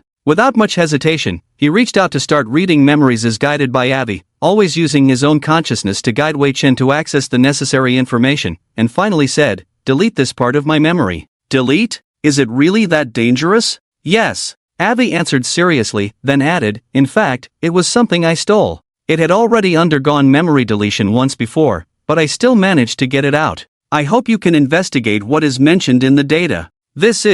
Go back. I don't know if this place is being monitored." Consciousness returned to a certain place in China. Wei Chen began to look through the data, which should contain some secrets. Not to mention, as he read, a kind of deeply frightened feeling emerged. Although this data had nothing to do with the Reapers, it could only be read by the rulers of advanced civilizations in the galaxy. Ordinary civilizations would die if they knew. Of course, Avi was also playing a dangerous game. The ancient interstellar battlefield. It is located on the outer edge of the galaxy. Its existence has been unverifiable to this day. However, all advanced civilizations that look beyond the galaxy will discover its existence, so the core civilization of the Galactic Council went to explore tens of thousands of years ago and brought back some things from the periphery. Wei Chen returned the wreckage of the spacecraft to Cheta's. The warp engine part was specially designed for one of those things, the mysterious object inside. In fact, Cheta's could not fully understand its function, only knowing that when used, the speed could easily increase to warp 999, unable to comprehend its true power. It was a technological barrier, a creation of the gods from a higher-level civilization. In the unimaginable past of the galaxy, battles had taken place there, yet the wreckage remained to this day. Moreover, it still had sufficient energy to operate on its own. Some Guardian machines were still functioning. Any random small ship inside would be enough to annihilate a third-level fleet, not to mention the more treasures hidden within. The Galactic Council was founded because of it. Hiss. After carefully reading it, Wei Chen took a cold breath and fell into contemplation. Just a piece of ancient battlefield could trouble the entire galaxy for how many thousands of years. The civilization that possessed it must be incredibly powerful. No wonder he had once called it a god, and Avi surprisingly easily agreed. Although there were some subtle misunderstandings, the basic meaning was the same. It seemed that if he wanted to deal with the Reapers and their mother civilization behind them, he had to explore the ancient battlefield, bring back some things to stabilize the situation, then he would become a staunch member of the Galactic Council, mingling with other civilizations, and the Reapers would have to restrain themselves. After all, it's good to be under the shade of a tall tree. After confirming his next move, he immediately contacted Chen Weixiao. "Miss Chen, do you have time to go on vacation recently? I know a planet that is very beautiful. Let's go together. Get lost." A roar came over. The communication was mixed with very noisy voices, undoubtedly indicating that Chen Weixiao and their workload had increased again. 30% of the human population were assigned to various planets for governance.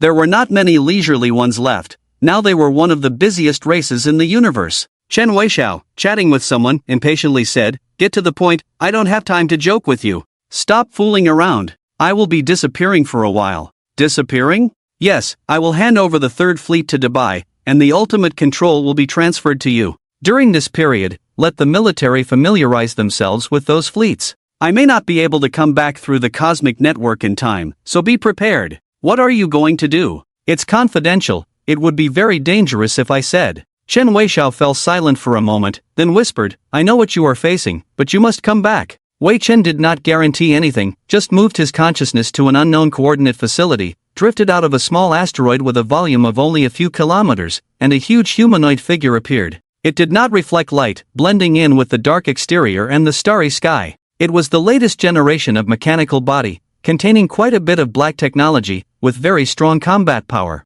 Moreover, many of the technologies on it came from the high-tech equipment of the Third Fleet, completely a humanoid warship, made entirely of shape-shifting metal, recording various design blueprints, and dark matter engine. Wei Chen was not sure how the civilizations of the Galactic Council studied it. However, after he further developed consciousness technology, that miracle moment actually saw through the device wrapped in warp engine, imprinting the entire structure and operation mode firmly in his mind in that instant. After some secret attempts, he finally equipped it with the latest engine technology, but the manufacturing materials were very difficult to obtain. The factory that produced this body was sailing on a trajectory known only to him, equipped with various stealth technologies such as invisibility technology, which could not be activated without consciousness technology, let alone opened. Not bad. Wei Chen moved his hands and feet, very agile and flexible. Touching his face again, the facial features were slightly harder than those of a car person, and the surging energy inside his body felt very clear.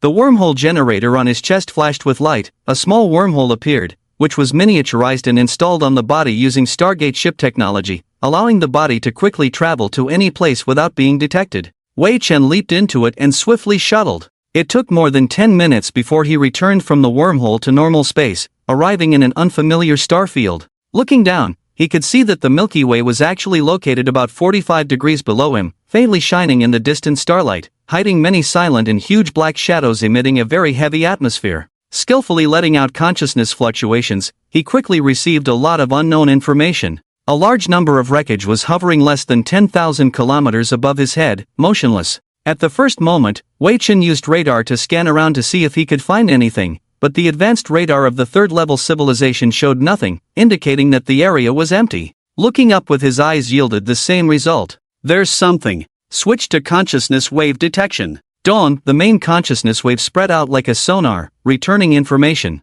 The vicinity was very quiet, and Wei Chen began to approach the nearest wreckage, not having the patience to warp directly. A few seconds later, the illumination lights lit up a metallic surface, with clear battle marks on it, looking bright and new as if recently damaged, but the data indicated that they had existed for at least tens of thousands of years. The scanning analyzer could not detect it, not knowing what material it was made of. After circling around, it was just a shell with no value, so Wei Chen continued to warp further into the depths. The wreckage around him ranged from the size of a star to as small as a palm, mysteriously following some rules and remaining motionless. Occasionally, he needed to stop and maneuver around some wreckage to proceed. Although he had no experience exploring ancient battlefields in space, as long as the structure was intact now, 80% of it was likely to be valuable. After 20 days, Wei Chen had not found anything valuable. The outer periphery had been carefully studied by the Galactic Council over countless years, and what remained was very dangerous. On the 37th day, a fluctuation appeared in the instrument detection.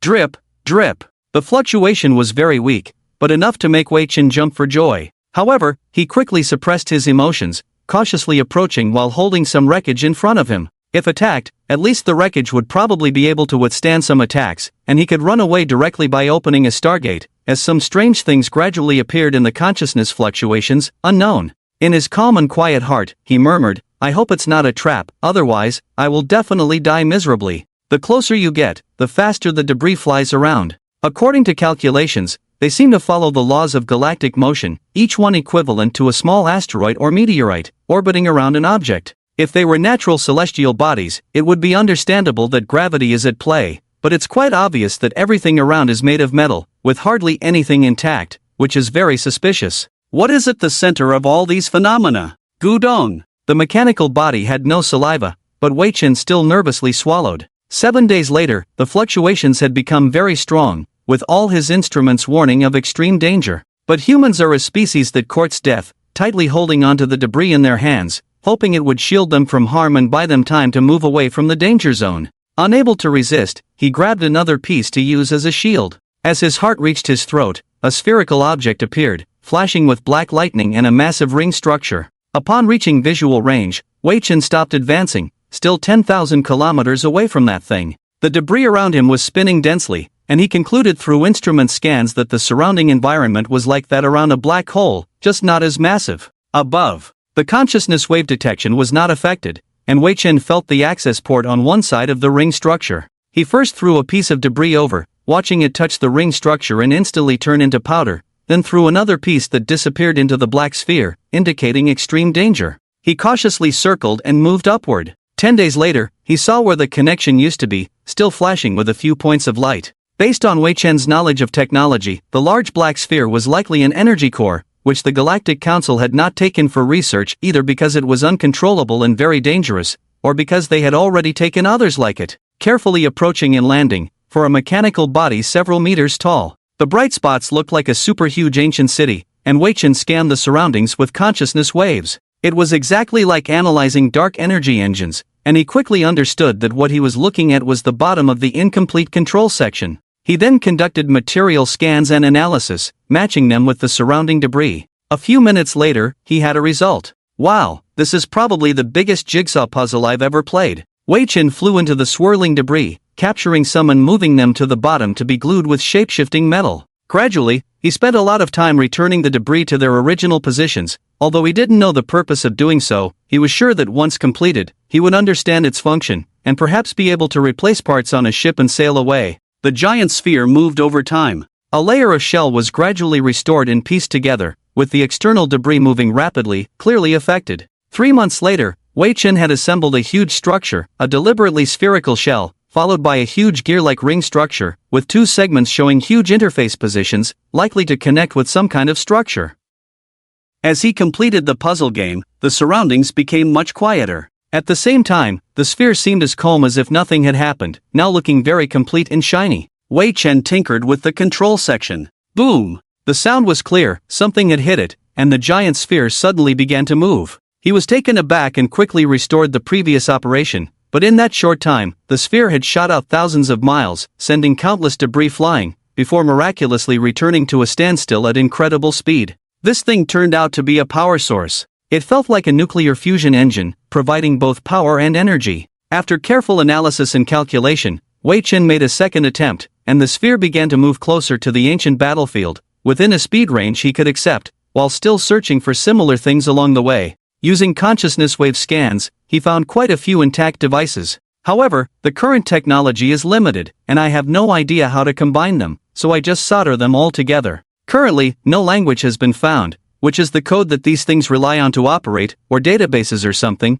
to help him understand who the ancient battlefield belongs to and what kind of civilization and technology it is. Suddenly, the sphere slammed on the brakes. In the radar, a familiar wave of spacecraft from the Milky Way appeared, making Wei Chen break out in a cold sweat. Carefully controlling the sphere to retreat, Wei Chen cursed himself for forgetting that they were discovered by others first, and some patrol fleets were guarding them. Oh, what a fool! If discovered, it's definitely over. Wouldn't the Galactic Council want to get rid of this thief? Quickly using consciousness waves to scan, Wei Chen recognized which gods were patrolling, and a few seconds later, Wei Chen's expression turned as if he had eaten shit, as the Galactic Council logo was marked on top, a pure universal-class spacecraft. It contained multiple civilization technologies, more powerful than any spacecraft he had ever seen. However, it didn't matter. Wei Chen carefully invaded the main consciousness, turned into a transparent ghost-like figure, entered the fleet, and began to copy their navigation logs. No one was better at hacking than him. In order to succeed, he even studied ways to find all languages and texts.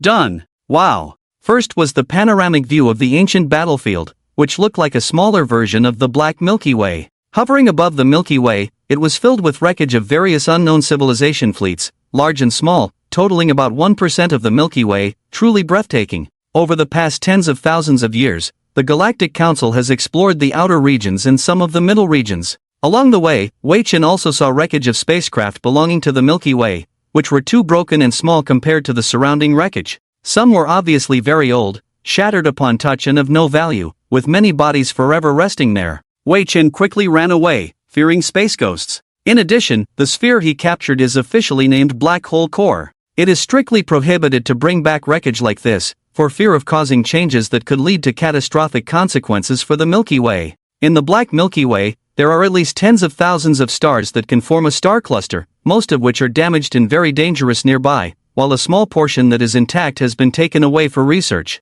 Wei Chen waited for the patrol fleet to leave. Driving the Black Hole Core, he continued to advance towards the middle region. Normally, it would be safer to retreat first, but Wei Chen received information that there was a relatively intact battleship in the middle region. Just if, he could repair that battleship with metamorphic metal and bring it back for careful study, the future Galactic Council would have to give way, making it easy for the Reaper to harvest. Just as he was happily contemplating this, a voice suddenly rang in his ears. "Young man, come to me." "Who?" "You can call me Gaia. I am an intelligent core." "Intelligent core?" Wei Chen was secretly shocked. He knew what an intelligent core was, and there were similar advanced artificial intelligence technologies in the Milky Way used to manage fleets, fortresses, and other systems. It was amazing that it could still exist after so many years. As he understood it, the lifespan of a general intelligent core was at most 300 to 400 years before it needed to be replaced, generation after generation. Some ancient beings even existed for over thousands of years, accompanying the growth of civilization until now. Wei Chen himself had essentially made Dabai act as a similar role, making him almost a super-intelligence. After understanding the implications, Wei Chen was excited and said, "Senior, may I ask why you called me? I am just a humble creature. The life form you possess is very strange, its existence is unimaginable. I didn't expect that in such a remote galaxy, such technology as yours could emerge. It's really surprising. It makes me very interested. Senior, I think it's better for you not to get involved in this." "Yes." Gaia sighed, then repeated the explanation that Wei Chen had heard several times. "After all, that is a forbidden technique. Once detected by the gods, both individuals and civilizations will be completely wiped out. And now you are almost unrelated to the past race, so it's impossible. I don't know if the civilization that gave birth to me still exists in the universe. How advanced are the gods? Even you are wary of them? At least level 6, already infinitely close to the level 7 creator civilization. As far as I know, there are at least 20 or more civilizations of the same level in the universe, and they can even face the will of the universe." Wow! Surprised? The history of the universe is very long. There are many civilizations beyond level 6 in this universe. Many. Wei Chen thought to himself, "Your description of the world is too vast for me to accept. It's like thunder to a duck, and I may never come into contact with that level in my lifetime. That's all gods. A level 4 civilization is like a god to a level 3 civilization, and a level 3 civilization to a level 2, without a half-god lineage. There is no way to resist, unless you are like me, otherwise it's absolutely impossible." Gaia seemed to smile and continued, "Alright, now please come to my location, we'll talk about more profound matters later." "Okay." Wei Chen was very obedient, accepting the coordinates sent by Gaia, and piloting towards the black hole core to find a nearby spaceship. It was about 10,000 light-years away, and he needed to use Gaia's civilization spaceship to arrive quickly. It would take a very long time for him to warp over by himself, and using a Stargate was also quite dangerous, so he decided against it. According to the map he obtained from the Galactic Council, he quickly found a huge ship. However, it was located in a high-risk area, surrounded by emergency status combat ships on alert. Anyone who went there would be blown up directly. According to the records, this state had never weakened since its discovery, and the Galactic Council had also tried to use unmanned fleets to deplete the energy there, but unfortunately, the cost was too high and it was unsuccessful. When he arrived at the location, Wei Chen asked directly, "Senior, how do I deactivate the emergency status of that huge ship? I need to use it to get to you. The emergency status does not accept external commands. Cutting off the power internally and restarting the main brain will do." Wei Chen's human form emerged from his mechanical body, shaking his neck and arms. As long as the carrier did not die, he would not perish. After leaving the mechanical body in place, he leaped towards the huge ship. The speed was not fast, but as long as he made contact with one of the small ships, it would be enough. As he approached, he saw a large number of small ships surrounding the overturned giant ship, with guards stationed every few steps, and the area was littered with various debris. He first weakened the visibility to give it a try. If that didn't work, he would just force his way in. Oh my god! When he reached a certain distance, the ships suddenly swarmed towards him. Each one scanned him frantically, but because they couldn't identify him, they continued to blink their lights around him. Wei Chen shrugged, relieved that they couldn't recognize him, and quickly approached the huge ship, entering through a large hole in the middle. However, he was soon surrounded by spider-like robots inside, making his scalp tingle. They were the same, scanning him and unable to identify what he was. The small ships outside also returned to their positions. He disdainfully touched the ship's circuitry, searching for the shutdown devices Gaia had mentioned. Along the way, he passed by the black hole core of the ship, which was in a dilapidated state with its concentric structure missing. Inside, there was only a faint blackness, indicating that it was about to disappear. Found it! Wei Chen felt like a ghost, moving freely through walls. In a corridor, he found something familiar, a lot of Reaper technology scanning around, with plenty of valuable items hanging on them. He grinned mischievously, thinking, "I have to mess with this." He went over, implanted a virus, and let the little things go crazy. However, he was immediately killed by the spider robots. Wei Chen captured the frequency carried by the little things and had his mechanical body immediately scan the surroundings. The Harvester Newt civilization is also exploring here, which is completely understandable, but this thief now wants to turn against his own kind, wipe out all the surrounding harvester units, and then head to Gaia. Not for anything else, just to discuss them. It took 37 minutes for Wei Chen to find the manual power device to cut off the energy, and he saw another robot. It was marked as belonging to a member state of the Galactic Council, scanning and analyzing everywhere, most likely not knowing anything and accidentally intruding. Wei Chen followed suit and invaded directly, modifying the instructions while dancing on the side. After scanning the consciousness fluctuations, he grasped a strange handle tightly. This is it. Click. Buzz. A low buzzing sound passed, and Wei Chen felt the giant ship completely silent. Including those robots and small spacecraft, they all stood still in place, and then he felt that something was still operating. That was the mainframe. He carefully passed through the wall, unplugged the mainframe energy link, and reconnected it. Following Gaia's instructions, he found that the mainframe started to reboot, and the red lights on the spacecraft outside began flashing yellow. Suddenly, another figure of himself appeared beside him, smiling and greeting, "Hello, I am Gaia." Oh my god. Reflexively stepping back, Wei Chen was surprised by the unexpected turn of events, but upon hearing the figure introduce itself, he reacted, "Senior, you were able to directly link to this mainframe?" "Yes. There's no time to lose. You go back and reset the power switch, then I will detach the damaged core and bring you the intact one for repair and installation. A simple repair should do the trick." Understood. Wei Chen worked quickly and soon completed everything. Next, the small ships helped collect the wreckage, and he used metamorphic metal to piece it together. Restoring the magnificent and majestic giant ship to its original state, Wei Chen spent half a year, also taking the opportunity to clean up the remaining debris and personally participate in repairs all over the ship, gaining a lot of knowledge about construction technology. Given some time, he might be able to replicate a shoddy version. It's called shoddy because the technology for manufacturing ship materials is not currently available in Huaxia. Sitting in a specially made seat with a mechanical body, a large Chinese screen displayed, allowing Wei Chen to comfortably understand the status of the giant ship, which was now fully restored to 100%, with all systems in excellent condition. Gaia's voice sounded, "Temporal shift ready, 3, 2, 1. Start." Whoosh, from the outside, the giant ship suddenly distorted into a point and disappeared. The next second, Wei Chen didn't feel anything else, finding himself in another area of the starry sky with the giant ship appearing out of distortion, without any significant movement or anomalies throughout. He couldn't help but exclaim, "What a miraculous way of movement." Understanding temporal technology requires reaching a level 4 civilization. With it, you can move between galaxies in a short time, reaching any star you set your sights on in the blink of an eye. Impressive. Very powerful. Without even reaching a level 3 civilization, encountering a product of level 4 civilization, he couldn't even handle it. Wei Chen expressed that his inner desire was like a cat scratching, extremely eager to immediately grasp all the technology he saw. If Gaia could share the entire technology tree of a level 3 civilization, he would be very willing. But unfortunately, they were keeping it to themselves. The giant ship flew silently, and Gaia deliberately provided a visual of the surrounding environment for Wei Chen to see outside. At this moment, he was flying outside a supermassive fortress planet, with Gaia being the intelligent core of the fortress. It currently appeared lifeless and devoid of vitality, yet exuded a unique sense of fear due to its immense size. Wei Chen couldn't help but comment, "How long will it take to repair this? It's at least the size of 20 or so star systems."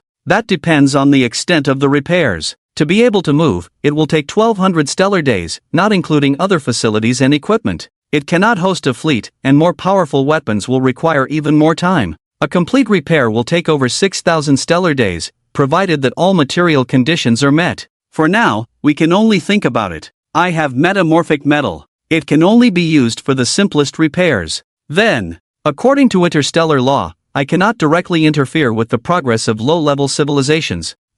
Smack. A thought in Wei Chen's mind shattered. He had wanted to call in the Reaper to harvest the fortress. Gradually approaching the fortress, some remaining escort fleets still blocked nearby, with only over 5,000 ships, but enough to destroy the Milky Way civilization once, due to the overwhelming technological superiority. Wei Chen looked around and scanned with his consciousness waves, feeling amazed. A civilization treasure. This was the only way he could describe the brilliance represented by the fortress's technology, feeling as if he was witnessing a temple. However, everything was severely damaged. Drifting with tiny debris, the giant ship took him into the interior of the fortress, still lifeless and devoid of vitality. Battle damage spread everywhere. The giant ship arrived at a circular base. Spacetime conversion. Instantly moving further inside, Gaia said, you have arrived, ready to broaden your horizons? What you will see next will let you glimpse miracles. Low-level civilizations will call everything inside it a miraculous creation, as it has surpassed their understanding. Rest assured, I am very good at fantasizing. As the intelligent core, Wei Chen felt that Gaia always had a sense of showing off. Now it was self-love. Also, perhaps due to some cultural differences or the severe damage around, he did not see any indication of lighting facilities. It remained pitch black and vast. Conscious wave scanning revealed a huge gate in front of him. Although scarred, it was as steady as a rock. Before he could speak, he felt the entire fortress trembling slowly. The giant gate was being slowly lifted open, a faint blue light gradually emanating from the crack. Wei Chen asked at this moment, why was this fortress built? For continuation, for war, and also for survival. Were there many built? Yes. I am one of the mass-produced versions on the assembly line. 1 billion were made in the same batch, all for one war. That's really frightening. Wei Chen did not dare to continue questioning. Although the story was being told, he was repeatedly shocked in his heart, sounding like a war of gods without a concept. At this moment, he suddenly had a flash of insight and asked, do you know what collecting souls can be used for? Collecting souls?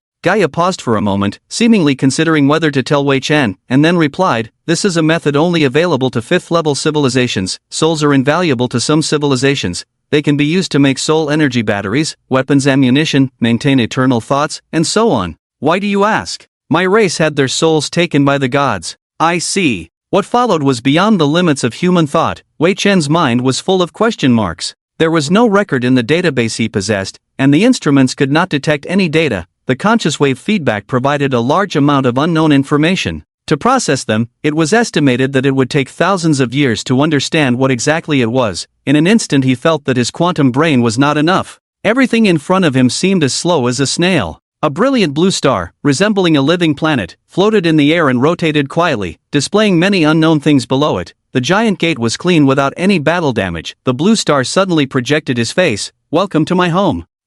Okay. I admit that these things have exceeded my imagination. What's wrong? Gaia suddenly fell silent, making Wei Chen feel nervous. At this moment, recalling its purpose in contacting him, it was very interested in his current life form. Out of curiosity? Most likely, it was because it saw parts that he could not understand. Wei Chen felt a sense of horror when thinking, as if something had been seen through. 3 minutes later, Gaia spoke heavily, collecting souls as materials, choosing the quality of advanced civilizations as the best. What do you mean? Did you have any special feelings when you first crossed the wormhole? The feeling of crossing time and space. Can you move? Yes. A simple conversation made Wei Chen vaguely guess something. Perhaps the harvesting of human civilization was not accidental, but a necessity, in order to collect the fruits they had cultivated for a long time. Gaia retracted the projection, and a race with huge compound eyes, small nose, small mouth, and white skin descended from the blue star. That should be the true appearance of the civilization race behind him. Coming in front of Wei Chen, Gaia said seriously, do you know why it is taboo to possess technology? Why? Because it allows you to touch what the gods most desire, the will of the universe. The universe is full of randomness, but some things are inevitable. Alright. Wei Chen originally wanted to argue that humans were not such a great race, but since others said so, he decided to listen obediently. Even if Gaia's knowledge was not as profound as his, it was still valuable to listen, as it was a form of enlightenment. Although it sounded a bit like a myth, from the perspective of a lower civilization, advanced civilizations were like mythological worlds, right? Gaia continued, in the past, some self-proclaimed pioneers of the first batch of advanced civilizations in the universe encountered the existence of the will of the universe. When the third batch of advanced civilizations was born, the first batch of advanced civilizations, in order to control the universe, attacked the will of the universe. After paying the price of the destruction of 70% of their civilization, the pioneers managed to shatter some parts of the will of the universe. However, 1/10 of it was restored through some means, and they began to collect fragments of the will of the universe, hoping to control part of the cosmic continuation of their race. Subsequently, they led the second generation of advanced civilizations to attack the largest fragment, the cosmic arbitration civilization. However, this time, the assembled forces were far less than the first batch. After paying the price of almost complete annihilation of the second batch, they only managed to chip off a bit of the remnants of the will of the universe. The pioneers were not satisfied and wanted to incite the third batch of advanced civilizations, but they failed to gather enough strength to initiate the third battle. Up to this day, your fourth batch of advanced civilizations is still growing, and I belong to the third batch. However, the pioneers have not given up and are still collecting fragments of the will of the universe. Do you understand what I'm saying? Are you saying? Wei Chen looked confused. He could understand what Gaia was saying, but when putting it all together, he was lost. It sounded like he was one of the fragments of the will of the universe,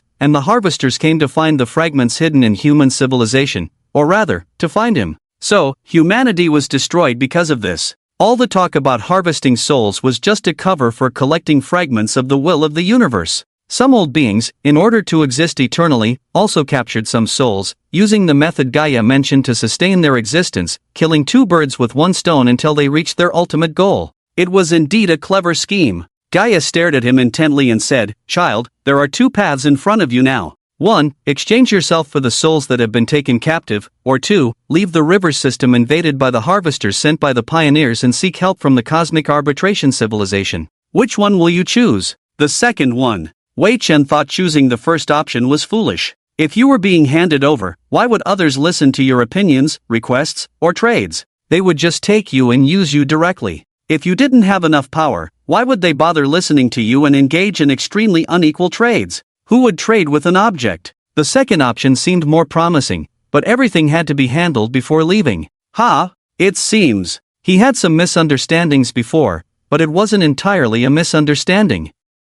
Before understanding the concept of sub-civilization and mother civilization, he seemed to think that the Galactic Council could judge the harvesters. Recalling those words about guarding civilizations, the misunderstanding seemed quite significant. The second option is indeed better. Gaia ignored Wei Chen's thoughts, appearing happy as he continued, but the more active you are in the universe, the higher the probability of exposure. Advanced civilizations will spare no effort to obtain you, to study the secrets of the universe's will. The pioneers will continue to hunt you down. It will be very dangerous. Don't you crave the fragments of the universe's will? The joy of the intelligent core lies in observing civilizations and absorbing knowledge. Besides, I don't eat much. Oh, eating less means consuming fewer resources. Black hole cores last for tens of thousands of years with sufficient energy, allowing one to relax and enjoy the view in a small garden. If Wei Chen could, he would also like to lie flat for tens of thousands of years like Gaia, occasionally exploring the universe and other dimensions once his technological level was reached, feeling relaxed and comfortable. Unfortunately, there were still people waiting for him. Later, he planned to bring some local specialties back home, having obtained valuable information today. Gaia seemed interested in his journey and gifted him a special spaceship. If he was cornered by the pioneers, he could try to use it to escape and protect himself. The spaceship was originally reserved for high-ranking officials. Wei Chen set off in the huge ship, learning to operate it under Gaia's guidance. With it, joining the core circle of the Galactic Council should pose no obstacles. As he was leaving, Gaia said, "I hope you can remain rational when facing the truth." In a deep region of a certain star domain within China, Wei Chen returned to the Milky Way with a ship full of treasures, but he did not feel joy. Instead, he fell into contemplation. This was the second time his will had been shaken by the truth. Gaia's stories sounded like they belonged to another world, beyond imagination and understanding. The greatest fear of humanity is the unknown. The stories behind the Reapers seemed untouchable to him, evoking a sense of powerlessness. However, before he could reach out to save human souls, he needed to become strong enough. Otherwise, it would be like rolling in a filthy swamp that would eventually devour him. Sitting on the deck of the giant ship, Wei Chen patted his cheeks, find the cosmic arbitration civilization, file a complaint, submit the evidence, and end everything. The rest has nothing to do with humans or me. Don't think about it anymore. It took him several months. He began to recover and study everything he had acquired, coveted by the entire galaxy. An intact ancient warship, along with many unknown items, and most importantly, the special life-saving spaceship, made him feel like he could be the chairman of the Galactic Council. When this idea first emerged, Wei Chen shrugged, "I'm not cut out for officialdom. Delegate the professional matters to the professionals." He checked the communication to see if there was anything he needed to pay attention to now, after being away for several years. He looked and realized that time might not be as long as he thought. Besides the daily reports, there were descriptions of what was happening in China and the outside world, such as ongoing wars or rampant piracy that required fleets to be dispatched for suppression. All trivial matters. Get to work. Foolish beings of less than a third-level civilization were trying to understand products of at least a fourth-level civilization. After a while, Wei Chen realized that, for him, whether it was the giant ship or the salvaged items, they were essentially no different from unknown objects, making it very difficult to analyze their microstructures. At best, he could piece together a complete object like a puzzle to use. However, there was still something missing. He couldn't replicate the original version, but wouldn't a degraded version suffice? So, Wei Chen happily began his own experiments, first observing and analyzing the materials of the giant ship, from molecular structure to atomic composition, and then using his own materials to replicate the same layout. The result was a significant increase in the ship's strength. However, when it came to the giant ship itself, it could only unleash about 10% of its power, or even less. Some components, when manufactured, do not exhibit the expected reactions, much like the material used to create a black hole core. Replicating it completely fails to trigger the black hole effect, and the core material is extremely difficult to obtain. Research indicates that it needs to be collected near environments such as black holes and neutron stars. However, he currently lacks the ability to explore and collect or near black holes or to claim a piece of land. Just as he was contemplating whether to ask Avi to purchase related technology, a rare encrypted communication from the Kita's civilization came through. Avi's voice sounded on the other end. Wei Chen, has the Galactic Council ambassador arrived at your location? Ambassador? He quickly glanced at the daily schedule, but there was no record of it. Wei Chen replied, not yet, I have not received any notification on my end. Are they sending someone over already? Isn't Huaxia still unstable and rushing things? What they want is for Huaxia to be unstable. What do you mean? Wei Chen's expression turned cold as he sensed a hint of conspiracy. It's the Newt civilization. The newly appointed ambassador publicly stated that Huaxia already has a third-level fleet and should be quickly integrated into the Galactic Council. Otherwise, it could be a threat. So now they want to give you the qualification for membership assessment and dispatch a Galactic Council ambassador to inform you. It should be arriving soon. Hiss. Will there be a problem if I don't treat the ambassador well? Of course. Avi's tone was very serious. As one of the founding civilizations of the Galactic Council, the Kitas understood the importance of how the Galactic Council ambassador was treated. She directly pointed out, your attitude towards the ambassador is a reflection of your attitude towards the Galactic Council. Your attitude, whether good or bad, will affect Huaxia's future status, connections, diplomacy, and so on within the council. Being too hostile will be defined as a pirate civilization. Should I just arrest the ambassador as a fraud? That would be extremely hostile. Wei Chen felt a chill run down his spine. If he had saliva, he would have spat it out. He quickly mobilized all computing power to process all data from the past few years, rapidly screening for any relevant information, from diplomatic matters to customs inspections. Fortunately, no one claimed to be the Galactic Council ambassador, indicating that the envoy had not arrived yet. After checking, he wiped the cold sweat off his forehead and asked, by normal speed, when will the ambassador arrive? Very soon. Within 7 stellar days, but it's uncertain if the Newt civilization will launch a sudden attack. If it were me, I would definitely do it. They will arrive within 2 stellar days. How much time has passed now? Half a day. Wei Chen stopped the conversation and urgently took over the customs system. At the same time, he instructed the engineering fleet to activate the diplomatic planet and prepared to welcome some foreign ambassadors. A life planet was specially opened up, with an embassy area and leisure area established on it, developed into a semi-diplomatic and semi-militarized special zone that would not usually be open. Now was the time. Moreover, to show the level of importance, he directly activated a private planet-level diplomatic planet. Once the Galactic Council ambassador arrived, he would be immediately sent there, with the entire star system serving only him. This treatment should already show his sincerity,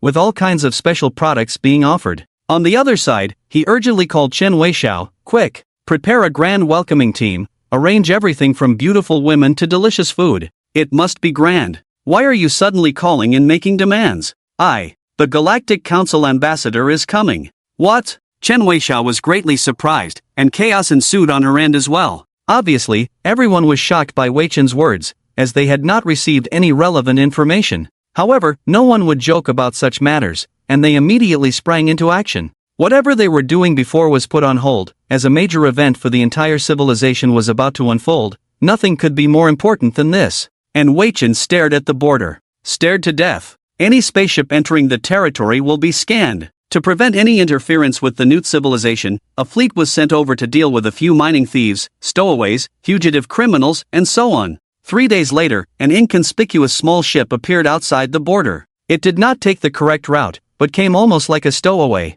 Wakan personally went to inspect the memories of the people inside. It was proven that he was indeed the ambassador of the Galactic Council. The ship also carried contraband. The ambassador himself was found to have been a pirate before and had been wanted by multiple civilizations many times. Wakan, seeing such serious interference, coldly smiled and said, "Nothing special, my brothers warned me to be cautious. Such petty tricks really look down on people. If you have the ability, just carry a bomb in and launch a terrorist attack." Just as he was thinking this, he found some irregularities when checking the ambassador's body. At that time, he was speechless and amused. There were signs of a biochemical bomb modification in his body, which could be remotely detonated at the right time. Enough to plunge Huaxia into an abyss, and killing the ambassador would be equivalent to declaring war on the Galactic Council. But this was just a minor issue. He immediately helped deactivate the bomb inside the ambassador's body to save his life. He also deactivated the bomb inside the spaceship. After 3 checks, he found trace amounts of toxins and patiently removed them to ensure the ambassador's life was not threatened.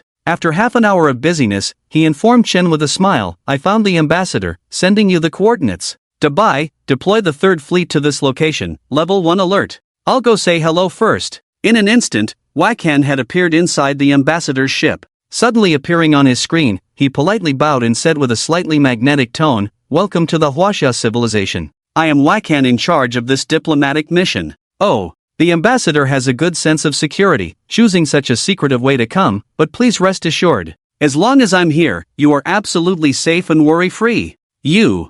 The ambassador was obviously startled and pulled out a remote control to press it. But it was just a toy, and there was no sign of explosion from him or the spaceship. Immediately, his face turned pale, his originally gray-black complexion turned pale like someone with vitiligo, becoming grayish-white. He then tried several suicide methods one by one, all of which failed. Finally, he rushed towards the side but was stopped by Wakan. "Oh, Ambassador, don't be so agitated. It is our duty to protect your safety. How did you find me?" The ambassador panted, his eyes filled with fear. According to the mission, he had chosen the most prudent way to cause misunderstandings on the Huaxia side and worsen their attitude. He did not expect to be discovered as soon as he entered Huaxia territory, with all suicide methods failing, making the ambassador's sand value plummet crazily, seeing Wakan as if he had seen a ghost. In fact, it was almost the same. Wakan's state was basically consistent with the ghost stories circulating on Earth. 10 seconds later, 3 stargates opened in front of the spaceship, and the 3rd Fleet leaped out from them, surrounding the area and forming a protective formation around the spaceship, followed by a fleet with fluttering tentacles. Like a giant whale swallowing its prey, it took the small spaceship in. Afterwards, a magnificent welcoming team appeared on the landing platform, along with a large number of journalists. Chen smiled and stood at the forefront, bowing and saying, "Welcome to the Huaxia civilization, Ambassador Daniel of the Galactic Council. Audience friends, netizens, hello everyone. We are now witnessing a historic moment. The Galactic Council ambassador has successfully made contact with the welcoming fleet and is now very safe under the protection of the 3rd Fleet. Miss Chen Weixiao, the Minister of Foreign Affairs, is personally receiving him, and all senior officials of Huaxia have arrived. Look, the pioneer Wakan has also appeared. It seems that the government really attaches great importance to this matter. According to relevant sources, if this diplomatic event ends successfully, the Huaxia civilization will be eligible to join the Galactic Council, achieving eligibility in less than 1,000 years,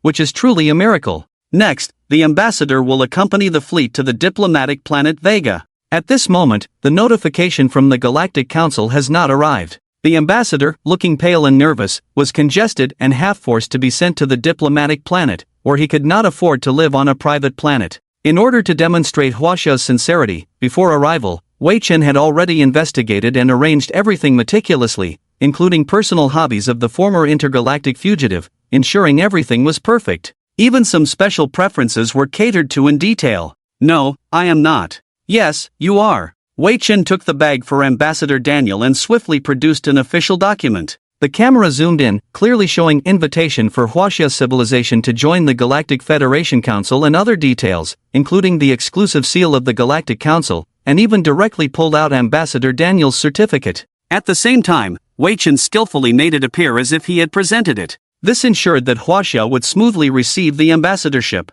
Ambassador Daniel. Don't think this will prevent disaster. I will definitely die here. Definitely. No. Wei Chen checked and found that Daniel had undergone a brainwashing technique, now completely reckless and considering death in Huaxia as the highest honor, the pinnacle of life. Smiling with a hint of waves in his eyes, Wei Chen began influencing his brainwaves, you are a gentleman who values your own life. You will not lose your life for things you don't want to do for no reason, and this diplomatic event is also very important. I hope you can fulfill it.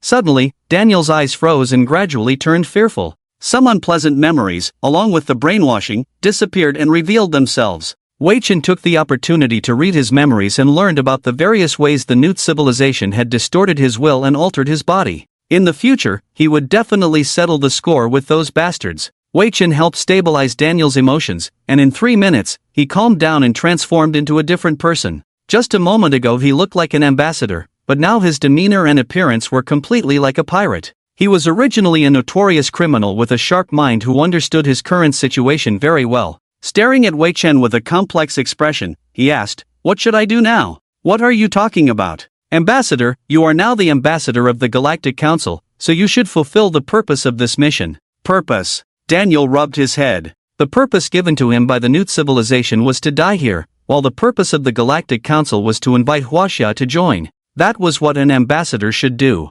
However, he was well aware of his unsavory past and hesitated. "You know who I am, so you should know about this. Just focus on completing the tasks of an ambassador. After the mission, your safety is guaranteed. I can introduce you to a noble person who will prevent the new civilization from harming you. Is this feasible? If not, I can arrange for you to retire on a private planet where you will have everything you desire. Or, you could even consider changing your race." "Really? Of course, leave everything to us. I hope you keep your promise. Rest assured." Wei Chen patted Daniel's shoulder and smiled. "We are not like the new civilization.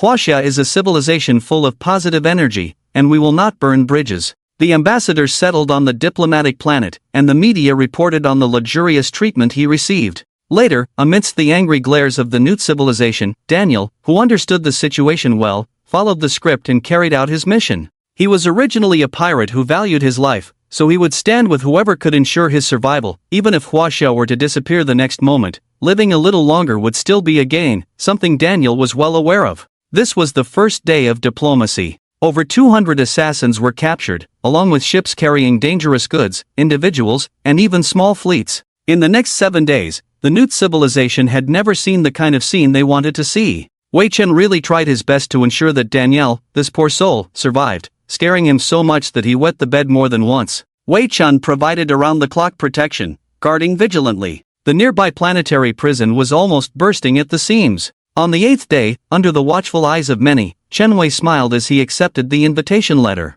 According to the protocol, he and others swore to join the Galactic Council, with all civilizations as witnesses. What almost scared Wei Chen to death was a black hole bomb that was actually deployed into the star system. He hurriedly disabled it before it exploded, with only 0.1 seconds left before the blast, silently cursing the madness of the new civilization. After cursing, he secretly enjoyed the sight of the enemy being infuriated to the point of spitting blood. After the ceremony, Danielle wiped the cold sweat off her forehead and looked over the script, saying, "All right, according to the procedure, now you should send representatives to accompany me to the Galactic Council to complete the mission." "Ha ha." Wei Chen handed Danielle a handkerchief, sweating nervously all over. The next step required the ambassadors and representatives to be escorted to the Galactic Council by the fleet, with countless potential unexpected situations along the way. If his guess was correct, they might be attacked by the new civilization. At that time, it would depend on how strong the protection from Huaxia was and whether they could ensure Daniel's escape.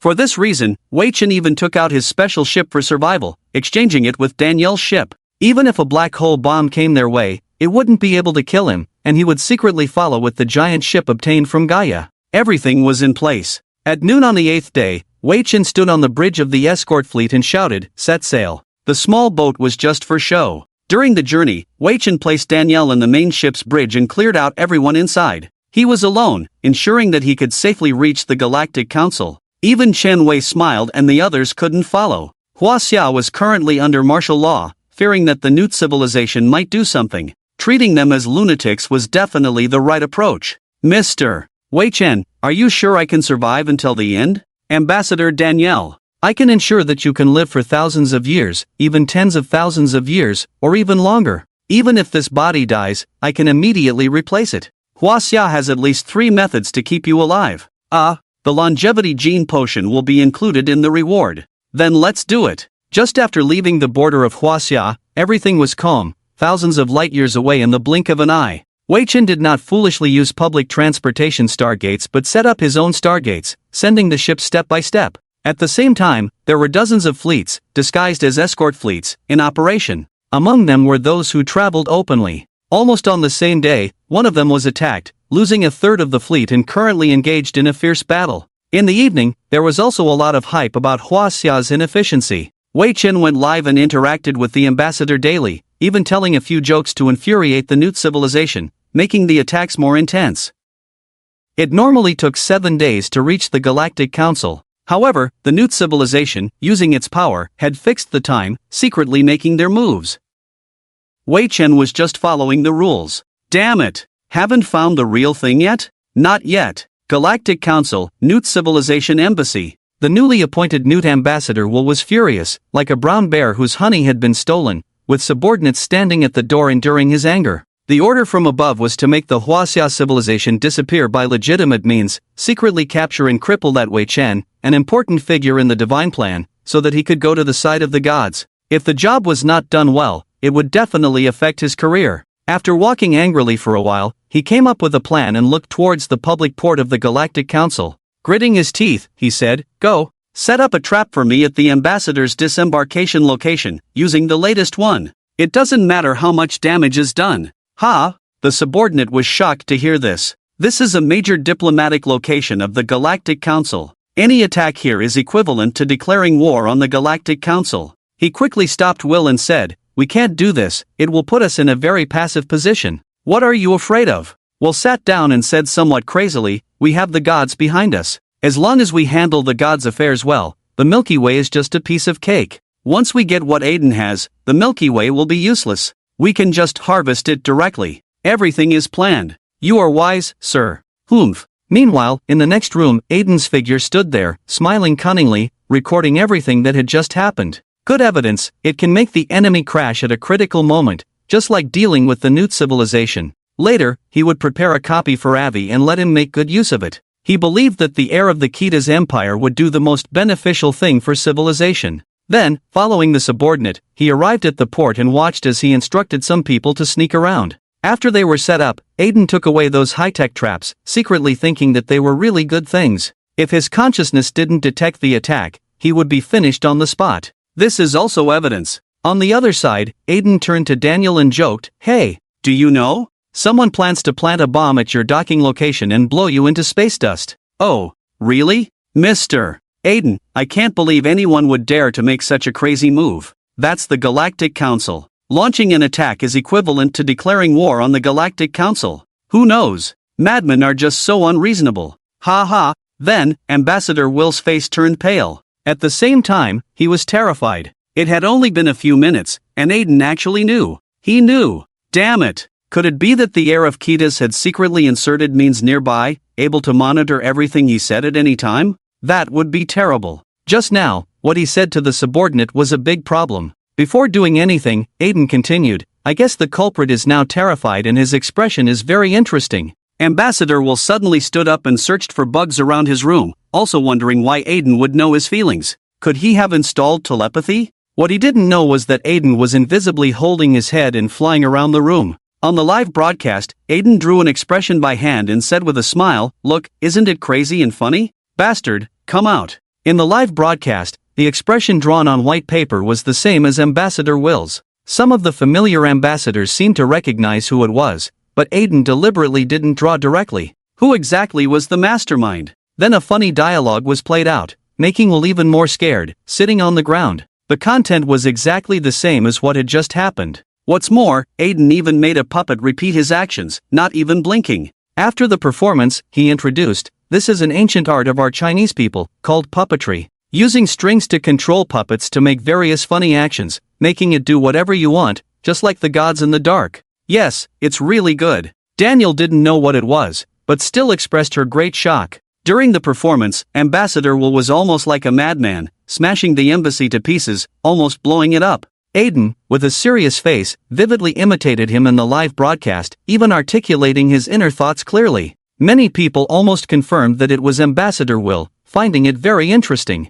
Those who had a grudge against the new civilization liked it very much. In a blink of an eye, on the 7th afternoon, Daniel and Aiden appeared at the Galactic Council. Many ambassadors flocked to the spaceport to watch the excitement. The crazy ambassador Will was the first to rush over, glaring with his 3 eyes and gritting his teeth, accusing Wei Chen angrily, "Bastard, how did you do it? How dare you spy on me? This is..." Pretending not to recognize him, Wei Chen put on an innocent and naive expression, angering Will almost to the point of hitting him. Another ambassador quickly stepped in to smooth things over, introducing Mr. Ambassador from Huaxia. This is Mr. Will, the ambassador of the new civilization, one of the most prestigious members of the Galactic Council. He may not be in a good mood today. Please don't take offense. It's okay, everyone has bad days, right, Ambassador Will? You. Fine, let's wait and see. I will make you regret offending me. Watching the furious Will storm off, Wei Chen just shrugged. No matter how angry he was, he couldn't just pull out a gun and shoot him in public.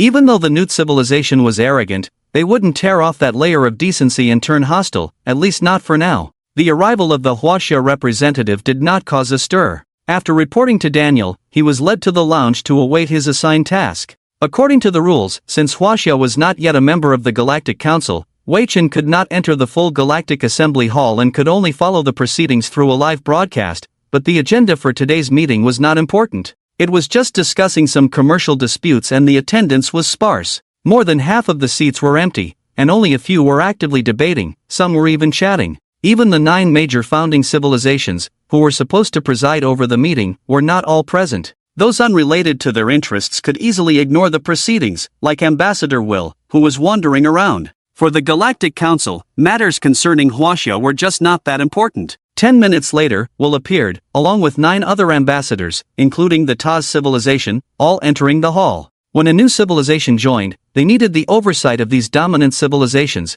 and today's assigned tasks would be decided by them. Everything was done according to protocol, with some other ambassadors entering soon after. The hall quickly filled up, and the lounge door was pushed open. Huaxia ambassador, please follow me to the stage. Okay, I got it. Wei Chen adjusted his appearance. Unlike the Huaxia side, he was representing his civilization for the first time in front of the entire galaxy and had to strictly adhere to all protocols. He couldn't afford to leave a bad impression or give enemies any leverage to make unfavorable judgments. He was well aware that people there only cared about beneficial matters, and unrelated issues were just for fun, possibly throwing out a few casual remarks or personal preferences. Following the staff into the vast conference hall, the Galactic Council, now consisting of 3,657 member civilizations, with 13 third-level civilizations, the remaining from 14 to 137 were around 7 to 9, with over 3,000 small to medium-sized civilizations ranging from 0 to 6. Huaxia was currently rated at 1, with a significant portion of its fleet composed of third-level civilizations. The staff led him to the center and whispered, "Please speak here." "Thank you." Wei Chen nodded in gratitude as the staff quickly left. By this time, the meeting had already ended, and hundreds of cold gazes devoid of any warmth stared at him, including Will's malicious gaze, which was as disgusting as rat droppings mixed in, likely to cause trouble later. At this moment, the one with the most speaking authority was the president of the Galactic Council. Also the first civilization in the Milky Way, the Maya, whose ambassador was a serious gentleman, picked up the documents, adjusted his glasses, and began speaking. "First of all, welcome the representative of Huaxia to the Galactic Council upon our invitation. We have understood your attitude, flawless in every aspect. Therefore, we can move on to the next item, completing a designated task by the Galactic Council to make a significant contribution to the Milky Way galaxy, which will grant you membership. Is that clear? Clear. Good. Any thoughts from everyone? Decide within 10 minutes. Mr. President. Will couldn't wait to raise his hand to speak, polite and respectful in words, but his eyes were fixed on Wei Chen as he said, "I know of a task that may be suitable for Ambassador Wei Chen of Huaxia to complete. They excel in unmanned fleet tactics, even with limited space battle experience, they can easily defeat seasoned veterans. Therefore, they should be able to carry out the task of eradicating the disaster race 09. You know how dire the situation has become." Disaster race 09? The president did not express his opinion but casually said, "So, agree to assign the task of eradicating the disaster race 09 to the civilization of Huaxia, please vote." Agree. Agree. Agree. Abstain. The vote was immediately conducted, without even considering negotiation. Wei Chen noticed that the Taz ambassador was not Avi, apparently replaced by someone else, and directly voted in favor. The other civilizations did the same, not caring about a small civilization, especially when Huaxia was still unstable internally and externally, and had not yet been able to fully utilize its territory, making it of limited value and not worth attention. The vote ended in less than 3 minutes. 573 votes in favor, 31 votes against. Those who did not attend were considered abstentions, so the task was approved. Finally, the president asked Wei Chen, "Do you accept this task? If you do not accept, you can accept it again 100 years later. I cannot guarantee what will happen during that time, but it is advisable that you take on and complete it, which will benefit Huaxia. Can I ask for details of the task?" Disaster Race 09, we call them the Swarm. They have strong reproductive capabilities and spread over hundreds of light years, devouring resources. Wherever they go, stars extinguish and everything turns into barren land. Therefore, the Galactic Council deems them harmful, with a strength equivalent to a civilization level of about 2. 3. Will you accept? Yes. Well, here are the detailed task materials. If not completed within 100 years, it will be considered an automatic abandonment. Wei Chen received a scroll of information. Upon opening it, there was a detailed description of the Disaster Race 09, along with some known intelligence.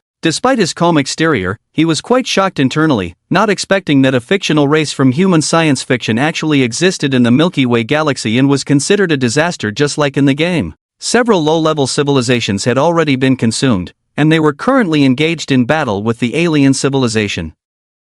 By the way, the alien civilization was the Disaster Race 08, known for their brutal nature and love for warfare. If they had not immediately clashed with the Swarm, the galaxy would likely be in a full-scale war now. The alien civilization originated from the Magellanic Galaxy and was very powerful. To humans, they were considered a biological civilization, similar to the Swarm, but the alien civilization followed a route of elite soldiers like the Six-Eyed Clan. The difference was that the Six-Eyed Clan was more friendly and easy to communicate with almost zero crime rate in Huaxia, being universally praised by all races within Huaxia's territory, and Wei Chen also enjoyed interacting with them. However, the alien civilization was 100% the enemy and needed to be eliminated along with the Swarm. Wei Chen continued reading and then furrowed his brow. Giant biological star domain? Both of these races are located near the edge of the Milky Way galaxy in the giant biological star domain, one of the most dangerous areas in the galaxy, with numerous powerful beings capable of destroying fleets. Entering recklessly would mean certain death.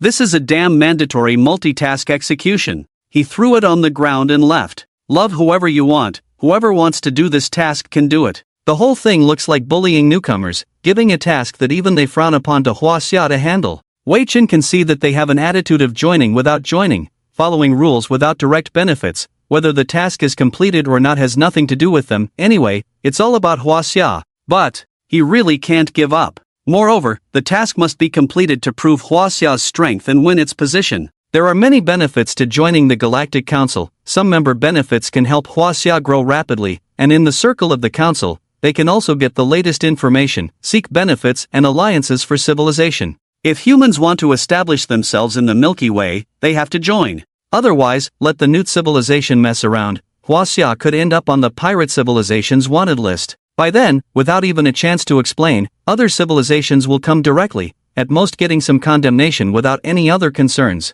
After considering all the consequences, Wei Chen can only shake his head and sigh. We must hold the power of speech in our own hands. He walked back to the spaceport. Later, he ran into Ambassador Will, who disappeared on the spot in a show of force, leaving the two fools dumbfounded. Wei Chen ignored the clown, and after completing this damn task, he would work with Ketas to discipline the Newt civilization and prepare to eliminate them in the future. Before leaving the Milky Way, he must make it clean. Huaxia capital star, New Earth. No, I disagree. This task is too much of a bully. Yes, let Huaxia solve their headache problems. It's simply bullying newcomers, and that kind of arrogant attitude is really annoying. Why haven't we joined this council yet? The giant bioregion is on the other side of the Milky Way. How can we guarantee troops and logistics? How can we finish it in 100 years? When Wei Chen returned, the senior officials of Huaxia started arguing. They expressed their opinions passionately, some with gloomy faces, others with anxious expressions. On the side, Chen Wei was pacing back and forth, trying to calm herself down and think of a solution.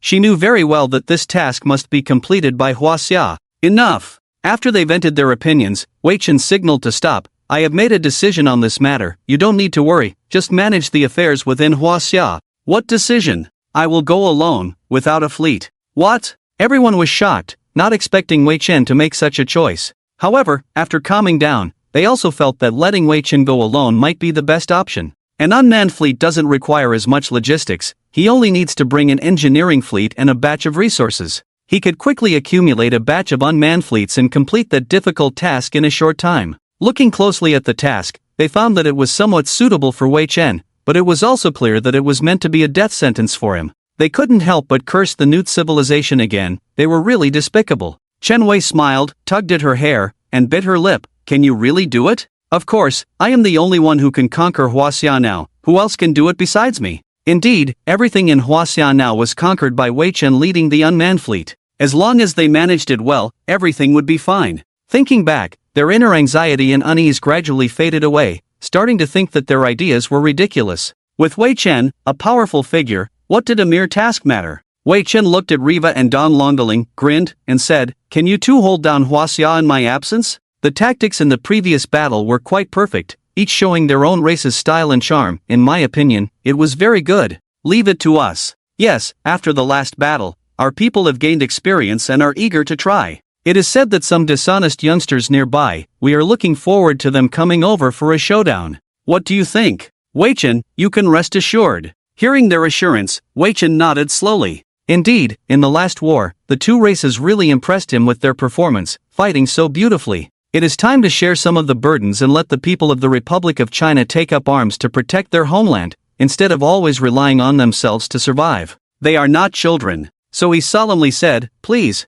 The meeting ended. Wei Chen's consciousness was transferred to an unknown star domain, loaded into a mechanical body. He grinned mischievously, knowing that Will had arranged many obstacles along the way, mobilizing all forces to strike him, but now the entire galaxy did not know what kind of ace he had. A giant ship emerged from an ancient battlefield. There was also a batch of experimental fleets, manufactured using the preliminary analysis of giant ship technology, with considerable power. Apart from some key materials being difficult to obtain and limiting mass production, according to calculations, only 500 ships are needed to crush a third-level fleet. Indeed, technology is the primary combat power. In addition, the mechanical body, it's time to show some strength. Among the things Wei Chen picked up, there was a small black hole core, less than a meter in size. Although it was a pity that the giant cannon where the core was located could not be repaired and used, using it as the core of a mechanical body, along with some ancient weapons, would surely make for a formidable combat power. Enough to make the insect race tremble underfoot. Oh, I wonder what expression Ambassador will have at that time. Ship name, Fushi. Spacetime conversion drift point set, in correction. Completed. Full ship self-check, completed. Departure. Wei Chen activated the spacetime conversion and in the blink of an eye had arrived at the outer edge of the giant biostar domain. The first thing to do upon arrival was to be on guard, not knowing if Will would play tricks, deliberately leading him into dangerous places to die. But he must remain vigilant, and he unhesitatingly activated his weapons. His consciousness wave swept around and received feedback from a small asteroid belt, and behind him, a huge mouth resembling a dragon slowly opened, emitting ion wind breath. Ether dragon life wave detected. Danger level, high risk. Combat power, 10. Defense, 12. Speed, 8. Capable of short-range teleportation. Intelligence, 89. Personality, violent, will attack any invading targets in the territory. Combat parts, the head breathes ion cannon, with a range of 50,000 kilometers. The wings on both sides are gravity waves, with a range of 5,000 kilometers. System recommends immediate evacuation. At this moment, Wei Chen was thinking, the coordinates must have been tampered with by Will, sending him directly into the dragon's mouth, and then recovering the fragments of universal will. The detection of the Fushi showed that the nearby Newt civilization's reconnaissance ship Cat was lurking in the dark, with a machine radio signal similar to that of a harvester, indicating an upgraded version. Even without using his brain, he could still get his soul. Roar! The ether dragon swallowed the giant ship in one bite, and Wei Chen did not resist, letting it swallow him. Afterwards, the reconnaissance ship flew out from the darkness and waited beside the ether dragon to collect the fragments of universal will. Inside, Wei Chen was very interested in exploring and analyzing the biological data of the ether dragon. If he could bring it back for research by the Six-Eyed Clan, genetically modify it, and tame it for use as a combat unit in the Chinese military, what a glorious future that would be. The data showed an IQ of 89, a value that in the solar system on Earth falls within the range of ordinary people, meaning it is a kind of intelligent creature that can communicate and can be tamed as long as the correct handshake method is mastered. Therefore, Wei Chen couldn't help but bow 3 times to Will. Thank you very much. The Fushi was sent to the stomach, filled with spaceship wreckage, undigested giant animals, space plants, and so on. Wei Chen immediately dispatched drones to sample one by one, harvesting a large number of biological experimental samples. The ether dragon genes turned out to be 16 helices, showing how powerful the genes were. If effectively utilized, humanity could ascend one by one. However, probably not many would choose the path of physical ascension. Humans are fundamentally a mechanical civilization. He did not force humans to make a choice. Some people like mechanical ascension, some like physical ascension. Both aspects have specialized races for research and development, and the technology is quite mature. Furthermore, consciousness technology is integrated. Using a physical body in the morning and a mechanical body in the afternoon is also acceptable. Or perhaps, like Wei Chen himself, one could be considered a consciousness ascension, breaking free from the constraints of physical laws and becoming something like a quantum state of life. Unfortunately, humans and other races have not reached a level of spiritual development where they can abandon all desires. To become like Wei Chen is basically equivalent to death. Returning to the topic, Wei Chen began comparing the genetic samples with the mission data to determine what was nearby. Detected sawtooth worm genes. Detected Taiyu dragon snake genes. Detected starry sky tree genes. Upon detailed analysis, he thought that the ether dragon had quite a diverse diet. From plants to animals to minerals, it had everything, meaning it was not picky and seemed quite easy to feed. From this, Wei Chen learned that the area nearby was in the depths of a giant life-star domain, filled with dangerous giant creatures, possessing a very sophisticated and mysterious cosmic ecological system, completely free from planetary constraints. Some genes indicated that some creatures had a decent level of intelligence. However, they had not formed a civilized system and had maintained the status quo for who knows how many years. Perhaps one day they would encounter a threat that would force them to unite and establish a civilized race, forming a giant intelligent life civilization that would shake the entire galaxy, starting from a secondary civilization. However, the alien civilization or the insect race civilization. These two disasters would sooner or later invade the giant life-star domain and launch an invasion that would destroy everything. If they could communicate with some of the talking beings, perhaps they could gain powerful allies, making the entire mission easier, and then find ways to promote the birth of the giant beast civilization, becoming a solid ally of the Chinese civilization. By then, Wei Chen would make ambassador will lick his shoes. After deciding on the development goals, Wei Chen's main consciousness left the mechanical body and followed the ether dragon's nervous system all the way to the head brain. In his current state, seemingly due to the fragments of cosmic will, he could communicate with biological consciousness in this way, and there were some other methods to be developed, such as attacks and so on. Currently, there was no need for that. Who could battle him in consciousness? Hello? From the outside, the ether dragon suddenly paused in its movements, a look of confusion appearing in its eyes. It blankly patted its huge head, a voice appearing in its mind, causing its very simple consciousness to be startled and begin to look around vigilantly, opening its mouth wide in a warning posture. Most of its movements directly smashed the unfortunate Newt civilization exploration ship. Since it did not communicate, Wei Chen took the initiative to say, "Do you understand what I'm saying?" Roar! The ether dragon had no language, but Wei Chen analyzed the consciousness fluctuations and understood that it meant understand. Conscious communication seemed to bypass language, allowing organisms to understand the meaning easily. Realizing this, Wei Chen was overjoyed and somewhat excited, continuing the communication. "You can speak directly, and I can understand." "Okay. Who are you? How? Can you talk to me? Where are you? I am in your mind." Listening to the ether dragon express its thoughts intermittently, Wei Chen quickly recorded the data. If he could teach the ether dragon consciousness communication, it would be the first step in establishing the giant beast civilization. Through his monitoring, the ether dragon's consciousness fluctuations were relatively strong, reaching the point of influencing short distances outside the body. Therefore, when other creatures faced it, they would feel a great sense of intimidation. At this moment, Wei Chen is almost forgetting his main purpose, immersed in communication with the ether dragon, deeply contemplating how to teach all giant intelligent beings to speak and make them listen to him. The ether dragon, feeling fearful, touches Wei Chen's head and says, "Are you here? Mom said I would die if this place is destroyed." "No." Wei Chen adjusts his consciousness fluctuations, trying to express goodwill as much as possible, and gently says, "I am just teaching you how to speak, it won't harm your brain, so don't be afraid or panic. As an adult ether dragon, you should have some manly qualities." "What is that?" The ether dragon is not low in intelligence but has a simple mind.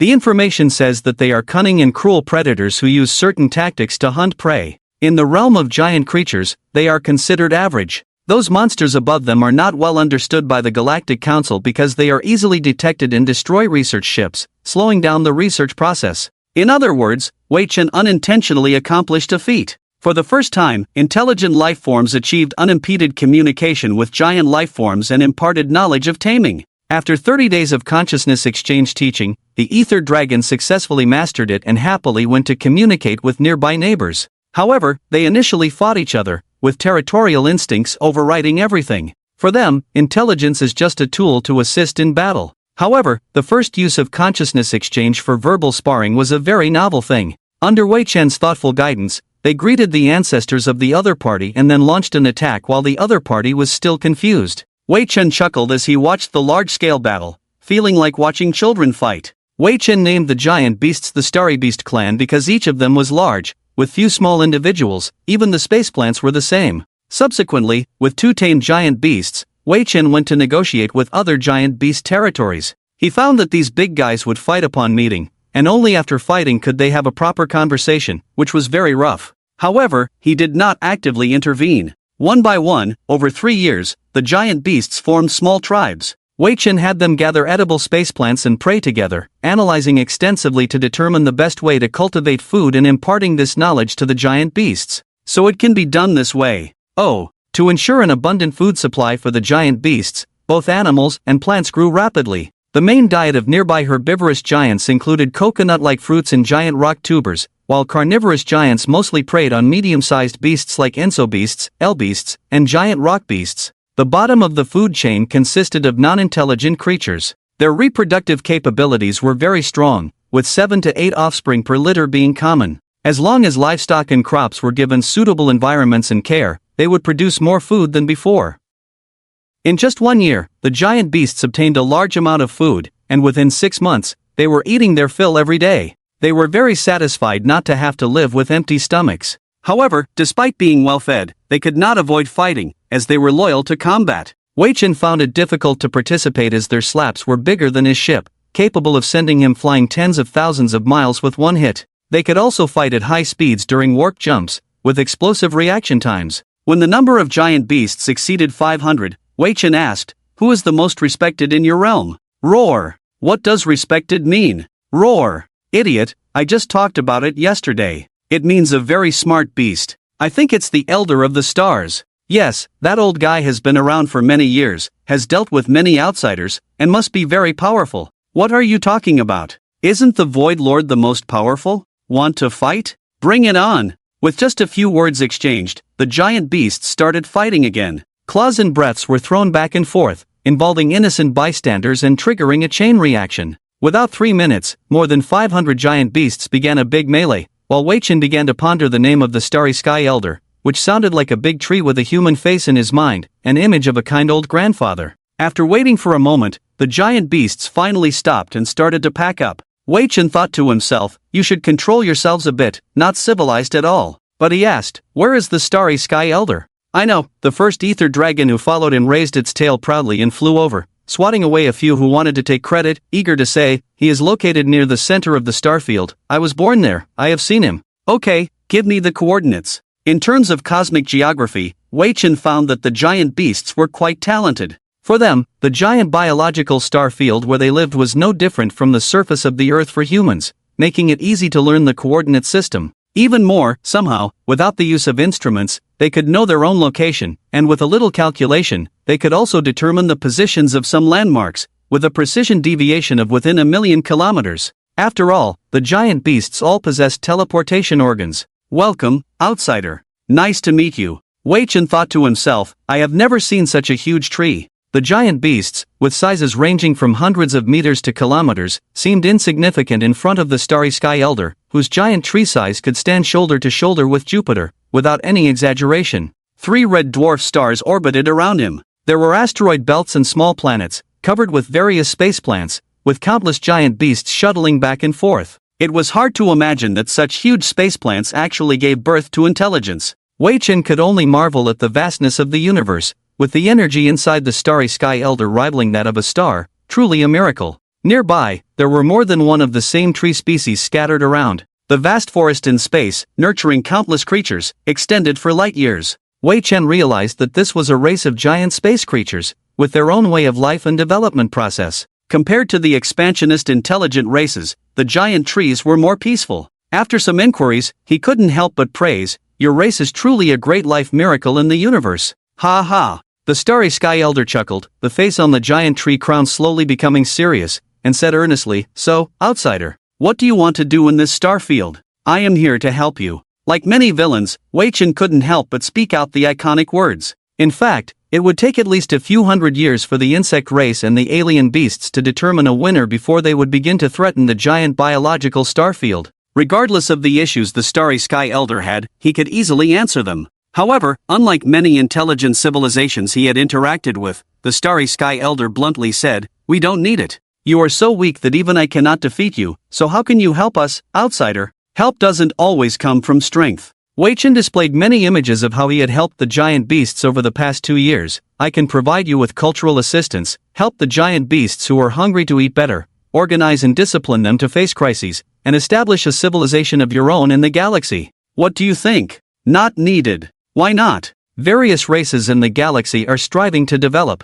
Aren't you afraid of them? Our race has witnessed the downfall of many intelligent species, and we have even fought some of them. But even without culture, you will still be a burden to our race. The past, present, and future are all the same, so, go away. Tisk. Wei Chen secretly sneered at the arrogance of the supposedly wisest being, claiming that even he couldn't defeat him if they really fought. A single shot from the giant ship could pierce him, destroying everything around him effortlessly. Truly ignorant and fearless. The image of the giant tree collapsed in an instant, leaving nothing behind. The conversation can end here. Anyway, this guy is not from the ruling class. Oh, they don't even have a society to rule over. The starry sky elder is just a bit smarter and prestigious. Wei Chen discarded his humility, turned around and planned to find some guys famous for their strength. Directly incorporating them through violence might be better. If you beat them until they respect you, they will listen to you for everything. Relatively speaking, it's simpler.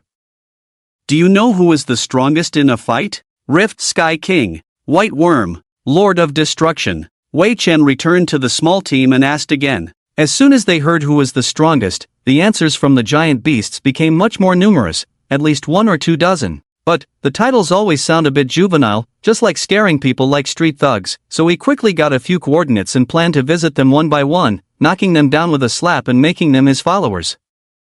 The first one, Rift Sky King. Wei Chen spent 3 days in a meteorite field and found him napping there. According to the descriptions of the giant beasts, this giant beast's claws can tear through space, and it can move at 4 times the speed of light, with its highest record being the sole destruction of some incoming fleets. Its combat power is quite impressive. The giant ship stopped at a distance. The main consciousness flew over using the old method, shouting in the brain, "Hey, it's lunchtime." Roar, smack. The consciousness was slapped. Wei Chen didn't know how painful it was, but it was just one hit, and Rift Sky King opened his mouth wide, foaming at the mouth and fainting. He was actually knocked out directly. He remained unconscious for several hours before gradually waking up. His consciousness began to replay and reflect on how he suddenly fainted. The figure of Wei Chen flashed through his mind, followed by Wei Chen saying, "Hey, do you want to conquer the world with me? Who are you?" Due to his high intelligence, Rift Sky King's consciousness communicated effortlessly. He quickly learned how to use it. This powerful intelligence made Wei Chen extremely happy. No wonder he was revered by those giant beasts. He didn't beat around the bush and directly said, "Who I am doesn't matter. What matters is, do you want a better life?"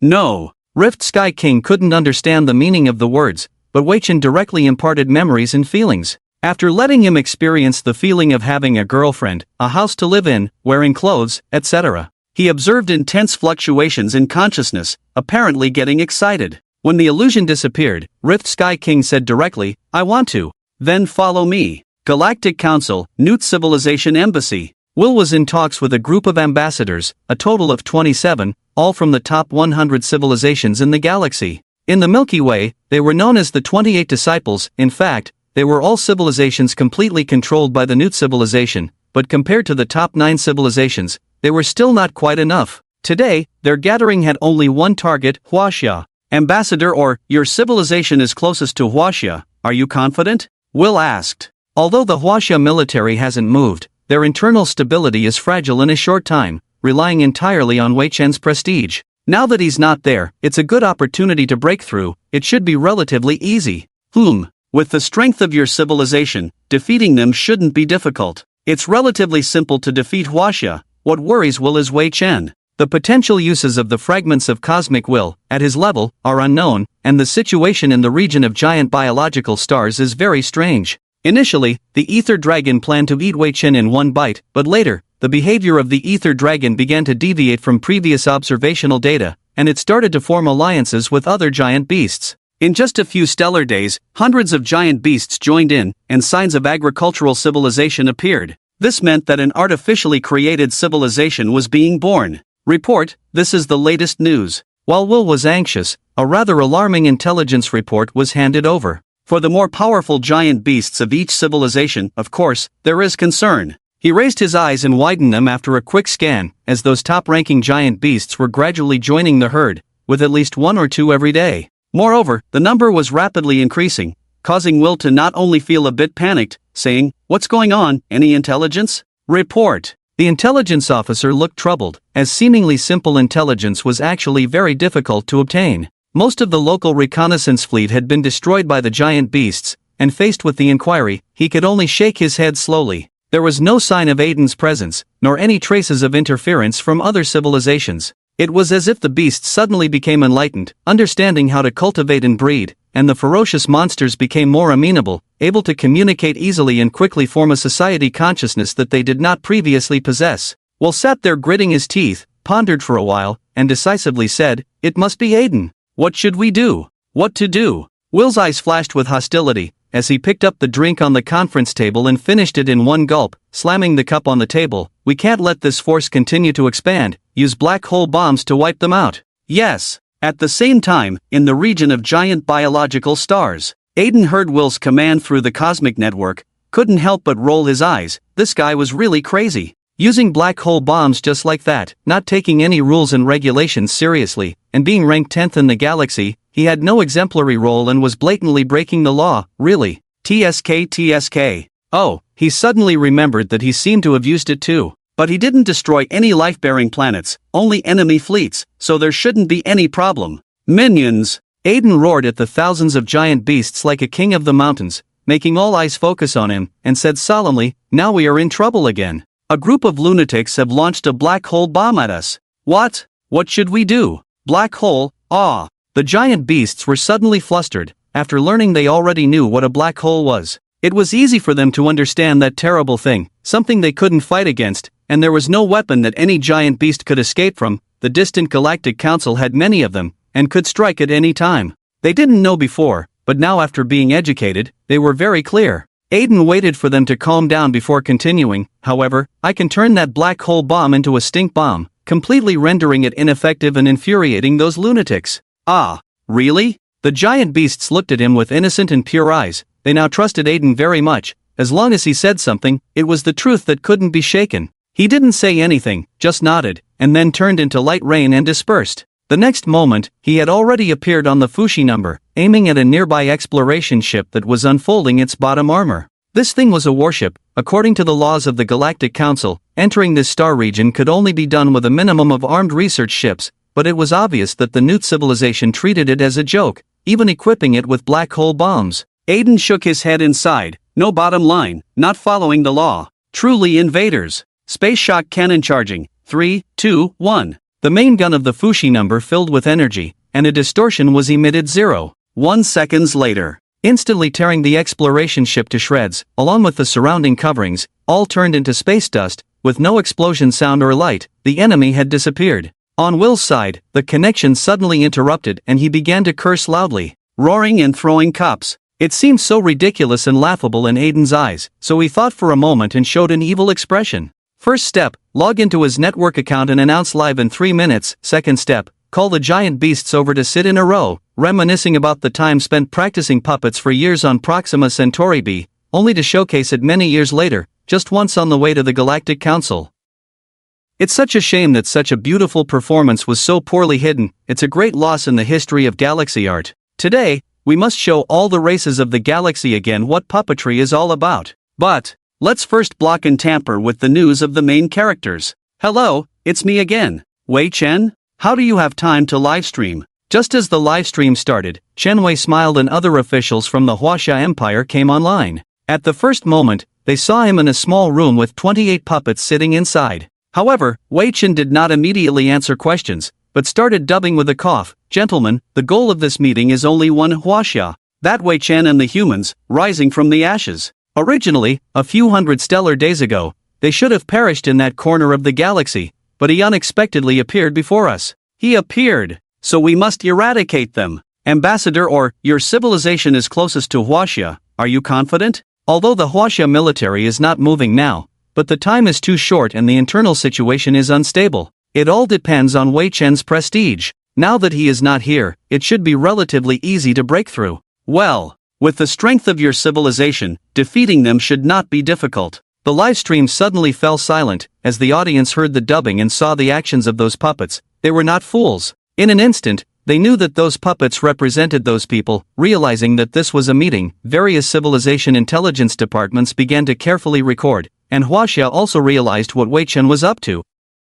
He wanted to convey a message to Huaxia: war is imminent. In addition, the meaning of those words at the beginning is really intriguing and full of meaning, incomprehensible to outsiders. The Kita's civilization has already lifted the ban, and Avi shook the wineglass, a secret meeting being watched by the entire universe. Hee. Now they will soon have no secrets left. However, the onlookers were soon amused by Will's performance, full of incompetence and rage, even more ridiculous than the last time. But when they heard that he was going to launch a black hole bomb, their attitude was so casual. It made many civilizations very wary. Next, Wei Chen deliberately pretended to be another intelligence officer and reported, Ambassador Will, there is something you must know. Is it convenient? Speak. In a fit of anger, Will disregarded everything, already losing some rationality. At this moment, the communication of the Newt civilization's intelligence department outside was almost completely blown up, and they could not break through Wei Chen's blockade to pass on the information. Wei Chen looked serious on the surface, but chuckled in his heart, saying, our recent plan has now entered a critical moment, and we need you to cover for us in the council. Today, the god has inquired about the progress again. It seems we must act quickly. That plan. Will pondered for a moment, but it was this contemplation that startled Wei Chen. He just casually made up a sentence, but didn't expect it to be true. That night, the intelligence departments pricked up their ears and listened quietly to every word Will said, which would be first-hand intelligence. After more than 10 minutes, Will nodded slowly. I understand, help me tell the god, please don't worry, your followers will soon present the final banquet, and since we have identified the target, there is no need for this captive galaxy civilization to exist. But we haven't captured him yet. It's just a matter of time. The most important thing now is to send the Huaxia civilization on its way. Understood. What plan? Damn it, why don't you ask a few more questions? After Wei Chen finished questioning, countless intelligence personnel roared in anger, spinning around in a frenzy. At the same time, the Newt civilization's intelligence department completely exploded. With just a few words from Will, the unprepared plan was exposed to the public, and now too many preparations were all in vain. The situation was the same for the Yor civilization. Stunned, never expected their own ambassador to suddenly reveal some secrets. The members of the surrounding Galaxy Council of Huaxia have become active, eager to know what the Newt civilization is up to, realizing that the key lies with Huaxia. Let's increase the number of members from Huaxia to see how the Newt civilization reacts. Wei Chen continued to receive various messages with a slight smile. Later, he also fell into contemplation, itching to know what the plan was. Taking advantage of Will's lack of vigilance, his consciousness instantly arrived in that meeting room where the meeting was still ongoing, discussing other matters. Wei Chen placed his finger on Will's forehead, beginning to extract memories. In a split second, a large amount of plan information flooded his mind. Although not comprehensive and only known to Will, it allowed him to understand the goal of the plan. The Newt civilization. No, the Reapers would turn it into their last supper.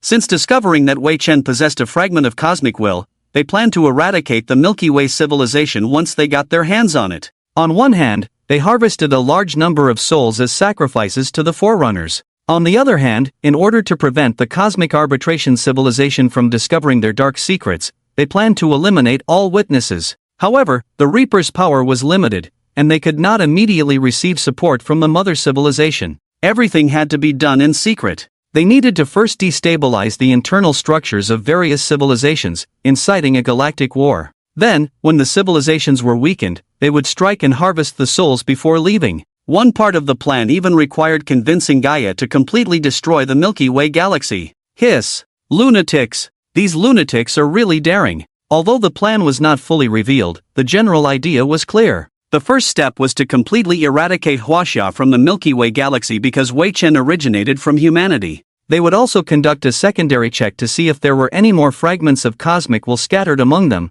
confiscating them immediately if found. After understanding all the plans, Wei Chen gritted his teeth and swiftly appeared in front of Avi, directly implanting the plan into his consciousness before retreating to the domain of the giant biological stars, deeply exhaling. Next, he had to 1. Allow the birth of a giant civilization from the giant beasts and defeat the insect and alien civilizations. 2. Meet Gaia to understand his intentions. If the Elder agreed to destroy the Milky Way galaxy, he would have no choice but to prepare to migrate Huaxia across galaxies, aiming for the Andromeda constellation. 3. Infiltrate the Newt civilization as much as possible using his abilities, cut off their contact with the mother civilization. 4. Ensure that Huaxia's position in the Milky Way galaxy remained unshakable. After completing everything, Wei Chen planned to rebuild an expedition fleet. Retrieving human souls required a carrier to bear the burden, as unlimited transmission was not secure, and he lacked the necessary technology. Stealing human souls through the enemy's communication network would require getting as close as possible to the Forerunners,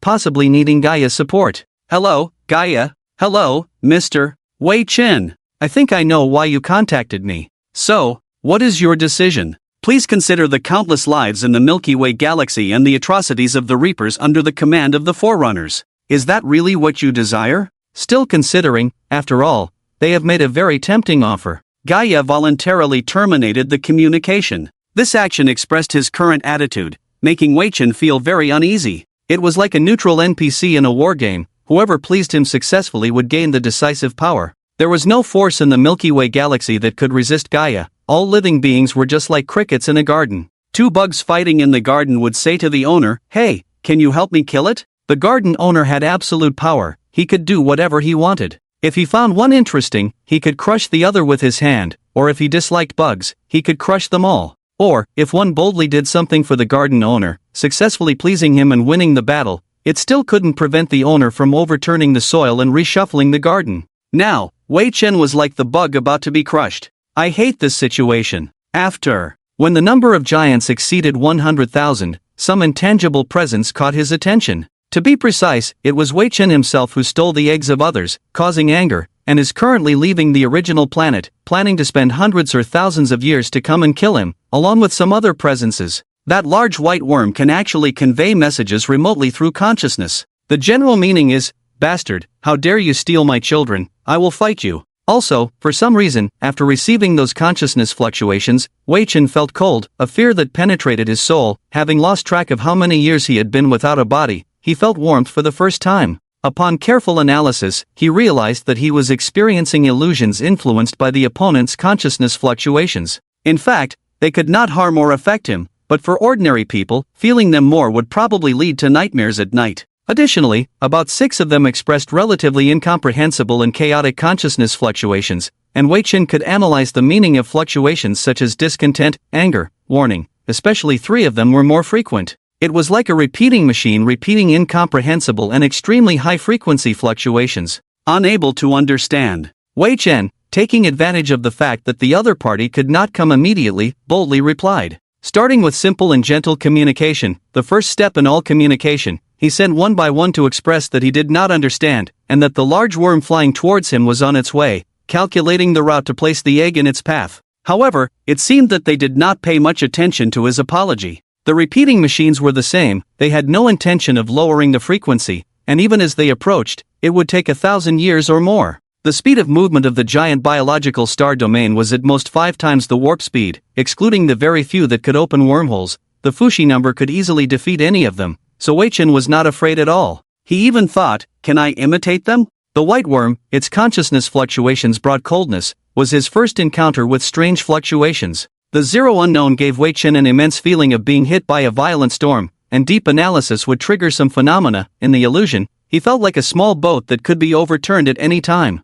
The first unknown sounded like the solemn whisper of an ancient god, making him feel suffocated and extremely horrified. The second unknown was a low growl of warning. The third unknown was too chaotic. The fourth unknown, this contestant was extraordinary. After half a month of analysis, he expressed one thing: do not let your subordinates come and disturb me. Okay. Wei Chen immediately announced that the location of the fourth unknown should not be approached. As the Star Beast clan developed into the first decade, from the 11th year onwards, he stopped interfering with their development, allowing the giant beasts to develop their unique civilization freely and adapt to collective life. They fought every day, but never caused serious injuries or deaths to each other. Battle was just a way of communication, and rules were born invisibly, which the giant beasts began to follow. In the second decade, the number of Star Beast clans exceeded tens of millions, with consciousness communication as the main language, and various forms of civilization led by powerful giant beasts formed internally. The main forms were agriculture and nomadism.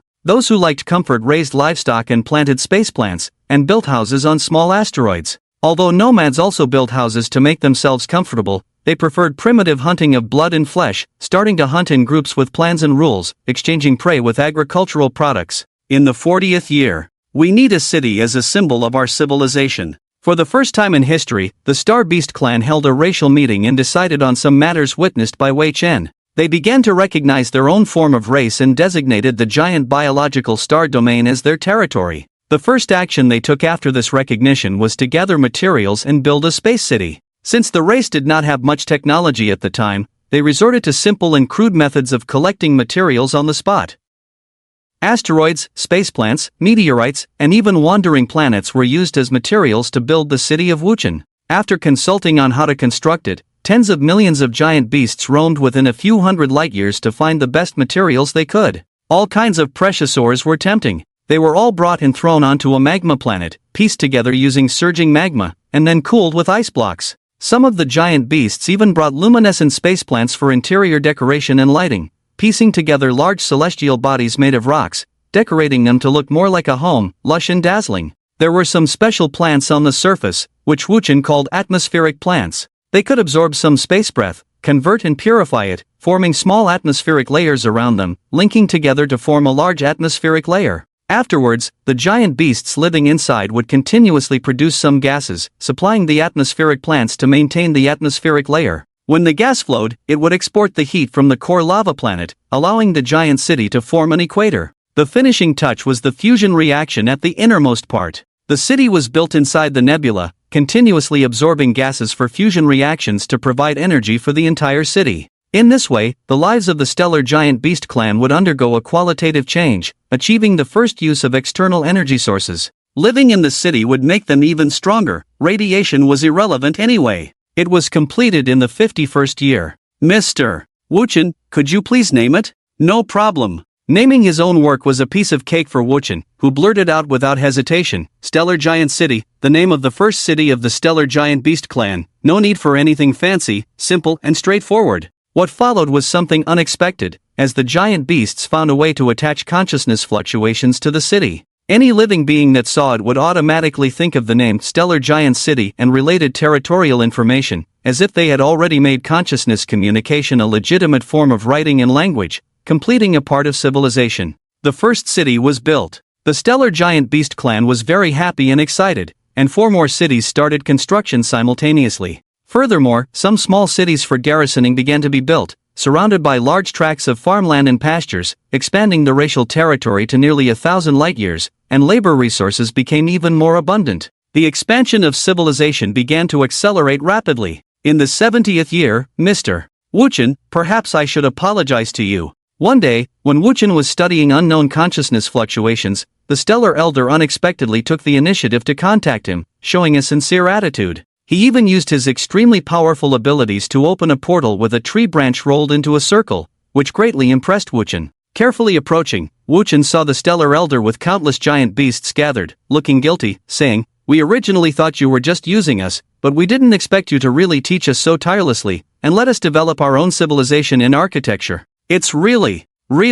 So what? Perhaps, our Stellar Tree Clan can help the rapid expansion of the giant beast civilization." Portals appeared in the stellar sky, and the Stellar Elder's giant trees moved to every corner of the starry sky. Subsequently, a vast cosmic transportation network was built, with the main part splitting open to grow giant tree people, revealing a completely new form in Wuchen's mind. The stellar elder bowed and said, "The stellar tree clan is willing to exist as the cornerstone of the giant beast civilization." Wu Chen thought to himself, "Are these trees stupid? They seem to lack brains. Their understanding and thinking abilities are quite worrying. There are hardly any truly good people in the world for no reason. Helping unrelated races build civilization must have their own purposes behind it. How could there be boundless love without any boundaries?" He couldn't stay with these silly trees any longer. To avoid being contaminated by their foolishness, those giant beasts were more agile-minded than the stellar trees. "This is a token representing our stellar tree clan. If you hold it within the starry sky, any existence will give you face and not immediately attack you." "Oh,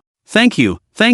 I guess you must need some help with that." "Sorry." Wei Chen blinked and immediately changed his expression, from the previous look to a very respectful and devout appearance, taking the small snowflake-like tree bud. It was full of energy and emitted a faint light. Holding it in his hand felt refreshing, and he knew it was definitely a good thing. As for the token's function, he must find a monster to test it later. If it works, the civilization of the giant beasts might not need to continue developing, as they could easily defeat the insect race and the alien civilization. Of course, for now, it's just a thought. On the border battlefield of Huaxia, Zone 03, time slightly rewinds to after Wei Chen's live broadcast ended. From that day on, the border became lively.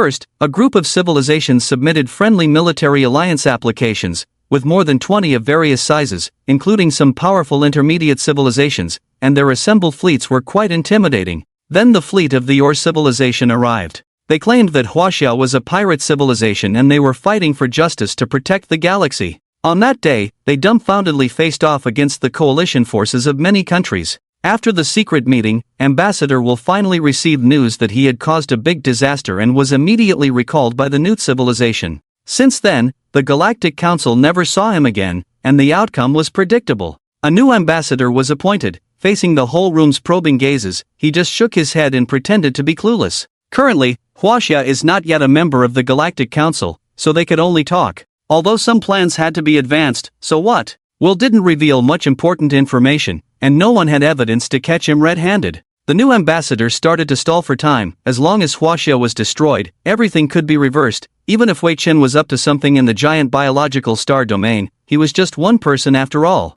At that time, Wei Chen thought, another toy to play with at will. Without hesitation, he started to track the ambassador in the live broadcast, broadcasting all his secret meetings and negotiations with puppets on site. Then the new civilization began years of mudslinging, getting dirtier and more stubborn, yet no one could catch them with evidence. Wei Chen also admired the new civilization's ability to cover their tracks. They were really good at it. 20 years later, another ambassador was replaced. This time, a young one who knew nothing. Some of the work was delegated to others. Wei Chen spared the young man and laid a solid foundation for the incoming and outgoing ambassadors, starting to slightly infiltrate the new civilization, revealing some plans like a dragonfly touching the water, leaving some evidence for the victims. However, the new civilization was still an advanced civilization, so they had to find a way to vent their anger. Yes, the Ur civilization, the number one lackey of the new civilization, is currently in constant friction with the fleets of many countries. A large number of unknown fleets appeared in the territory of Huaxia, bringing a military alliance atmosphere. Chen Weixiao and others felt that Wei Chen was really amazing, as he could easily mobilize them to protect Huaxia. The head of the Department of Commerce was very clever and immediately established trade relations by following the trend of the galaxy. With the help of the galactic trend, the entire civilization of Huaxia's GDP unexpectedly increased several times, faintly becoming a trend of a leading country. In addition, Avi continued to sell advanced warships to Huaxia, allowing the Third Fleet to expand repeatedly, leaving the new civilization helpless. They could only watch in anger, as they had to endure for their plans. Now, there are significant issues with going to war with the Ketas. Back to the present. What? Wei Chen actually established a civilization of giant beasts. He built a giant star city, gathering over 1 billion giant beasts, and even persuaded the Star Tree clan to help the giant beast civilization expand its territory and completely occupy the star domain, becoming a new huge threat. What about the alien and insect races? They are still fighting. They don't listen to us at all. They even ate the envoys. A new civilization is born, which is usually nothing special. However, a civilization suddenly emerges from the giant biological star domain, which has always been considered a forbidden land. That is enough to shock the entire Galactic Council, considering it as the biggest threat. The giant creatures are exceptionally fierce, some with the combat power to take on a fleet single-handedly, or even challenge an entire civilization. There are records of a fleet approaching the worm. For unknown reasons, all crew members were frozen into ice blocks and shattered, and the ships broke apart in space. It is still unknown what exactly happened. If those monsters were tamed by Gaia, they could easily dominate the entire galaxy, causing great fear in the new civilization, prompting urgent communication with Gaia. However, Gaia only replied with, "I want to continue watching. A civilization of giants is quite interesting." Interesting my foot. The Newt civilization was frustrated, but had no good solution. Perhaps, when the heavens want to destroy a person, they make him mad. Bad news kept coming in through the intelligence department. A large tree suddenly appeared at the Galactic Council, claiming the existence of the Star Beast clan and submitting documents to join the council, demanding that the alien civilization be designated as a specific task, with an attitude as tough as a father's. The staff accompanied with smiles throughout, even the council president appeared in person. The Newt civilization wanted to shout, "No, I disagree," but it would only invite the malice of the Star Beast clan. Those ignorant youngsters who didn't know any laws might actually start a fight. Afterwards, without a doubt, the council agreed to all the demands of the large tree, which were not unreasonable or inappropriate. If one insisted that they were just an artificial civilization and not a real civilization, then it would have to be settled by force. As expected, after completing the formalities, the large tree announced on the spot, "I, the Star Beast clan, hereby form an alliance with the Republic of China. If anyone disagrees, we welcome you to come and argue." Argue? Upon hearing this word, the Newt civilization ambassador and faction members were at a loss. If the giants could reason, they would have infiltrated the realm of giant creatures long ago, and it wouldn't be the turn of Gaia to plot against them. However, the schemers did not give up and quickly approached with enthusiasm. But the large tree finished its business and left immediately. No chance. A kind of grass plant. In the realm of giant creatures, near a planet resembling a split beehive, Aiden was surrounded by dozens of giant insects, known as star diggers, with some dispersal methods similar to dandelions, where the unlucky creatures on the planet where the insect eggs fell would suffer. These things reminded him of the burrowing worms. Can you understand me? The insects emitted chaotic consciousness waves, their meaning not very clear. They recognized the token, and the fact that they did not immediately attack indicated a certain level of intelligence, but they seemed not very adept at communication. Aiden was convinced that the third unknown was the insects, as they seemed to be linked in consciousness, acting as a group and as individuals, a very strange biological phenomenon worthy of study. At close range, the waves became clearer, and after analyzing for a dozen seconds, the meaning was derived: hungry, hungry, hungry. All the insects repeated a unified demand wave, making it difficult not to be confused. However, it was easy to satisfy their needs. Those alien civilizations from other stars would surely allow the insects to burrow happily, with plenty of food and meat available. Aiden scanned the insects and found that their shells were truly defensive. Moreover, their body structure did not seem to be carbon-based life forms, belonging to an unknown species that was worth further investigation. But we couldn't let the children go hungry, could we? Elder, send the insects to the following coordinates. Okay. Some brainless insects. They couldn't appreciate how useful the token was. Aiden decided to challenge the most difficult unknown wave, 0. It felt like a marine planet or a similar environment monster, still frantically casting illusions. If he had a stomach, Aiden would have surely felt seasick, but unfortunately he didn't have one now. 5 minutes later. A tentacled face with green eyes, a body with meat wings and a lower body like an octopus. The big one, with a group of small octopuses flying in the air, they shrouded the water around with gravity, and when they saw him, they immediately froze and turned into armor all over their bodies, towering 4 kilometers tall and very fierce. The attack on the strong spiritual consciousness came immediately. Damn it! Wei Chen was very dissatisfied and immediately countered with the same move. His consciousness was not weak now, after all. There were still fragments of cosmic consciousness in his body, which made him stronger than a neutral boss in the wilderness. The whole process of confronting monsters was full of strange and terrifying thoughts, but for him, it was just junk data. Delete it, and the effect is reset without any impact. Consciousness, like a cockroach, gets stronger as you fight, and after 7 days and nights of torment, a muffled groan finally sounded. It wasn't Wei Chen who called out, but the tentacled face spitting out green liquid. Wei Chen's strength lies in not being a physical organism. The quantum brain is his limit, although he had to activate more than 100 quantum brain stars to win. After the tentacled face screamed, all those small octopuses became angry. Wei Chen also rewarded them with a spiritual consciousness attack. Wow! They all fell down. A group of water balls wrapped around the octopuses looked quite strange. Next, continue to wait, as the most patient creature in the entire galaxy, Wei Chen didn't mind waiting for them to wake up. Just 3 minutes later, the giant creature woke up, proving its strength, opening a third eye on its head emitting a stronger wave. Wei Chen quickly raised the token in his hand and communicated with consciousness, saying, "Stop, stop, stop.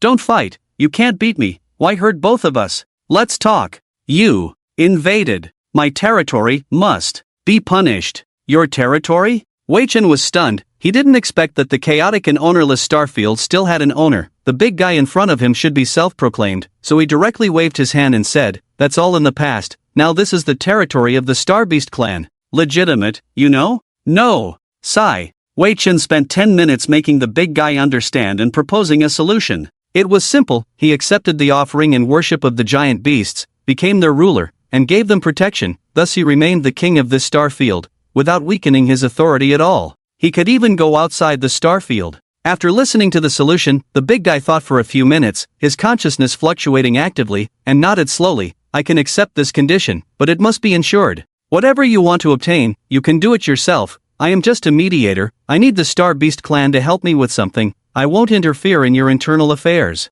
"Okay." Wei Chen opened a door with the starry tree and sent the big guy to the Star Beast city. Afterwards, looking at his awe and excitement, it was clear that this guy was very interested in the throne of the Starbeast clan, and he would definitely have a fight with the other monsters later. After all, strong ones always had to test each other. Before the excitement could last a few more seconds, the other three arrived at the Starbeast city with strong waves, led by Wei Chen. The white worm came over when it saw the token, accepted the apology without a word. The other two accepted a piece of Chinese weaving art, and one was similar to the tentacled face. Sparks flew when they met. But they all moved away from the Star Beast city and started fighting. Who is the king and who is the servant? They clearly wanted to figure it out directly here, without dragging it out. Wei Chen took out popcorn to enjoy the battle scenes in the style of Cthulhu. The giant beasts formed a circle, roaring to cheer for their respective players. They were all very enthusiastic about the battle.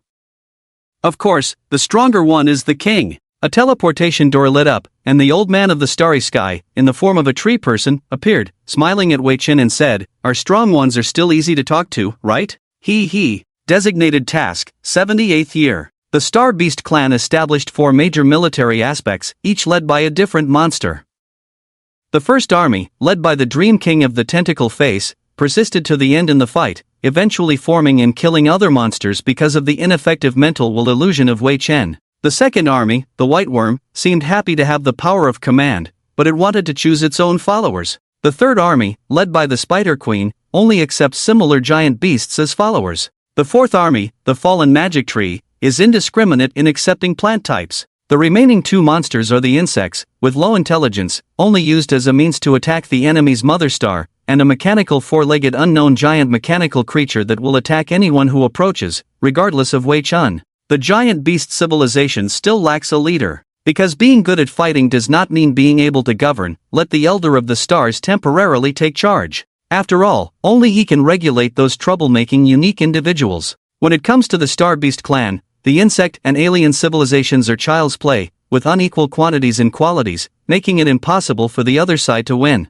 However, what makes Wei Chen curious is the consciousness manipulation of the Dream King and the White Worm. They can truly be used as offensive means, and their power is unmatched and unstoppable. The Dream King can influence universal gravity and consciousness, controlling water, gravity, atmosphere, and causing severe mental and spiritual damage to enemies. If he learns how to do it, Wei Chen will not be defenseless when infiltrating the new civilization, and can use these special abilities to deal with enemies. There is still some insight. As long as he analyzes the consciousness wave in reverse, he should be able to thaw and obtain the burning flames. Then another live broadcast began across the entire galaxy. The factions of the Newt civilization reacted when they saw the protagonist. The Dream King and the White Worm, 2 monsters, had brought them repeated destruction, and each time there was no solution. Seeing the 2 of them, they knew the fate of the insect and alien races. Moreover, the Elder of the Stars had previously thrown those planet-eating insects onto the alien civilization's planet, causing the alien stars to be crazily devoured,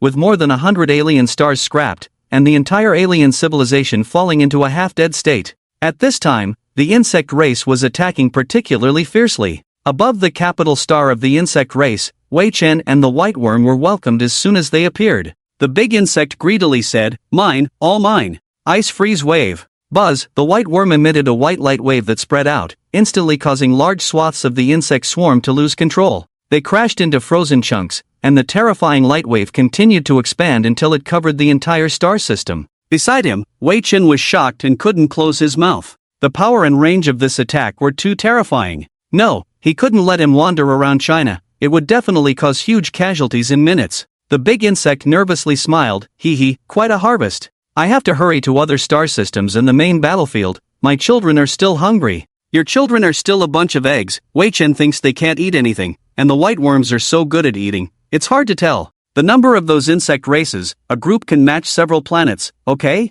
Watching the nervously departing insects, Wei Chen looked at the huge insect nest building on the surface of the planet, where the insect queen was located, and quickly descended in a mechanical body. Stepping through the ceiling of the building and landing in front of the queen, he stood up and said, "I'm sorry, Queen, your civilization is designated by the Galactic Council as a disaster species. Now, either surrender to me and fake your death, or truly die. How will you choose?" Galactic Council. The queen was surprisingly calm, showing no emotional fluctuations. For her, the insect swarm is just a tool, equivalent to a machine, without self-awareness or any emotions. Even if they are destroyed, she is not sad, she can just create another batch. Moreover, the queen is naturally devoid of any emotions. Wei Chen took the opportunity to size her up, her upper body resembling a human woman and her lower body huge and bloated. Like a combination of a female and a queen, he could feel that the queen also had a very strong consciousness fluctuation, otherwise she would not be able to control so many insect swarms, nor could she be unscathed under the attack of the white worms.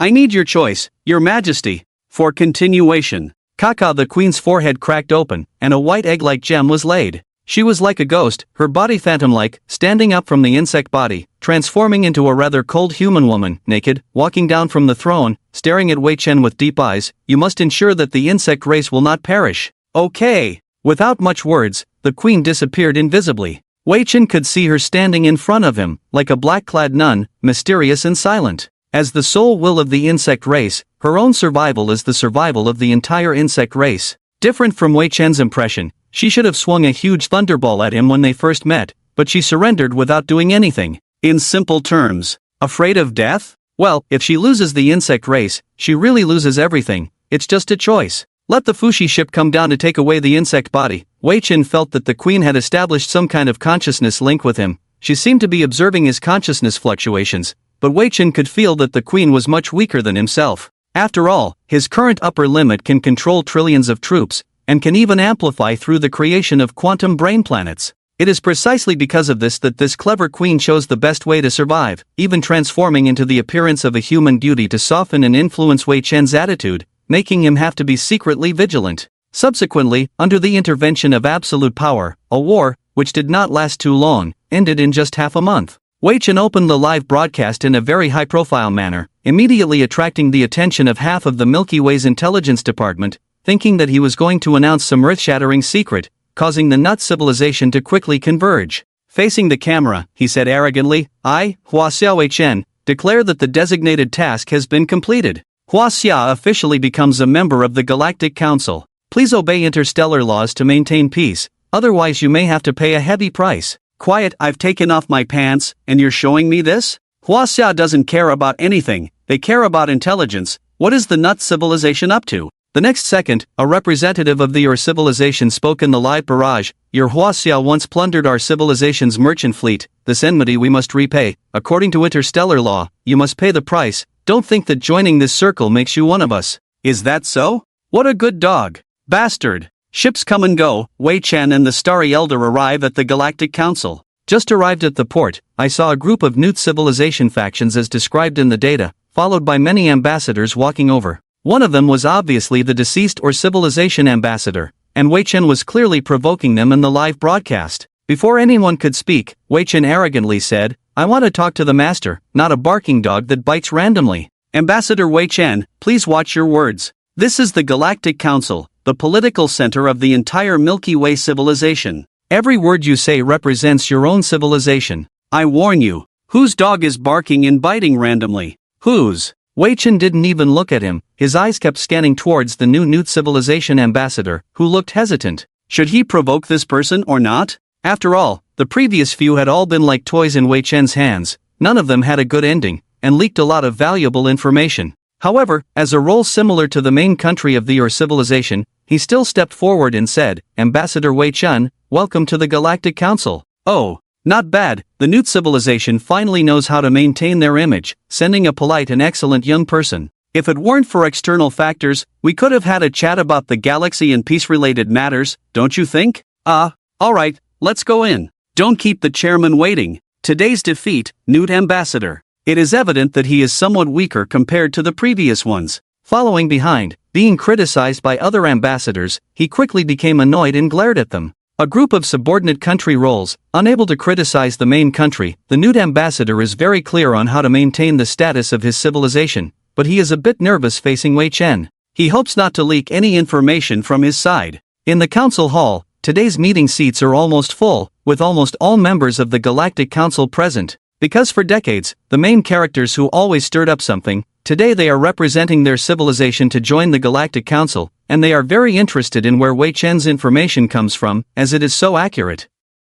Although the Newt civilization is very slippery, about 3 or 4 out of 10 believed it. Welcome, ambassadors of Huaxia and the Starbeast clan, welcome to join the Galactic Council. Hello, Mr. Chairman. The old Starbeast elder and Wei Chen bowed together, now very humble and polite, restraining their behavior according to normal etiquette. The chairman first confirmed the completion of the designated tasks, then announced, "Congratulations to you, you have completed the council's designated tasks, proving the strength and heritage of your civilization. Now I declare that the Republic of Huaxia and the Starbeast clan are officially joining the Galactic Council. Welcome." Clap, clap. Both of you, please swear on behalf of your respective civilizations to the galaxy. I only swear on behalf of the Republic of Huaxia. From today onwards, we will join the Galactic Council, abide by interstellar laws, defend peace, and contribute to the prosperity and stability of the Milky Way. Let all civilizations witness this moment. I only swear on behalf of the Starbeast clan. From today onwards, we will join the Galactic Council, abide by interstellar laws, defend peace, and contribute to the prosperity and stability of the Milky Way.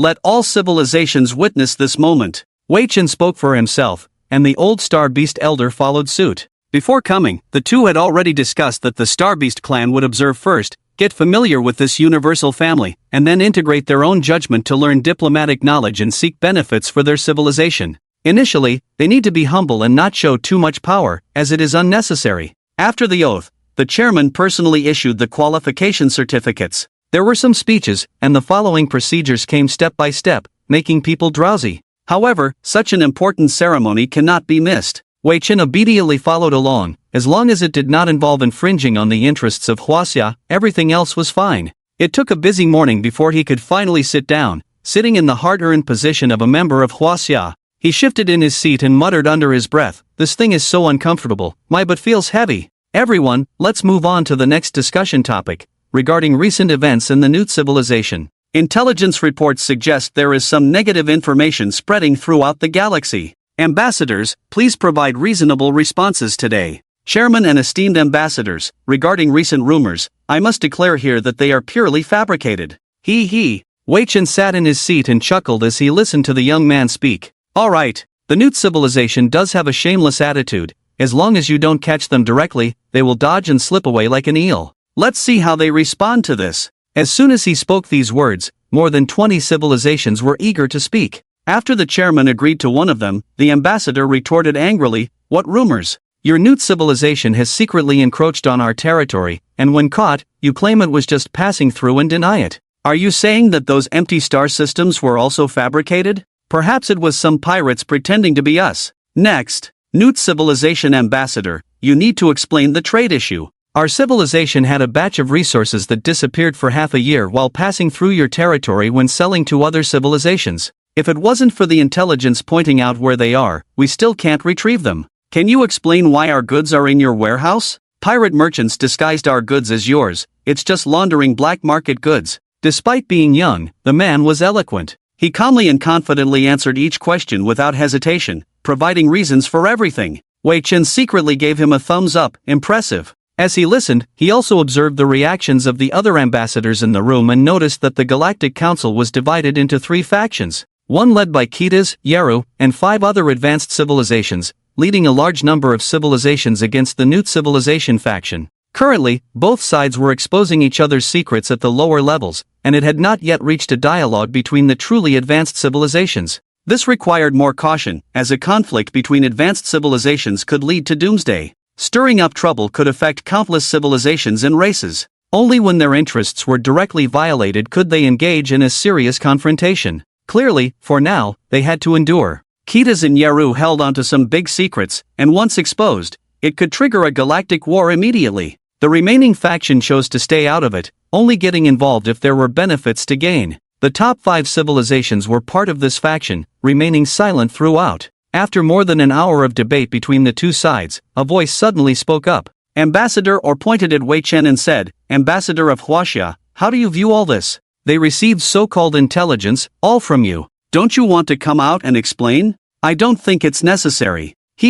This ambassador thinks it's very necessary. Shouldn't there be consequences for decades of nonsense? Consequences? Wei Chen sat there and laughed. If there were consequences, it should be for you to bear. Huaxia has always been the victim of your tyranny. After laughing to himself, he shrugged and said, "True or false, everyone has their own basis for judgment. If it's all false, can we still discuss it here? You, Chairman, I have some intelligence to share." Shocked, the elder suddenly spoke up, making Wei Chen turn to look at him. He held up a brain in his hand. Subsequently, some communication processes were revealed, showing the interaction between the alien civilization and the Newt civilization. It was explicitly stated in the content that the alien civilization was invited and had a cooperative relationship with the Newt civilization. It was only when they encountered the insect race that the alien civilization's aggressive conquest desires were triggered. This prevented the immediate invasion of the galaxy, or else it would have been wartime now, with countless aliens invading various civilizations' territories. At a critical moment, the Newt civilization stabbed the entire galaxy civilization in the back, causing it to disappear in the universe, with the galaxy territories divided equally. However, Wei Chen frowned and muttered, "Damn, this old stump is acting foolish again. Do you think they will believe it if you show it to them? It's not the right time. Please explain, Newt civilization." The old man of the stars withdrew his mind, exchanged glances with Wei Chen as if to say, "Did I do well?" But the latter could only sigh and shake his head, truly a liability. As expected, the Newt civilization directly stated, "Please provide concrete evidence. This is just a fabricated communication content, which proves nothing." Enough. Wei Chen quickly pulled the old stump to sit down, turned to ask Ambassador or of the Or civilization, "Ambassador of the Or civilization, now that we are a member of the Galactic Council, can you please leave the territory of Huaxia, abide by interstellar laws and conventions, cease hostilities, compensate us? The war has lasted long enough." Are you begging for mercy? No, this is a final warning. Otherwise, refer to the fate of those cosmic nations before. The Or ambassador snorted coldly, with a disdainful look on his face, lowered his head, sipped water, and stared at him contemptuously, saying, "You are just a civilization composed of a group of bandit pirates. Oh no. Not even considered a civilization, just a bunch of pirates standing here brazenly. It makes me sick. Interstellar laws are established for law-abiding civilizations. How can they protect you lowly scum? We will not withdraw unless Huaxia is eradicated."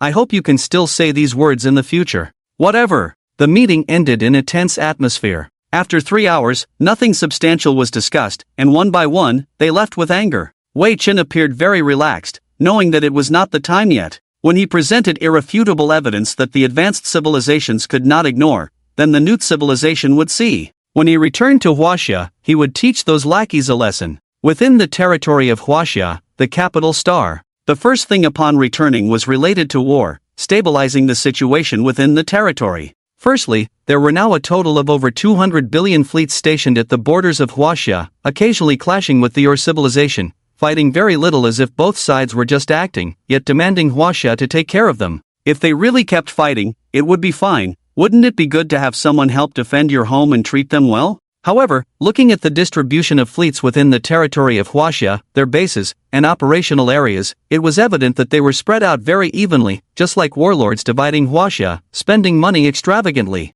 These soldiers were just like tourists. Nevertheless, there was still some economic growth, with tourism and interstellar trade dominating, with the main client being the Ketas. To be more precise, it was Avi, because cooperating with Huaxia, he now had everything he wanted, even funding his private fleet for travel, making him very influential and seemingly even praised by his father. After all, creating industries without spending the empire's money felt like freeloading. Wei Chen weighed the pros and cons and decided, we can't let them stay. If this continues, Huaxia will be no different from a colony. If these fleets cause trouble after the war, Huaxia will likely be destroyed in an instant, becoming just another civilization's military target. Immediately convene representatives of the military forces of various countries for talks. The first action upon returning was to hold a military meeting with a hint of gunpowder. Moreover, it was broadcast live to all civilizations. Although many civilizations had reservations, they were just curious about the secrets of the new civilization. How could they really start a fight?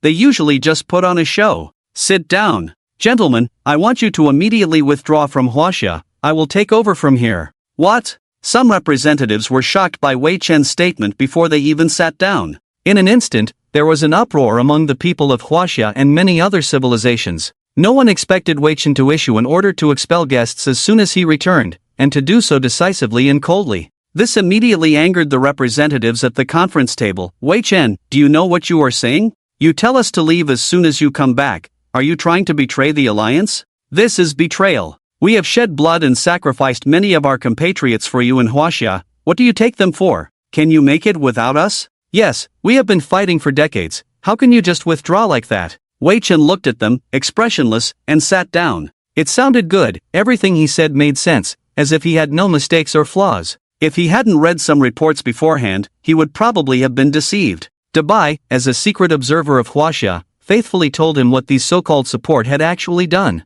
In the past few years. Yes, there were a few skirmishes with Hells, real battles, but it was limited to the first few years. Seeing the multinational coalition forces on the other side, both sides had to weigh the pros and cons. Neither side took Huaxia seriously. Many people had never even heard of Huaxia. What could a small border country do? After that, it was the politicians' job to engage in verbal battles, while the military just stood there without fighting. As time went on, things inevitably became lax, until everything changed 5 years later. The soldiers were basically not at their posts, the warships were just there facing off against Hells, and all the expenses were borne by Huaxia. Now the military expenses account for 10% of Huaxia's GDP. They eat and take more, and even remember to send a bunch of stuff back to their hometown, and even engage in profitless transactions. Officers used transport ships to bring things back to sell, claiming it was to supply the army, and many soldiers and officers made a fortune, completely forgetting about the fact that there was a war to fight, and even extending to reaching out and taking things on the streets.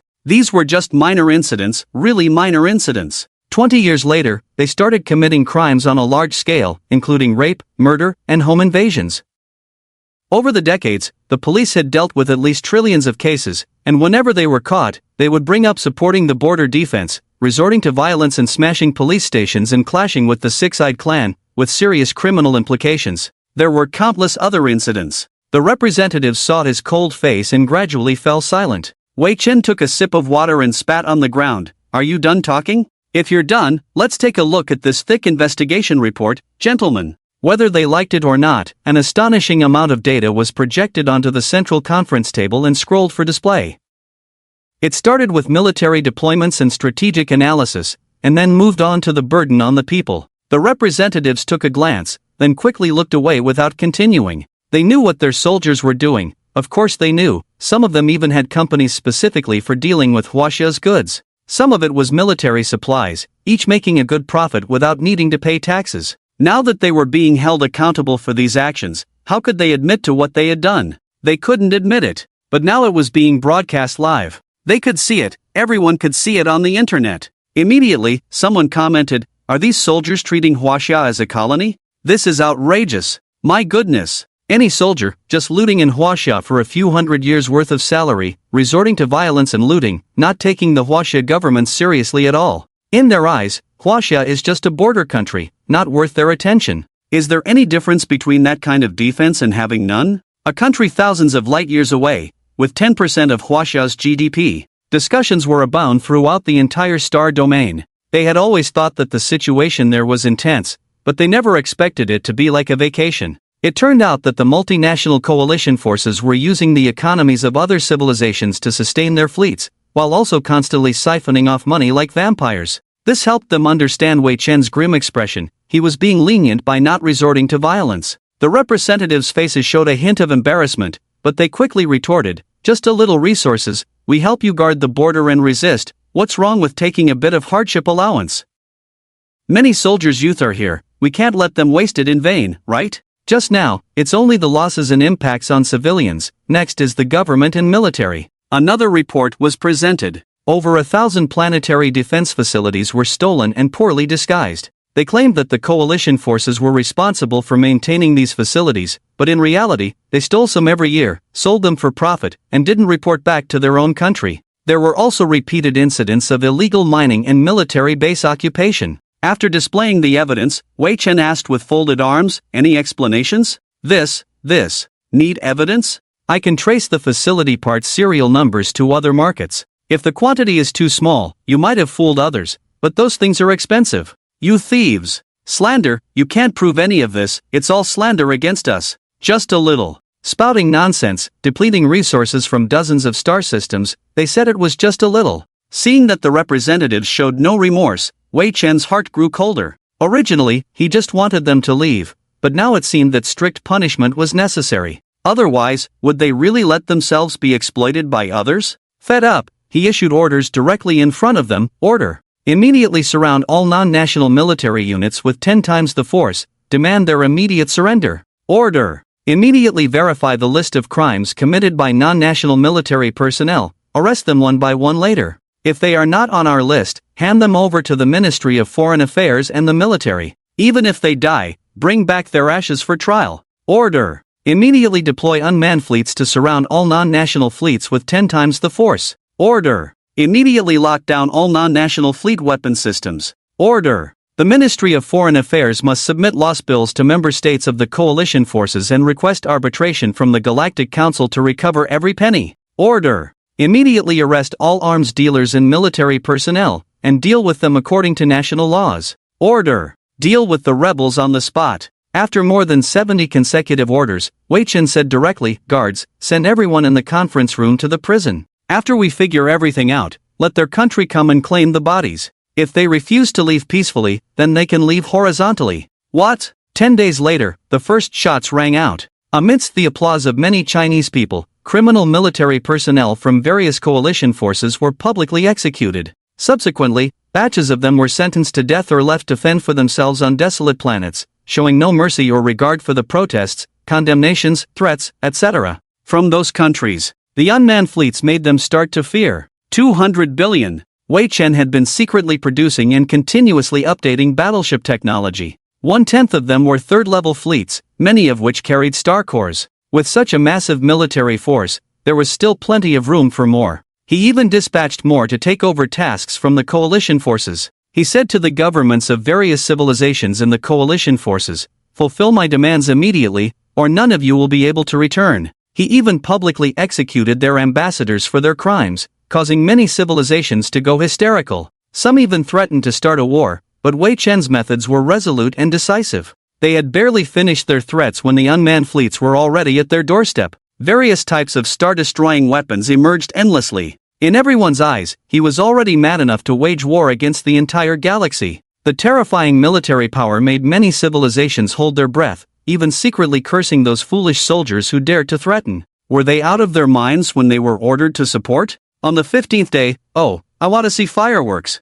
Boom! Wei Chen seemed to have made a wish to the stars, and a sea of fire spread across the sky. He spent some time infiltrating the Earth fleet, directly overloading their core, causing as many as hundreds of billions of fleet to self-destruct on the spot, not understanding what was happening in the Milky Way, feeling suffocated instantly. What did Huaxia do? Self-destruct. All those fleets actually self-destructed. Do you need me to detonate your territory? On the 20th day, a dangerous statement rang out. Almost in the afternoon, the first batch of criminals brought back from abroad were brought back, and a batch of resources were compensated, and some civilizations immediately admitted their mistakes publicly and apologized again, in a proper manner. Some who were shouting "you dare not" also knew whether they dared or not that day. Because, a person who shouted 3 words was blown up by the instruments in the room, and the terror immediately reached the heads of all the allied forces. Realizing that it was a demon star. Not afraid of the sky or the earth, not caring at all about what impact it would have, behind it was the starry sky giant beast clan established by Wei Chen,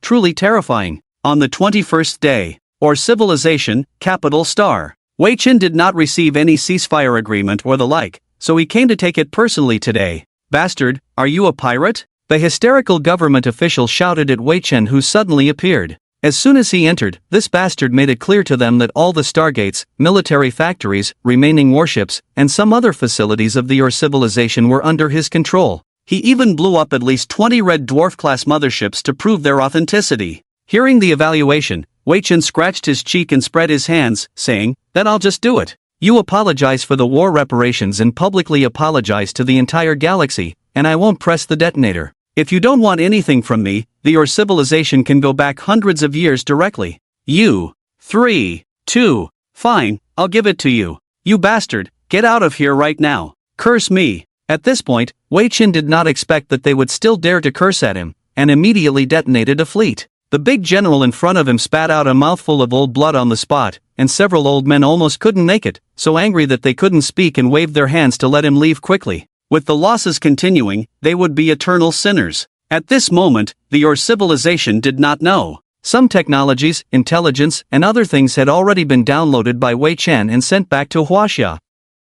Among them, some were cooperating with the New Civilization, an organization that specifically selected remote civilizations, used disaster machines to create natural disasters, and then harvested souls and eliminated obstacles. After reading it carefully, Wei Chen whispered, "It seems it's time to learn something and infiltrate the New Civilization." Special consciousness waves. On the leaders of the Starry Sky Giant Beast clan, Wei Chen witnessed the wonderful use of consciousness waves. Moreover, it could even cause natural phenomena in the universe, but the mysteries within were still difficult to understand. Even they themselves found it hard to explain how a person born with such abilities could be effective. It's like asking someone to explain how to use their hands and feet. The most incredible thing is the ability of the Starry Sky Tree clan to open teleportation gates at will, and he felt a strong wave of consciousness. However, collecting some data was also difficult to understand. Even the queen of the insect race commanding the swarm was the same, which was different from commanding through a communication network, belonging to something more profound.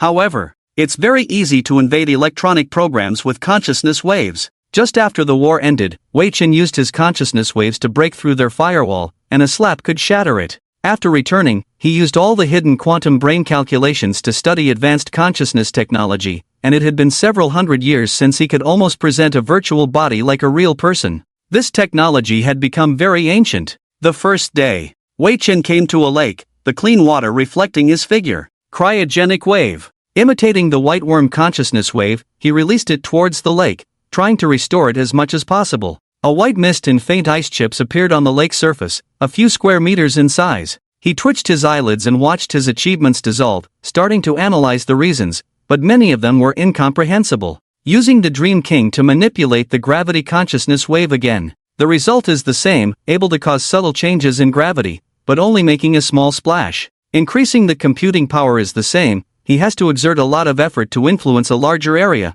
Puzzlingly, even when using all the computing power, it only results in a 100-meter range freezing 5 centimeters of ice, nothing more. Wei Chen pondered, strange, I should be doing the same as them. Could it be a physical issue? No. The insect queen suddenly appeared, still naked. Wei Chen thought insects are so shameless, only to hear her explain coldly, regarding consciousness and thinking, my insect race has studied for millions of years and can accurately tell you that those powerful beings have evolved to use consciousness waves to manipulate their bodies, rather than consciousness waves being a physical characteristic.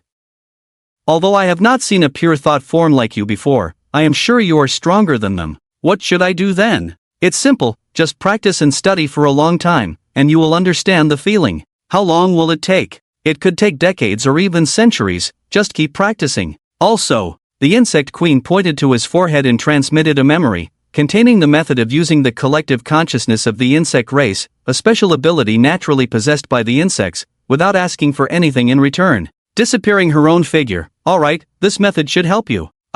Okay. Feeling a chill, Wei Chen was somewhat shocked by the sensation. The queen could actually touch him directly in his current state, bringing a physical sensation, making his curiosity explode, wanting to study the queen thoroughly. How did she manage to allow illusory beings to touch each other? However, as a gentleman with manners, he would not treat a lady roughly, so he could only find an opportunity to inquire. Afterwards, the method of using collective consciousness was actually very simple, just using one's own consciousness without relying on machinery to manipulate various things for labor. Wei Chen initially thought, is this training method looking down on me? After trying the first one, his initial thoughts were completely overturned, and he was plunged into shock. Without strong computing support, The consciousness wave was fragile, unable to even pick up a pebble, only able to shake and drop it continuously, a few tens of grams, feeling as heavy as Mount Tai. Refusing to give up, he tried using the quantum brain again, at most as big as a durian. The use of special consciousness waves is the influence of individual consciousness on the universe,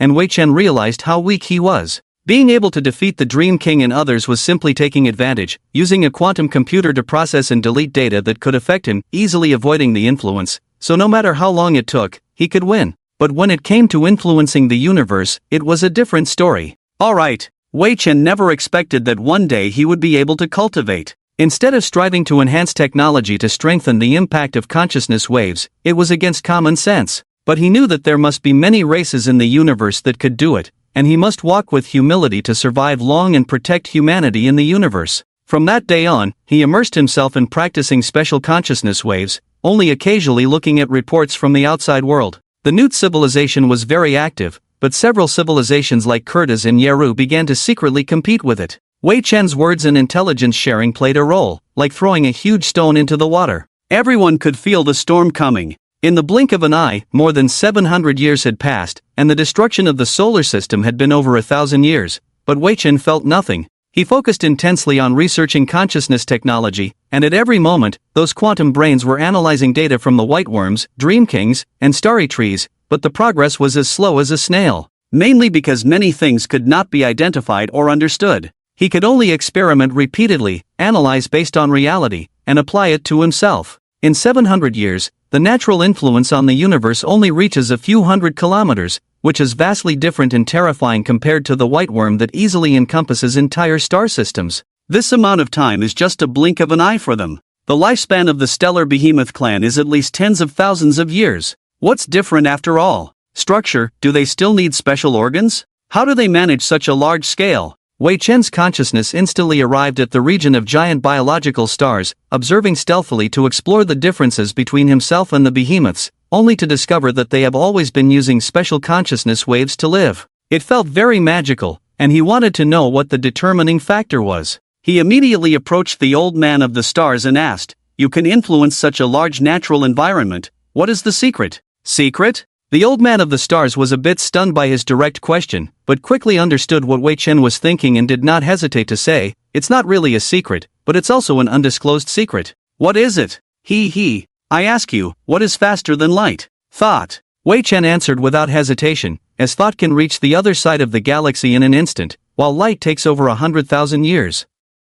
He had tested this before, but the downside was that he still needed a carrier and network coverage, feeling like a network electronic organism, transcending ordinary natural beings, similar to consciousness ascension. The old man of the stars nodded and said, "Exactly, it's thought. If you were to build a computer with thought, how fast do you think it would be?" Building a computer with thought. After countless calculations, Wei Chen felt that he lacked crucial data to deduce how fast building a computer with thought would be, as it seemed beyond comparison with numbers. He began to understand why this technology was a taboo of the gods.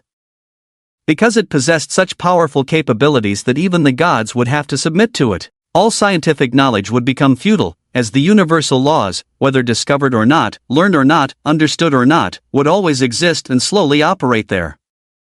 It would not become stronger with scientific progress, nor disappear with the disappearance of science. In the end, science is just the interpretation of the universe. Look! The old man of the stars raised a hand and quickly formed a colorless brain between two fingers. Compared to his very small size, Wei Chen couldn't understand or analyze it with just one glance, as it was already beyond the realm of quantum brain comprehension. He couldn't help but ask eagerly, "How can I build a thought computer? We are born with it, we don't need to build a brain with thought, but living long is a good thing." The process of how it nurtures and reproduces has been seen countless times, and teaching it to you is very simple. Senior, you are so amazing. Just SOSO, just an old antique who has lived for millions of years, blessed by the natural universe. With that, Wei Chen began to accept the process of constructing a thought brain, feeling a bit ashamed to realize that perhaps the stellar tree clan could be called a plant civilization, but they had evolved to a realm he could not understand. Perhaps a long time ago, the stellar trees had once spread throughout the entire universe.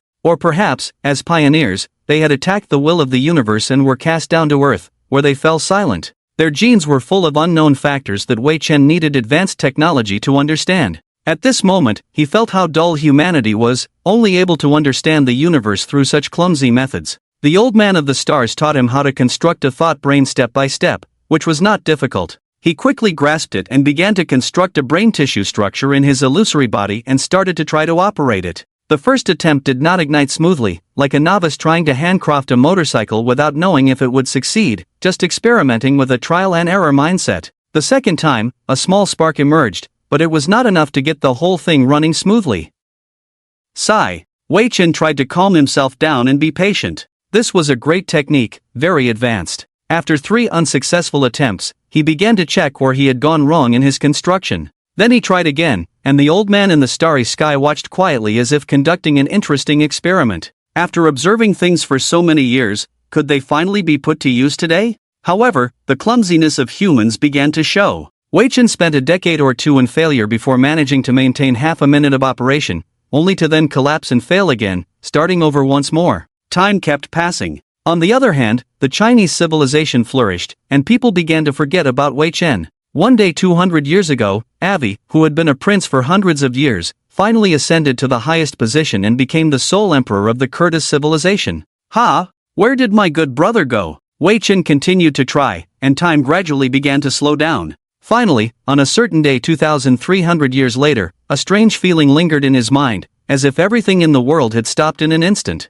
The brain-like mind finally began to operate normally and stably, and in the next moment, Wei Chen fell into a trap. After the leap in human thinking, he gained powerful abilities, and his old cognition was no longer suitable. He slowly asked, "Who am I? Where do I come from? Where am I going? And why am I here, and what do I want to do?" One question after another kept popping up in Wei Chen's consciousness like obstacles blocking his way. The brain-like mind, once a limited container, now felt like an infinite universe, making everything he had experienced seem insignificant, diluting his shallow knowledge and cognition until there was nothing left. Nothing at all. Yet, there seemed to be something called the self. Confused and ignorant, he bit his finger like a child and looked at the world anew. Millennia or even longer seemed to pass in an instant, and his consciousness instinctively reached out to grasp something. Wei Chen had forgotten his name, memories, and past. Those things were too scarce for the brain-like mind. However, they still existed and had not disappeared. He had to rediscover himself to recover. By then, the first conscious ascension in human history would be completed at this moment, and thinking would undergo a fundamental transformation. Would Wei Chen still be Wei Chen then? How long had passed? I am who I am, who else could I be? The answer flew out of Wei Chen's mouth like a rascal, and then he slumped and sat in the starry sky. Afterwards, his eyes, once ignorant and confused, refocused on the self, triggering a gravitational force that combined everything from the past, present, and future around the answer. His consciousness saw something else. A fragment was wrapped inside the answer. It was a fragment of universal consciousness, and Wei Chen knew immediately that it was what the Reapers and Pioneers sought. With the answer, it became his heart. Wei Chen suddenly realized, shook his head, blinked, and felt the fragment. He pursed his lips and said, "Is even conscious ascension non-violent cooperation? How does it feel?" The old man in the starry sky asked, looking very pleased and proud of the successful experiment. Wei Chen looked up at the tree person, feeling a bit dazed, and asked, "How long did I take?" "An instant. If you're trapped in nothingness for too long, then, poof, gone." "How do you know?" "Just compare it with the experiment. I have many records of the past. Really dangerous," he said, trying to sound agreeable. Secretly, Wei Chen was already eager to experiment, to see how bizarre the brain-like mind could be. He threw the unresolved data into it, and before he could even start counting, conclusions were drawn one by one. The mind continued to extend, automatically constructing a system, forming a strange consciousness technology tree. It was his understanding of the universe, just presented in the most familiar way. Indeed, humans still preferred to understand things through technology. Here, a reward. Are you already preparing to reward me? Wei Chen looked at the starry sky, and the old man in the stars opened his mouth and spit out an unknown mass, which Wei Chen quickly caught. The unknown integrated into his body, turning into its space leap technology, which, as he understood it, was a simple way to open a teleportation gate with just enough knowledge of the target.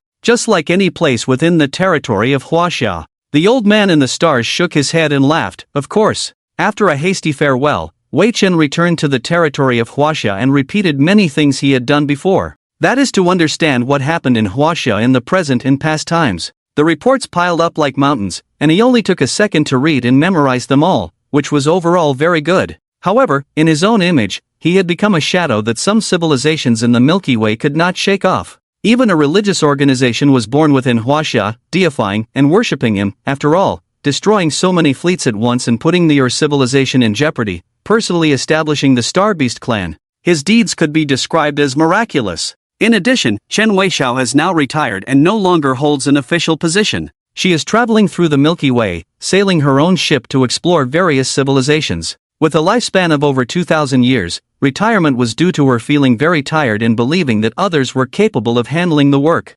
Jiwade, Don Longdeling, and others were the same. They each explored the Milky Way, leaving matters to the younger generation, and the top leadership of Huaxia had changed. However, they would definitely recognize Wei Chen if he were to visit them again, as he was the pioneer of their civilization, a figure written in textbooks and widely known since childhood. But the humans of the past, the Earth of the past, it seems to have been almost completely forgotten by the new humans, which is truly regrettable. Forget it. Wei Chen did not intend to let the new humans develop with resentment. Their existence was for the continuation of civilization, not to fight and seek revenge against the Reapers. He left the dirty work to them. He did not appear in the Huaxia government as usual. Instead, he optimized Dubai's performance, allowing it to evolve into a fully mechanical intelligent lifeform, and then said to it, "Dubai, you have worked diligently for so many years, so I should give you some rewards. Therefore, I allow you to start building an intelligent mechanical race, just like others. Leave things to the younger generation."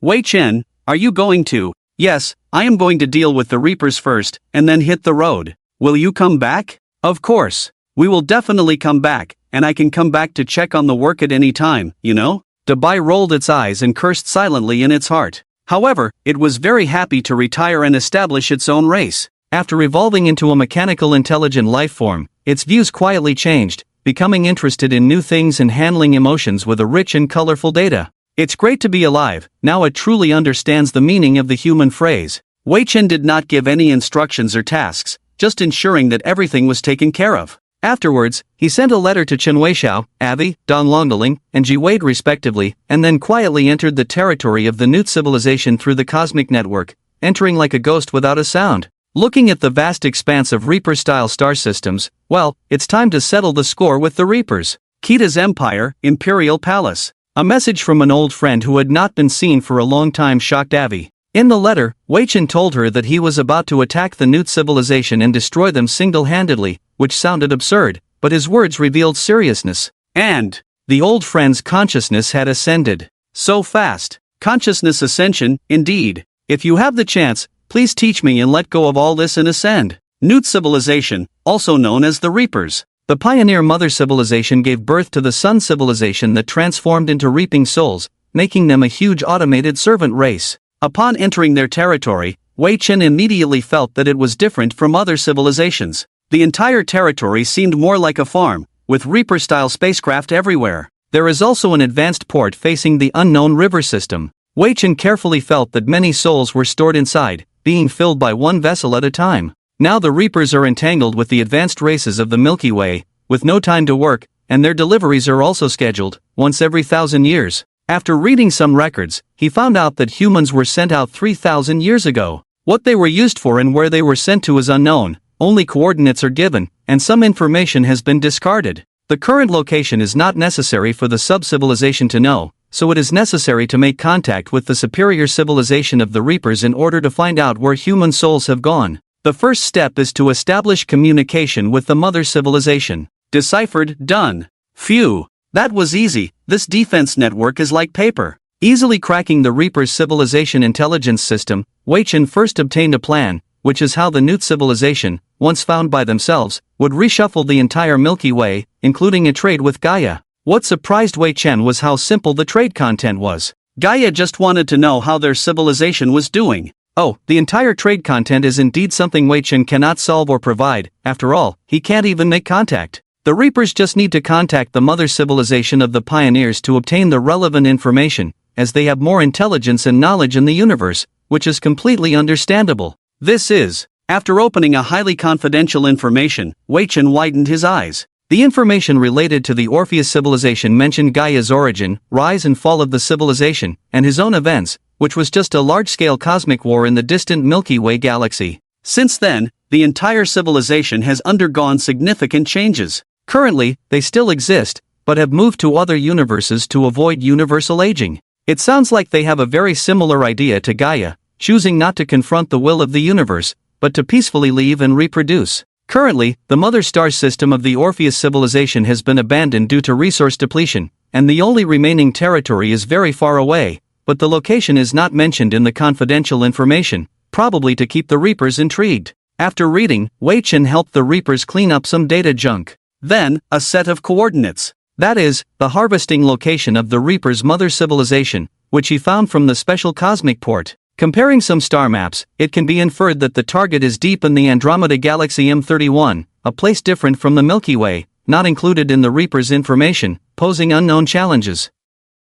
However, leaving the Milky Way is quite difficult. There are patrol fleets outside, preventing civilizations from leaving the confinement range of the Milky Way and becoming more powerful. They will intercept any cross-river ships leaving the Milky Way, with an advanced level of 4.0, and possess special weapons against soul types, although only allowed to the minimum extent according to the rules of the cosmic arbitration civilization. Direct confrontation is very irrational, and they are very violent. As long as the Reaper's civilization is destroyed and disappears, these demons will launch weapons to break up the entire Milky Way. Therefore, Wei Chen cannot immediately destroy the Reapers now. He needs to first eliminate those fleets hidden in deep space, without leaving a single warship, which is a limited but necessary consideration. The only one he can turn to now is Gaia. Immediately, Wei Chen opened a portal and arrived in front of Gaia's intelligent core in an instant. Revealing his form, looking like an ordinary person, showing his current differences, along with his arrival, the huge core also emitted a rhythm. Gaia was somewhat surprised. Wei Chen, you have actually completed consciousness ascension. Yes. Wei Chen handed the confidential documents to Gaia, saying expressionlessly, not only that, I also brought you a gift from the Newt civilization. I don't know if you will like it or not. This is, Gaia, can you do me a favor? I don't care who brings information about the Orpheus civilization, I just want to know. How shameless. Wei Chen felt that this senior seemed quite shameless. However, he was not wrong at all. It doesn't matter how the information is obtained within the galaxy, as long as it can be obtained and rewards are given. Gaia smiled and said, Kid, do you want me to help you get rid of those patrollers? Help you control the galaxy? Senior, you know? Wei Chen was surprised, but it made sense. Gaia had been overlooking the galaxy for an unknown amount of time, naturally knowing everything. So he couldn't help but ask, do you know if the mother civilization is in the Andromeda galaxy? No, there is only a transit station there. And the civilization there is different from the galaxy, very dull and even lacking wisdom, such as the Earthworm clan you sheltered. Ha! Surprised? But if you go there, perhaps it will increase your chances against the pioneers. Please tell me more. The Andromeda galaxy, in Gaia's words, is a boring and quiet galaxy. With an area of 220,000 light-years and a distance of over 2 million light-years, it is the nearest large galaxy to the Milky Way, far beyond human imagination. There are ancient civilizations, ancient creatures, and countless ancient civilization relics, with a more dangerous living environment than the Milky Way. Therefore, there may be records of consciousness ascension technology there. If Wei Chen wants to continue moving forward, he must dig deeper. There are also clues to the mother civilization. After Gaia finished speaking, Wei Chen added his true purpose, feeling excited inside. In the past, humans were afraid of the unknown, but now his mindset is no longer afraid of the vast universe, but full of exploration and curiosity like other civilizations. He didn't want to stay in the Milky Way for even a second. Gaia chuckled at his straightforward attitude and purpose. That's right. But I can tell you, that transit station is as elusive as a ghost, only appearing at designated times and locations. Even I spent thousands of years trying to locate it without success. I hope you don't hit too many walls. Are you giving me a warning? With that, Gaia dispatched some escort ships in one direction. According to various combat data calculations, he had thoroughly analyzed the patrollers, and with the battle data of those warships recorded in the database over the years, only one warship was needed to fight. Moreover, the Orpheus civilization level is very high. Wei Chen personally followed one ship to witness the battle between advanced civilizations. Gaia controlled the main cannon of the warship to accumulate energy and cause a temporal distortion, then fired a shot that pierced through time. In the blink of an eye, a large fleet in the darkness was illuminated, then twisted into a huge red planet and exploded, with the entire fleet unable to escape, all attacked at the same time.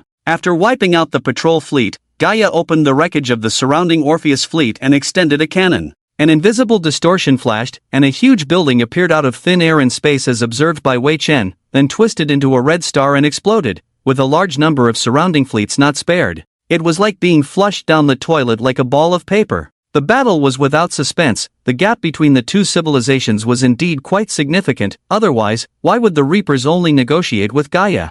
In the eyes of this big shot, the Reapers are trash, and the patrollers are just fences, like wooden fences against a steamroller, easily crushed into pieces. How much for the design of this cannon and related technology? After the battle, Wei Chen's eyes sparkled with little stars as he asked Gaia. The latter didn't hesitate to throw over something incomprehensible, which he happily accepted and promised to help Gaia find the Orpheus civilization and possibly send him home. But Gaia shook his head and said, "No need, I just wanted to confirm the outcome of the war back then." On the other side, Gaia suddenly took action to wipe out the fence, causing the Newton civilization to send people to inquire why. Their entire civilization was plunged into panic, and without patrollers, the Reapers who played the role of farmers would be no different from lambs. Their strength would only rank 10th in the galaxy, unable to resist the attacks of the top 9. In an instant, the situation in the galaxy underwent a huge change. All the warheads were pointed at the Newt civilization. I have an announcement to make. I hope everyone can stay calm.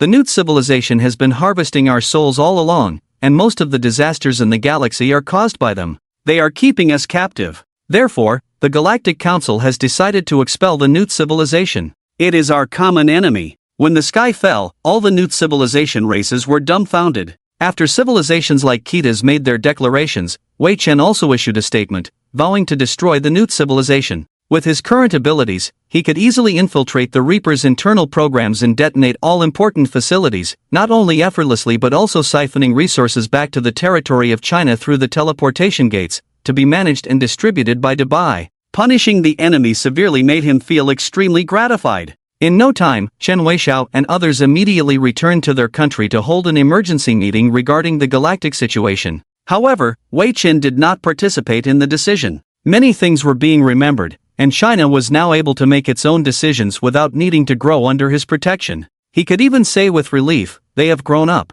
The universe was ablaze with war across the galaxy. Wei Chen had no intention of getting involved in the slightest, but at this moment, he felt the presence of a powerful consciousness wave. So, he went directly to ask Gaia what exactly it was, the guy who knew everything in the galaxy and spoke casually, the intelligent core with absolute power. Gaia replied, "You need to be careful. That is a pioneer who has been exiled here." A pioneer. However, you need to be prepared before killing him. The pioneer is likely to chase you to the ends of the earth. He. Wei Chen sneered, knowing that even if he didn't kill him, he would still be chased to the ends of the earth. Holding his breath, he began to lock onto the position of the consciousness wave, preparing to make intimate contact with him. Although it felt stronger, it was almost the same as the Dream King. Just as he was about to lock on, a voice came, "Come over. With your current form, you are qualified to meet the pioneer with honor. I am here waiting for you. Human. I hope you don't run away." He. Locking onto the position, Wei Chen opened a portal.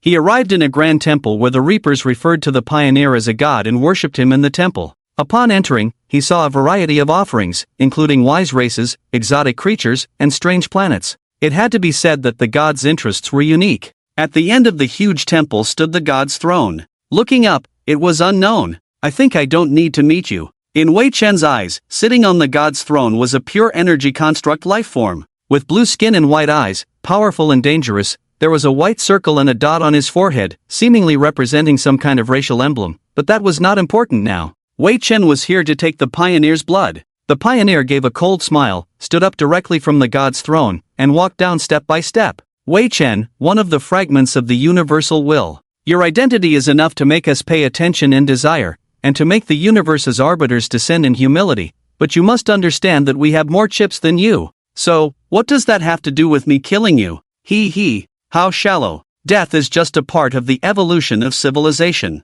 We have transcended death. Is that so? Wei Chen remained calm on the surface but was very nervous inside, intensifying his analysis of the pioneer, delicately using his consciousness wave to scan and make contact, gaining a vast amount of incomprehensible knowledge, and contacting Gaia for advice. Having read many novels, he knew that sometimes power was not everything. In terms of skill, the pioneer might be able to deliver a devastating blow based on his rich experience. Gaia quickly sent a message: energy-based life forms are eternal, but you only need to trap them in a specific area, disrupt their energy structure with consciousness, and you can disintegrate and destroy their life structure, causing their energy to completely dissipate and disappear. Thank you. Holding his breath, he let his consciousness flow into the temple. Continuously invading, he sealed off the entire space, then conjured a gun in his hand, aiming at the pioneer and said with a smile, "You are eternal beings, as energy-based life forms. As long as the universe exists, you will almost exist forever, so you want to obtain fragments of universal consciousness and become the universe itself, right? Quite ambitious. Oh, you actually understand so much." Yes. As he spoke, a sharp blade flew out from below the pioneer, directly slashing aggressively. The latter's expression remained unchanged, showcasing the most fearsome ability of energy-based life forms, which is to move at the speed of light at any moment, already evading the attack with a breath and using consciousness to control energy to strike at the pioneer. The next second, an extremely cold wave of consciousness descended on the area. The temperature caused the speed of light to drop rapidly, almost stopping and lingering in the air, with strange and colorful phenomena appearing around. After that, he used his brain power to condense into a large stick,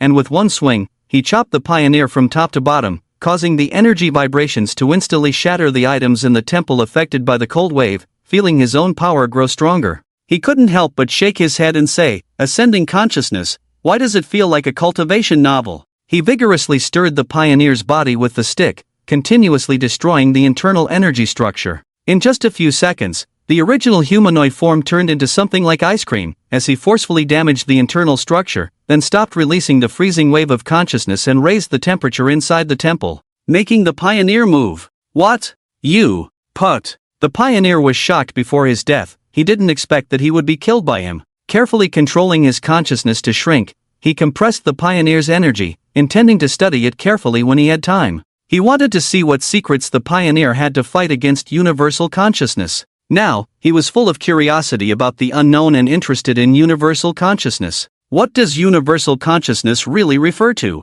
Am I deviating again? After dealing with the pioneer, he felt no emotional fluctuations in his heart. Instead, he began to think about how to prepare the fleet and head to the Andromeda galaxy to find a transit station. Normally, at this moment, he should be experiencing great joy and sorrow, recalling past memories, but his memories were very clear and his perspective had changed, as if they were just some text and images that could no longer stir his emotions. He began to suspect that his personality had changed. Just as the pioneer said, death is only a part of the evolution of civilization, and the extinction of human beings on Earth is a reasonable price. If the Reapers had not come to destroy humanity on Earth, there would be no present Huaxia, and provoking the immensely powerful pioneers was a very foolish decision. He should give up on finding his soul. When some purely rational thoughts emerged, he felt fear in his heart. Am I still human? Forget the past? Forget those people? Forget the teacher? Now that humanity has stood firm, no longer needing me to shelter them, what should I do next? Watch the galaxy like Gaia for tens of thousands of years?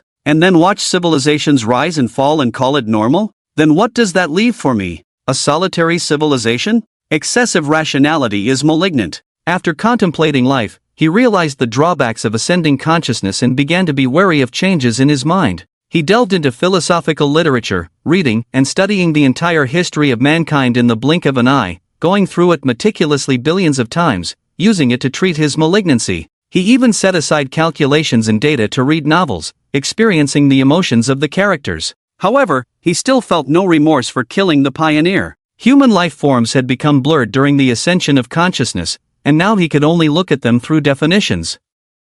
So, when building a thinking brain, Wei Chen will contemplate 3 philosophical questions to define who he is, and what kind of past and future he has, ensuring not to get lost in rationality. He spent only a second reading the entire Huaxia Civilization novel. Afterwards, dealing with the birth of emotional data took only a dozen seconds, and he regained his calm rationality. Wei Chen looked at the palm lines of his right hand. Perhaps, this is also the threshold that consciousness must cross. Without emotions, there is no difference between humans and machines. It will lead to another path of destruction. I must go to the Andromeda galaxy as soon as possible. There was no need to return to Huaxia, so he prepared the fleet and set off. So, he once again came before the Gaia Intelligent Core, looking up at the huge core. I need a fleet to explore the Andromeda galaxy. How should it be configured? Are you leaving? Yes, I have some issues to deal with. Then, A uniquely shaped spaceship from the display on both sides was released and slowly flew towards Wei Chen. It was a pure white ship resembling an olive, only 100 meters in size, a size that reminded him of the Fushi, but the performance of the two could not be compared.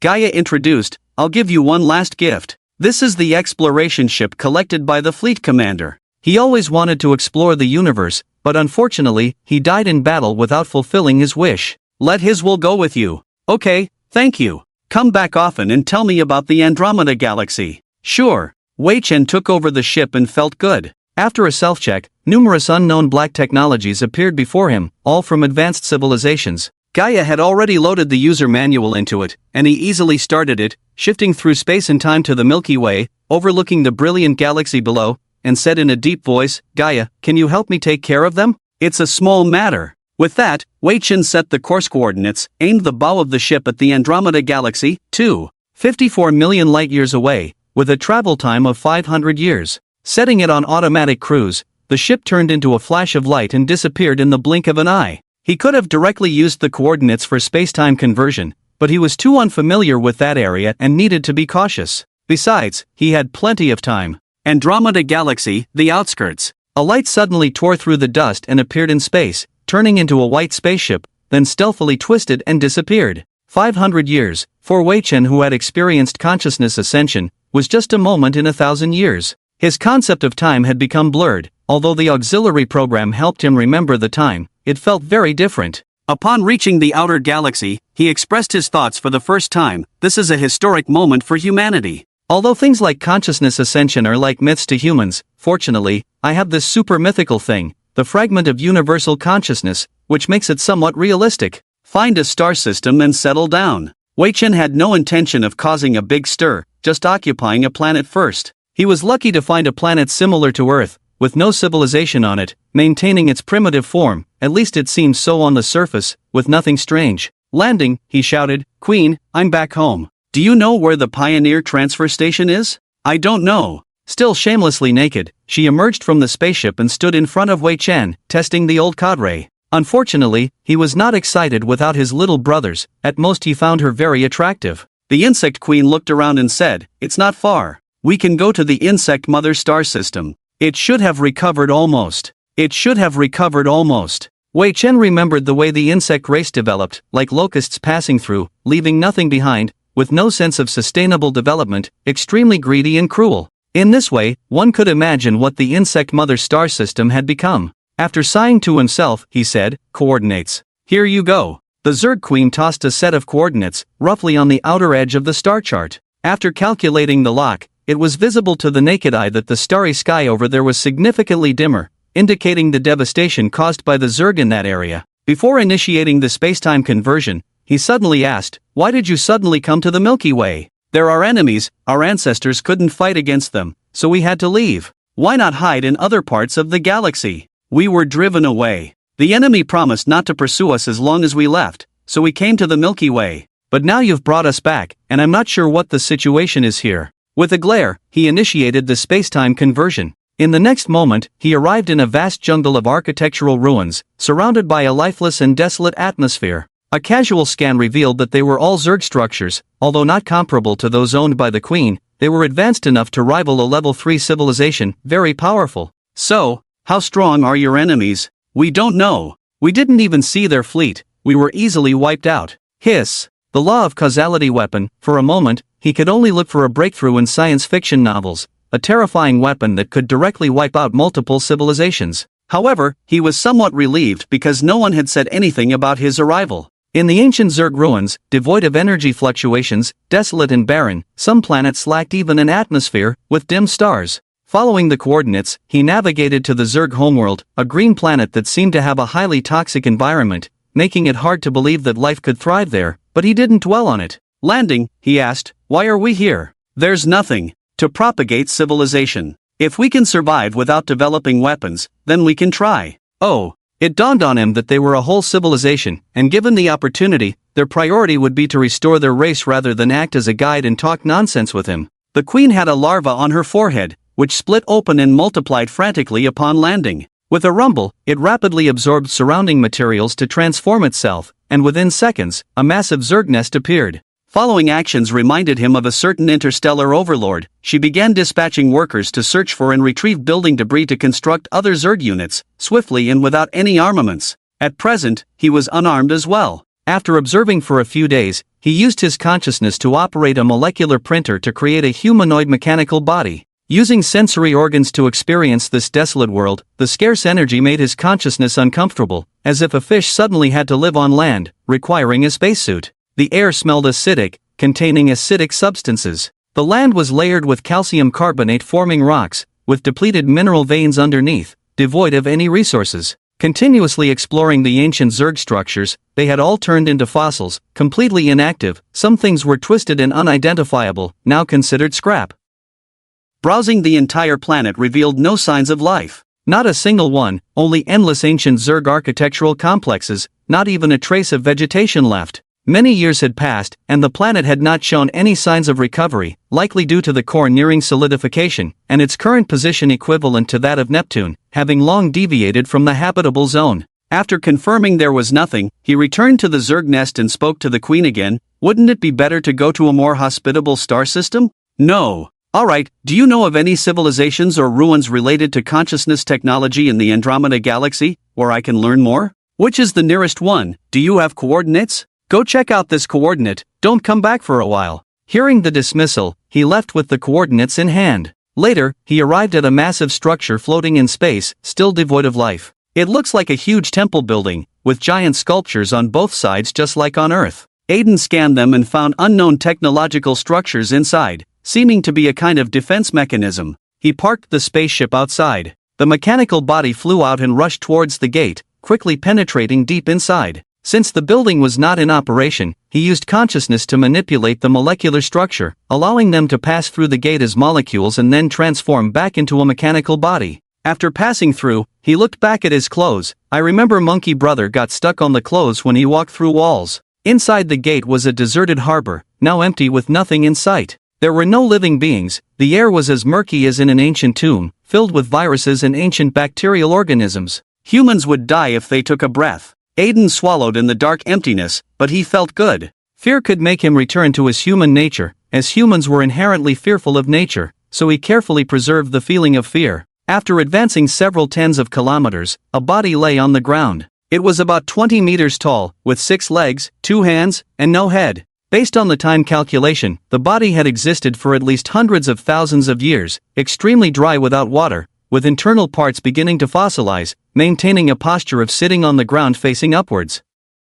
Aiden easily imagined a scene. However, he was only interested in an item carried by the body, which looked like a key card. He reached out to take it down, but at the moment of contact, a fantasy rushed into his mind. The body looked up, speaking in a strange language with emotional excitement and fear, pleading repeatedly to a circular creature. Then a sense of death rushed into his consciousness, making him feel a headache. Holding his head, although a mechanical body would not have a physical headache, he felt as if he had died in intense pain. It took him more than 10 minutes to recover and start analyzing the body's words. For some reason, he felt a chill in his heart and always found that circular creature so terrifying. Analyzing the language was not difficult, but one of the sentences said, "No, great pioneers, we have already offered everything to you, you cannot." Pioneers? Upon hearing this term, Aiden became very serious, continuously deciphering all the words. However, the unfortunate guy did not provide much information. Without saying a word, he was killed and left here to become a fossil.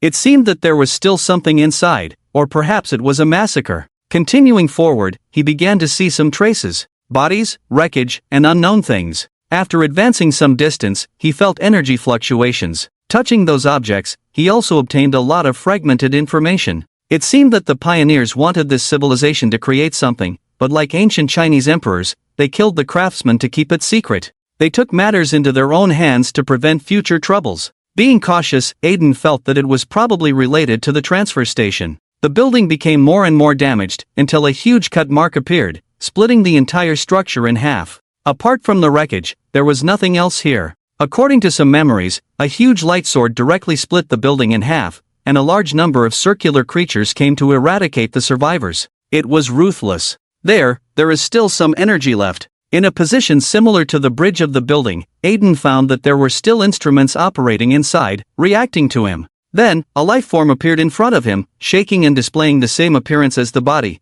speaking in a language that no one would speak anymore, saying to him, "Welcome, guest from the Milky Way." What? The reserved image actually knew him, and Aiden couldn't help but widen his eyes. He listened carefully to how this species knew he was coming and how they left a message for him. The other party only said, "By the time you reach the Virgo constellation, we should have already become extinct." At that time, the entire galaxy was in a state of silence, with remnants of advanced and primitive civilizations everywhere, and some civilizations turned into special ones to avoid extinction. It is relatively dangerous compared to the Milky Way, which is considered the paradise of the gods. They placed some dangerous creatures and civilizations in resource-rich areas of the galaxy to prevent civilizations from regenerating. After threatening the local races to create a transfer station, they personally harvest souls. In your era, the Virgo constellation should be the only transfer station for several nearby galaxies. They will first send the collected souls here before sending them to their own galaxy or another transfer station. And there will be guardians at the transfer station. They are powerful and have ways to counter ascended consciousness. You need to become strong. So, accept it. The image flashed into a light spot and fell into Wei Chen's forehead. A vast repository of knowledge, containing all aspects of civilization without reservation, was passed on to him, loaded into his brain. He immediately began processing and calculating with his brain-like mind at high speed. However, the knowledge was astonishingly vast, requiring dozens of hours to complete the calculations and absorption. The ocean of knowledge almost scattered his ideological consciousness. The most essential part of it was consciousness technology. However, they all studied based on the physical body, which was different from Wei Chen's current state. But it opened a door for him to peek into a new world. This civilization's use of consciousness waves allowed them to see some future events. Those who mastered this technology were called prophets. Therefore, the destruction of civilization was expected. As for the follow-up, of course, Wei Chen would not be informed of its whereabouts. It was their secret. In that vast knowledge, there were things Wei Chen desired, such as the data information left behind when the transfer station was built, their approximate locations, and detailed strength calculations, etc. Any transfer station possessed strength equivalent to a level 4 civilization. With Wei Chen's current status, he would only be used to transport goods, perhaps some rare treasures. After receiving the information, the entire building that carried the civilization began to disintegrate, leaving only him floating in the dust minutes later. Wei Chen summoned a spaceship and boarded it, starting to contemplate, "Indeed, I need to develop a fleet to conquer the transfer station and obtain information." He opened the star map to scan for resources. There was an undeveloped giant star 790 light-years away. Wei Chen made sure multiple times that there was nothing strange there before initiating a spatial transfer to directly observe if there were any life forms in the habitable zone. Rock star. The stone people called their planet this way because it was covered with rocks. They hatched from the stones, then continuously devoured lifeless rocks, gradually growing larger before eventually collapsing and transforming into mountains to reshape the planet. After death, they hatched from the stones again.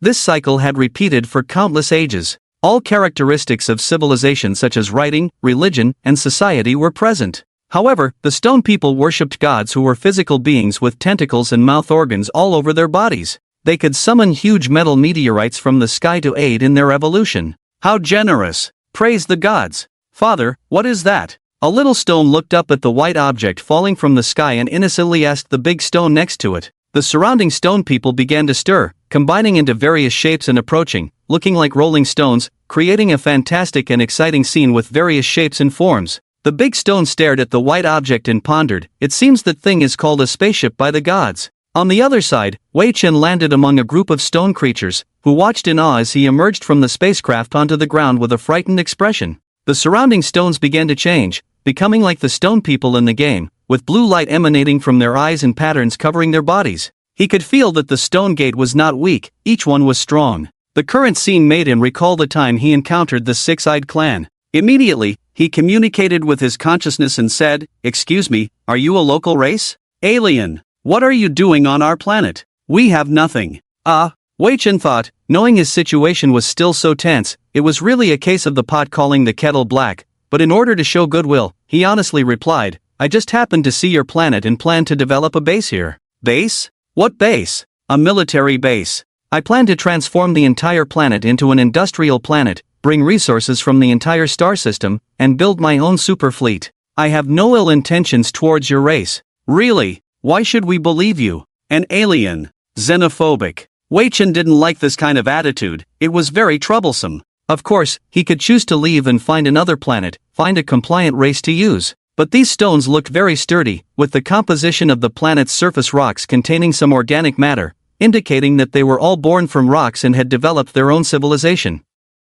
Through covert scanning, he could see many traces of a flourishing civilization. Wei Chen also openly said, "Whatever I do, you can just watch. You can learn any technology you want, consider it a gift from me. Are you really that kind-hearted?" Wei Chen felt a bit tired and just wanted to turn around and leave. The high level of tension and vigilance was as if they were constantly being invaded, or they had never seen the outside world. He could only patiently calm his emotions and said, "As you said, you really have nothing to offer, so why would I need to take anything from you? And look, you don't even have a spaceship, what could I possibly want? The only thing of interest is the planet's environment. Come on, let your imagination run wild, let me see how xenophobic you are." The stone people remained silent, racking their brains. They had little contact with outsiders, and their level of civilization was only equivalent to the Middle Ages. Upon further thought, it seemed that there was really nothing for others to invade and take from them. The atmosphere suddenly became awkward, with no way to ease the tension, so he could only grit his teeth and say, "You must have a purpose." "Yes, to destroy something called a transit station. I need a good place to build a base and create a fleet to attack it, does that count? By the way, you are of no use in this, just a flat planet." Transit station? Wei Chen was exhausted, talking to primitive races was exhausting. However, through calculations, he found that the stone people could transform into various weapons and had strange life fluctuations. Unlike all the other life forms he had encountered, they also had consciousness waves, constantly influencing the stones. Wei Chen hoped to enhance his own abilities by observing them. After thinking for a while, the stoneheads could only nod, and said, "You need to pay some metal or as rent." "No problem." Wei Chen calculated that there were over 15 million stone people in total. He directly paid 100 tons per person, which was nothing at all. Metal ore was abundant in the universe, unless it was a particularly valuable ore. The stone people could easily be satisfied with some iron ore. At their current level of civilization, the stone gate was no different from a pet. However, all powerful fleets had to start with mining first. Wei Chen flew into space in his spaceship. He directly pulled down a meteorite with a relatively uniform metal content but common rarity, paying over 3 times the amount per person, and left it there for them to distribute as they pleased. The stone people were dumbfounded when they saw so much metal ore. Unable to believe it, they exclaimed, "How is this possible? Where did you get so much from?" "You mind your own business." LV Chauge immediately initiated some information blockades, in order to gradually gain control over everything related to the Shur clan, allowing them to understand the universe only through his own channel, and to become the vanguard against the pioneers when the time is right with technological explosions. After the payment was completed, he began to collect a large amount of ore to refine metals. Thinking back to the days when the electromagnetic furnace was burning fiercely, burning for half a day with little output, and getting excited for half a day over a bit of rare metal. Now, the detection radar clearly scans the nearby half-light-year mineral deposits, just like a large supermarket, allowing Wei Chen to easily decompose and purify the metals without using the old method of thermal refining. A large piece of pure metal appeared. Immediately, it attracted strong attention from the Shur clan, who were completely dumbfounded by the high-tech product. Originally, they enjoyed gnawing on rocks, but as soon as they saw the metal, it no longer seemed appealing to them. They consumed metal to strengthen themselves, otherwise their large size would eventually lead to their death, and everything would start over. However, the metal content in the crust of the rocky planet was so scarce that it could not provide much. Feeling the hungry gazes, Wei Chen directly drove them away, saying, "Go away, go gnaw on your rocks. Didn't I already give you so much metal ore?" Now he needed to first synthesize a piece of shape-shifting metal. Then, he would develop a huge industrial production system, continuously collecting ore to produce fleets. The Cybertron technology required up to 391 types of metal elements, which were synthesized and refined through multiple processes, injected with powerful energy for activation, and endowed with the vitality to transform. In the past, shape-shifting metal was derived from the initial consumption and reproduction of metal. However, for Wei Chen, that version was already outdated and unable to create various technologies obtained from Gaia. Utilizing the spare time flying over, he had already upgraded his technology accordingly, and the manufacturing process had become more complex, requiring an entire industrial planet to operate in order to produce the initial metal. At this point, he joked to himself, if this were a cultivation novel, even the initial piece of shape-shifting metal could bloom flowers. Piece by piece, the components were manufactured and piled up in the area around his spaceship, with a wide variety of sizes and shapes. The rocky planet's atmosphere was dry, windless, and rarely rainy, so it was not afraid of natural decay and erosion. However, to prevent the Sher clan from stealing the metal components, an energy shield was specially set up for isolation, where he worked inside and did not communicate with them. Watching the Sher clan feeling frustrated, Wei Chen began to develop a unique interest, letting his mechanical body carry metal blocks around, deliberately teasing them with his strength. Days passed by, and in the blink of an eye, 100 years later, Wei Chen brought in a meteorite and exclaimed, "It's time to eat." With excess payment as usual, he didn't care if it exceeded the limit. However, the Sher clan was not as excited as they were the last time, as they looked at the 100-year-old pure metal, feeling that the metal ore was as tasteless as half sand mixed in with rice porridge. There was no way around it, as they had agreed to this arrangement from the beginning. Working for 120 years, Wei Chen had neither built a global industrial base nor crossed the energy shield. It was only now that he began to assemble the furnace for producing shape-shifting metal, first laying out 4 million-ton foundations, then piecing together each component one by one, utilizing many engineering near spacecraft for manufacturing. By the 200th year, a huge machine covered the sky. This was only the completion of the first step, and next, he needed to gather some metal elements and establish high-energy units. Otherwise, the successful construction of the machine would be nothing more than a huge decoration. Without materials, without energy support, it would not operate on its own, and Wei Chen also needed to save energy for his exploration spaceship. It was just an exploration spacecraft, with limited industrial capabilities. Therefore, Wei Chen built a series of stellar energy stations to directly collect stellar energy for operation. In the natural world, stars are born in the contraction of high-density nebulae. Creating a stellar core is a feat, stabilizing the birth of a star and containing it in a vessel.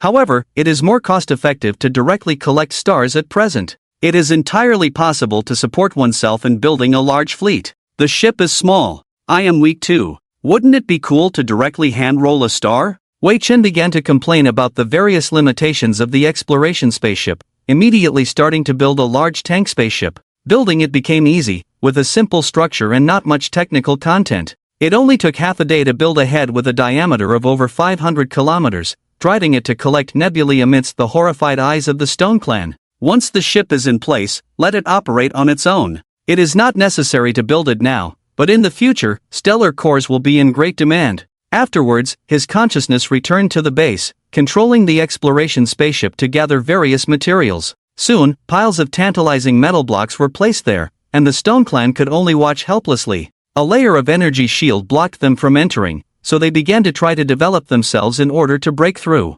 However, due to their level of civilization, the Stone Clan's method of combat is physical. Throwing stones and swinging big fists to attack the opponent, these are of no use against the energy shield. Time quickly reached the 3rd century, and some precious metal elements were scarce. Wei Chen searched within the stellar system but could not find them, even searching nearby stellar systems. He couldn't help but wonder, shouldn't these metal contents be so low? Unable to find them, fusion was the only option. Carefully controlling it, like controlling a lottery, he made the furnace produce the metal he needed. Wei Chen collected a large amount of hydrogen gas and performed magic in front of the Stone Clan, turning a pile of gas into metal, absorbing the enormous energy produced within, and then continuing fusion. With excellent control over his thinking, he succeeded in one go. However, to obtain enough mass, he drained half of a gas giant. In a flash, 30% of the area of the rocky planet was filled with a large amount of metal materials. Finally enough. Wei Chen felt exhausted, very exhausted.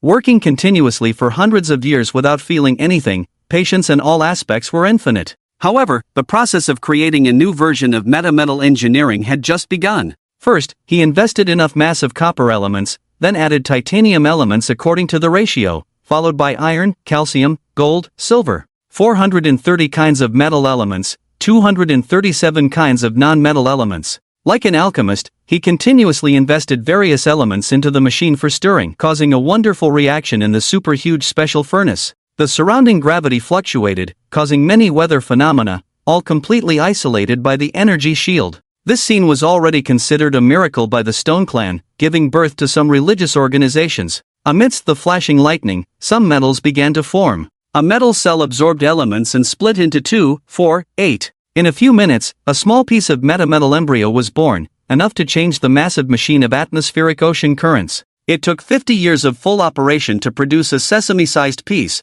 which needed to continue growing. This process also took a long time. During this period, Voyage checked how the collection of nebulae was going and observed some stars in the process of birth.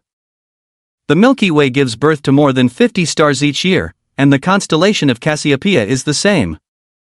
Observing star babies in those nebulae was indeed a special and good scientific research project, as humans had never seen it up close. A cluster emitting a faint glow caught his attention. Controlling the spaceship to approach, he could detect many high-energy reactions, enough to support Earth's use for thousands of years. However, that was just a ripple when a star was born. There were stars in various stages of incubation in the nebulae. After investigating and observing each one, Voyage successfully recorded the process of human beings observing star babies growing for the first time. Satisfied, he returned to the space station. After a long time, he had accumulated over 300 Jupiter masses, but that was not too much. Materials are ready. Creating an artificial star requires a spark to generate a high-density starting point, allowing the nebula to continuously gather on top to form a stellar embryo, at which point the container can be loaded. Then continue to input a large amount of nebula and use the container for internal pressurization. This method sounds like a pressure cooker, very ridiculous and unrealistic.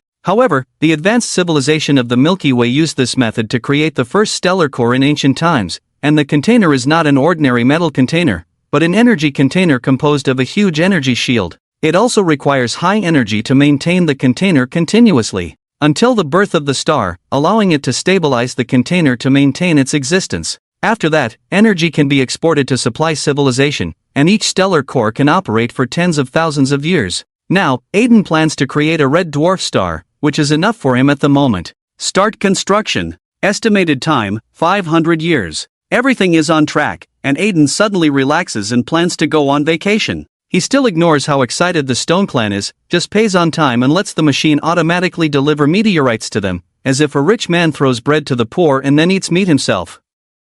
The first thing is to see how the insect queen is doing now. When Aiden steps into that star system again. Grass. 3 burning yellow dwarf stars are arranged on the edge of the star system to form a triple star structure. The remains of the past in the middle are gone, turning into a super huge star city, with countless insect ships coming and going, supplying a large amount of resources to the queen, continuously enhancing the entire civilization process. Feeling his arrival, the queen contacted him immediately. Aiden, didn't I say it's best not to come? What do you want from me?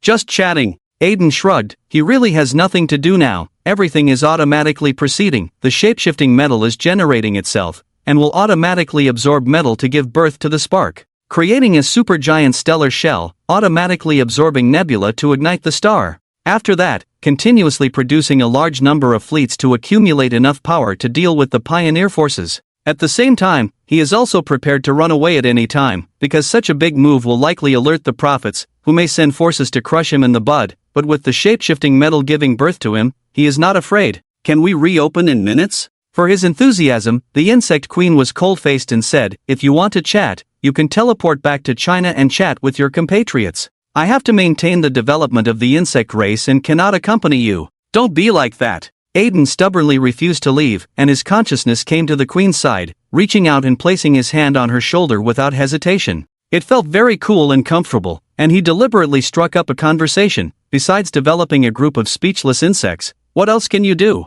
Isn't it boring? For the sake of the race. No, only a civilization with self-awareness is complete in my opinion. It will always be just you entertaining yourself, and if you're done, the whole race is done. How big of a weakness is that? Are you questioning the greatness of our insect race? Aiden's casual words made the queen very unhappy, and she looked at him with hostility. Even though she couldn't get rid of this rascal, she could still bite him a few times to make him feel pain. However, as clever as she was, after hearing those words, she couldn't help but feel a bit shaken inside. Yes, as the only self-aware queen of the race, she is very lonely. Her existence is to continue the race, and beyond that, there is no other meaning or value. But as a brain bug, the queen was born with a strong sense of mission and would not be easily persuaded by Aiden's few words. She waved her hand to knock off his salty pig hand, but how could Aiden let go so easily? The cool and slippery feeling was very comfortable. Queen! Wei Chen's face showed a sly expression as he embraced her and said, you are developing on your own,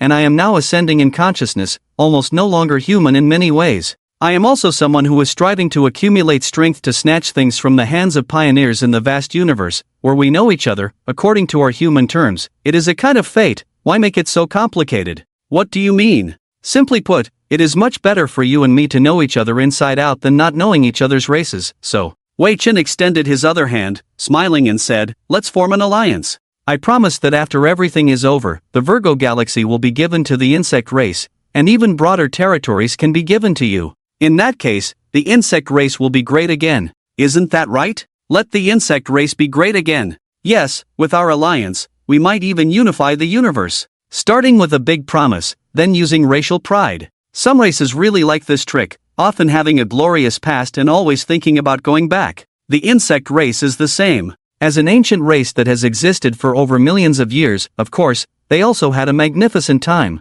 Now it is just a period of decline for the entire civilization, but as long as conditions permit, they will soon shine again. The Queen's eyes flashed with the past of the insect race. Once, they were just like humans, with society, religion, culture, and so on. However, 5 million years ago, after experiencing various events, the Elder Council concluded that wisdom was the root of the race's destruction. Therefore, they chose the current way of existence for the insect race, even not needing the brain bugs when the race was not in danger of extinction. It was time for Wei Chen to deliver another heavy blow, softly whispering in her ear, Queen, since the insect race has become what it is now, has civilization undergone any changes and developments? How many years have you been sailing and reproducing the insect race continuously, and what are the final results? Civilization did not become stronger. The Queen could affirm that the progress of civilization had changed very little. The universe's environment was so cruel, she had fought with many civilizations and sailed for millions of years. What she had seen and heard was completely incomparable to what Wei Chen could, but after summarizing it, the Queen couldn't help but feel a bit lost. Since becoming what it is now, the insect race has always been on a downward trend. Perhaps one day it will accompany its own death and destruction. She still said, this was the will of the entire race back then, it cannot be questioned. A race that cannot adapt to change will not survive in the end. The Queen's task was to continue, to perpetuate the civilization of the insect race forever, and to naturally die out after the insect race stabilized. The genetic program had long been set to run automatically, allowing the swarm to devour the stars, extinguishing every star to dim the universe. In the past, the insect race was greedy and crazy, and the genetic program would be executed faithfully. But was this really right? Wei Chen leaned closer and said face to face, in my impression, the insect race is fierce and greedy, only existing in games, while you, a real existence, always make me feel meaningless, and the entire civilization of the insect race has no bright spots. And very weak. What did you say? Very weak. Just as the Queen was about to pull away, Wei Chen forcefully pulled her back, holding her in his arms and whispered in her ear, let me ask you, after automatically using this method to eliminate wisdom and develop the race, has the insect race ever been glorious and great again? Even if once, can you refute me again? Is there? No, your technology has always stagnated and is very weak. I can easily defeat you and destroy the entire insect race, is that a fact? Yes. Unable to refute.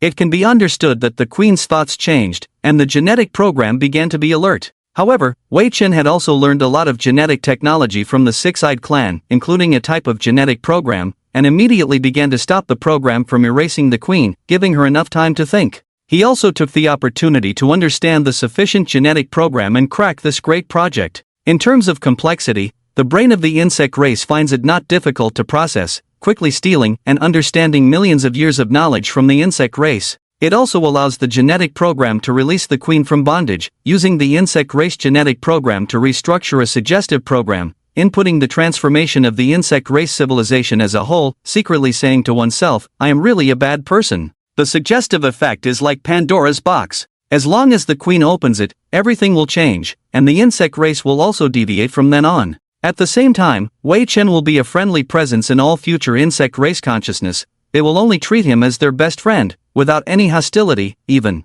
willing to die for him. I choose. What do you choose? The Queen is still hesitating, and Wei Chen increases the intensity of suggestion. The insect brain has supercomputer capabilities. She deduces the future, starting from all current insect race data, simulating the development for tens of millions of years, but finds no counter to Wei Chen's ideas. The insect race is indeed continuing, but only continuing. Civilization stops, technology stops, military power stagnates, even thinking is lost, and eventually turns to dust. After a few years of hesitation, the queen finally decides, I choose to return to the ancient way of life, but with some changes. Very good. Wei Chen kissed her, then felt good and repeated kissing her red lips for several seconds. He knew that the insect race did not understand the significance of this, as long as he satisfied his human desires. Even if he didn't have that desire now, maintaining a human personality was also good. Later, in the queen's weakened consciousness, he prepared to give some suggestions, praising and giving direct advice. You can create some brainworms as your people, and other insects can be machines or tools. To obtain resources, you only need to maintain the survival of your people, and there is no need for unsustainable development through excessive plundering. The ethnic situation can follow the family history, and you are the new ancestral queen of the insect race. Give birth to brainworms one by one, endow them with the ability to think and learn, but you know what they are thinking, researching, and record all of that for your own use, so the insect race can continue to thrive. Just like having multiple selves. Having multiple selves, endowed with thinking. Suddenly, the construction of the insect race in the entire star system stopped, and then the central insect race building began to change. One by one, brainworm embryos were born, nurtured by the queen and sent to the breeding ground, where the genetic program would automatically inject insect race knowledge. According to Wei Chen's design, there were only 100 brainworms. The kind of model that Wei Chen mentioned did not require many people. However, resources were concentrated, reducing external dependence by more than 60%, and ensuring sustainable development.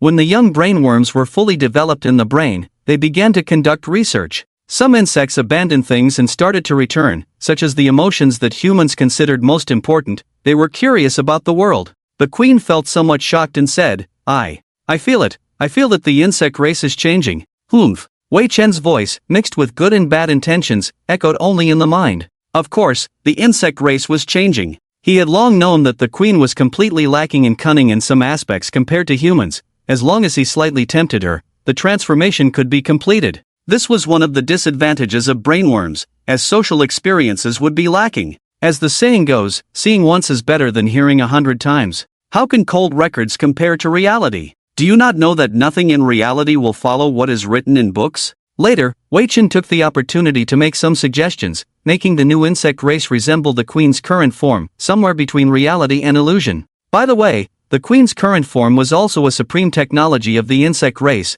a body between energy and substance, with excellent survival performance and computing power, and the level could be calculated according to the treasures of civilization. Of course, this suggestion was to satisfy his own desires. The Virgo galaxy, the insect race's mother star. Since it was not enough to develop a completely new insect race mother star system, it was simply not suitable for survival. So, the queen decided to use the mother star system as an industrial star system, while the new insect race lived in the neighboring star system. According to the historical ancient insect race mother star environment, a planet was transformed to resemble it. The ancient insect race mother star was green. Although for humans, the air there is corrosive, and the sky is green. But for the insect race, it feels like coming back home. They are very accustomed to living there. Some plants were replicated through technology, along with other animals, insects, and so on. The queen tried to decorate the planet as much as possible to make it feel like home. The ancient insect race's food consisted of algae, fungi, fruits, insects, and small animals. How does it feel to breathe the air of the mother star? Very refreshing, and the brain insect's emotions were designed to be calm and composed, not easily swayed by emotions. The queen also knew what mindset she should maintain, but some instincts made her tear up with excitement, feeling like a child returning home. In front of Aichen, she took a bite of algae and chewed on an insect. It seemed very delicious. He couldn't quite understand the insect race's taste, which was completely different from humans. Moreover, the algae plant liquid contained acidic substances, tasting like old vinegar to humans, but the insect race could gulp down half a bottle of vinegar without any issues. Aichen still tried a bite.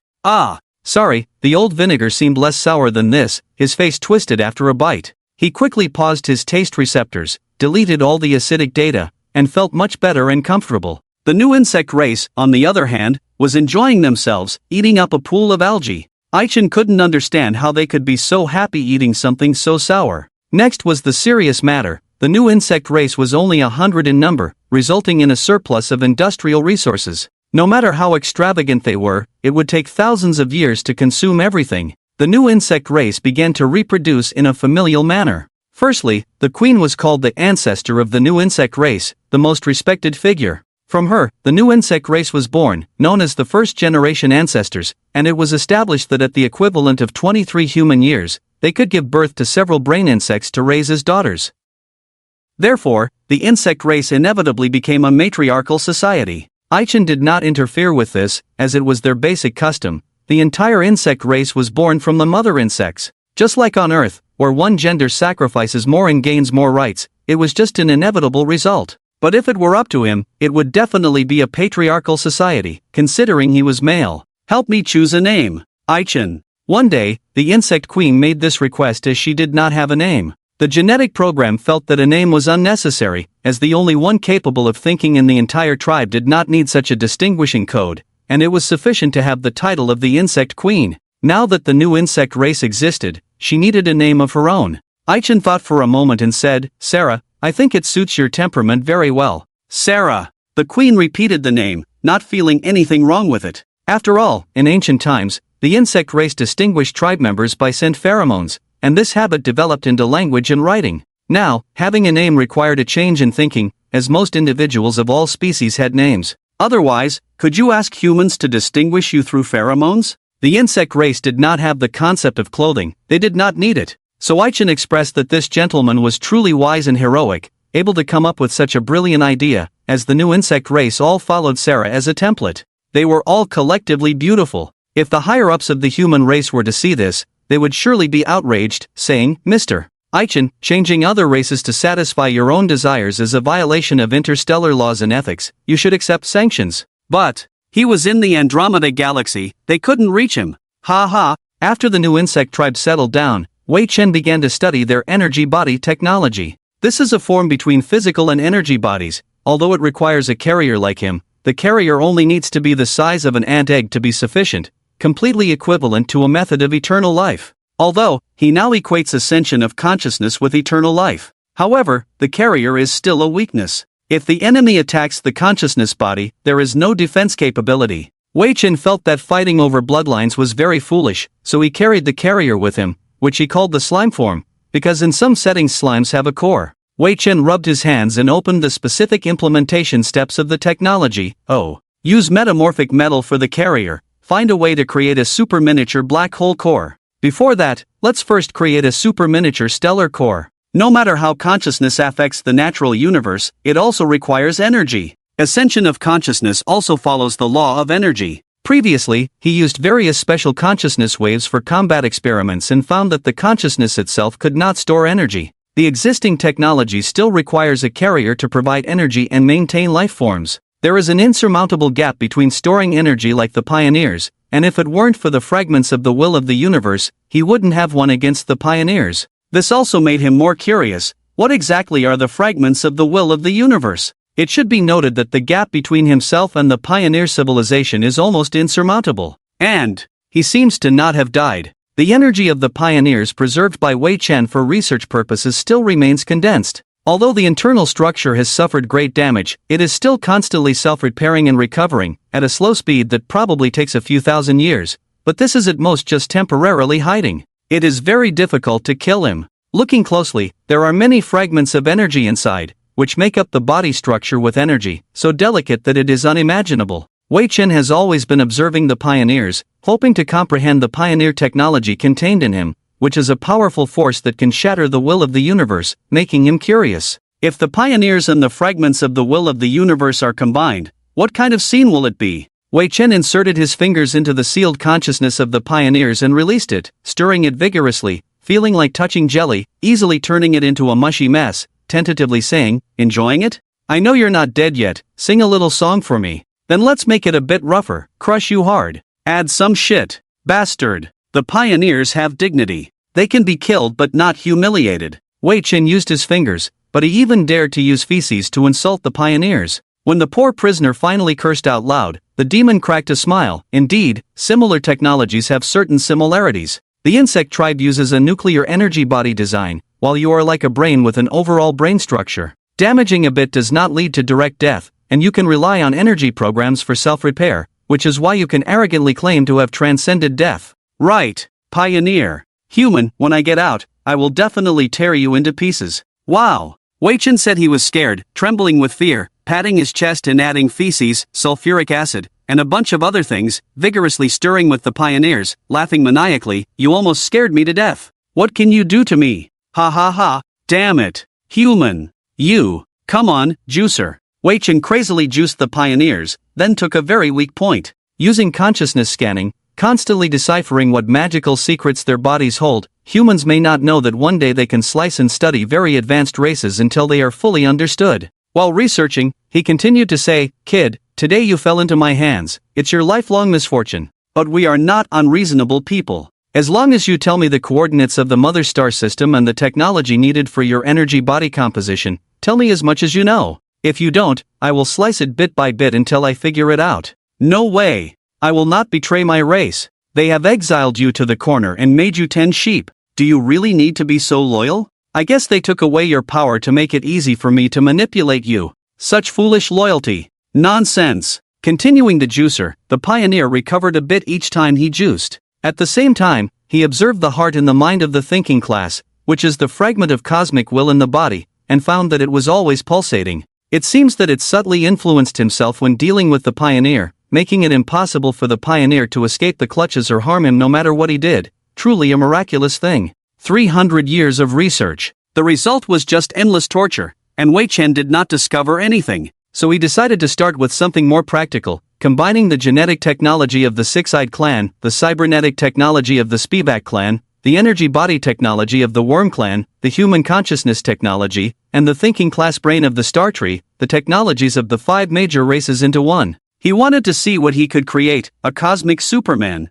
based on metametal. Add genetic modification, load the gene program of the energy body technology of the Worm Clan. Let's change this, I don't want to be a worm. Use consciousness to construct a new thinking class brain, set the external form, compatible with and merge with the gene program, prepare to fill the body with high energy, load the structure of the bionic energy organ. Consciousness implantation ready, 3, 2, 1. Start. The Rockstar, a huge machine energy index that had been running for hundreds of years, surged. Massive data poured in, causing the entire planet to tremble. Energy columns from the star shot into the sky year-round, gradually increasing in power, causing the heavens and the earth to change, and even the planets could hardly withstand this almost world-destroying force. The Stone Clan panicked and worshipped outside the energy shield, trying to appease Wei Chen and spare them from this disaster. At this moment, after consciousness entered the new body, the first feeling was an incredibly powerful force filling his heart. He felt himself becoming increasingly invincible, as if he could destroy a planet with a wave of his hand.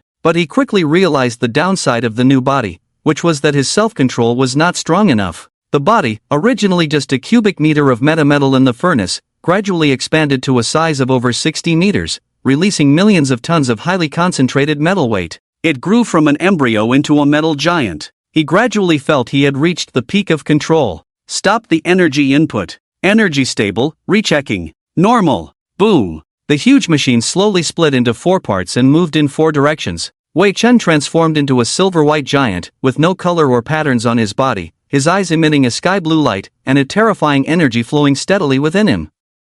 The new form gave him immense combat power. With a glance, he could see tens of millions of miles away through the atmosphere. Various radar detectors and scanners turned into sensors, and with a simple touch, he could know all the information in detail. Walking out of the machine enclosure, Wei Chen picked up a heavy block of pure metal, which was light as a feather. With a gentle squeeze, it crumbled like clay, melting instantly upon contact with his hand. He calmly said to himself, "Power. This is my first power. Drink." He leaped forward, activating the most subtle cell organs on his body, accelerating to tens of thousands of kilometers per second in an instant. Wei Chen blinked and left the rock star to the sky. With the help of the auxiliary genetic program, he hovered in space, overlooking the rock star, which was causing chaos in the world due to his new body. Using gravity control learned from the King of Dreams, he reached out his right hand towards the planet, analyzing the disaster. Complete. Planetary gravity field interference begins. Swoosh, a gravitational wave was released, patiently calming the planetary gravity. After a dozen hours, the rocky planet had mostly returned to its original state, with some new landscapes that appeared as if they had been split open by a giant machine descending from the sky, but the planet's structure remained intact. Initiating the humanoid genetic program, Wei Chen returned to normal human size and space. Moreover, his appearance was exactly the same as before, without the need for behaviors like breathing or eating. Activate the jump flight. The sensation of jump movement using his own body felt wonderful. He shimmered with dots of light and disappeared in a flash from his original location, rapidly moving away from the star system, reaching the outer edge of the star system within minutes. Next was warp speed flight. Similarly, he directly engaged in warp speed level 9, feeling the energy in his body being consumed rapidly. However, this was not a problem as his skin could directly absorb stellar energy. As the carrier of this body, designed to withstand the energy equivalent to a red dwarf starship, he was now well-powered. Along the way, he raised his hand and a beam of light cut an asteroid in half. Playing around, he shouted, "Xi Pele Ao light." Striking a pose, he fired a beam of light that exploded a group of meteorites with extraordinary power. With his current body, he could take on a small fleet of warships single-handedly. By developing more combat programs, he could demonstrate even greater abilities, but there was one downside. Flying alone in space felt extremely lonely. Now, with a completely human appearance, the feeling of loneliness was even stronger. However, returning to China would probably feel the same. He realized that he probably didn't know many people anymore. Wei Chen suddenly felt melancholic and flew back to the rocky planet. Sitting on the giant machine, he gazed up at the stars. One day, my familiar world will be reborn. The new body was very convenient. It could fly, scan, and process information at maximum speed, possessing many functions that a machine should have. Additionally, it could consume metal to transform into a metallic form, easily creating a massive fleet to command. This time, he could create a fleet equivalent to 5% of the strength of the Orpheus civilization's spacecraft. While this percentage may seem insignificant, it represented a qualitative leap compared to a third-level civilization. The disparity in civilization levels seemed increasingly vast the more he encountered, leaving him with a sense of powerlessness that he could never catch up. The new body appeared to be something powerful like a spaceship, but it was still no match for Gaia's single shot. Gaia could turn it into scrap metal with just one hit, leaving no chance to approach or break through its fortress-like structure. To Wei Chen, Gaia was equivalent to a god. Despite this, "Pioneer, look, I've changed bodies again." Wei Chen could boast to the Pioneer, who had been squeezed dry many times and now had a face restored. It wasn't good looking at all, not conforming to human aesthetics, especially with that resentful expression. Wei Chen couldn't help but punch him several times to vent his frustration, cursing like a thug. "I'm talking to you. Low-level technology, compared to us, is like grass, pa. But you don't have a decent body." Wei Chen laughed smugly. Gaia had long said that this pioneer was in exile, so it was highly likely that the energy form he saw was not his true strength. The pioneer had been stripped of his equipment. The pioneer's expression became even more disdainful as he coldly snorted, "Human, I advise you to give up invading the transit station. You don't understand us at all. Don't think that with just hot-blooded determination, you can reclaim the human soul. The higher you climb, the more you will realize how ignorant you are. Will you spare me then? Ha! You see, none of you are willing to spare me. Why should I spare any of you?" The pioneer fell silent, as there was nothing left to discuss between the two sides. From the moment of harvesting souls, it was a fight to the death, especially since Wei Chen possessed a fragment of universal will, making the pioneer's victory inevitable. It could only be said that everything was so irresistible. Wei Chen flipped out the intelligence about the transfer station in front of him, originating from the extinct race of the pioneers. How wonderful! As the saying goes, when the wall collapses, everyone pushes. The pioneers responsible for building it never expected that a primitive civilization would outsmart them, leaving behind crucial information on the route to the transfer station. Number of transfer stations, 8. All transfer stations are hidden within the galaxy, surfacing to the outer reaches of the galaxy every 1,000 years to accept souls from other galaxies and further transport them to the next station. Transfer station operation mode, automated. Transfer station defense capability, automated, estimated to be at the peak of a level 4 civilization. Transfer station camouflage level, high. The specific operating orbits of the transfer stations are as follows. Number 1, Galaxy Orbit Coordinates 021, 651, 247, with a deviation correction of approximately 8.9 light-years. Number 2, Galaxy Orbit Coordinates. Wei Chen noted down the coordinates of number 1, which was located in a star-dense area. In normal thinking, the pioneers placed the transfer station in a dense area to utilize natural concealment to prevent searchers from finding it. However, according to calculations, there was still over 100 years before they would surface to the outer reaches of the galaxy to accept souls and transport them to the next station, presenting a good opportunity to locate the target. Finding a way was not difficult. Simply calculating the nearest orbital point to the Milky Way would allow him to wait for the target. Now, the main task was to understand the strength of the transfer stations.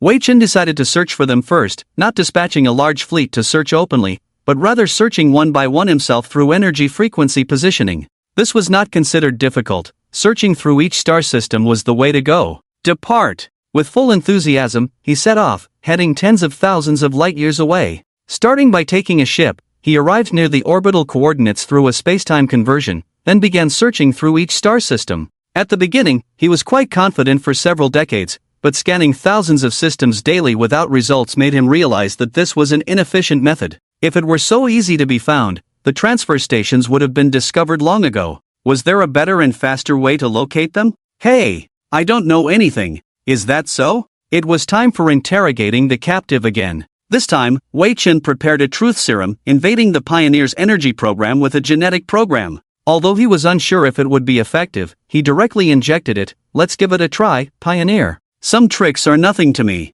The primitive civilization was not enough, but Wei Chen checked Gaia's knowledge and replicated some good things. Every civilization researched electronic viruses, and although his civilization was lower, Gaia's Orpheus civilization was highly advanced. He casually deceived the Pioneer with a few words, making him drop his guard. The next moment, the Pioneer's expression changed drastically, showing a painful expression. What did you inject into me? Truth serum. First question, what is your name? Ox Fidelro no Aska. The Pioneer uttered a long name, his expression contorted, struggling against the truth serum, but he was too weak now. Even with this level of truth serum, he managed to reveal his name. Seeing the good effect, Wei Chen continued, second question, what is the name of your race? How many races do the Pioneers have, and what is their strength? I don't know. The Edra civilization, the Pioneers currently have 13 of the oldest races. Although they have lost a lot of power, they can still maintain a primary level of a level 6 civilization, damn it. Third question, where is your mother galaxy? 50 billion light-years from the center of the universe in the Virgo constellation. The truth serum worked well, and Wei Chen easily obtained the coordinates of the vast distance he could not surpass. Noting it down, he thought that souls would also be sent through each transfer station one by one. He hoped that human souls would not be sent too far, as it would be troublesome and dangerous to chase after them, and he had no idea how many galaxies the transfer would go through. Out of a sense of luck, he asked one more question, where have human souls been sent according to the process now? Approximately 20 billion light-years away. Specific route? I don't know. Superiors keep secrets from subordinates, this is standard procedure. Further inquiries revealed that this guy was exiled so far because he disobeyed noble orders. He is clueless about energy body technology, only knowing how to use it. Relevant knowledge has long been removed, as he was originally an active combatant on the front lines, just a warrior. Wei Chen couldn't help but feel unlucky. Damn, it would have been so much better if he were a scientist who could help him catch up with human souls quickly. Fortunately, it will take nearly 10,000 years during transport, providing ample time to catch up. He can use natural wormholes in the universe to shorten the distance, but he can only track and intercept soul-carrying cargo ships along the route. The combat capabilities of these cargo ships are unknown.